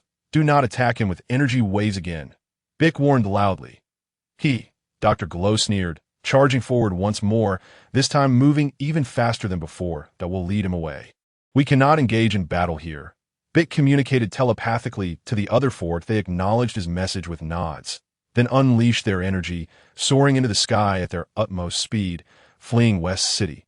Bulma, Chi-Chi, and Brief, along with the others, were present, and relocating the battlefield was essential for them to fight without reservations. Trying to escape? It won't be that easy. Dr. Glow, in a fit of rage, swiftly turned and pursued the five. Upon seeing Dr. Glow depart, Number 16 also took flight, closely following him.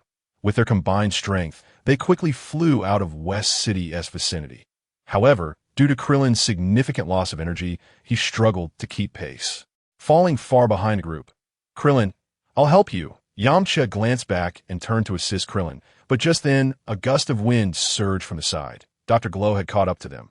With a swift kick, he sent both of them plummeting from the sky into the dense forest below, creating a thunderous crash as numerous trees were uprooted and wildlife scattered in panic. Krillin, Yamcha, and Bick shouted, halting in their tracks and rushing toward the direction where Krillin and Yamcha had fallen. However, Dr. Glow was faster than them, swiftly blocking their path. Solar Flare. Tien unleashed another Solar Flare technique.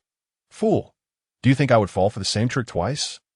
Dr. Glow scoffed, having already been on high alert when Tien raised his hand to his forehead, promptly closing his eyes.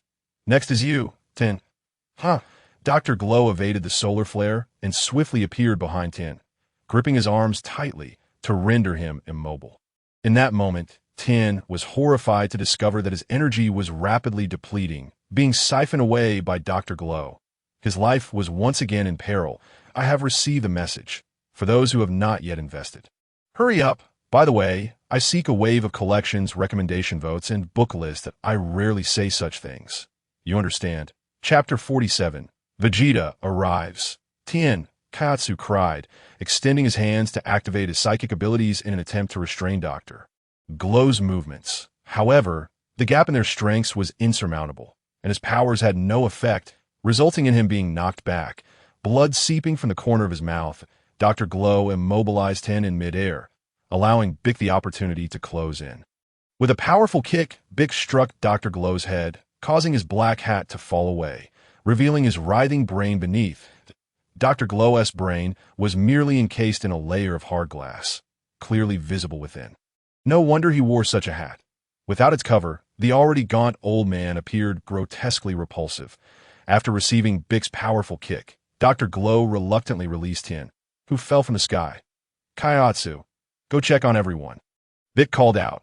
Understood. Kaiatsu nodded and flew down, heading toward Tin's falling trajectory. Bik's gaze swept over number 16 before returning to Dr. Glow. He was puzzled as to why this seemingly powerful giant had not yet intervened, leaving the old man to confront the 5 of them alone. However, the current situation was dire, as the other 4 had essentially lost their combat capabilities, leaving him to face a 1v2 scenario. He silently hoped that the giant would refrain from joining the fray.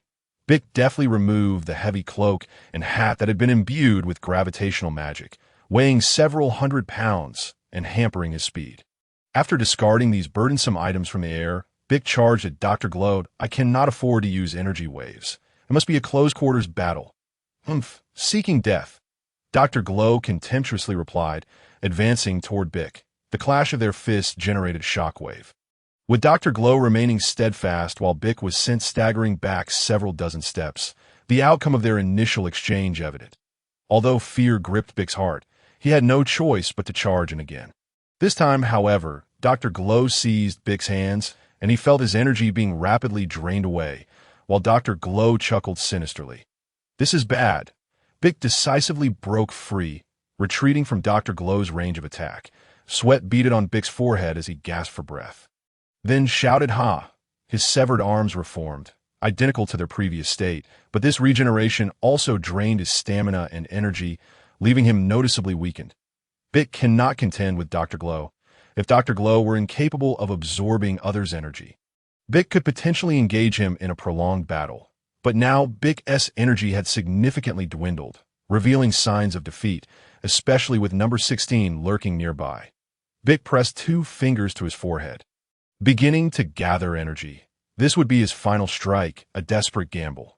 Soon, his energy surged dramatically, surpassing his limits, coalescing between his fingers, his veins bulging as a terrifying and violent aura emanated from his right hand. Special beam cannon! Bik bellowed with all his might, directing his hands toward Dr. Glow. Instantly, a cataclysmic burst of energy formed into a purple-golden beam, enveloped by sharp energy blades, hurtling toward Dr. Glow's chest. You dare unleash an energy wave? Bring it on! Dr. Glow laughed heartily, once again spreading his arms wide, preparing to confront the overwhelming energy beam. Doctor, you can't take that hit! Number 16 shouted, finally making a move. Equipped with a sensory device, his brain possessed advanced analytical capabilities. He sensed that the power of Bik's special beam cannon was far beyond what Dr. Glow could withstand. Otherwise, Dr. Glow's hands would be pierced through, and his body would suffer the same fate. For the first time since his activation, number 16 sprang into action. He appeared before Dr. Glow in an instant, raising his arms to block the fearsome energy beam. The beam struck against his arms, producing a shower of sparks, yet ultimately failed to inflict any damage upon him. As the energy of the special beam cannon dissipated, Bik gazed incredulously at the imposing figure of number 16, his eyes filled with dread. No, it cannot be. You actually took the special beam cannon head-on without a scratch. The magic convergence light cannon possesses immense power, far surpassing that of the Kamehameha wave when pitted against opponents of equal combat strength. However, it necessitates a longer charge time and has a more limited attack area, categorizing it as a single-target offensive skill.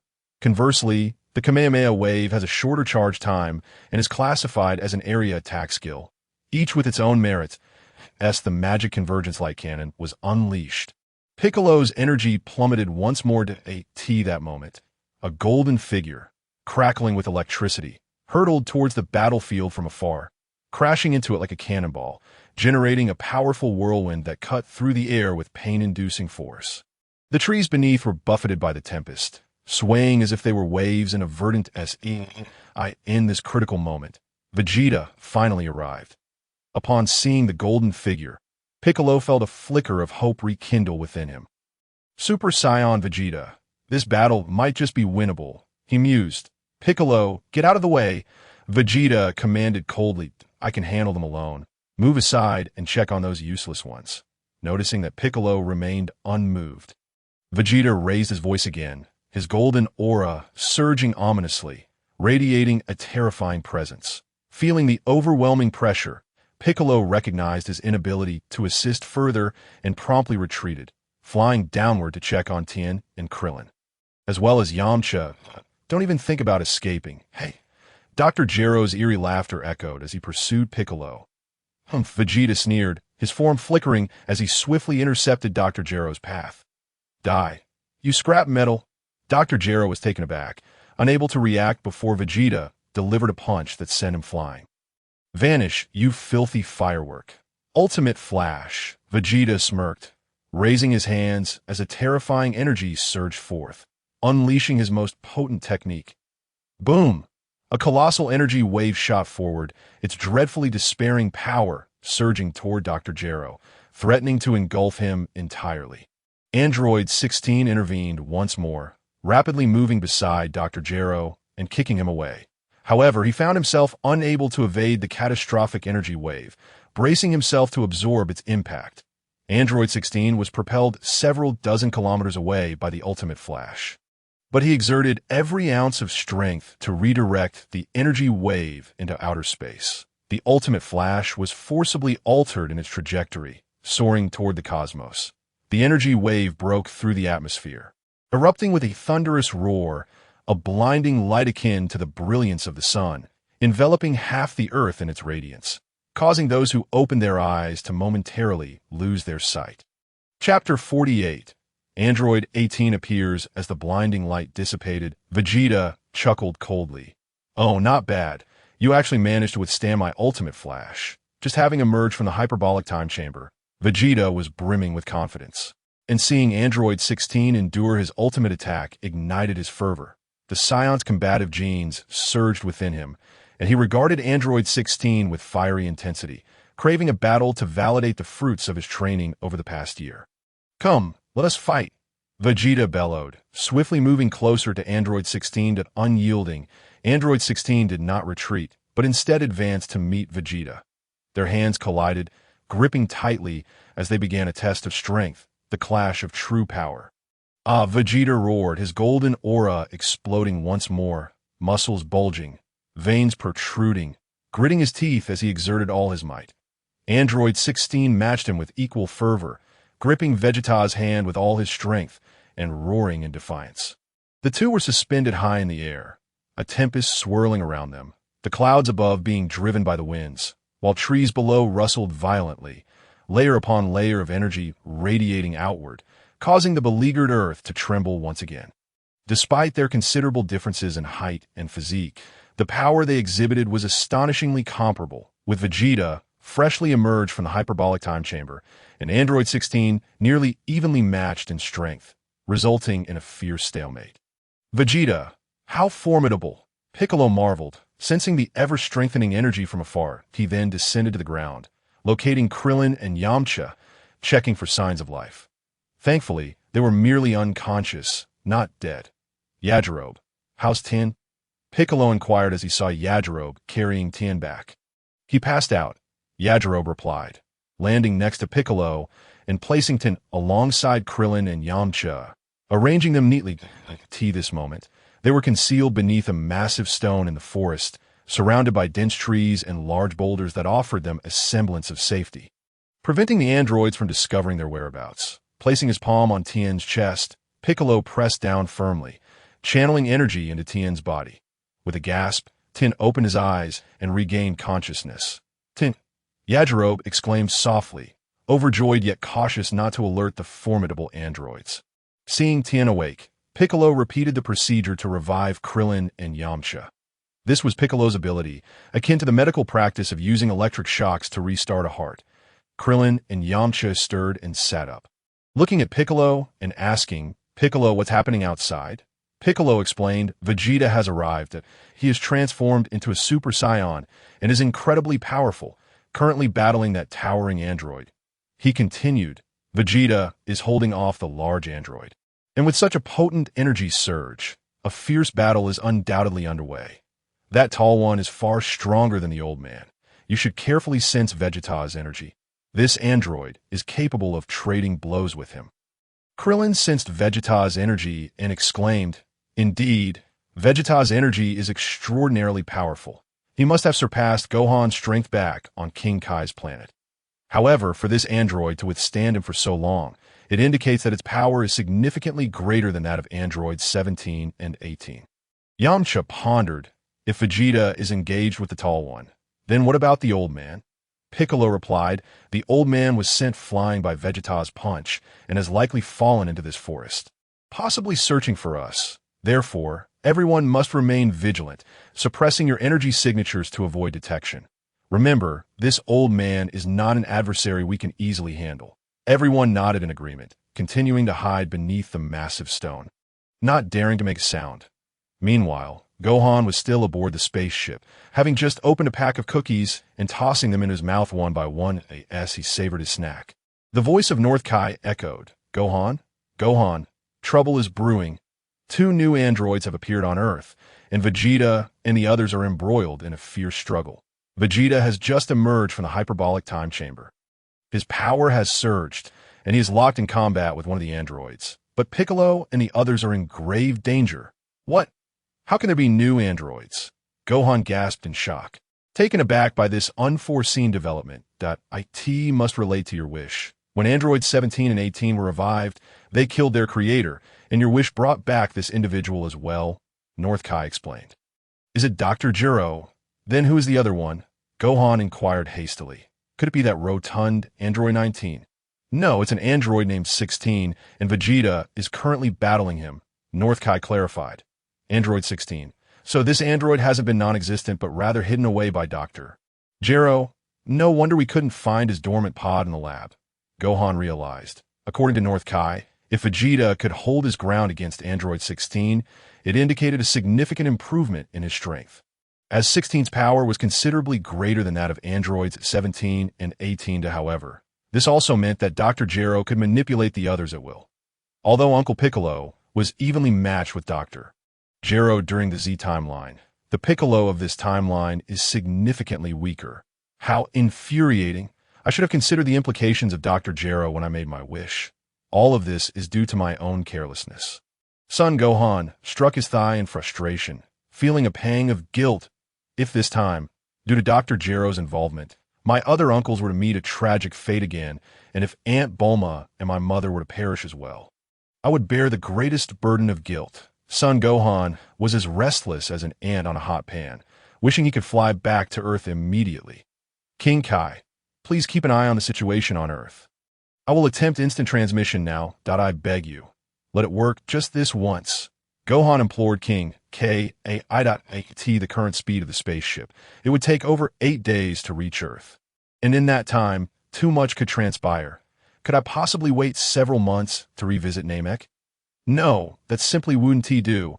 Instant transmission, I implore you. With that, Gohan pressed 2 fingers to his forehead, searching for Vegeta's energy, repeatedly trying to initiate instant transmission. Meanwhile, Piccolo and the others have been hiding under a boulder for quite some time, hardly daring to breathe.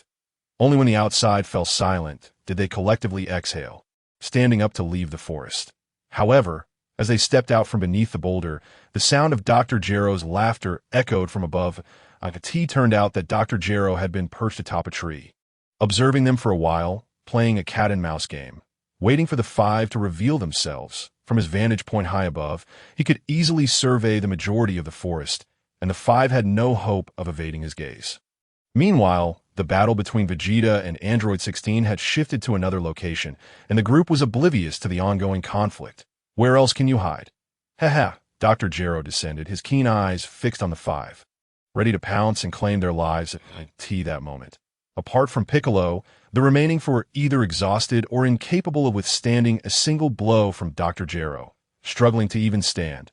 Just then, another figure descended from above, positioning themselves between Dr. Gero and the 5. Upon recognizing the newcomer, the 5 turned pale with despair, cold sweat dripping down their brows. The already unsteady individuals collapsed to the ground, Krillin's lips trembling, turning ashen. "Android 18, You're alive? How splendid. Kill them for me, so I won't have to dirty my hands. Dr. Gero exclaimed with delight upon seeing her. Chapter 49. The Remote Control. Dressed in capri pants and a pale yellow t-shirt. With golden shoulder-length hair, Android 18 cast a cold glance at Dr. Gero before turning to Krillin and the others. Sitting on the ground, Krillin felt a chill creeping in, and the others were equally taken aback. With Piccolo taking 2 steps back. Quickly go. I'll hold him off. Android 18 urged, extending her arms to block Dr. Gero. What? The others were momentarily dumbfounded, unable to comprehend the situation. Wasn't Android 18 an ally of this old man? What was she doing? Was she aiding them? Countless questions raced through the minds of the Z-Fighters, but recalling their previous encounters, they remembered that they had been killed by this very woman and the boy named 17. Was she about to pull another trick on them? Seeing that they remained unmoving, Android 18 exclaimed in frustration. What are you fools doing? Hurry and run. It seems they have a history. We must leave at once. Piccolo was the first to react, signaling for the others to follow him. Android 18, you traitor, are you causing trouble? Dr. Gero retorted. Traitor, you vile creature captured my brother and me for experiments. Today, I will settle this score with you. Android 18 replied, her beautiful face icy with fury. Oh, regained your memory, have you? It seems something incredible has transpired. However, I must first eliminate these pesky individuals before I deal with you. Dr. Gero chuckled sinisterly, dodging Android 18 and charging towards the fleeing 5. Prepare to die, you wretches. Dr. Gero unleashed several energy blasts aimed at the fleeing group. The wind rushed past as the blasts approached. Aside from Piccolo, anyone else struck would likely meet an instant demise. A chill of despair enveloped them all. With me here, you shall not succeed, came a fierce shout as Android 18 arrived just in time, deflecting the energy blasts that were about to strike the group, allowing Krillin and the others to escape with their lives, at least for the moment. She is truly helping us, Yamcha said, still in disbelief. The 5 exchanged glances, momentarily forgetting their escape. Android 18, you are courting death. Dar, Gero roared in fury. You wretched creature, you dare speak so boldly. Lazuli scoffed, her eyes glinting with cold determination as she launched herself at Dr. Gero, delivering a powerful kick that sent him crashing into the rocks. Debris flying. However, Dr. Gero emerged from the dust with little harm, standing once more that I may not be your match. But do not forget that you were created by me. Behold, what I possess. Dr. Gero grinned wickedly, producing a remote control from within his clothing. You, Lazuli gasped, her expression darkening. This remote control was the emergency stop mechanism for her and 17. The previous one having been destroyed by 17, she never anticipated that Dr. Gero could craft another in such a short span. What are you all staring at? Hurry and run. I'm about to perish too, you fools. Android 18 shouted at the onlookers. Upon seeing the remote, she realized her fate was sealed if Dr. Gero pressed that button. Her energy would be locked, plunging her into a deep slumber. With a heavy heart, she had hoped to save the others, only to find herself ensnared as well. Android 18, if you follow my commands, I want to use this remote. What do you say? Dr. Gero offered with a smirk. Android 18 was an exceptionally perfect android, possessing immense power and infinite energy, and Dr. Gero had invested considerable effort in her creation. He did not wish to dispose of her so easily. Not a chance, Lazuli replied without hesitation, soaring into the air to escape the remote's range, as long as she remained outside its detection. Dr. Gero would have no hold over her. Stop. Dr. Gero would not allow her to flee so easily. As soon as she took to the skies, he pressed the remote controlled in an instant. Android 18, who had risen high, plummeted to the ground with a thud, raising a cloud of dust. She fell unconscious, completely unaware that Dr. Gero approached, kicking her away before seizing her by the collar and delivering a punch to her abdomen. Android 18 coughed up a mouthful of blood, her lips stained crimson. Without her strength to defend herself, she could not withstand Dr. Gero's torment. After 2 strikes, she was on the brink of death, requiring only one more blow to seal her fate. You deserve this, that I'll spare your life for now, but I shall enjoy torturing you later, Dr. Gero sneered, carelessly tossing Android 18 aside like a rag doll as he advanced toward the five. The group was utterly despondent. Despite the chaos that had unfolded, the events since Android 18's appearance to her betrayal had transpired in mere seconds, a swift turn of fate that left them unprepared. Had they truly evaded the clutches of Dr. Gero? Just then, a whirlwind swept through, and Sun Gohan finally materialized on Earth, standing before Piccolo and the others, a formidable presence blocking Dr. Gero's path, instilling an overwhelming sense of safety among the five. Gohan! Klein laughed until tears streamed down his face. The tumultuous emotions of despair and hope that erupted within a mere few minutes are difficult to articulate with words. Gohan has arrived. What a relief. At this moment, everyone shares a singular thought. Dr. Gero, upon seeing yet another obstacle in his path, felt his fury reach a boiling point. In just half a day, he had faced a failure of Dr. Brief's recruitment, attempted to eliminate Brief only for him to be saved by Piccolo, and now, as he aimed to dispose of 5 individuals, Vegeta had returned. After finally managing to divert Vegeta, Android 18 appeared to wreak further havoc. Now that 18 has been dealt with, another individual has emerged to obstruct his way. Was today truly a day of relentless misfortune for him? Throughout his entire life, he had never experienced such a streak of bad luck. Who are you? Seeking death. Dr. Gero seethed. Advancing forward, it was no wonder he inquired so, for in his database, the current Gohan was merely a child, while the person before him stood as a teenager of 6 meters tall. Dr. Gero, I regret to inform you that your intentions are futile, Gohan retorted with a smirk. What do you mean by futile? Dr. Gero asked, perplexed. The act of killing me, Gohan stated, no longer wishing to engage in idle chatter. He stepped forward, instantly transforming into a Super Saiyan, and with a single punch imbued with lightning and flames, he struck Dr. Gero squarely in the chest. A thunderous explosion ensued, sending metal fragments and oil flying. Gero was obliterated in an instant. He died with one punch. The onlookers behind him gaped in disbelief. Chapter 50. Silver Gohan salutation. Fortunately, we made it in time. Everyone is uninjured, right? Gohan approached the group. No. We merely lost a significant amount of energy. A few days of rest will suffice, Piccolo replied with a smile. Gohan appeared to have grown even stronger. As his former mentor, Piccolo felt a mix of joy and pride. So do we, Klein chimed in.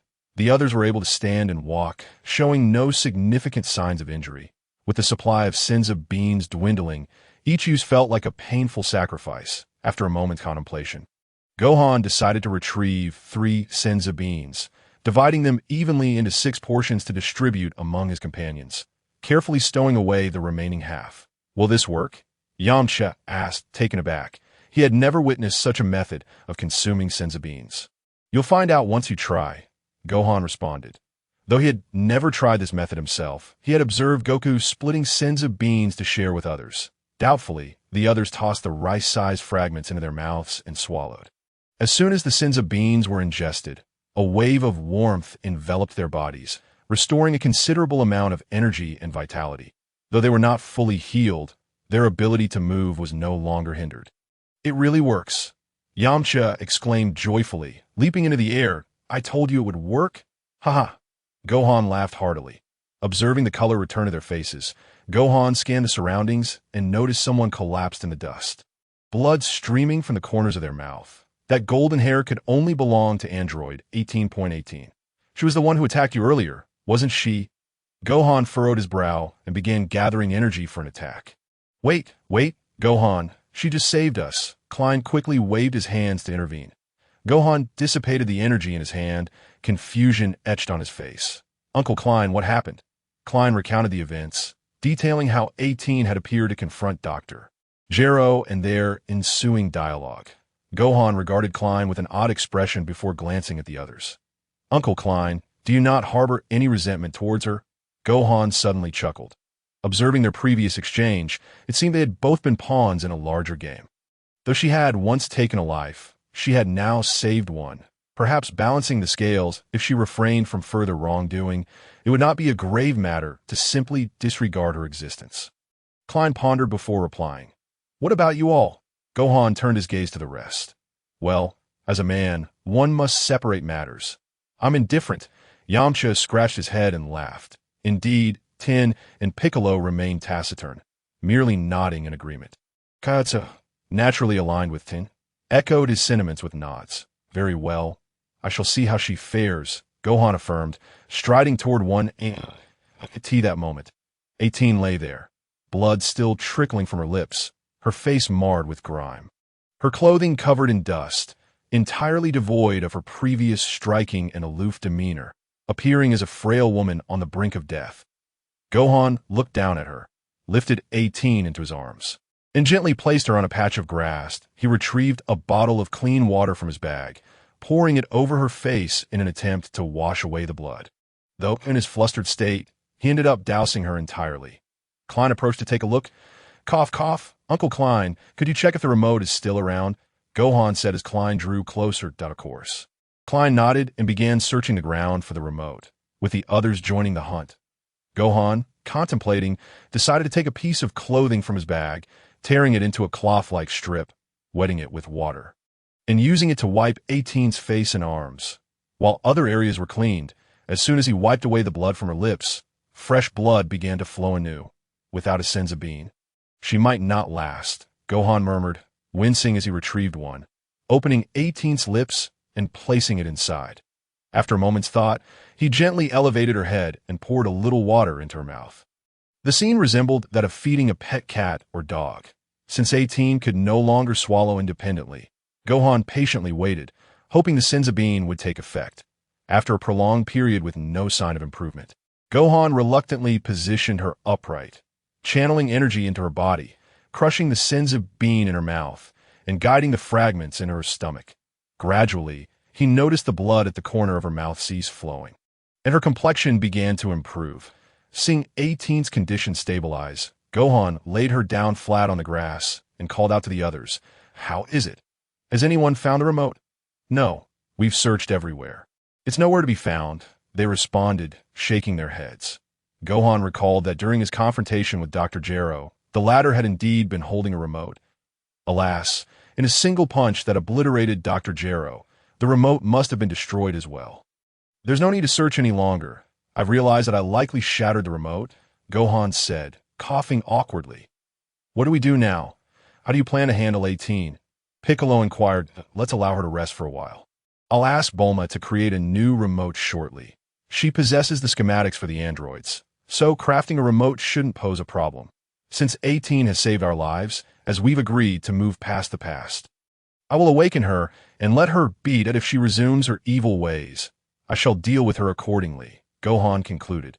Reflecting on Klein's earlier account and recalling his previous encounters with androids 17 and 18, Gohan had come to believe that these two android siblings were indeed tragic figures, with Dr. Gero as the true architect of their suffering. "Very well. I trust your judgment." Piccolo nodded. He then added, "Gohan, the battle with Vegeta is still ongoing. Should we offer him assistance?" Son Gohan shook his head and said, "Uncle Vegeta has such a strong sense of pride. He likely wouldn't want us to intervene. Their powers are quite comparable, so let him enjoy the fight. We can observe and learn from the sidelines, perhaps even offer him some applause. What do you think?" Although Gohan's strength was considerable, his mentality sometimes resembled that of a child. Piccolo mused inwardly. "And what about this?" Piccolo pointed to the android number 18 lying on the grass. "I have a plan," Son Gohan replied. He then extended his right hand, causing the silver watch on his wrist to dissolve and fall to the ground. The silver liquid expanded and writhed, swiftly transforming into a silver version of Son Gohan. The silver Gohan walked over, lifted 18 onto his back, and returned to stand behind the original Gohan. "What is this?" The onlookers gasped, astonished by the appearance of a Gohan they had never seen before, and in silver no less. This is a little something I acquired during our trip to Namek. Consider him my doppelganger. Don't underestimate him. His power actually surpasses mine," Son Gohan said with a smile. That he spoke the truth. Without utilizing Super Saiyan God power, his strength indeed fell short of that metallic counterpart. "Can he speak?" Krillin asked curiously as he approached the silver Gohan. "Uncle Krillin," the silver Gohan greeted with a grin. "Wow, that startled me. But he's quite interesting," Krillin exclaimed, initially taken aback but then intrigued, circling the metallic doppelganger and even touching its hands. The cold metallic texture confirming its nature. The others expressed their astonishment as well. Let's go watch their battle, Sun Gohan suggested cheerfully, soaring into the sky, with the metallic doppelganger carrying 18 closely behind. Seeing Gohan take flight, the others followed suit, ascending into the air. Chapter 51. Releasing Android 16. The battle between Vegeta and Android 16 had dragged on for far too long, shifting across countless battlegrounds. Spanning half the globe, the group soared through layers of white clouds, crossing a vast ocean until they finally beheld the fierce struggle between Vegeta and 16, who were locked in combat above the sea. At that moment, they clashed violently, sending waves soaring dozens of meters high, creating immense turbulence and whirlwinds that culminated in a tsunami, threatening countless innocent lives below. As the saying goes, when gods fight, mortals suffer. However, these two warriors were striving to contain their energy's dispersion. Otherwise, a mere casual strike from either could reduce the entire Earth to cosmic fireworks. The spectators stood high in the clouds, their eyes fixed on the battle below, simultaneously emitting their energy senses to gain clarity on the unfolding conflict. In truth, Vegeta's strength slightly exceeded that of 16, but with 16's internal perpetual energy core, he possessed an infinite energy form. Consequently, as the battle wore on, Vegeta gradually found himself at a disadvantage, sustaining increasing injuries. As the fight progressed, Vegeta's frustration grew. With each punch and kick, both were left battered and bruised, yet neither was willing to relent. Vegeta, fiercely combative, faced off against the stoic, silent 16, who had not uttered a single word throughout the ordeal. In the blink of an eye, the two combatants tumbled into a forest, toppling rows of trees, startling countless birds and wild animals. As the birds flapped their wings and ascended into the sky, they were swiftly brought down by the force of the struggle, creating a scene of utter devastation. How long are they going to keep this up? This is utterly ridiculous, Tien Shinhan remarked, swallowing hard as he stood in mid-air. It should be coming to an end soon. They're both running out of energy. Piccolo observed keenly, his ears attuned to the sound of falling trees, confidently predicting the imminent conclusion of the clash. Gohan, what do you think? Piccolo inquired, turning to Son Gohan, who among them possessed the highest combat power. Yes, it should be nearing its end, but Uncle Vegeta might lose, Gohan replied, furrowing his brow. Why is that? The android is injured too, and Vegeta's offense is fierce. The android has been on the defensive. Krillin expressed his confusion. If you sense carefully, you'll notice Vegeta's energy is steadily decreasing, while the android's strength remains constant. He is of the infinite energy type. Vegeta's ferocity stems from his desire to conclude the fight quickly, as he knows he cannot sustain this for much longer. Gohan elucidated. Oh, I see. The others nodded in understanding, refocusing their attention on the battle below. Son Gohan glanced at the ground and then at Android 18, who lay on the back of his doppelganger. He initiated a telepathic communication, reaching out to Bulma. Hello, Aunt Bulma. How are things on your end? Are you all right? Gohan inquired. Gohan, where are you? A terrifying individual just wreaked havoc at the Capsule Corporation. And I was terrified, and why Father said those two villains were lured away by Piccolo and Krillin, but I'm still quite scared. When will you return to Earth? Bulma immediately poured out her worries upon connecting. Don't worry, Aunt Bulma. I've already returned to Earth. Uncle Vegeta is currently engaged in battle, and will soon eliminate the androids. By the way, do you remember the design blueprints I gave you last time? Could you create a control device for the androids, like a remote to stop and start them? Gohan asked. That remote necessary to deal with the androids. I have researched that before. I can make it right away. And it won't take long, Bulma confirmed. Yes, that should suffice. I'll come by to pick it up shortly. Goodbye for now, Aunt Bulma. Gohan concluded, severing the telepathic link. After the call, Gohan refocused on the battlefield, only to find that the fight had ceased. The forest now tranquil. However, he could still sense Vegeta's energy, indicating that he was not in any life-threatening situation, merely exhausted. Let's head down, Gohan suggested, descending from the sky, followed closely by the others. Upon landing, Gohan observed Vegeta standing defiantly. Though he was panting heavily, his chest rising and falling, his right hand bracing his injured left arm, beads of sweat glistening on his forehead, he remained silent, unable to move. It appeared he was unable to take another step. Merely standing was his limit. Meanwhile, Android 16 lay motionless beneath a large tree. A bird perched upon him, freely wandering about. That bird is incredibly bold, Gohan noted. However, he understood that 16 possessed a kind heart, a pure spirit, and an affinity for nature and small creatures, making it easy for such animals to approach him. They felt a sense of familiarity in his presence and were not afraid at all. At this time, Vegeta exuded an aura that repelled others, and Krillin and the others preferred to keep their distance. Watching from afar, they felt an inexplicable sense of satisfaction witnessing Vegeta in such a disheveled state. Noticing the onlookers reveling in the spectacle, Gohan sighed and approached Vegeta, producing half a Senzu bean to offer him. However, Vegeta remained motionless, his eyes merely scanning the surroundings without any intention of accepting the bean.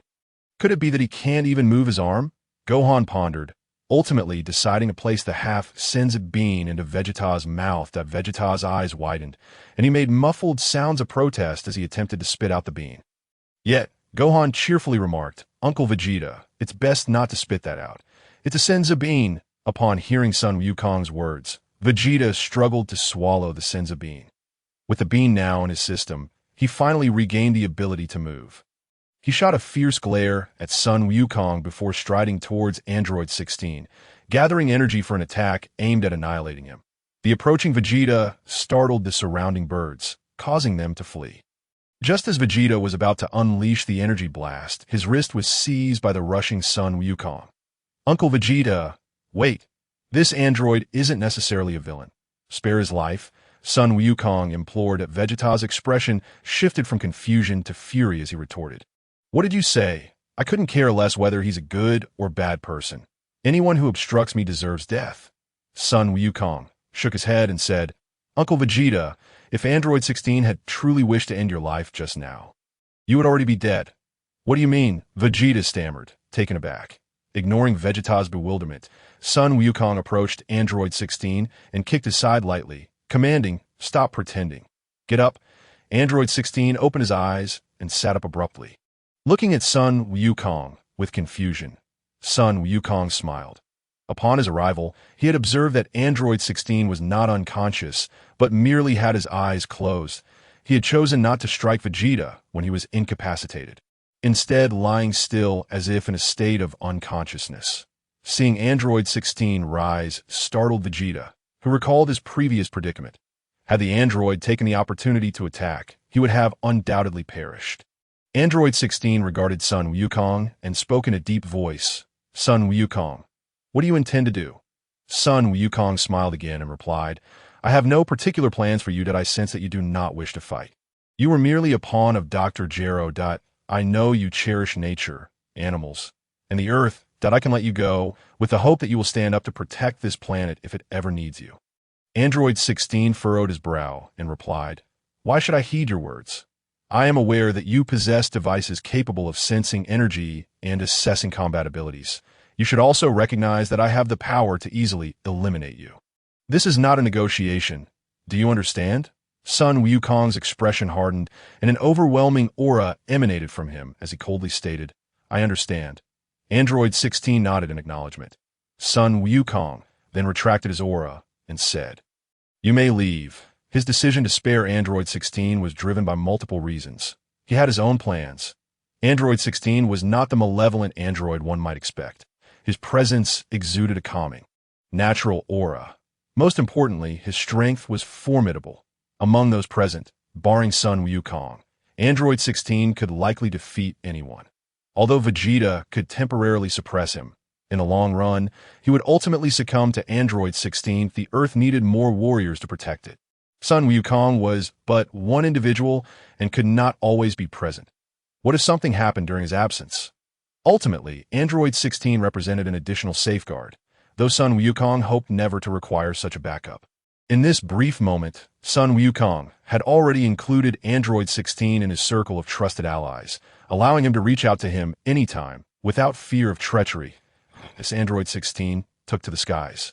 Sun Wukong returned to his companions that they could see this moment. Vegeta spotted the Silver Sun Wukong with Android 18 on his back and demanded, "What is happening here? Are you also planning to spare this woman?" Sun Wukong scratched his head and explained with a hint of exasperation. "To put it simply, that silver figure is my doppelganger. Android 18 is injured from saving Uncle Piccolo and the others, so she cannot be harmed." Vegeta scoffed, clearly displeased, before launching into the sky and vanishing from sight. Chapter 52. Shadows with Dr. Gero deceased, Android 16 having flown away, and Vegeta gone. Android 18 lay unconscious, carried by the silver doppelganger. "I am going to Aunt Bulma's to fetch the remote. Do you all wish to accompany me?" Sun Wukong asked the group. "We won't be joining you, Jiaozi, and I need to continue searching for Lan Chi." Tianjin Han replied, shaking his head, "I also won't go. I'm heading to the sacred world of the Kais." Yamcha added. The awkwardness of seeing his ex-girlfriend, now married to someone else, deterred him from joining. "By the way, Uncle Yamcha, if you go to the sacred world, could you inquire about the Dragon Balls? I asked the Kai to optimize them a few days ago, and I'm curious about the progress." Sun Wukong requested, looking toward Yamcha. "Sure," Yamcha nodded. "What about Uncle Krillin and Uncle Piccolo? Are they coming with us to Aunt Bulma's?" Sun Wukong then inquired. "Sure. It's been ages since I last saw Bulma and Chi-Chi." "I'll join you," Krillin replied with a smile. Piccolo remained silent, seemingly hesitant. Sun Wukong discerned his desire to accompany them, yet his reserved nature made it difficult for him to express it. "Uncle Piccolo, let us go together." Sun Wukong encouraged that. Piccolo replied simply with a nod. "Then we shall regroup when summoning Shenron." "Uncle Tianjin Han, I hope you can bring Lan Chi along." "Farewell, everyone," Sun Wukong waved as they took off into the sky. Sun Wukong first informed Chi-Chi of his whereabouts before flying towards West City as Sun Wukong, accompanied by his metallic doppelganger bearing Android 18, Krillin, and Piccolo arrived at the site of the Capsule Corporation. Chi-Chi shouted, "Wukong!" Her eyes brimmed with tears as she rushed toward him. She had been waiting on the ground ever since Sun Wukong mentioned he would come. The metallic doppelganger instinctively opened its arms. Chi-Chi embraced Sun Wukong, showering him with concern, inquiring about his well-being and whether he had missed her. Unnoticed, the metallic doppelganger quietly lowered its arms, a hint of disappointment flickering in its eyes. Sensing the doppelganger's melancholic emotion, Sun Wukong said to Chi-Chi, "Mom, look behind me. There's another me. Now you have two sons, isn't that wonderful?" Chi-Chi released Sun Wukong and leaned forward to glance behind him. She saw Piccolo and Krillin waving at her, along with the Silver Sun Wukong, carrying Android 18. The confusion clouded Chi-Chi's face as she turned to her son and asked, "Wukong, what is going on? Is that another you?" "That's my doppelganger. He is also your son and can honor you as well," Sun Wukong explained. He couldn't very well state that the other was truly her son. Although the spiritual essence had transferred to the silver doppelganger, the physical body remained under the control of the original. Without the primary body's directives, the doppelganger would not initiate conversation or action on its own. Thus, the doppelganger was composed of three elements: the primary consciousness, a small portion of the spiritual essence's native thoughts, and the body made from advanced technology. Chi-Chi responded with an "oh," without further elaboration, and then turned her attention to Android 18 behind the doppelganger, suddenly exclaiming, "And what about that girl? Wukong, you're not dating her, are you?" Sun Wukong quickly denied, "Mom, what are you saying? It's not what you think." Android 18 merely fainted. Once she awakens, she will leave. Android 18? Chi-Chi silently mused. What a peculiar name. Sun Wukong chose to temporarily conceal the identity of number 18 to spare his mother any unnecessary alarm. In truth, neither Chi-Chi nor the briefs had ever laid eyes on number 18. While Bulma was somewhat familiar with the appearances of Android 17 and 18, yet she had not encountered them in person and would likely fail to recognize them if she did. Perhaps overlooked by Chi-Chi, the silver doppelganger felt a wave of melancholy wash over him. Sun Wukong was at a loss for how to console him, offering a slight internal reassurance before the silver doppelganger transformed into a silver watch. Affixed to his right wrist, resigned, Sun Wukong lifted number 18 and made his way towards Bulma's basement, with Chi-Chi, Krillin, and Piccolo trailing behind.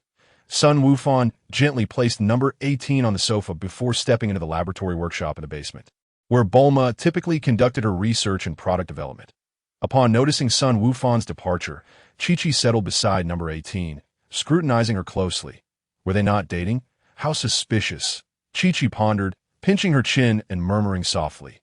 Krillin and Piccolo exchanged glances, noting the awkwardness of lingering in the living room, and followed Sun Wukong into the workshop.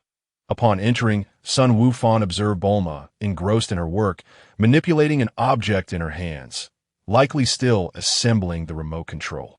As the controller for the androids was yet to be completed, "Aunt Bulma, I'm here," Sun Wukong announced. "Oh, you're here to go ahead and check that surveillance video on the computer. I've already copied it to the desktop." "But I'm still not done here," Bulma replied without looking up, continuing to twist the screws in her hands. "All right," Sun Wukong acknowledged, moving to the nearby computer, pulling a chair to sit before it. Krillin and Piccolo joined him, eager to see what the video entailed. Sun Wukong was quite adept with computers. Although he hadn't used one much in this life, he was extremely familiar with them from his previous existence, where he interacted with them daily.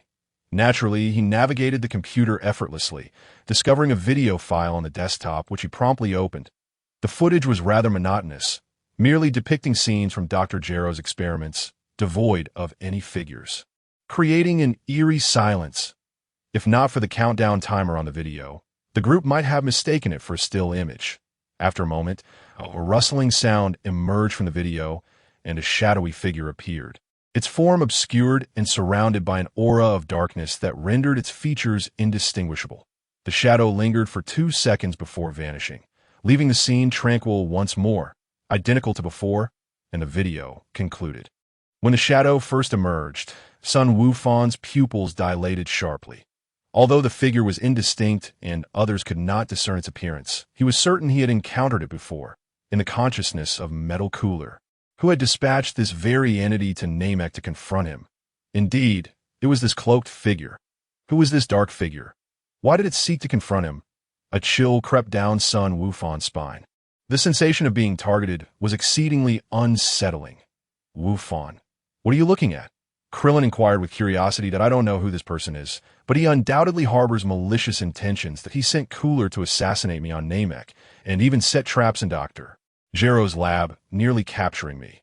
This individual aims to kill me," Sun Wukong replied gravely.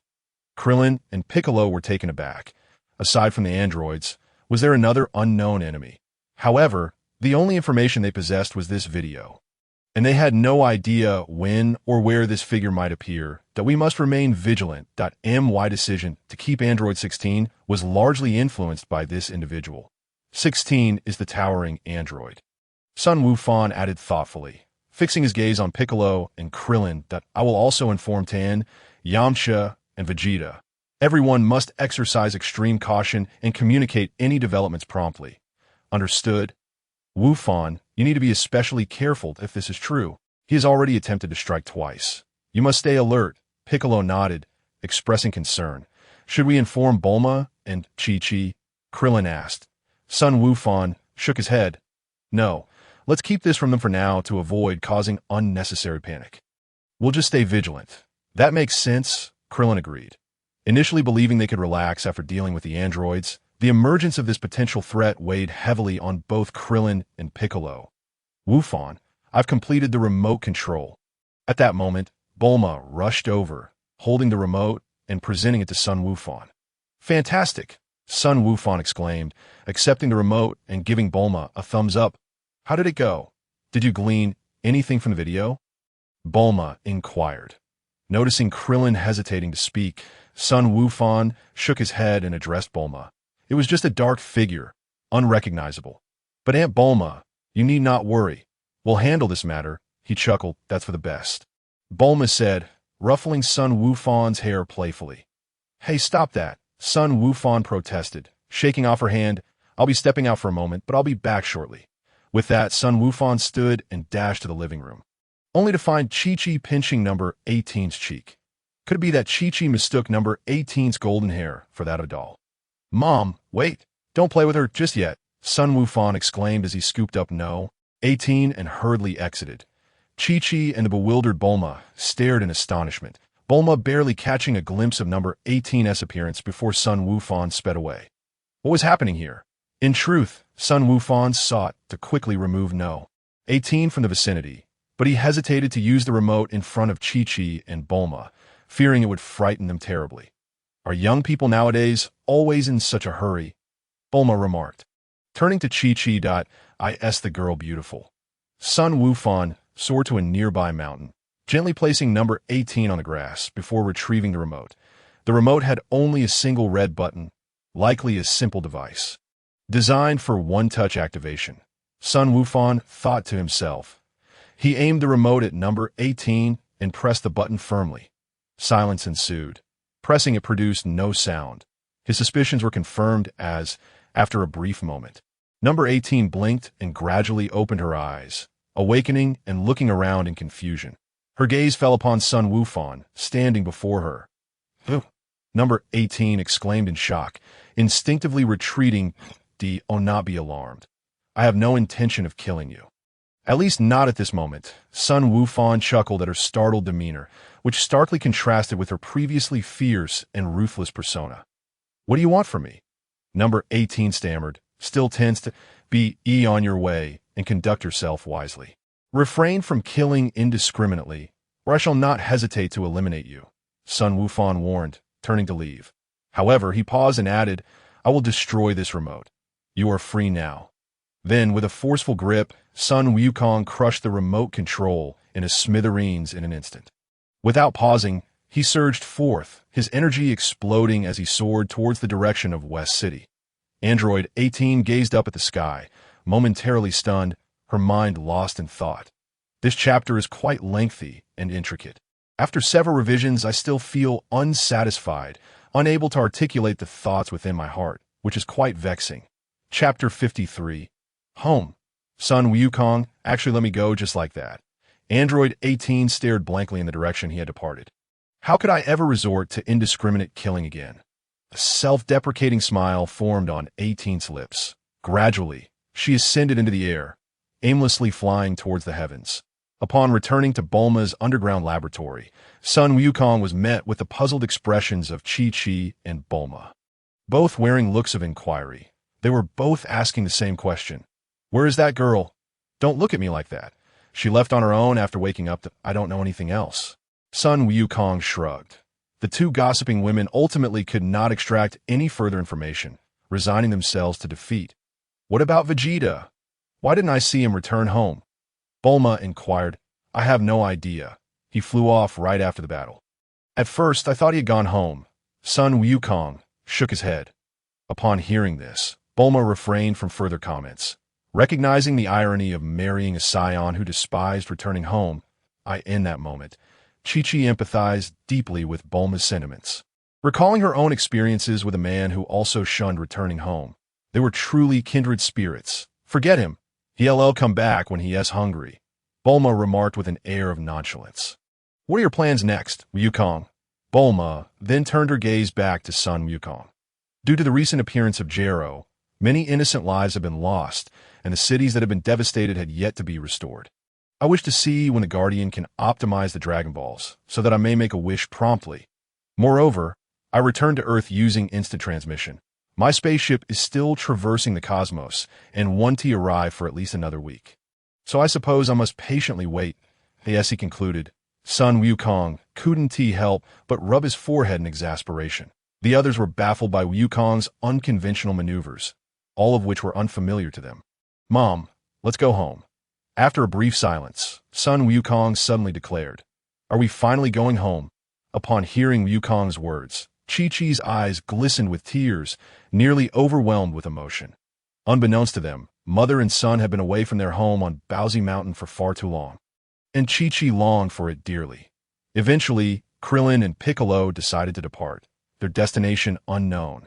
Sun Wukong and Chi-Chi made their way back to Bowsy Mountain, the place they had inhabited for so many years. Regardless of the chaos and strife in the outside world, Bowsy Mountain remained pristine and pure, with fresh air and trees swaying gently in the breeze. providing a sense of tranquility. A.'s mother and son opened the door to their home. They were greeted not by the dusty scene they had anticipated, but rather by an immaculate environment, spotless and pristine.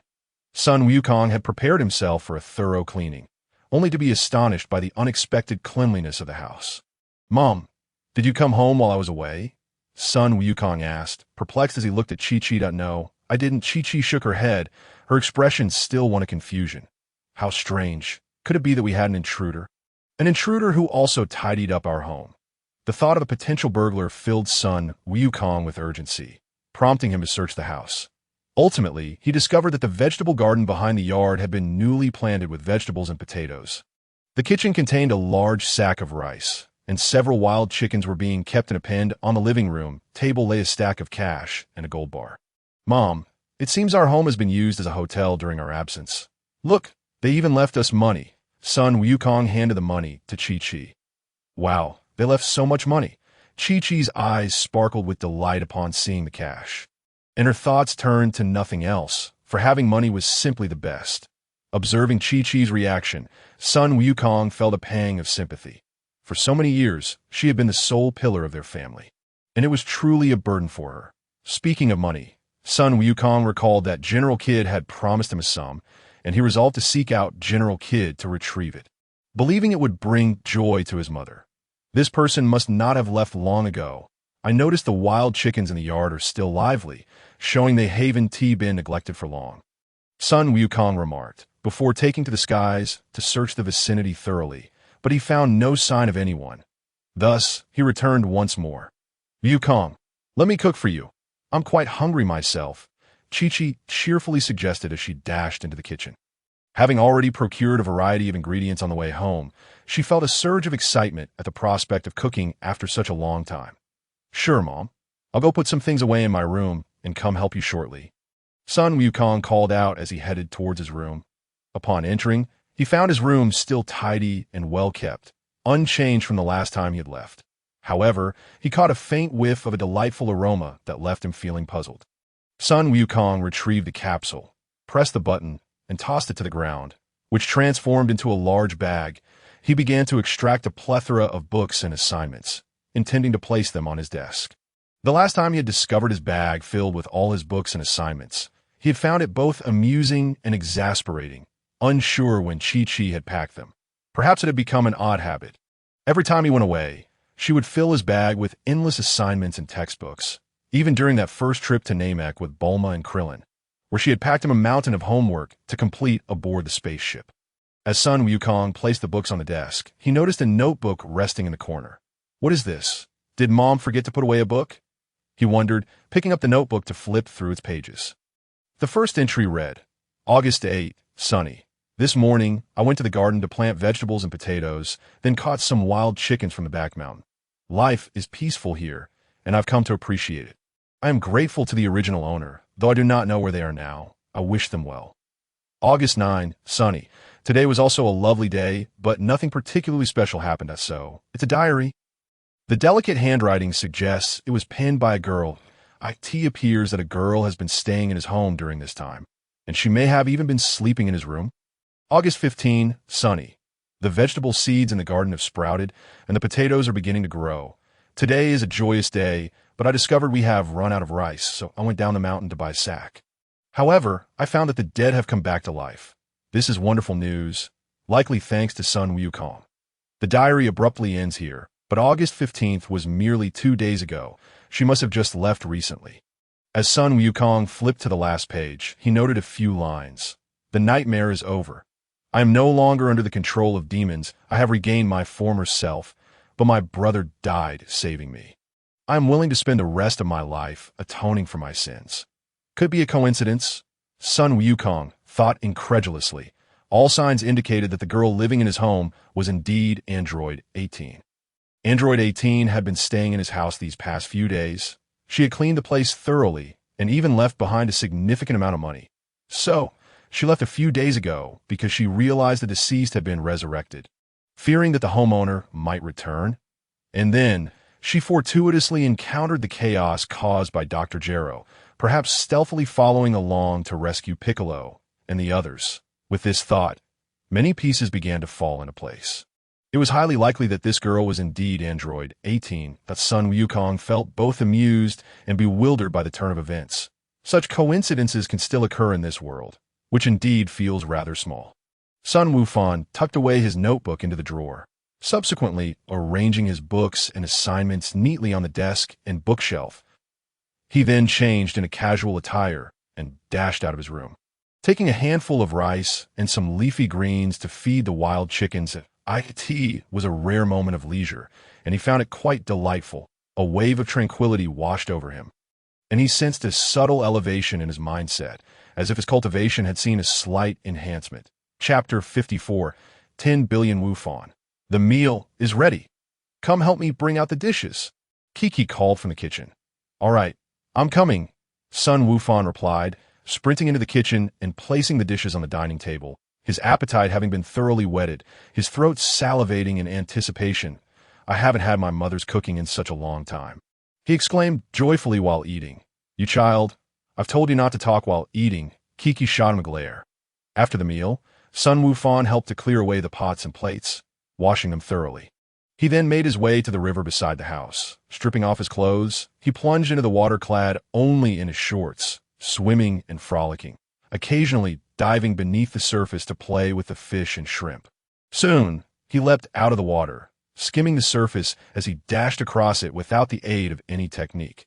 The sound of his feet splashing echoed as he ran swiftly along the river, covering several kilometers in no time before retracing his steps, startling small animals that had come to drink. Ha! How exhilarating! Sun Wufan laughed heartily, delighting in the scene he had often envisioned in his past life. Now easily realized, he quickly returned to Baozi Mountain. Leaping from the riverbank, where a gentle breeze dried the water droplets on his skin, leaving a refreshing chill, that he simply sat down, lying on the grass, relishing the blissful moment. The following day, Sun Wufan visited the headquarters of the resistance against the apocalypse to meet General Kid, but he informed him that he had dealt with the newly emerged androids from a couple of days prior, which made General Kid exceedingly pleased. Without further ado, he handed Sun Wufan a card. What is this? Sun Wufan inquired. Raising the card for inspection, it resembled a bank card from his previous life, but was made of a unique, resilient material that ordinary tools could not damage. This is a universally accepted bank card. You can withdraw money from any bank or ATM worldwide. It contains 10 billion cash. I apologize, Mr. Sun. I originally requested a larger sum, but due to the current state of affairs needing funds everywhere, the king only approved 10 billion. General Kid explained, a hint of embarrassment on his face. 10 billion. Sun Wufan was taken aback. Although he had little concept of money in the Dragon Ball world, he understood that 10 billion was indeed a colossal amount. If nothing extraordinary happened, it seemed he would never exhaust this fortune in a lifetime. That moment, he felt a pang of injustice for the Dragon Ball warriors of the main world, who had saved the earth countless times yet lived modest lives, while some, like that rascal Satan, enjoyed riches beyond measure. He pondered what they must think of this disparity. However, perhaps it was precisely this that made the Z fighters admirable. Sun Wufan, on the other hand, was not one to indulge in lofty ideals. What was his, he would claim without hesitation. General Kid, enough of this. May I ask what the password is? Sun Wufan asked, concealing the bank card with an air of nonchalance. This card has no set password. If Mr. Sun wishes to create one, you may do so at the bank, General Kid replied. Understood, Sun Wufan nodded, then added, by the way, General Kid, with the android threat now eliminated, the world should soon return to normal. As for those who perish this time, I will ensure their resurrection in due time. Though this was the function of the dragon, Sun Wufan had no qualms about taking credit for it, preferring not to delve into the supernatural with General Kid. After parting ways with General Kid, Sun Wufan ventured to East City, casually finding a bank to withdraw several $100,000 in cash to carry with him. He also opened a new card and transferred 5 billion to it before heading to Satan's dojo. That moment, Satan was training the dojo students, with Bidalai following closely, practicing her punches and kicks with commendable form. Satan, I'm here to repay you. Sun Wufan cheerfully approached, pulling out several thousand in prepared cash to hand to Satan. Satan was taken aback that the money he lent was actually being returned. When Sun Wukong borrowed money the last time, he had fully anticipated he might never see it again. So he was pleasantly surprised.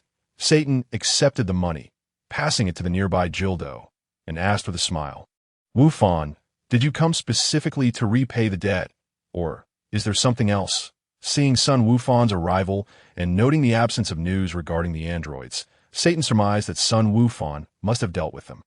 "Indeed, I came to repay the debt. Having an outstanding loan doesn't sit well with me," Sun Wukong replied, winking at Bidalai. Bidalai shot him a puzzled look. "Bidalai, would you like to learn how to fly?" Sun Wukong inquired. "Can I really learn?"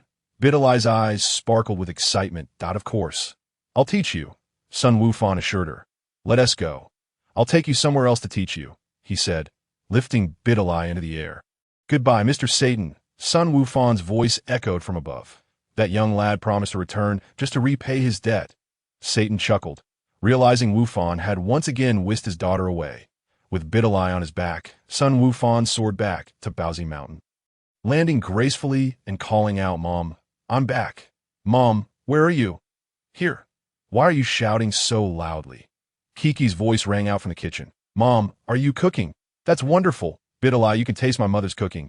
It's absolutely delicious," Sun Wukong said, pulling Bidalai toward the kitchen. "Wufan, weren't you going to teach me how to fly? Why did you bring me to your home?" Bidalai asked, confused. "I'm just a bit hungry," Sun Wukong replied, as they entered the kitchen. Kiki was indeed cooking. She looked up, noticing Wufan had brought a lovely girl with him, and curiously asked, "Wufan, who is she?" "Mom, this is Bidalai, my good friend. Bidalai, this is my mother," Sun Wukong introduced them with a smile. "Hello, Auntie," Bidalai said shyly, a bit reserved around the unfamiliar face but polite nonetheless, bowing slightly in greeting. "Hello," Kiki replied with a smile, then looked at Sun Wukong with curiosity. "Well, you see, I promised Bidalai I would teach her how to fly. But I got hungry, so I came home first. After we eat, I'll teach her," Sun Wukong explained. "Oh, then take Bidalai to the living room first. Don't tease the poor girl," Kiki said, ushering them toward the living room. "Mom, wait. There's one more thing," Sun Wukong said, pulling out the bank card from his pocket and handing it to Kiki. "Mom, this is the reward from the king. It contains 5 billion cash. Please keep it safe, so you don't have to work so hard anymore. 5 billion.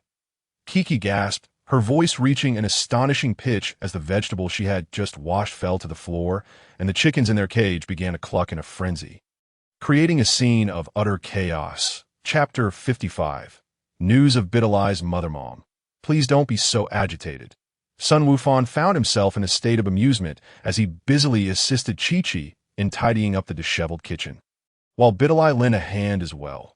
Naturally, upon hearing the staggering sum of 50 billion, Bidalai was taken aback. Her family did not possess the affluence characteristic of the main world, merely existing as an average household of modest means. 50 billion was an astronomical figure she had never even contemplated. How is it that Wufan has become so wealthy? "Wufan, you truly are remarkable," Chi-Chi exclaimed, her eyes brimming with tears. Over the years, there had never been a moment that grounded her as profoundly as this. Goku was not adept at earning money, and typically engaged only in hunting or selling the vegetables and grains he cultivated. Such earnings barely sufficed for the household, leaving no room for savings. After Goku's death, hunting opportunities dwindled, and crop yields diminished. Chi-Chi occasionally had to seek assistance from Yo-Mo Wong to make ends meet, leading to a rather austere existence. Although Chi-Chi refrained from voicing her struggles, the pain in her heart was known only to her. Today, her son had presented her with a bank card, claiming it contained 50 billion. Chi-Chi felt as though she were on the brink of madness from joy, finding herself invigorated and filled with energy as she gazed into her son's proud and gleaming eyes. "I will safeguard this for you, and when you need the money, I shall return it," Chi-Chi said. "Mom, I still have more. Feel free to buy whatever you desire if it runs out. I can earn more," Wufan declared with grandiosity. "All right, you two head to the living room. I'll have the meal prepared shortly," Chi-Chi instructed, stowing away the card before ushering Wufan and Bidalai out of the kitchen. However, Bidalai did not genuinely proceed to the living room. Upon spotting a few wild chickens, she became utterly enthralled, scattering rice to entice them, making them cluck with delight. She then ventured to the backyard, where she discovered newly sprouted seedlings, and with a watering can in hand, she busily tended to them, lost in her own world of joy. These experiences were novel for her, having lived in Dongdu, where such sights were rare. Unleashing her inner child, Wu Fan, albeit exasperated, was surprised to see this side of Bidalai. He glanced at the nearby fruit trees, leaped up to pluck several juicy pears, washed them with clean water, and offered them to Bidalai. "Try these. They're exceptionally delicious," Wu Fan said. Bidalai, having washed her hands, accepted the pears and began to eat, discovering they were indeed delightful, vastly superior in flavor to the pears purchased in the city. "You two, hurry inside. Dinner is ready." At that moment, Chi-Chi called from within, announcing that the meal was served. "Coming," Wu Fan replied, giving Bidalai a nod as they entered the house to find Chi-Chi had already arranged several delectable dishes on the dining table. Each a feast for the senses. Bidalai, eager to serve, was met with Chi-Chi's insistence to let her fill their bowls. Chi-Chi regarded Bidalai with eyes sparkling with curiosity, unsure of her thoughts. "Wow, Auntie, your cooking is exquisite," Bidalai exclaimed after savoring a few bites. "That I told you. My mother is an excellent cook," Wu Fan said proudly. "That if it's delicious, then eat plenty."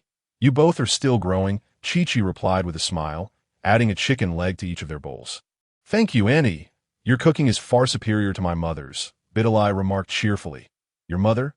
Isn't there a chef at your house?" Wu Fan inquired, puzzled. "Who said we have a chef?" Bidalai responded, looking at Wu Fan. "I was just guessing." Wu Fan admitted sheepishly. Realizing he had spoken too soon, he recalled that in the main world, Satan was regarded as a hero and had acquired considerable wealth, making it unsurprising for a chef to be employed.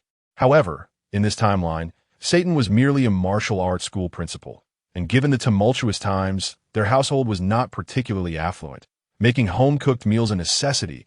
Bidalai's mention of her mother rekindled Wu Fan's curiosity. In his recollections of the Dragon Ball world, there had never been any mention of Bidalai's mother. He only knew that by the time Bidalai appeared, her mother had long since passed, a character only briefly acknowledged. Thus, it was highly likely that Bidalai's mother would soon meet a similar fate. "Bidalai, is your mother unwell?" Wu Fan asked with a furrowed brow. "There are only 3 possibilities for death: illness, accident, or murder," he speculated. "How did you know my mother is sick?" Bidalai replied, her face filled with astonishment. "Indeed, was it a sickness that claimed her? Are you not aware of who I am? I possess peculiar abilities and have recently sensed that I can predict the future." Wu Fan fabricated, leaving both Bidalai and Chi-Chi momentarily stunned. "Have you consulted a doctor? What did they say?" Chi-Chi interjected, her curiosity piqued. "Yes, I did. The doctor said my mother has heart disease and current medical technology cannot cure it." Bidalai explained, her gaze dimming as she touched upon her sorrowful reality. "What? Heart disease?" This time, it was Wu Fan and Chi-Chi who were astonished. Hadn't Goku perished from viral heart disease? It was a hopeless virus. Even a man as robust as Goku succumbed within 3 days, with no time for rescue, leading to a series of subsequent events. Wu Fan was still striving to resurrect his father. "What's wrong? Why are you both so surprised?" Bidalai queried, tilting her head in confusion. "Because my father died from viral heart disease," Wu Fan revealed. "Oh, my apologies," Bidalai said with a rueful smile, realizing why she had not seen Wu Fan's father. She had initially assumed he was merely away from home. By the way, your mother has ordinary heart disease, right?" Wu Fan inquired further. "Yes, the doctor said she could live for another 5 years at most. But she should avoid excessive emotional fluctuations, or her lifespan may shorten." Bidalai replied softly, tears welling her eyes. "Oh dear, you need not worry. I have a way to cure your mother," Wu Fan reassured her, patting Bidalai's shoulder. "Really? But didn't your father fail to recover?" Bidalai's initial delight faded as she lowered her head again, thinking Wu Fan was merely offering her comfort. "I speak the truth. My father's condition was different from your mother's. He suffered from viral heart disease, and he passed away within 3 days of onset.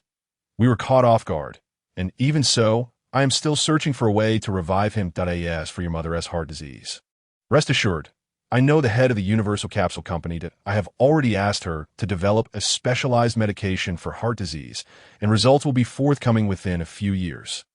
Additionally, I have other methods. Have you heard of those humans who were killed by androids and later revived? It's that kind of approach, Wu Fan explained earnestly. Wu Fan, is what you say true? Bidalai exclaimed, jumping up with wide eyes, filled with longing as she sought Wu Fan's confirmation. Absolutely, Wu Fan nodded. Now, let us eat first. After dinner, we will learn how to fly, Wu Fan suggested with a smile that, With their hearts unburdened, the meal became even more delightful. Chi-Chi smiled at Wu Fan, signaling him not to worry about her.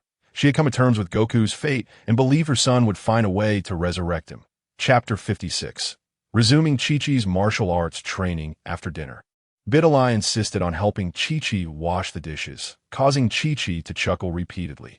However, the outcome was that Bidalai accidentally broke 2 bowls and was subsequently banished from the kitchen. Wu Fan couldn't help but burst into laughter. Oomph! Bidalai ignored him and ran off to play with the wild chickens, making them cluck merrily. Soon, Chi-Chi finished washing the dishes and approached the living room, where Wu Fan called Bidalai back. Mom, why not learn how to harness your energy and practice that technique for levitation? It would make things much easier for you, Sun Wukong remarked, recalling that Chi-Chi, in her youth, was a martial artist of the Turtle School, possessing considerable prowess in both fists and feet. Taking down a few demons should pose no challenge for her. It was merely that she had not learned the method of harnessing Chi back then. Now, filled with enthusiasm, Sun Wukong desired for his mother to learn how to utilize Chi, allowing her to regain her martial skills and find more enjoyment in her daily life. After all, they were no longer worried about basic necessities. Studying martial arts would not only strengthen her body, but also enrich her spirit.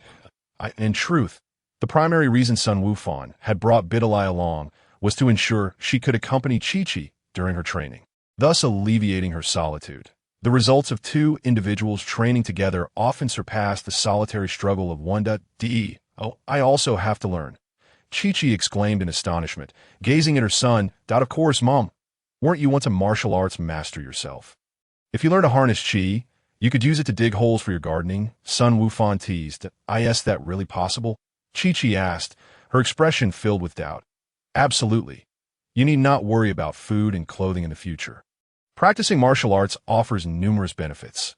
It strengthens the body, enhances beauty, and when Dad is revived, he will see you as a lively young woman. You could even practice with him daily. How romantic. Sun Wukong chuckled, encouraging Chi-Chi in her martial pursuits. Upon hearing her son's words, Chi-Chi felt a surge of interest, particularly regarding the prospect of enhancing her beauty and the potential for practicing with Goku upon his revival. All right, I will learn, she declared resolutely, aspiring to become more beautiful and youthful, and to practice with Goku. Excellent. Let us head to the grassy area outside, Sun Wukong said, snapping his fingers as he led the way outdoors. Once on the grass, he sat cross-legged. Chi-Chi and Bidalai followed suit, mirroring his posture and curiously awaiting his guidance. This marked Sun Wukong's inaugural experience teaching martial arts to others, and the sensation of being a mentor left him feeling inexplicably nervous. Clearing his throat, he continued, to learn the art of flight, one must first master the control of one's Chi. Once you proficiently manage the energy within your bodies, you will be able to soar through the skies and unleash energy blasts akin to rocket cannons. What is Chi? Bidalai inquired, her curiosity piqued. Chi is a form of energy concealed within the human body. For ordinary individuals, it is challenging to unlock, but for martial artists like us, it is far simpler. We can easily sense and control Chi, enabling us to fly and project it outward to attack others, Sun Wukong explained, materializing a small Chi orb in his hand and presenting it to them. Behold, this is the Chi within us. With a flick of his wrist, he sent the Chi orb crashing into a distant rock, which shattered into dust with a loud bang, while Chi-Chi appeared unfazed. Bidalai was left in wide-eyed astonishment. I have such a thing within me, Bidalai asked incredulously. Indeed, you do, though your Chi may not be as potent. Strengthen it. Diligent training is essential, Sun Wukong affirmed. Now, regarding the cultivation of Chi, the first step involves sensing the energy within your body, then guiding it outward. Relax your entire being, attain a tranquil state of mind, concentrate, and envision directing the Chi into your palms. he instructed, closing his eyes and demonstrating by forming a small chi vortex between his hands. He then encouraged the two women to explore this sensation on their own. Take your time to experiment. Feel free to ask questions if you encounter any difficulties. With that, Sun Wukong stood and moved to the side, summoning his silver doppelganger to engage in a sparring match. As the two women practiced diligently, he remained committed to his own training. After 2 hours, Sun Wukong returned to find the two still seated in meditation. A small vortex of qi, akin to a glowing firefly, had formed between Chi-Chi's palms. While Bidalai furrowed her brow, her hands trembling as if straining to extract power. Wait, Bidalai, it's not about forcing out the power. It's about relaxing your mind, calming yourself, and concentrating to guide the qi, Sun Wukong advised. Mom, we're doing great. Just acclimate to this sensation, and with practice, you'll soon master it and be able to fly, he encouraged Chi-Chi. It appeared that Chi-Chi possessed a solid foundation in martial arts, and it was a pity that she had neglected her training over the years. Now, with her return to martial arts, she would gain a new hobby, which was a commendable choice. If Goku were to learn that Chi-Chi was resuming her martial training, he would undoubtedly be overjoyed. Sun Wukong mused. As he gazed skyward, he sensed the aura of the North Kai, yet he could not detect Goku's energy, likely due to the Underworld's restrictions, which severed the connection of departed souls, preventing Goku's chi from reaching the mortal realm. Effortlessly, he executed an instant transmission, successfully arriving on North Kai's planet. Sun Wukong's success rate with instant transmission had significantly improved, and he was confident that he would soon master it completely. Wukong, Goku, engaged in his own training, immediately sensed his son's presence and rushed over. What brings you here? He asked, joyfully clasping Wukong's shoulders. Hey, Dad. I was practicing instant transmission, and I just poofed here, Sun Wukong replied, smiling at his father. Haha, Wukong, you're incredible. You've grown taller, Goku exclaimed, gesturing to indicate his son's height. Dad, I need to tell you, I'm teaching Mom to harness chi. I want her to resume her martial training so that when you're revived, you can train together, Sun Wukong explained. Wait, Chi-Chi hates practicing martial arts, doesn't she? Didn't she always insist that you study to become a scholar? Goku asked, incredulous. Dad, it's not that. You missed the point when I told Mom that training can help maintain her figure and enhance her beauty. She became more enthusiastic than anyone, Sun Wukong laughed. What? Goku looked confused, completely baffled by Wukong's words. As for her desire for me to become a scholar, it was merely so I could earn more money and avoid constant battles. If we can earn more, we can return home and train to the point where no one can defeat us, alleviating her worries, right? Sun Wukong explained. But Wukong, I can train, but I have no idea how to make money. Goku lamented, a frown on his face. Dad, just focus on your training. I'll take care of the finances, Sun Wukong reassured him. Dad, let's have a sparring match, but no Super Saiyan transformations. Let's fight in our normal forms, Sun Wukong declared, taking a stance and launching himself at Goku. Chapter 57. Vegeta's Challenge. After an exhilarating bout, the father and son duo collapsed on the ground. Breathless, Sun Wukong retrieved a capsule, pressed a button, and it transformed into a large package. He unpacked an abundance of food and drinks to share with Goku, and the two sat on the grass, happily enjoying their meal. North Kai, would you care for some food? Sun Wukong called out. No, thank you. Why not tell me a corny joke instead? North Kai replied, blinking and chuckling. Reluctantly, Sun Wukong obliged and shared a joke, earning a satisfied nod from North Kai once he finished. A few days ago, South Kai mentioned that they've encountered some troubles in the South Galaxy and are hoping we in the North Galaxy can send a powerful ally to assist. Wukong, do you have any availability?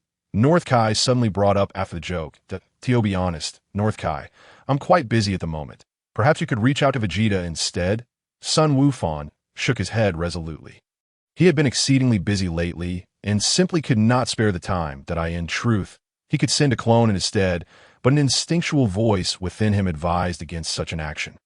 A multitude of tasks awaited his attention, and afterward, he needed to make a trip to Yardrat to explore the possibility of acquiring some useful techniques. That wondrous planet might even hold the key to resurrecting Sun Wukong. As for Vegeta, he dismissed the thought. The prince seemed more akin to a villain, and he had no desire to engage with him. Furthermore, the North Kai had not elaborated on the matter at hand. suggesting it likely was not of grave importance. Very well. I shall take my leave. Should you require anything, do not hesitate to contact me. Sun Wukong addressed the North Kai. Father, farewell. He waved goodbye to his father. Subsequently, he pressed 2 fingers to his forehead, diligently searching for the key of Chi-Chi and Biddy. Although their energies were faint, Sun Wukong was well acquainted with them and swiftly pinpointed their locations. However, to his embarrassment, his skill activation failed, shattering the aura of mastery he had hoped to project, leaving him utterly speechless. Unbeknownst to Sun Wukong and the North Kai, Sun Wukong's failed skill activation went unnoticed until he stood motionless for a full 10 minutes before vanishing in an instant. The 10-minute chant for teleportation could be deemed a significant improvement, and Sun Wukong felt a sense of satisfaction. In the blink of an eye, he materialized at Baozi Mountain. His gaze swept around, only to find Chi-Chi and Biddy no longer training their ki. Instead, they were engaged in a lively sparring match. Sun Wukong chose to lay on the grass, watching the 2 women exchange blows with remarkable skill. It was evident that Chi-Chi was holding back, as each of her attacks flowed effortlessly while Biddy struggled to keep up. Yet she persevered. It seemed his mother was relishing the thrill of battle. Sun Wukong mused silently as he admired the duel between the 2 women. A powerful energy approached Baozi Mountain at great speed. It was Vegeta, who was heading this way without concealing his presence. Sun Wukong sensed his arrival immediately. Soon, Vegeta descended from the sky, landing not far from him. The prince regarded Sun Wukong with eyes ablaze with the spirit of combat, without the need for further clarification. Sun Wukong recognized that this battle-hungry warrior was undoubtedly here to challenge him. Kid, will you accept my challenge? Vegeta stated plainly. Sun Wukong stood, nodded, and replied with a smile, Sure, let us find another location. He readily agreed. Harboring no intentions of evasion, he was eager to gauge Vegeta's current prowess and was in dire need of an intense battle to break through his current stagnation.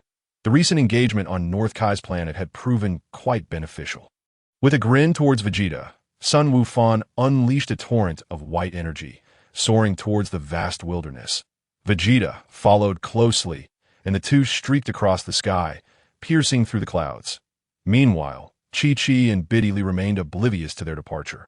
Continuing their practice, Sun Wukong and Vegeta's speed was astonishing. Within just a couple of minutes, they reached the desolate expanse of the great wilderness, a place devoid of life, filled with yellow earth and shrubs. Offering the perfect opportunity for unrestrained combat, they regarded one another from a distance before simultaneously igniting golden auras, transforming into their Super Saiyan forms. Kid, I hope you won't hold back. I will fight with all my might. Vegeta declared coldly. Bring it on. Sun Wukong shouted, equally filled with fighting spirit. The 2 surged towards each other. Boom! Energy erupted. Their figures collided and swiftly separated. Vegeta clenched his already numb hands, astonished as he looked at Sun Wukong. Although he had braced himself, he was still taken aback that the first clash had placed him at a disadvantage. This kid has already distanced himself so much from me, Vegeta thought, his eyes ignited with a fiery determination. Despite the myriad of experiences they had shared, they could hardly be considered allies, nor were they mortal enemies. Thus, both had retained some strength, refraining from engaging in a life-or-death struggle. The Vegeta's gaze sharpened as he amplified his power to the maximum and charged again. After their earlier exchange, Sun Wukong had roughly gauged Vegeta's strength and deliberately lowered his ki slightly to meet him. Boom, boom, boom. They collided once more, then separated again, only to crash together again. The sky blazed with their swift movements, leaving afterimages in their wake, as the entire wilderness was engulfed in swirling dust and fierce winds, dark clouds roiling above, with lightning striking down from the heavens. The thunderous sounds echoed relentlessly. This is exhilarating. Ha ha! Sun Wukong laughed heartily, relishing the battle. Although he was not exerting his full strength, the experience invigorated him, providing profound insights. Both Vegeta and Sun Wukong were combat geniuses. Fighting them often unveiled incredible techniques and strategies, maximizing efficiency with minimal effort. Had Vegeta and Sun Wukong's strengths been evenly matched, there is no doubt that Sun Wukong would have faced defeat. Vegeta possessed an abundance of combat experience, whereas Sun Wukong had only been an ordinary youth in his previous life and was merely a 9-year-old boy in this one. Lacking in battle experience. Boom! They separated once more, and Vegeta was panting heavily. This full power state was exceedingly taxing on his stamina. "Oh, you look down on me," Vegeta seethed, witnessing Sun Wukong hardly winded. "That is not my intention." "Uncle Vegeta," Sun Wukong replied sheepishly. He too wished to fight at full capacity, but doing so would likely result in a swift conclusion to the match, and he yearned to glean more from Vegeta. A single punch would render the contest moot. "Then fight me seriously, with all your strength," Vegeta shouted, his temper flaring as veins throbbed on his forehead. This kid, sparring with him, dared to hold back, which he interpreted as a grave insult. Igniting his rage. "Fine, let's go again," Sun Wukong sighed, that he was aware that should he unleash his full power, Vegeta would likely falter. The disparity was significant. "Since you demand my utmost effort, then prepare to witness it." Suddenly, his golden aura surged, expanding dramatically, his hair standing upright as a powerful force erupted from him, causing Vegeta to stagger back several steps. This was the full-power Super Saiyan form. After emerging from the hyperbolic time chamber and enduring numerous battles, Sun Wukong had finally approached the pinnacle of Super Saiyan 1. However, he felt he was still lacking that final epiphany, that stroke of fortune.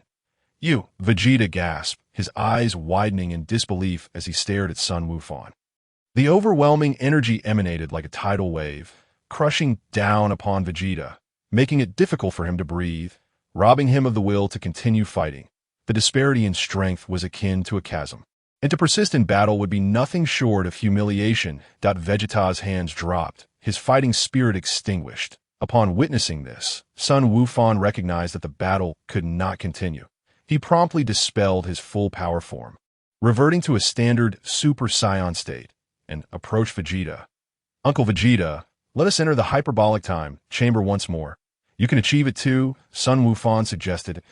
The mention of the hyperbolic time chamber. Vegeta lifted his head, a glimmer of hope igniting in his eyes, and inquired, "What form is this?" "Full power Super Saiyan. There's no need to conceal anything," Sun Wukong said directly. "I only just formally broke through into this full power form during the battle earlier." "I must thank you, Uncle Vegeta," he added with a smile. "Just entered this form? Very well. Give me a day.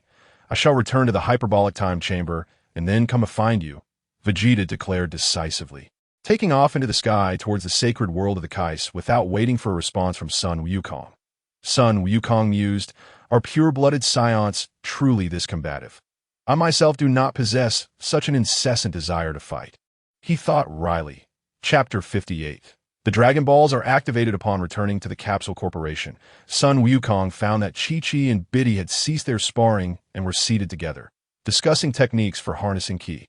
"How is it? Are there any issues?" Sun Wukong approached them. "Wukong, you're back. Ah, have you dyed your hair? Even your eyebrows?" "No, I was merely training," Sun Wukong replied. I could see that moment. He maintained his Super Saiyan form to better master his full power state. The two women only noticed his hair when he returned. "Wukong, could you revert to your original form? You look like a delinquent." Chi-Chi's voice trembled slightly, though she had seen Goku in his Super Saiyan form. She had never witnessed Sun Wukong transform, and his golden hair and eyebrows appeared somewhat unruly, which was difficult for her to accept at that moment. "I can revert to my black hair, but I'm currently practicing that. I'll change back once I'm ready," Sun Wukong explained helplessly. "So, how is your Ki training progressing? Show me how to channel it," he said, wishing to divert the conversation from his hair. Chi-Chi and Biddy focused intently, attempting to channel their Ki into their palms. That Chi-Chi showed promising progress, as a cyclone of Ki formed between her hands, and the fluctuations of her energy were palpable. In contrast, Biddy struggled significantly, occasionally producing a spark that quickly extinguished, indicating she had a considerable journey ahead of her and required more practice. This was hardly surprising, although Chi-Chi had never deliberately practiced Ki control. She belonged to the Turtle School, and both her husband and son were martial arts experts. Consequently, she learned much more rapidly through observation. Conversely, Biddy was venturing into this unfamiliar territory for the first time. Being able to sense even a trace of Ki within a day was quite commendable, reflecting her solid martial arts foundation. Excellent. With more practice, you'll be able to perform the flight technique. Sun Wukong praised. He then explained the principles of the technique to them, allowing them to practice independently before he flew off to the sacred world of the Kais. Upon arriving, Sun Wukong discovered not only Yamcha, but also Krillin and Master Roshi present. However, Vegeta was conspicuously absent. It seemed he had retreated into the hyperbolic time chamber once more. Everyone is here. Sun Wukong landed in the plaza of the sacred world, walking towards the group beneath the tree. Hey, Wukong, you've come! Krillin exclaimed joyfully. Although they were puzzled by Sun Wukong's sustained Super Saiyan form, they refrained from questioning it, reasoning that he must have his own reasons for doing so. After all, he wouldn't he flaunt it in front of them. I don't see Uncle Vegeta. Has he gone back into the hyperbolic time chamber? Sun Wukong inquired. Yes, he just went in a short while ago. He rushed back in a rather disheveled state and then dove into the chamber. Yamcha and I intended to go in as well, but he got there first. We had no choice. We couldn't possibly compete with him. Krillin shrugged awkwardly. It's no big deal. After all, each person can only use it for 2 days at most. He already spent 1 day last time, so he'll definitely emerge tomorrow. You two can go in then. Sun Wukong reassured them with a smile. Indeed, that works. By the way, Wukong, what brings you here? Do you wish to enter the hyperbolic time chamber as well?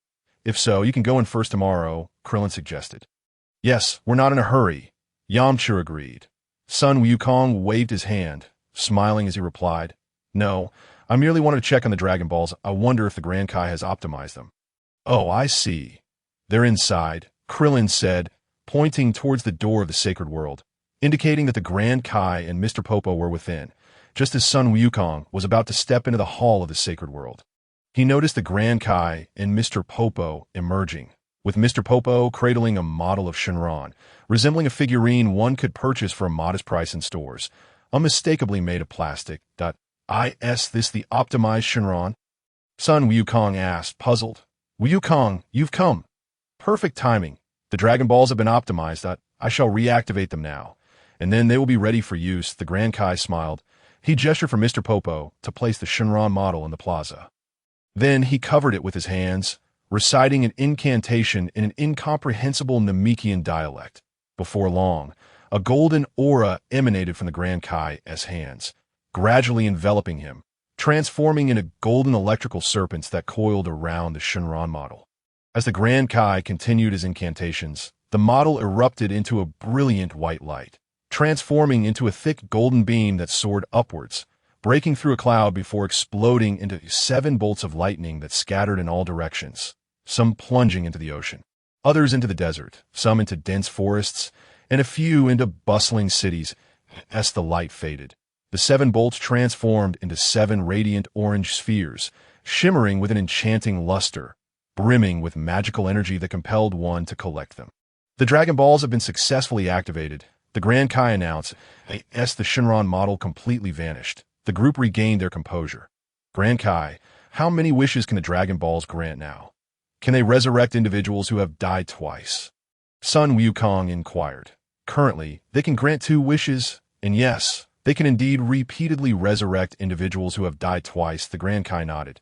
Can they resurrect many people at once? Krillin questioned. He recalled that the previous Shenron could only resurrect 1 individual at a time, and he hoped that although there was an additional wish, it wouldn't still be limited to a single resurrection. Rest assured, the Dragon Balls have been configured to allow for this. Now, they can grant 2 wishes, resurrect multiple individuals, and can even do so without preserving the physical form. The Grand Kai chuckled. Wow, that's fantastic. The group cheered in delight. Then I shall go find Aunt Bulma to get the dragon radar, Sun Wukong declared, waving goodbye to everyone before leaping off the sacred world, heading towards West City. Wukong is as impatient as ever, Master Roshi murmured. Before long, Sun Wukong arrived at Bulma's home.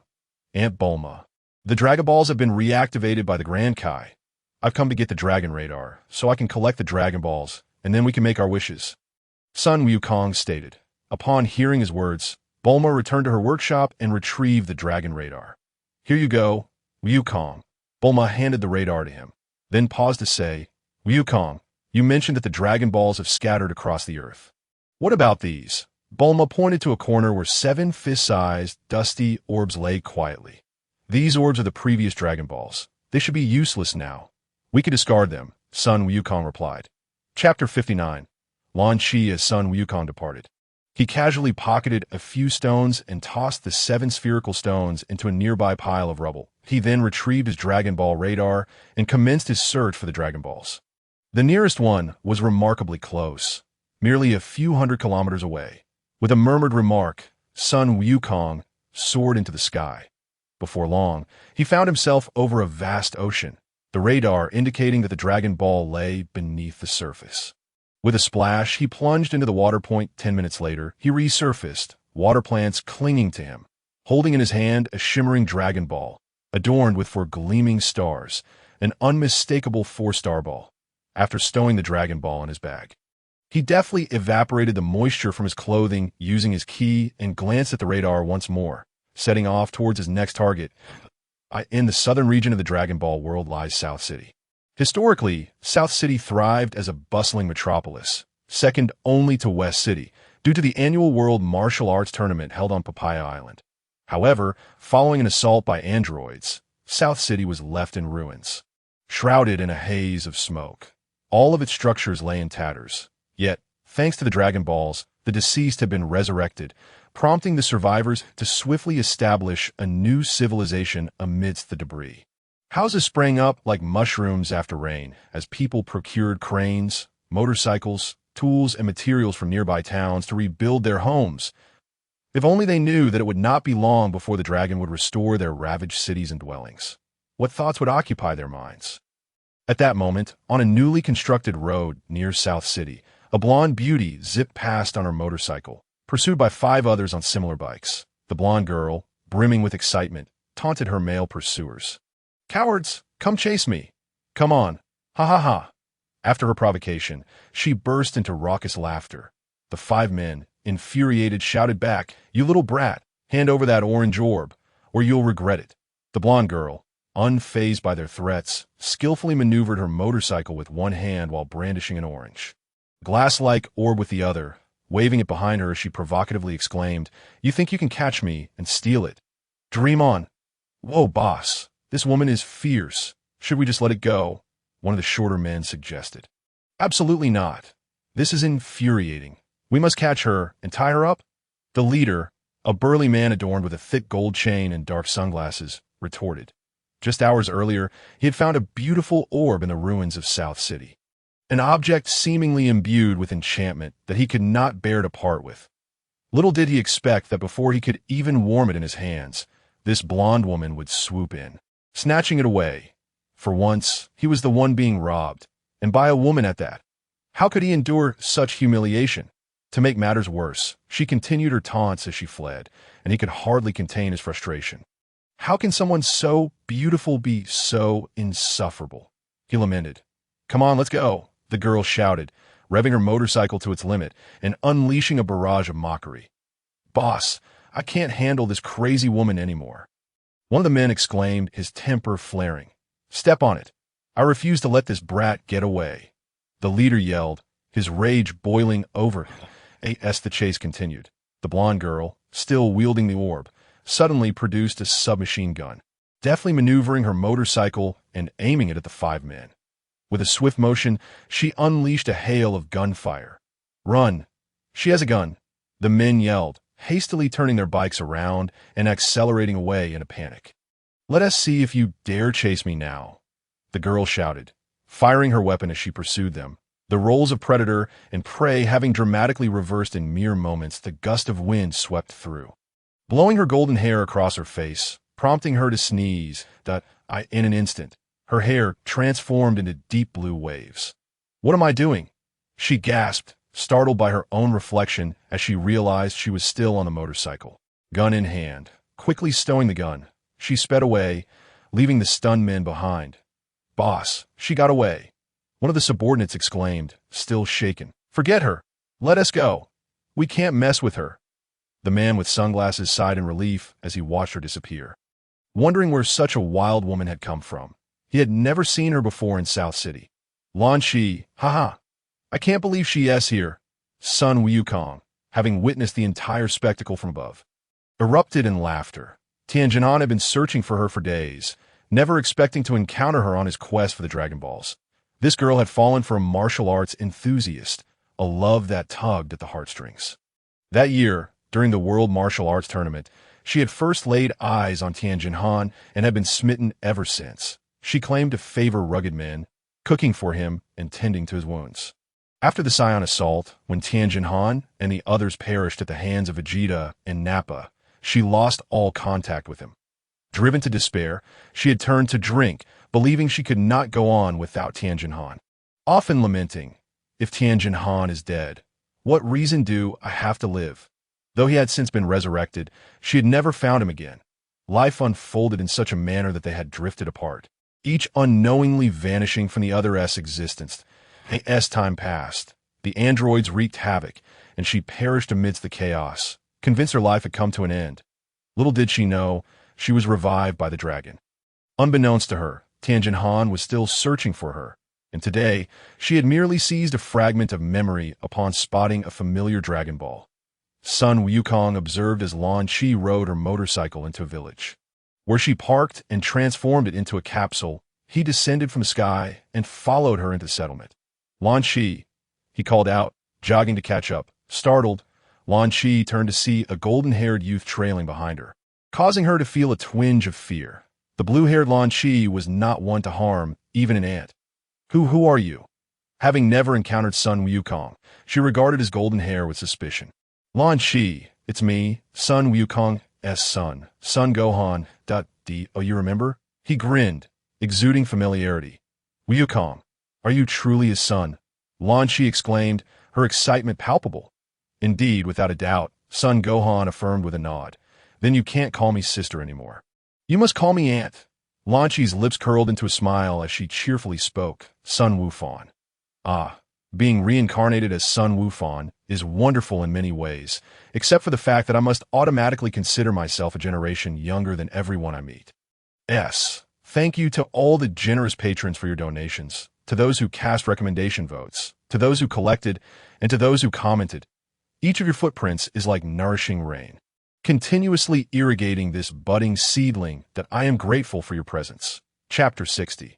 The brick-transporting girl Lan Chi raised her head and scrutinized Sun Wukong closely, indeed finding that this golden-haired youth bore a striking resemblance to Sun Wukong, particularly in his eyes. Thus she no longer harbored any doubts. The blue-haired Lan Chi was inherently naive, which is why Wukong and Krillin had so easily brought her back to Kame House years ago. Sometimes her innocent nature was almost frightening. Had it not been for her tendency to become irritable when she sneezed, she might have been sold off long ago. Wu Fan, may I call you that? Lan Chi asked shyly. Of course, he replied. How is your father? It has been years since we last met, and I was unaware that Wukong had passed away. My father has indeed passed, but the others are still around. Sun Wukong said candidly Oh, I apologize. Was he killed by those terrifying androids? Though she felt a pang of sorrow, Lan Chi was eager to understand the circumstances. Not exactly. My father succumbed to viral heart disease. And that was 2 years, 8G of AS for the androids that appeared recently. I have already defeated them. After a brief pause, Sun Wukong continued. Aunt Lan Chi, did you know? Tianjin Fan has been searching for you. What? Is that true? Lan Chi's eyes suddenly sparkled with excitement as she grasped Sun Wukong's shoulders and shook him vigorously. Sun Wukong sensed the shift in Lan Chi's emotions. The timid blue-haired girl seemed to swell with strength and courage in that moment. Was this the power of love? Sun Wukong was not entirely sure, as he had no experience in this realm from his previous life, and in this life, he had yet to experience it. He merely felt that love must be one of the most beautiful things in the world. It is indeed true. Tianjin Fan expressed regret for neglecting you in the past. He has come to realize that life should be free of regrets, which is why he has ventured out to find you. Sun Wukong said with a smile. He noticed the shimmer of tears in Lan Chi's eyes, yet they sparkled with joy, although Tianjin Fan had never uttered such words. Sun Wukong generously spoke on his behalf. Tianjin Fan was quite reserved and stubborn. The very act of seeking out Lan Chi took immense courage and determination. I apologize for merely standing here and talking. I should invite you to my home for a visit, Lanchi said, wiping a tear and tossing her flowing blue waves with a hint of embarrassment. She then led the way to a modest dwelling. What she referred to as a house was merely a makeshift structure formed from a few windbreak panels, topped with metal sheets to shield it from rain and sun. Extremely rudimentary. Such wooden and metal shelters served as temporary residences for villagers who were busy constructing new homes in the nearby plains. This village was dotted with countless similar structures, stretching across a vast expanse, housing perhaps hundreds of families. This hour, the majority of the villagers remaining were the elderly, sick or weak, while the able-bodied youth had all gone to work in the nearby plains. An area bustling with construction, where the sounds of machinery, shouts, and hammering resonated, filled with vigor and enthusiasm. Sun Wukong surveyed the shabby living conditions of this young and beautiful woman. Astonished that she resided in such humble surroundings, the interior contained nothing more than a wooden bed, a simple wardrobe, a table with some daily necessities, and little else. It was hard to imagine how a young girl who cherished beauty could endure such living conditions. Forgive me, it has been like this recently in the southern cities. Having a place to stay is already a blessing. Please have a seat, Lanchi said with an awkward smile, pulling over a wooden stool and gesturing for Wufan to sit, while she took a seat on the bed. Indeed, during the rampancy of the androids, life was far more arduous than it is now. Is it safe for you to live here alone? Sun Wufan inquired. It's fine. Many know that I become fierce when I sneeze, so they're wary of me and do not dare to cause trouble, Lanchi laughed. Noticing Sun Wufan's puzzled expression, she added, despite appearances, I assure you that this is relatively decent. Recently, a young girl has come to the village, one who works even harder than I do. I see her every day at the construction site moving bricks, and her strength is truly astonishing. Moving bricks? If I heard correctly, a young girl is working at the construction site every day? What a peculiar situation, Sun Wufan exclaimed. Aunt Lanchi, the reason I encountered you is that I am collecting Dragon Balls to restore the cities that have been destroyed. Oh, I see. Here, take this. Lanchi retrieved a 1-star Dragon Ball from her bag and handed it to Sun Wufan, who graciously accepted it. Aunt Lanchi, why don't you come with me? I will take you to find Tianjin Fan. You should not stay in this place any longer. Sun Wufan pondered for a moment before speaking. There is nothing in this environment to hold you back, is there? Is that all right? Would it be too much trouble for you? Lanchi's eyes sparkled with surprise, yet she felt a twinge of apprehension, for her blue-haired nature made her somewhat timid. Not at all. It is no trouble whatsoever, Sun Wufan assured her with a smile. Then please allow me to gather a few things. We shall depart shortly.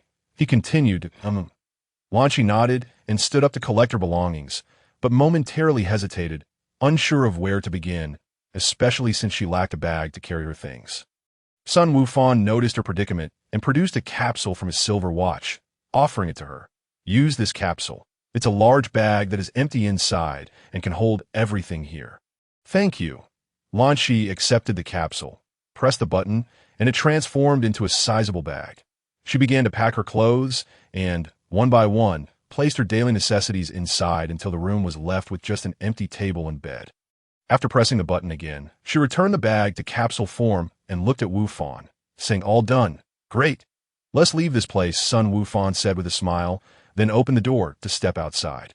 Where are we headed now? Lanchi inquired as she followed him out. I'll take you to Baozi Mountain first, then I'll contact Tianjin Fan to meet us there, Sun Wufan replied thoughtfully. As evening approached, he remembered that he needed to return by Dili to Dongdu, so he decided to take Lanchi to Baozi Mountain first, then summon Tianjin Fan to join them there. Once they arrived, he would escort by Dili back to Dongdu before returning. How shall we travel? Did you bring a jet plane? Lanchi curiously asked. Having been separated from everyone for too long, she was unaware of recent developments. Even Sun Wufan's ability to fly freely. Come, I will carry you, and we shall fly, Sun Wufan said, hoisting Lanchi onto his back. Ignoring the bewildered stares of passers-by, he soared into the sky. There was nothing to conceal. Sun Wufan did not mind revealing his extraordinary abilities, leaving the onlookers to their astonishment. He had no intention of flying to a remote area just to avoid being seen. Such notions held no weight for him. Was this flying technique not only for combat? Was it not a bit extravagant to use it for travel? Lan Shi inquired with astonishment. In a recollection, Tianjin Fan would only employ such marvelous flying techniques during battles, rarely utilizing them in everyday life, leading her to believe that this form of flight would undoubtedly deplete considerable stamina. In truth, Lan Shi was not mistaken. Flight indeed consumes a significant amount of energy. Under the circumstances of his past combat prowess, such expenditure would have been unsustainable. However, for the warriors of today, the energy expended in flight is but a mere drop in the vast ocean. Everyone has grown stronger, and naturally, the comparison is no longer valid. This is of little consequence. Sun Wukong, unfazed, chuckled lightly. He carried Lan Shi on his back, soaring through the skies until they swiftly arrived above the plains of the southern capital, where vigorous construction was underway. Below them lay the reconstructed southern capital, with many workers residing in the small village they had just visited. Lan Shi gazed down and explained to Sun Wukong, indeed, they need not concern themselves with rebuilding the houses, as I shall soon have the Dragon Balls restore the city. Just imagine, in a few days, when they discover the southern capital, which had been in ruins,